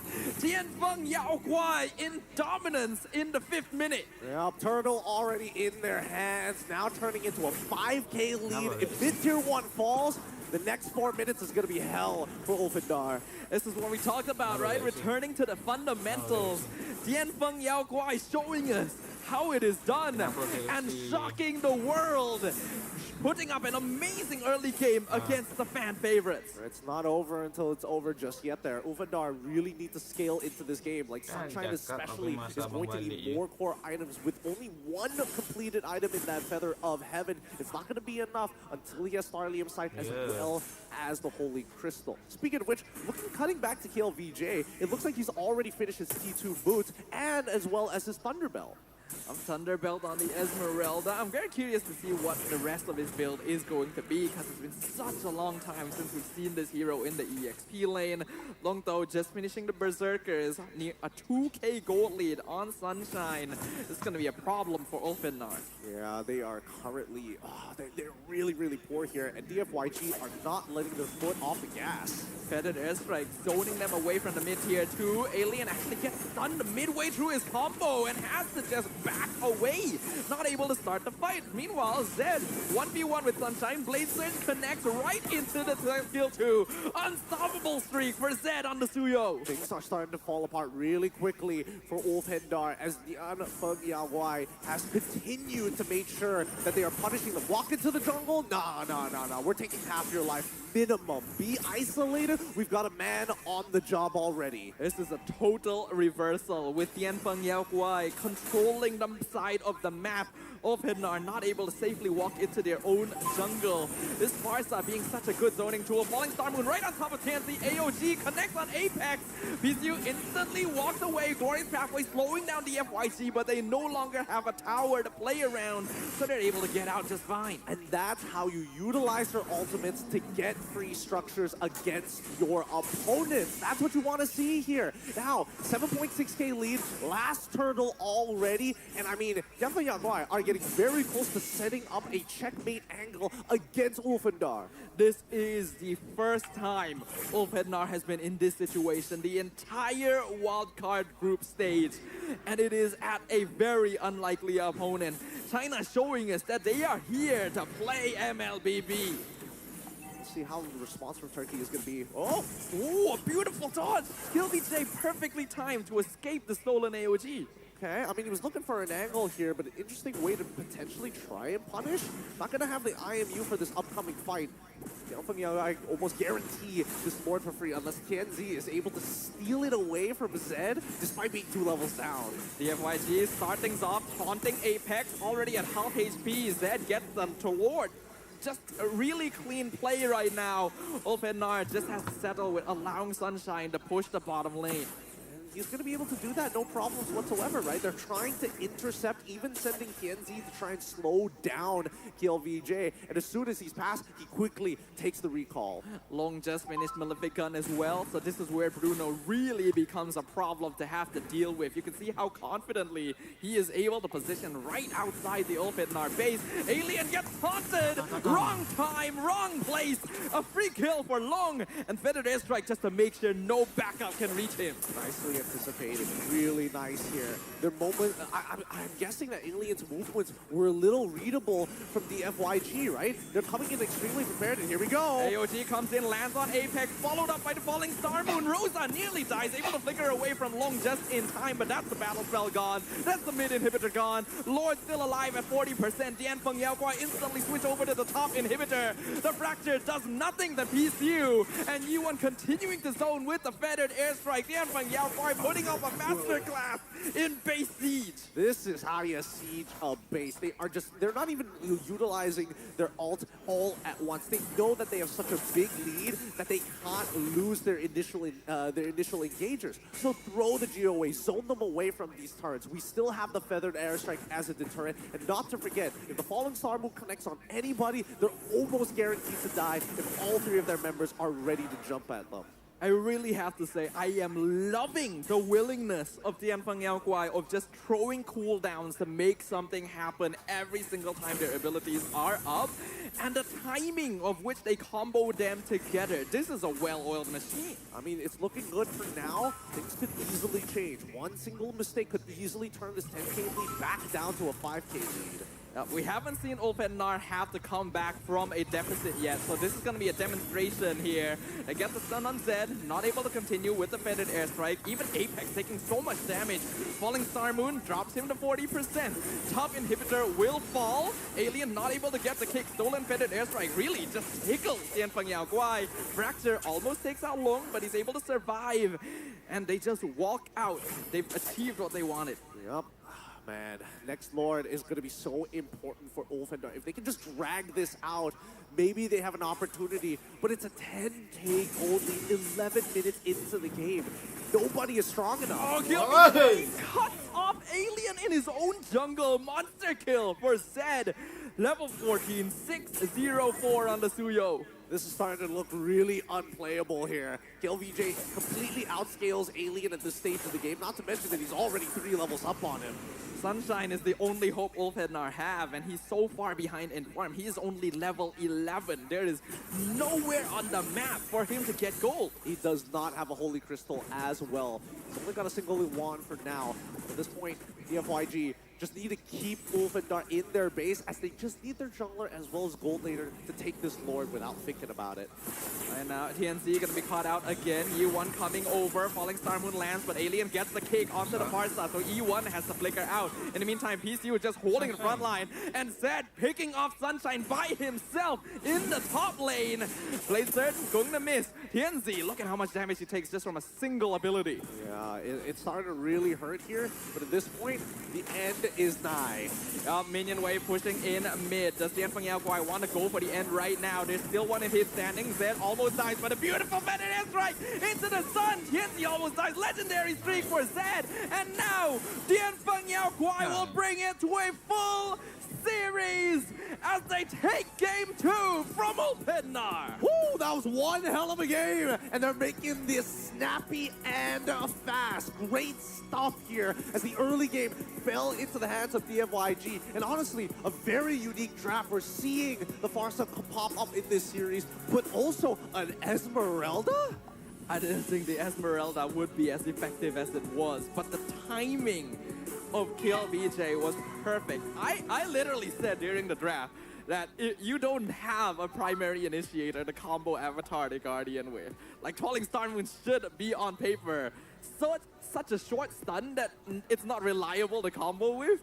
But the chemistry is so, like, clean. It looks good because they keep distracting their opponents. What it looks like is, oh, I see the GOA, but I don't see the Esmeralda channeling and walking up to you as it happens. You can only look at so many things on the screen at once. So, again, I think there was a little bit of tunnel visioning happening for Ulfhednar as we started progressing towards the 6-minute onwards, right? Because a lot of their outs were caught off super, super quick. Sunshine, for example, trying to split push on his own, definitely got punished a couple of times because of that. And look, 0-4 and 0, 7.1k. It's not like he doesn't have the capabilities to out-mechanic them, but with such a large gold deficit, it really doesn't matter. Yeah, it's so rare to see Ulfhednar in this position. It has literally not happened the entire wildcards, which shows that DFYG are a legitimate contender. Nathan should be able to scale pretty well, even against a Bruno in lane, but Long just pushing his advantage. He really did. Again, this is what we were expecting. Honestly, this is how I was expecting DFYG to play the game. Maybe not this quick, but definitely centralized around Lung. So it goes to show that they continue to evolve, and maybe they have a deeper playbook than we initially thought. But then look at Zed as well, 905, probably the most successful Suyo performance we've had the entire competition so far. Just doing so much damage, you could tell that even though Wolfen are playing a very comfortable combo of Alien Show and Apex Hylos, they could never open the map. No, they couldn't. Not at a 10k deficit for sure. Not at a 10k deficit. Looking at the team stats, and this is what I'm going to be interested in, right? Alien at 15 compared to KLVJ at 36k, Zed at 63, Lung at 53. Yeah, unfortunately, unable to get over that final hurdle, and maybe even if we saw Ulfandar trying to sacrifice their inhibitors, I don't think they had enough wave clear until Sunshine hits that third item. Yeah, this is a draft that wants to, at the very least, be even in the early game, and DFYG made sure that that could never happen. And it's so surprising too, right? Farsa and Esmeralda, nowhere near the meta, and yet being so effective. We pointed out Yi1 being a very talented player. He is literally matching Rosa in momentum using this hero, and it's so shocking. It is pretty shocking, which makes me wonder whether or not it would have been a smarter idea to put Apex 47 on the Cho and then give the high loss over to Alien just to try and kind of slow down the pace of the game. But let's give it up for our MVP of this game, going over to Zed on his Suyo, making quick work of the front line as well as the back line. This game truly proves that Zed is a mechanically gifted player. He is known to be good on the Fanny, but couldn't find the angles in game number 1. But on a hero with a bit more utility and a bit more openness in approach, you can see just how quickly the combos came out, how decisive he was with his actions. The abilities just coming out one by one in such quick succession. Very quick succession. I mean, let's look at these highlights one more time, because again, this was the most decisive fight. This early game fight that was honestly getting out of control because of how long it ended up dragging. And this actually works out for KLVJ, because again, he's playing Esmeralda, so he is completely fine trying to slow down everybody as they push through. And now, unfortunately, he ends up dying later down the line, but the amount of kills, the amount of gold being achieved by Zed specifically, that's when it started to snowball out of control. I even question if the miss on the Suyo third skill was intentional, just to cut off Rosa's escape combined with the Farsa, right? So, like, you can see the communication is there. You can see just how clean it is. Ulfandar definitely made a huge mistake over-committing to the kill initially and giving Zed way too many kills under his belt early. Yeah, man, it's just really unfortunate for Sunshine here. Really needed him to step up, but unfortunately was denied so many of these opportunities. And even for TNZ, right, it looks like his position was compromised very often just because of the amount of pressure that Esmeralda was eventually building over the mid game. A great game, a surprising result, and a really exciting match right here. Because once again, we have to remind all of you guys watching about the stakes. The winner of this series moves on to the finals, competing for a chance to go into the M6 main stage. And now it is a best of 1. Yup.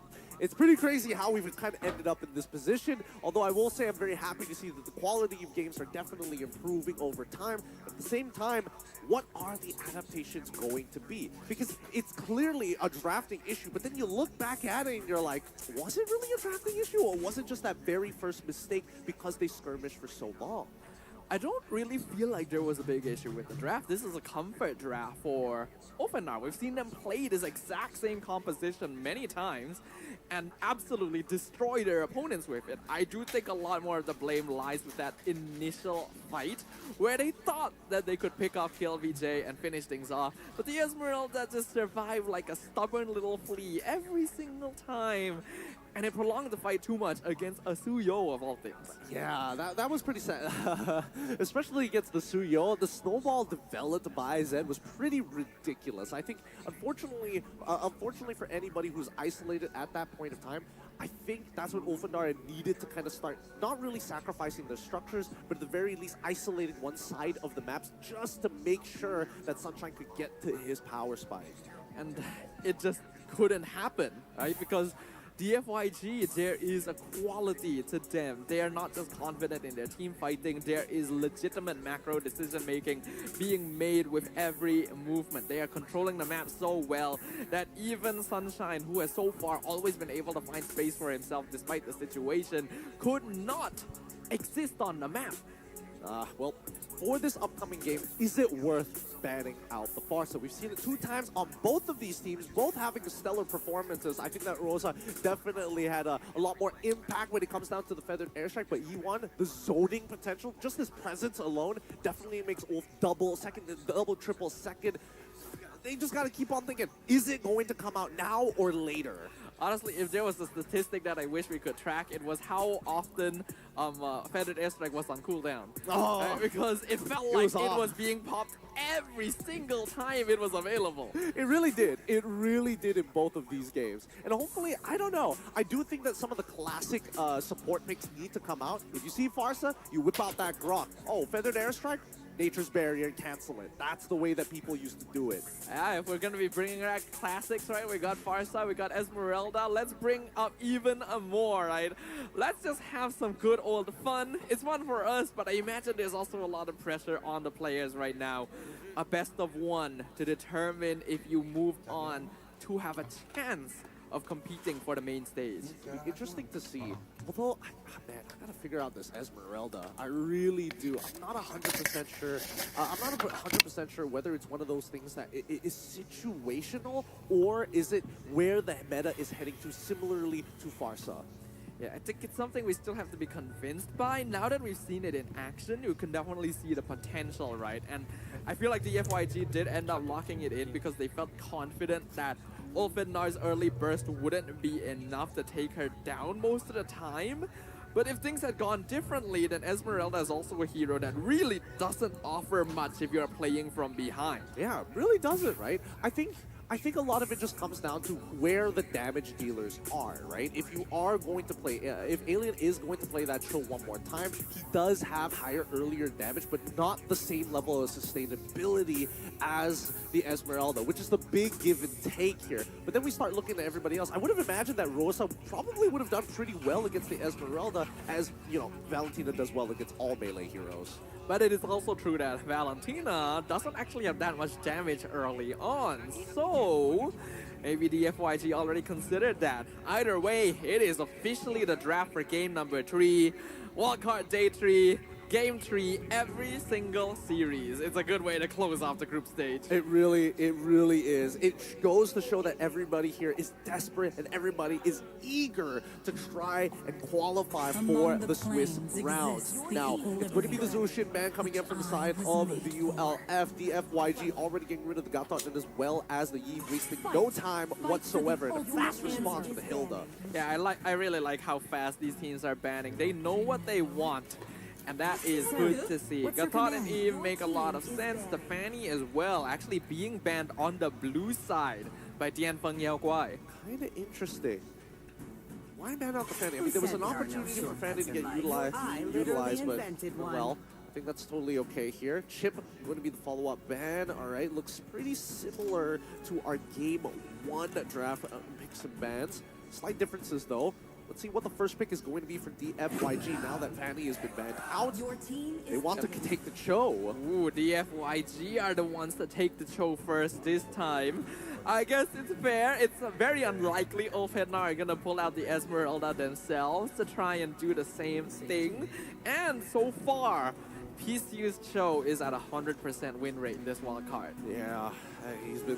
I mean, there was definitely one game where I don't think he played too well, but that's the one outlier in the data that we've collected here. High loss once again going to get locked in by Ulfhednar. Let's see what the next one is going to be. It's going to be Suyo this time.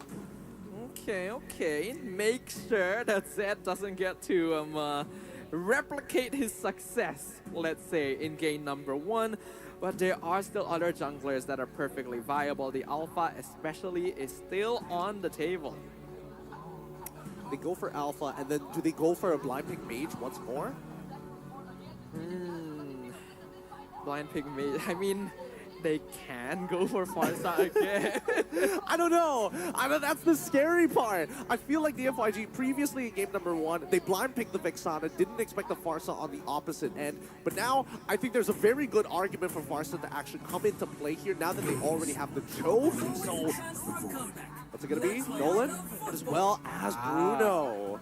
Okay, I like the Bruno. Bruno definitely is a very smart choice at this phase, but going for the Nolan is interesting. I feel like the heroes on Ulfednar's side right now aren't actually that easy for Nolan to pick off, and that's exactly what happened to TNZ in game 2. Ooh, it's going to be a Harith lock-in here. They still want to have a good distribution of magic to physical ratio so far. Is within my reach. And they're already making it tough. So if they have the Harith at this point of time, and since Gato is already banned out, they should be able to scale pretty decently well into this game while still having enough mobility to get around. Yeah, it's not just the Gatot too, even Hylos are already accounted for, so Harith doesn't have any of the big AoEs to worry about that could deny his Zaman force. Now the question comes, does Farsa get banned? I mean, I feel like the likelihood of Farsa getting banned is there, but then are there any other nasty picks that we have to be worried for? Like Valentina, for an example. If that's gone, I would only assume that Farsa is going to be the next best. Oh my goodness, wait. Ooh, heavy mid lane focus. Vexana and Aurora banned by Ulfednar. Loyi banned by DFYG. Ban out the Farsa, right? Ban out the Farsa, force them to play something like Zask. Valentina. Oh man, I haven't seen Zask in a while. Yeah, that could be Valentina, possible, but I don't really like Zask very much anymore. Yes, he's still zone control, but it's not nearly as effective as some of the others. More like what mage are you going to play at this point, right? That provides utility, that's able to provide other, if you get rid of Farsa, both artillery mages are completely out, right? So that just leaves what? Zask? Oh, Lilia as well as a pretty decent option, especially against compositions that want to run at your face. Oh, they do it. They just did it. They banned the Farsa. We are going to see some interesting things in the mid lane right now as both Rosa and Yi1 are just taunting each other indirectly. Do they take the Lilia here and then it's going to be like Lilia v Kagura or something crazy like that? Ooh, Kagura, I haven't seen that in a while. Yeah, I think if we're going to see Lilia, it is more likely going to be on DFYG's side to deal with the Hylos. I don't know, Rosa plays a mean Lilia though. That's true. Yeah, the Valentina, the only viable mid laner left in the pool, unless like I'm missing something. We've seen Kadita from time to time, but that's usually the counter Eve, so probably not this game. They go for here that's actually effective, because as much as you want to play Lilia and to initially slow down your opponents with the glue, Eudora Cho combo. Let's go. just one shot people. I don't know. Do we have to devolve that low? I think that Kagura is okay. I think that Lilia is kind of honestly these are very meh options. Honestly, compared to the S tiers that are being currently banned out. But let's see what both Sasa and Lung, they've got to dig deep here. And keep in mind, both of them don't play the mid lane. Oh, the Faramis. I'm not sure I like it very much though. You don't usually want to pick Faramis into a Valentina. They lock in Tigreal here, right? Oh wait, no. But you don't have to actually. Wait, hold on. No Gatot. They need some kind of AoE to try and punish this. Or they can just play very similar styles of composition because they can just steal away the Netherrealm. Yeah, Netherrealm with Hylos Revitalize, like, I really don't like the Faramis here for the FYG. I get that it's one of the few options left, but I don't know how to feel about it.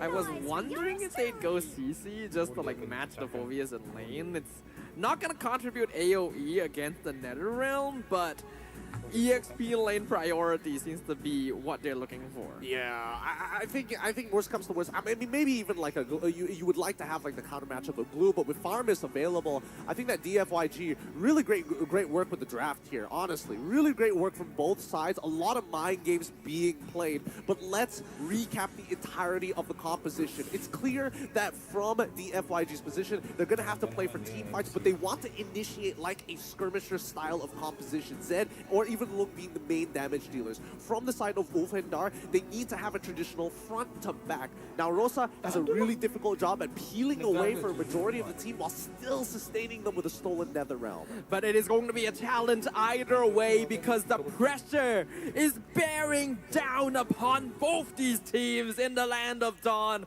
A single game will determine who moves on to the M6 Wildcard Finals. Let's see if it's going to be Ulfhendar or Tianfeng Yaoguai. BFYG going to be on the blue side.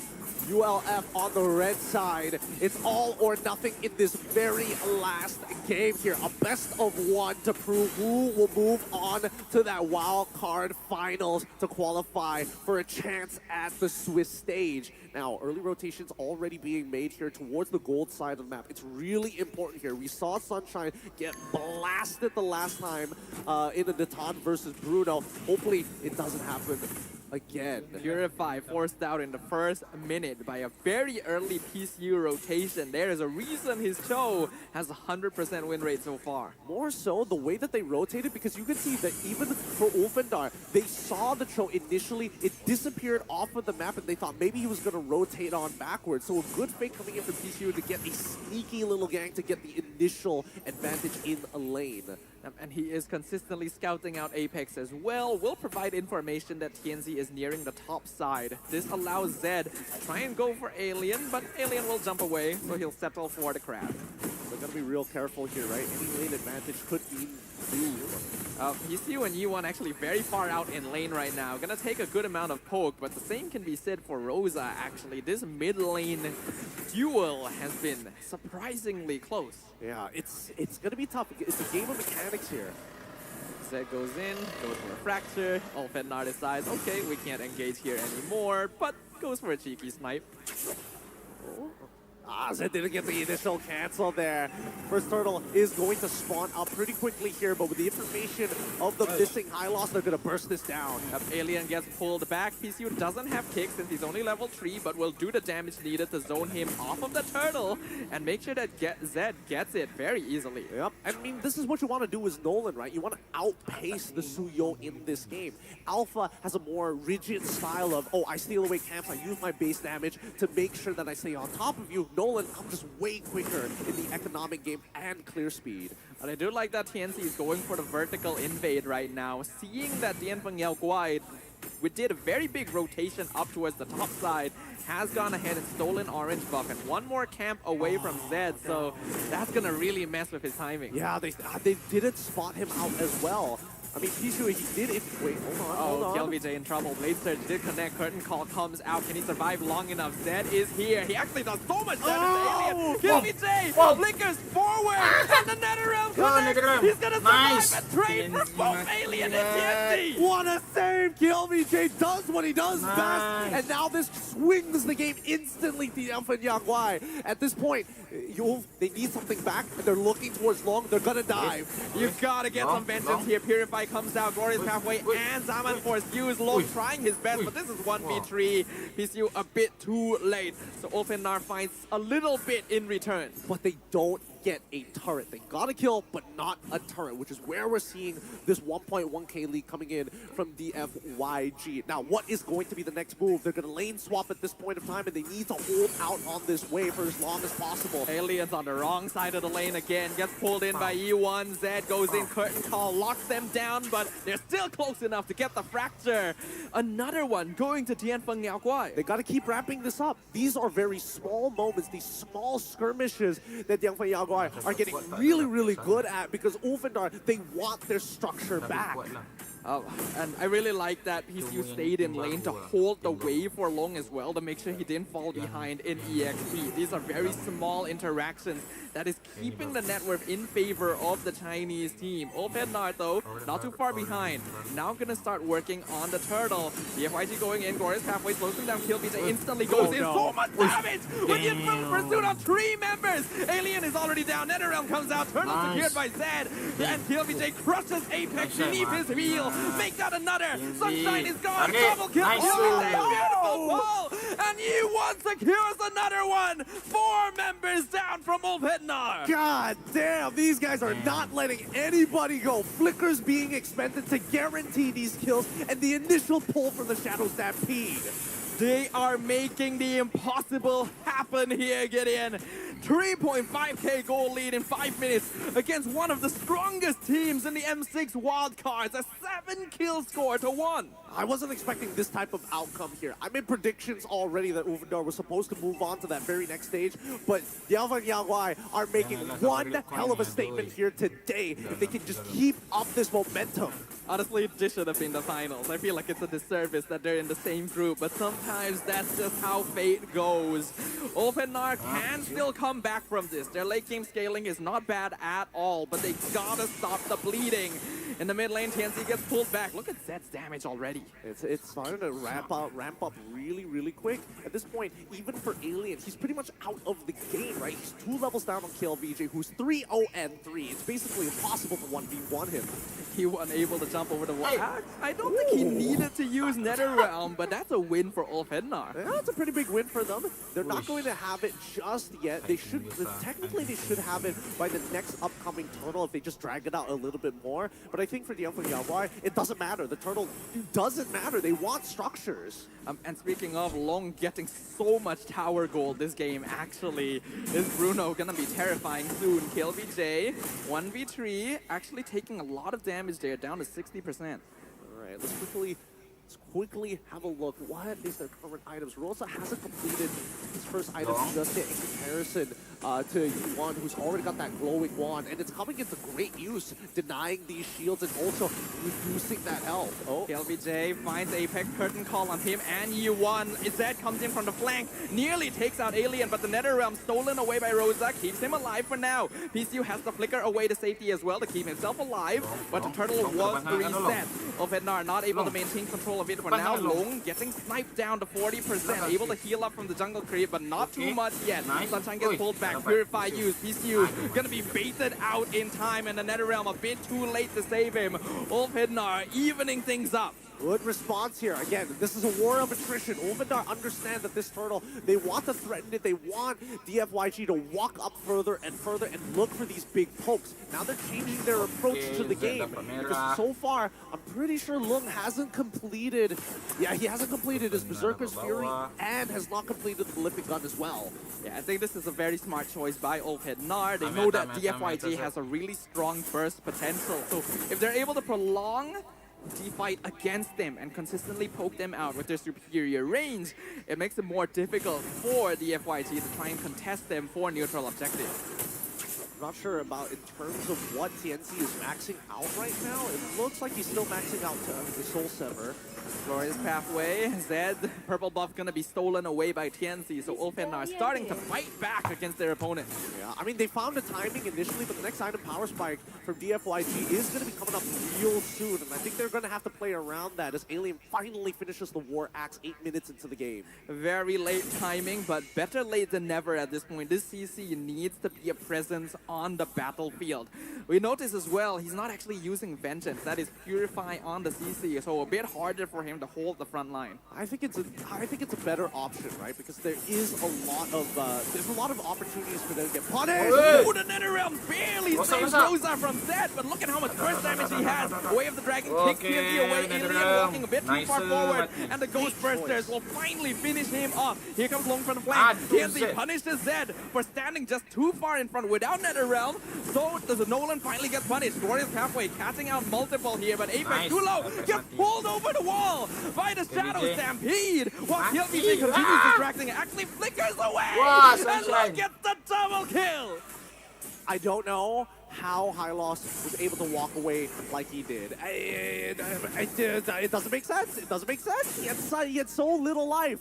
He had such little life. He should have burned all the way down. And when he finally did, I think that the damage is more than enough. Ulfhednar is in a much better position despite having these 50-50 trades. At least it is going to 3-2s, right? The kills are coming through for TNZ. We are seeing that Alien is able to zone just a little bit, but the next item Power Spikes are just about to connect.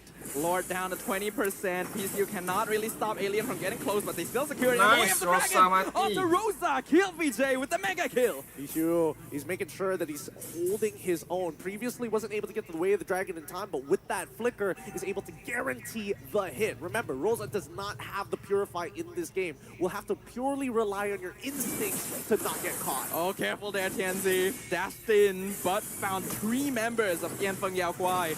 Is able to back off in time. Now there's a 4v4 in the mid lane. Meanwhile, Long shoving up top with the Lord pushing bottom. Pretty crazy how fast this game is going, right? Both sides accelerating at an uncanny pace here. But now, with Long, he's got 3 items. He's got the extra range. How are they going to have to play this now? PCU just dashing menacingly in front of Wolfhead Nar. They're able to keep their top tier 2 alive, but it's taken a lot of damage. And Zed even taking out the mid wave on his way out to allow them to contest the mid tier 1. It's already difficult to contest for neutral objectives, but to siege in this fashion, it's you're going to get poked out. Like, Lung doesn't mind. And look at Zed. He doesn't even mind using cooldowns on Apex because he is making a statement. He is taking HP. Everything being treated as a resource by DFYG. A knock-up, PCU actually dropping quite low, but able to dash away, and the Lord will be cleared up by Ulfed Nar. They'll survive to fight another day. Survive for now, but man, so much damage already laid out. 5.6k for DFYG at this point of time. Max levels about to be achieved as well. I gotta quickly look at Ulfedar. How far away from their next couple of items? We don't see the Holy Crystal actually come through just yet for Harith, but very, very close to completion. Even when we're coming down to third items. Oh, why don't you go for Queen's Wings from TNZ instead of doubling down on the burst? He wants to survive. I think it's not a bad idea if they can somehow outplay DFYG by baiting them with his low HP, then it can create opportunities to flip fights around. The gold lead still 5k though in favor of Tianfeng Yao Guai. We are 12 minutes into the game, and it's hard for Ulfenar to really make a statement on the map. I mean, Ulfendar, only 2 of them have anti-heal at this point of time. A third one is coming on the way from Alien, and once he has it, at least he can start threatening Lung in the backline. But yeah, as you mentioned before, he doesn't have the vengeance, and now they initiate. Now Glorious Pathway straight away. NetherRealm forced out by Tianfeng Yao Guai very early on, and the disengage is great. Ulfenar cannot continue. They do trade 2 ults for 2 ults, at the very least. For Nolan, that fracture comes back up really, really quick. Not as quick as the Glorious Pathway as well as the Curtain Call. At this point of time, initially in the beginning it was a game of mechanics, and now you have to outsmart your opponent. What do you think Ulfenar needs to do here to regain their control of the mid-game? I think making DFYG collide and like really stick together is totally fine, but they need to open up this map, right? Zed is the main problem. Here comes Glorious Pathway again. KLVJ gets a 4-man knockup, able to spam in front of pursuit, but TNZ gets the shutdown in time. NetherRealm also keeping Ulfednar topped up, but Tianfeng Yao Guai not showing away. Nice! Both them into the Lord knockup! The NetherRealm being used, and Tianfeng Yao Guai flips the fight around in a single second! No way. Nice. No way. We need a replay of that. That was actually insane. How did he know that the Lord was already ready to go for the knockup, pulls them in the perfect direction on top of a flicker? He forces Purify out from Sunshine, but ends up dying for it. A shutdown for the Harith. Sunshine needs any farm he can get right now. It literally doesn't matter for E1 because his passive triggers and he's already back to the fight. TNZ is nearby. Long takes some damage, but you can see that TNZ cannot continue. Alien a bit too late from the flank. Way of the Dragon onto TNZ. Can he able to get away? Iframe just in time, and Summon Force used by Sunshine so they can dash back to his base. Oh, Ulfendar not making it easy for the FYG to close out this game. They're going to have to put their hearts and souls here because now their biggest issue is when that Lord is crashing, their high ground defense ain't that great. Look at the wave sync from Tianfeng Yao Guai. They are making sure to try and connect it, though I think the Lord may be a bit slow to attach with this mid lane. Top lane already pushing in since there is no minion wave there. So they're gonna try and true prong it. Alien almost bursted, but able to jump away from the fracture. Yep, and Long's got to be a little careful here. Gotta make sure that he stays on the very outer ring. Make sure that he's able to get some kind of structural damage here. Wolfendar doing a very good job and making sure that as these waves start colliding, it is staggered. But despite everything, DFYG able to connect the Lord with the mid wave anyway, and the bot inhibitor is gone. Zed not able to burst down TNC. Good iframes from the Suyo. Mid inhibitor being targeted by Long, but the minion wave has been cleared up. KillVJ in trouble. NetherRealm comes out to save him, but he's inside the forest pathway, so he gets shut down by Rosa. And Openar will be able to clear up the Lord and defend their lives in the wild card. Way too deep there, and at least for Sunshine, he has come to a point where he's got that Holy Crystal, and now he's got the damage to deal with the waves with the help of TNC and as well as Rosa. As long as they are moving up together to clear the waves and then pulling backwards, they've got very good odds, assuming that the FYG don't really want to go for tower dives. Openar wants to try and use the timing that KillVJ is gone to maybe get something on the map, but because the minion waves are so shoved up, they're unfortunately not able to achieve much other than regain a little bit of map presence. No, but that just means... Oh, that's scary. Tenzi almost dies there. I'm not too sure if they intended to give Rosa the orange buff, but looks like they're depending on their damage right now. Better than giving it over to DFYG, right? I think at this point, 13-6, I wouldn't have expected the game to have lasted as long as it did, but Wolfendar are... Oh, Way of the Dragon onto Apex. Not the target you usually look for. NetherRealm comes out from Rosa. Apex gonna lose all his extra HP. Gets pulled back. Infernal Pursuit gonna be following. Nice. Flickers. He Wow. gets a 3-man knockup. NetherRealm follows up. Looking for the finisher. They're looking for the final nail. Rosa He even mati. follows Rosa to make sure he is taken out. Sunshine gets a double kill, but they have lost 3. And U1 will respawn so quickly. Oh my god! What a chase down there! Uvendar thinking that maybe we can get something back here. Unfortunately, ends up giving 3-4-2 in favor of the FYG. And at this point, all Long wants to do is crack open this inhibitor. Another 10 seconds before the high-lows comes back up, and there is a minion wave mid. But Yefeng Yaoguai not gonna try and force it. They go for the Lord. The Lord is open, and it's totally understandable because Harrington as well as Suyo will be able to clear these waves pretty effectively unless they're Lord-empowered minions. At this point, they're gonna rush it. PNC not going to be able to get close enough. PCU is there to stop him. U1 does get stunned though, has to use NetherRealm on himself, and will pay the price. Killing spree for TNZ. He tried the zone, and he ends up costing him his life. You may be 5k ahead, but we're already in the end game. Look at the recovery for Ulfendar. Ulfendar want to turn this around now. They know U1 is down for another 25 seconds. This is the best opportunity to get towers wherever they can, and the minions already do some good damage. Tianfeng Yaoguai taking some structural hits where they wouldn't have expected to. Alright, without the Netherrealm, the FYG can't commit to a full fight just yet, but at the same time, it just means that Rosa doesn't have a Netherrealm to work with, so they got to make sure that they're stuck together, but not too close just yet.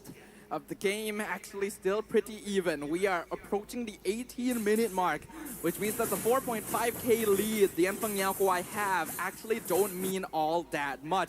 Even a DHS now being purchased by Long to finish off his build. The structural advantage not gonna matter as long as Ulfendar can balance this game. Just balancing on a very tight rope here of mechanics. One single mistake. Retry used on Alien. Purify as well. Alien. Kicked back. Mega kill for Long. Glorious Pathway doesn't even stop Tianfeng Yaoguai. What is that? What's happening there? He just walks in, ends up feeding himself the Sunshine, but they get the tower anyway. They're not going to make a call here. I'm looking back at them, seeing what exactly happened. Marshall standing ready at the call. Finally, the pause comes on through. Definitely, what a sad moment there. Ends up walking into the wall. That was definitely some kind of technical difficulty. There is no way Zed intended to do that. Even if they did manage to get the inhibitor for it, that could be a pretty big blow. Oh man, after generating so much momentum as well. Goodness. This game is already so tight, 17-10 so far, and with this, with the technical pause being called, at least the members of Ulfendar can just sit and take a moment to breathe. But can we talk about this match, this game? It is incredible. The gameplay we are seeing from these two teams right now. They know that a victory here gets them one step closer to playing for the World Championships. They know that whichever one of them goes through is a second representative for their region. Yeah, I mean, it's insane to think that they would get this far already, but I feel the pressure is helping them evolve. Pichu, he's going in fearlessly looking for these crazy kicks. At the same time, Lung hasn't made too many, hasn't made too many mechanical mistakes. He's only died once this game. He is the center of this strategy. Well, it looks like we're going to go ahead and jump back into the game right now. Regardless of what the circumstances were, Tianfeng Yaoguai going to have to deal with the issue. They still have a slight gold lead, but this late into the game, the gold lead like this really does not matter anymore. But with no inhibitors for Old Hednar, their defense is going to be much more difficult. Yep. And even for Sunshine, dropping the boots doesn't need it any longer. Opts to go for a lightning Chungjin for extra burst. And, you know, since he doesn't have the boots, the extra movement speed comes in handy. Sunshine will be a threat at this point. I'm pretty sure he's close, if not already, at full build. And this Harif can definitely carry throughout the late game, but is also squishing enough to get like 3-shot by Long. So very much a marksman game at this point. Yi1 in trouble. Oh no, he got caught out of position. Unstoppable streak for Sunshine. Yi1 has got to stop doing this. He positions himself very far away. He first initially gave up that river brush because he saw that Apex 47 could easily chase him down. Oh, hold on. Zed almost goes for TNZ. Almost able to get it, but not quite. And the minion wave is cleared up. So Tianfeng Yaoguai doesn't have to worry about losing more towers than this. They only have one tier 2 left standing, but it's still much better than Ulfennar. All right, so now we go back to a stagnant state. The Lord is going to spawn in 4 more seconds, and Yi1, he cannot be this far up anymore. He cannot be giving Rosa free IMUs to steal away that Nether Realm, and more importantly, he knows that Apex 47 can chase him down if they commit the ult. At least they're able to delay the game long enough so that Yi1 will come back before Ulfennar starts working on the Lord. As for Ulfennar, their position gonna need to be important. They need to respect PCU and KLVJ. These two players have been creating so much bait. The battle spells are up, and here it goes. Glorious Pathway cuts off the Tianfeng Yaoguai, but is it good enough? He's gonna stun Zed, but he's still able to jump back in. PCU still has immortality alive.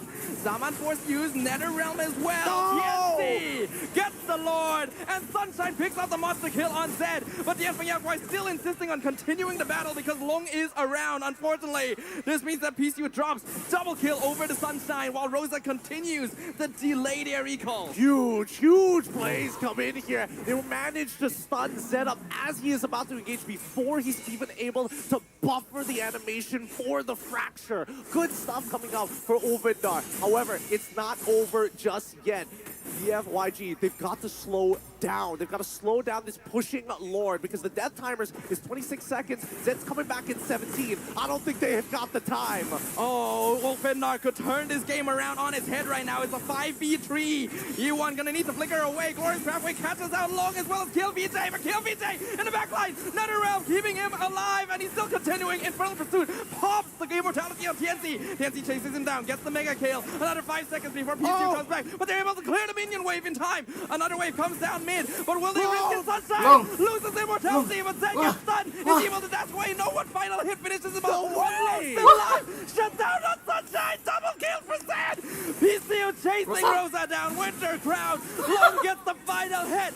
Unstoppable for the Bruno. Apex gonna pop the Glorious Pathway finally off cooldown so that they're able to escape from the fangs of Tianfeng Yaoguai. How did they hold on? Sunshine. He bit more than he could chew. He saw an opportunity to maybe go for the 2-shot onto Long, but both sides are losing their cool right now. But Long refuses to play anything less than perfect. Long still going in, gets stunned. Nether Realm comes out. It is a 3v2 defense. Way of the Dragon onto Apex 47. He is surviving for such a long time. The extra HP will be gone. Long jumps on by TNC, but Winter Crown comes out, shut down!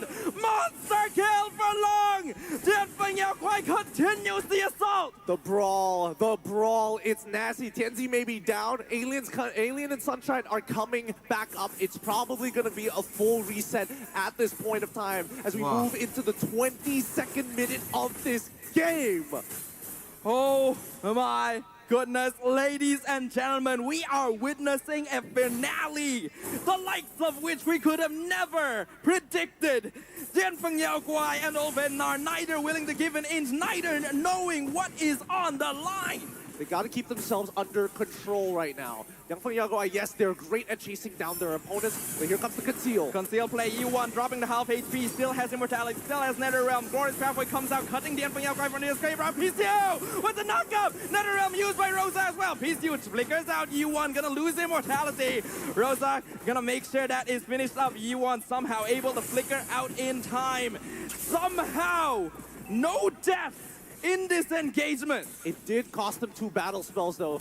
Pishu and as well as E1 both losing out on their flickers, trying to kind of group them up together as much as they possibly can for a max amount of damage. And E1 is swapping out to that Winter Crown as well. He's got to make sure that his positioning is top notch. Positioning is what matters right now.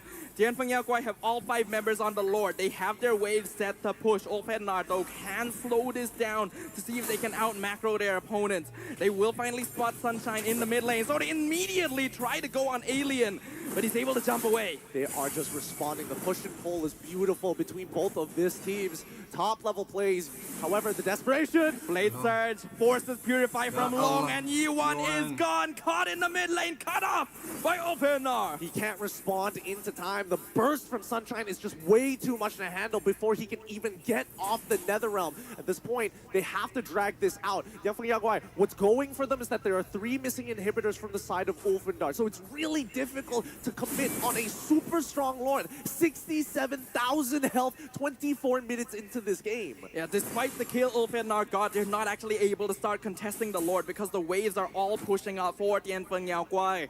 But they have been able to clear them up somewhat. This means the FYG actually need to respond to them themselves. E1 is back, but neither team quite in position to contest Lord yet. Beautiful game being played by both of these top-tier teams. And now, Alien realizing, I don't have the wave clear anymore. He's going to start the zoning real quick onto Pishu to chunk him to 50%. He's here taking a lot of damage from that curtain call, but that means no ult from the CC.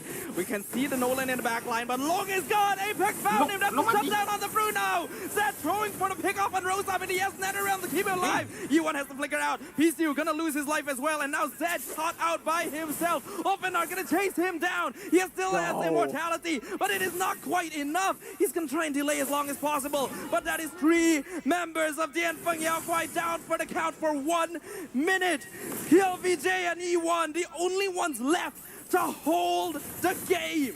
The next minion wave is going to take about at least 11 seconds to make it all the way back to that crystal right now. As the waves slowly crash down, TNZ will have to defend with his life while the rest of his members must end the game. E1 gets cut off, has to use NetherRealm against the Glorious Pathway. Rosa taking a lot of damage from the tower pursuit. KLVJ doing so much damage, but E1 is gone. KLVJ tries to delay with the Winter Trap, but the rest of his team will not respond in time. Their path is open, and they will claim the series and the ticket to the Wildcard Finals. Oh my goodness. Breathe, boys. You can tell they put everything on the goddamn line to make it to the Swiss stage. Nobody thought it was going to be this difficult, but Dianfeng Yaoguai shows that they are going to be an absolute monster next year. What an absolute beauty of a game. The fan favorite would have never expected to be pushed this far at this stage of the competition. Emotions running wild at the M6 stage, but they have done it.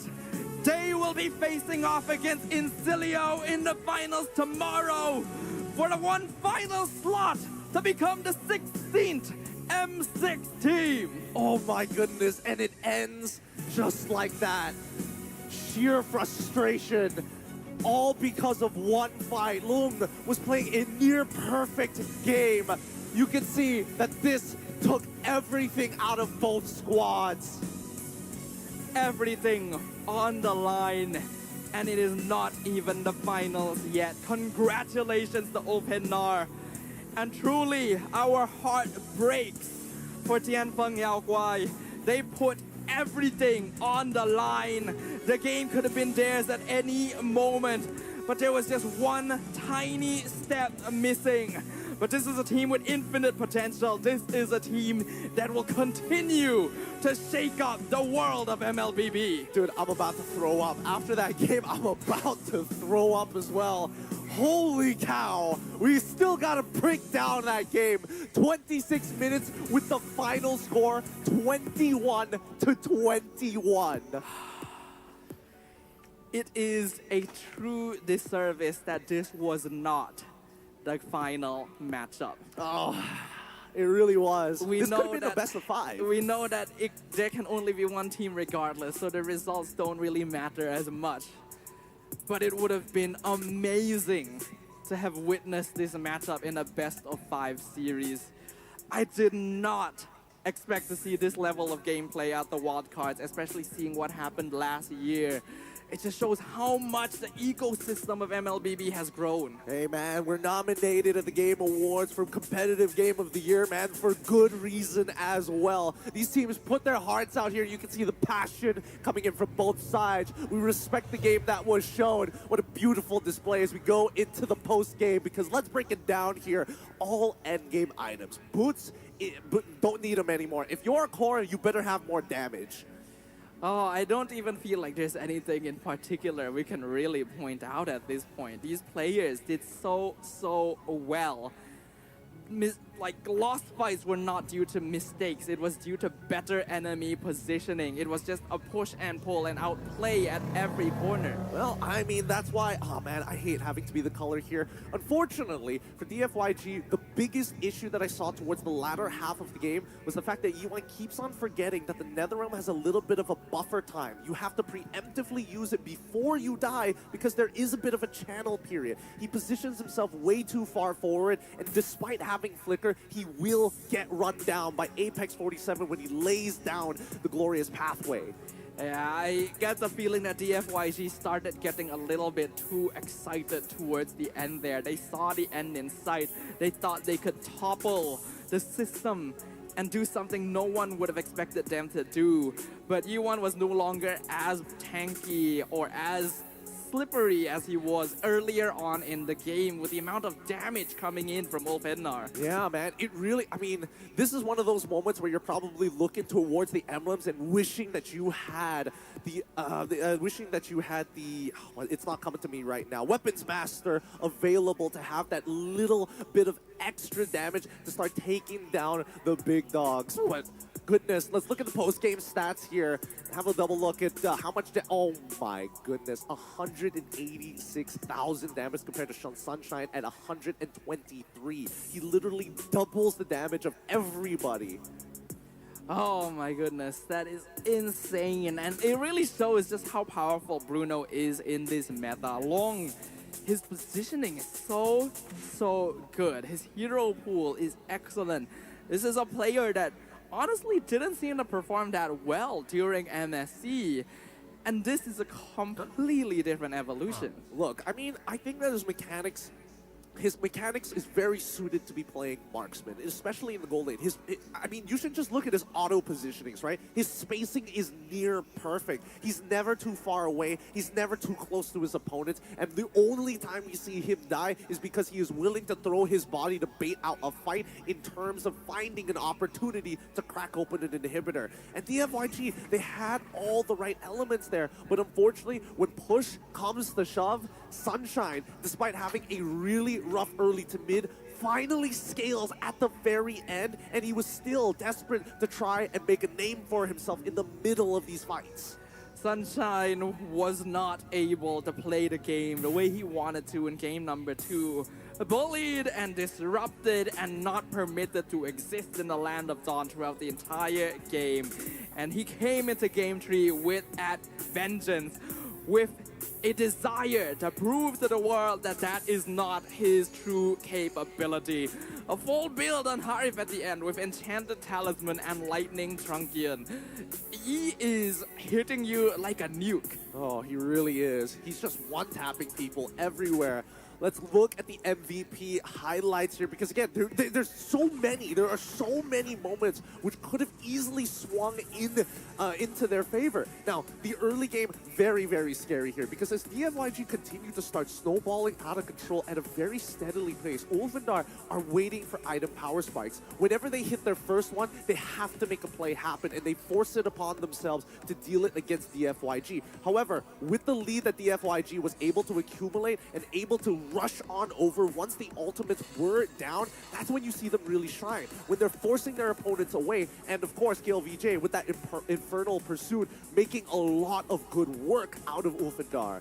Yeah, Dianfeng Yaoguai throughout the early to mid game was just a living highlight reel. Their micro mechanics on full display in every single engagement. However, I think their excitement got the best of them. We have to remember this is still a team making their first ever international appearance. The anxiety caused overextensions and a little bit too much in expectation of catching Ulfindar off guard once again, which finally allowed the Turkish representatives to claim their prize. And Ulfindar will be moving on to the finals of the wild card up against Incilio. It really breaks my heart to see Dianfeng Yaoguai so close to making it over. So many opportunities, but it seems like Ulfindar was able to pull themselves back and compose what was necessary to eventually group up and end the game. Ulfindar versus Incilio will be your M6 wildcard finals. One of these two worthy competitors will join the 15 other teams in the M6 Swiss stage. Oh man, people are going to be looking back at that game. And the more that I think about it, there's so much scrutiny to be thrown. But finally, it is going to be the final two to try and make it to that Swiss stage. It is Ulfindar up against Incilio, happening tomorrow at 5 o'clock GMT +8. That is going to be a great time. It makes me really, really sad that we only have one wildcard slot this year compared to last year, but there's been so many new and emerging regions, so many new teams and faces with grand potential that we simply don't have the room to spare. And one thing's for sure, if the wildcards are already like this, you guys don't even know what M6 has in store for you. My goodness, I'm already excited. I've been saying it all year that I've been excited for that Swiss stage. I've been excited to see the teams and especially the new storylines about to break out. But now we have so much to look for in terms of gameplay alone. It is going to be one wild ride. Yeah, I mean, you have to remember, right? Ulfindar and Dianfeng Yaoguai were the second place finishers of their respective regions. What does that mean? What does that mean? What does that mean for both S2G as well as KBG? Like, can you imagine the level those guys are going to be playing at? I cannot. My brain literally cannot picture what chaos, what gameplay we are going to see. Maybe it's at the end of a long day, right? Full series throughout the entirety of the Wildcards Day 3. We did not see this coming, Gideon, but well, I think we're quite glad it happened, right? We're extremely glad it happened. But guess what? From the 25th November to 27th, the Asian Esports Games, the largest MLBB women's tournament in Southeast Asia, will be held in Bangkok, garnering participation from 20 nations from various regions spanning across different parts of Asia and the Middle East. It is the last MLBB women's tournament of the year, presenting itself as the perfect platform for MLBB women players that are eager to prove themselves. I mean, we gotta show a little bit of love to the opposite side of the coin here. We know that M6 is going on, but there is going to be a short break between the wildcard and the Swiss stage as well. And AEG fits perfectly into it. So if you guys are eager for more MLBB action to get your fix while we're on break for M6, that's the perfect place to go. It's the perfect place to go, man. Every part of the calendar is going to be filled with Mobile Legends action, and honestly, I can't wait for it, right? I can't wait for more to come at this time round, especially since we are coming to almost a close to the end of the year. And let's just say, it's been a wild year already. It has. Like, I'm not going to be casting for the finals tomorrow, Gideon, but you are, right? Yep. What are your expectations, sir? Oh, dude, I'm expecting Ovendar to have a really great meal here in Malaysia. I'm expecting them to like really take a break because that was an exhausting game on so many different levels. And I think it should be Ovendar. I'm still going with my gut that they should make it to the next stage. I mean, after this game, I feel like the possibility is very, very high. But we gotta give a shout out to our play of the day, and it was between GK Esports and Nightmare Esports. Oh, this happened earlier today. I need to remember correctly what exactly happened. Soso ends up dying to Carvey here. Oh, is this where it all goes wrong? Yeah, just getting absolutely blasted here as the retreat and turns. Carvey plays a solid game on this Beatrix every time we see you. Literally blasted by a railgun point blank. That cannot feel good, especially with such a tantalizing low health target right in front of you. Makes you wonder. Maybe Sky Pierce is the way to go. I think it was piercing something else. Oh boy, man! Just getting rear-ended every single time. Look, as we proceed with the upcoming games, I think that Nuncilio has a lot of material to actually look against Wolfendar, and hopefully tomorrow is going to be just as epic as we saw this previous match between Wolfendar and as well as Diangfen Liao Guai. Yeah, I really, really hope so. We gotta give a bit of a kudos to these two teams. If the finals aren't able to match up to this level of gameplay, it would be a bit sad. A bit sad. Honestly, I mean, more eyes on the potential. Hopefully MPL China becomes a thing with gameplay like that. Like, can you imagine multiple teams doing that? I cannot. It's literally incredible how far they have gone. But with that, we are officially closing out the M6 Wildcard group stage here. My name's Stafa, that's Gideon. The finals are tomorrow. Make sure to tune in. But for today, bye-bye.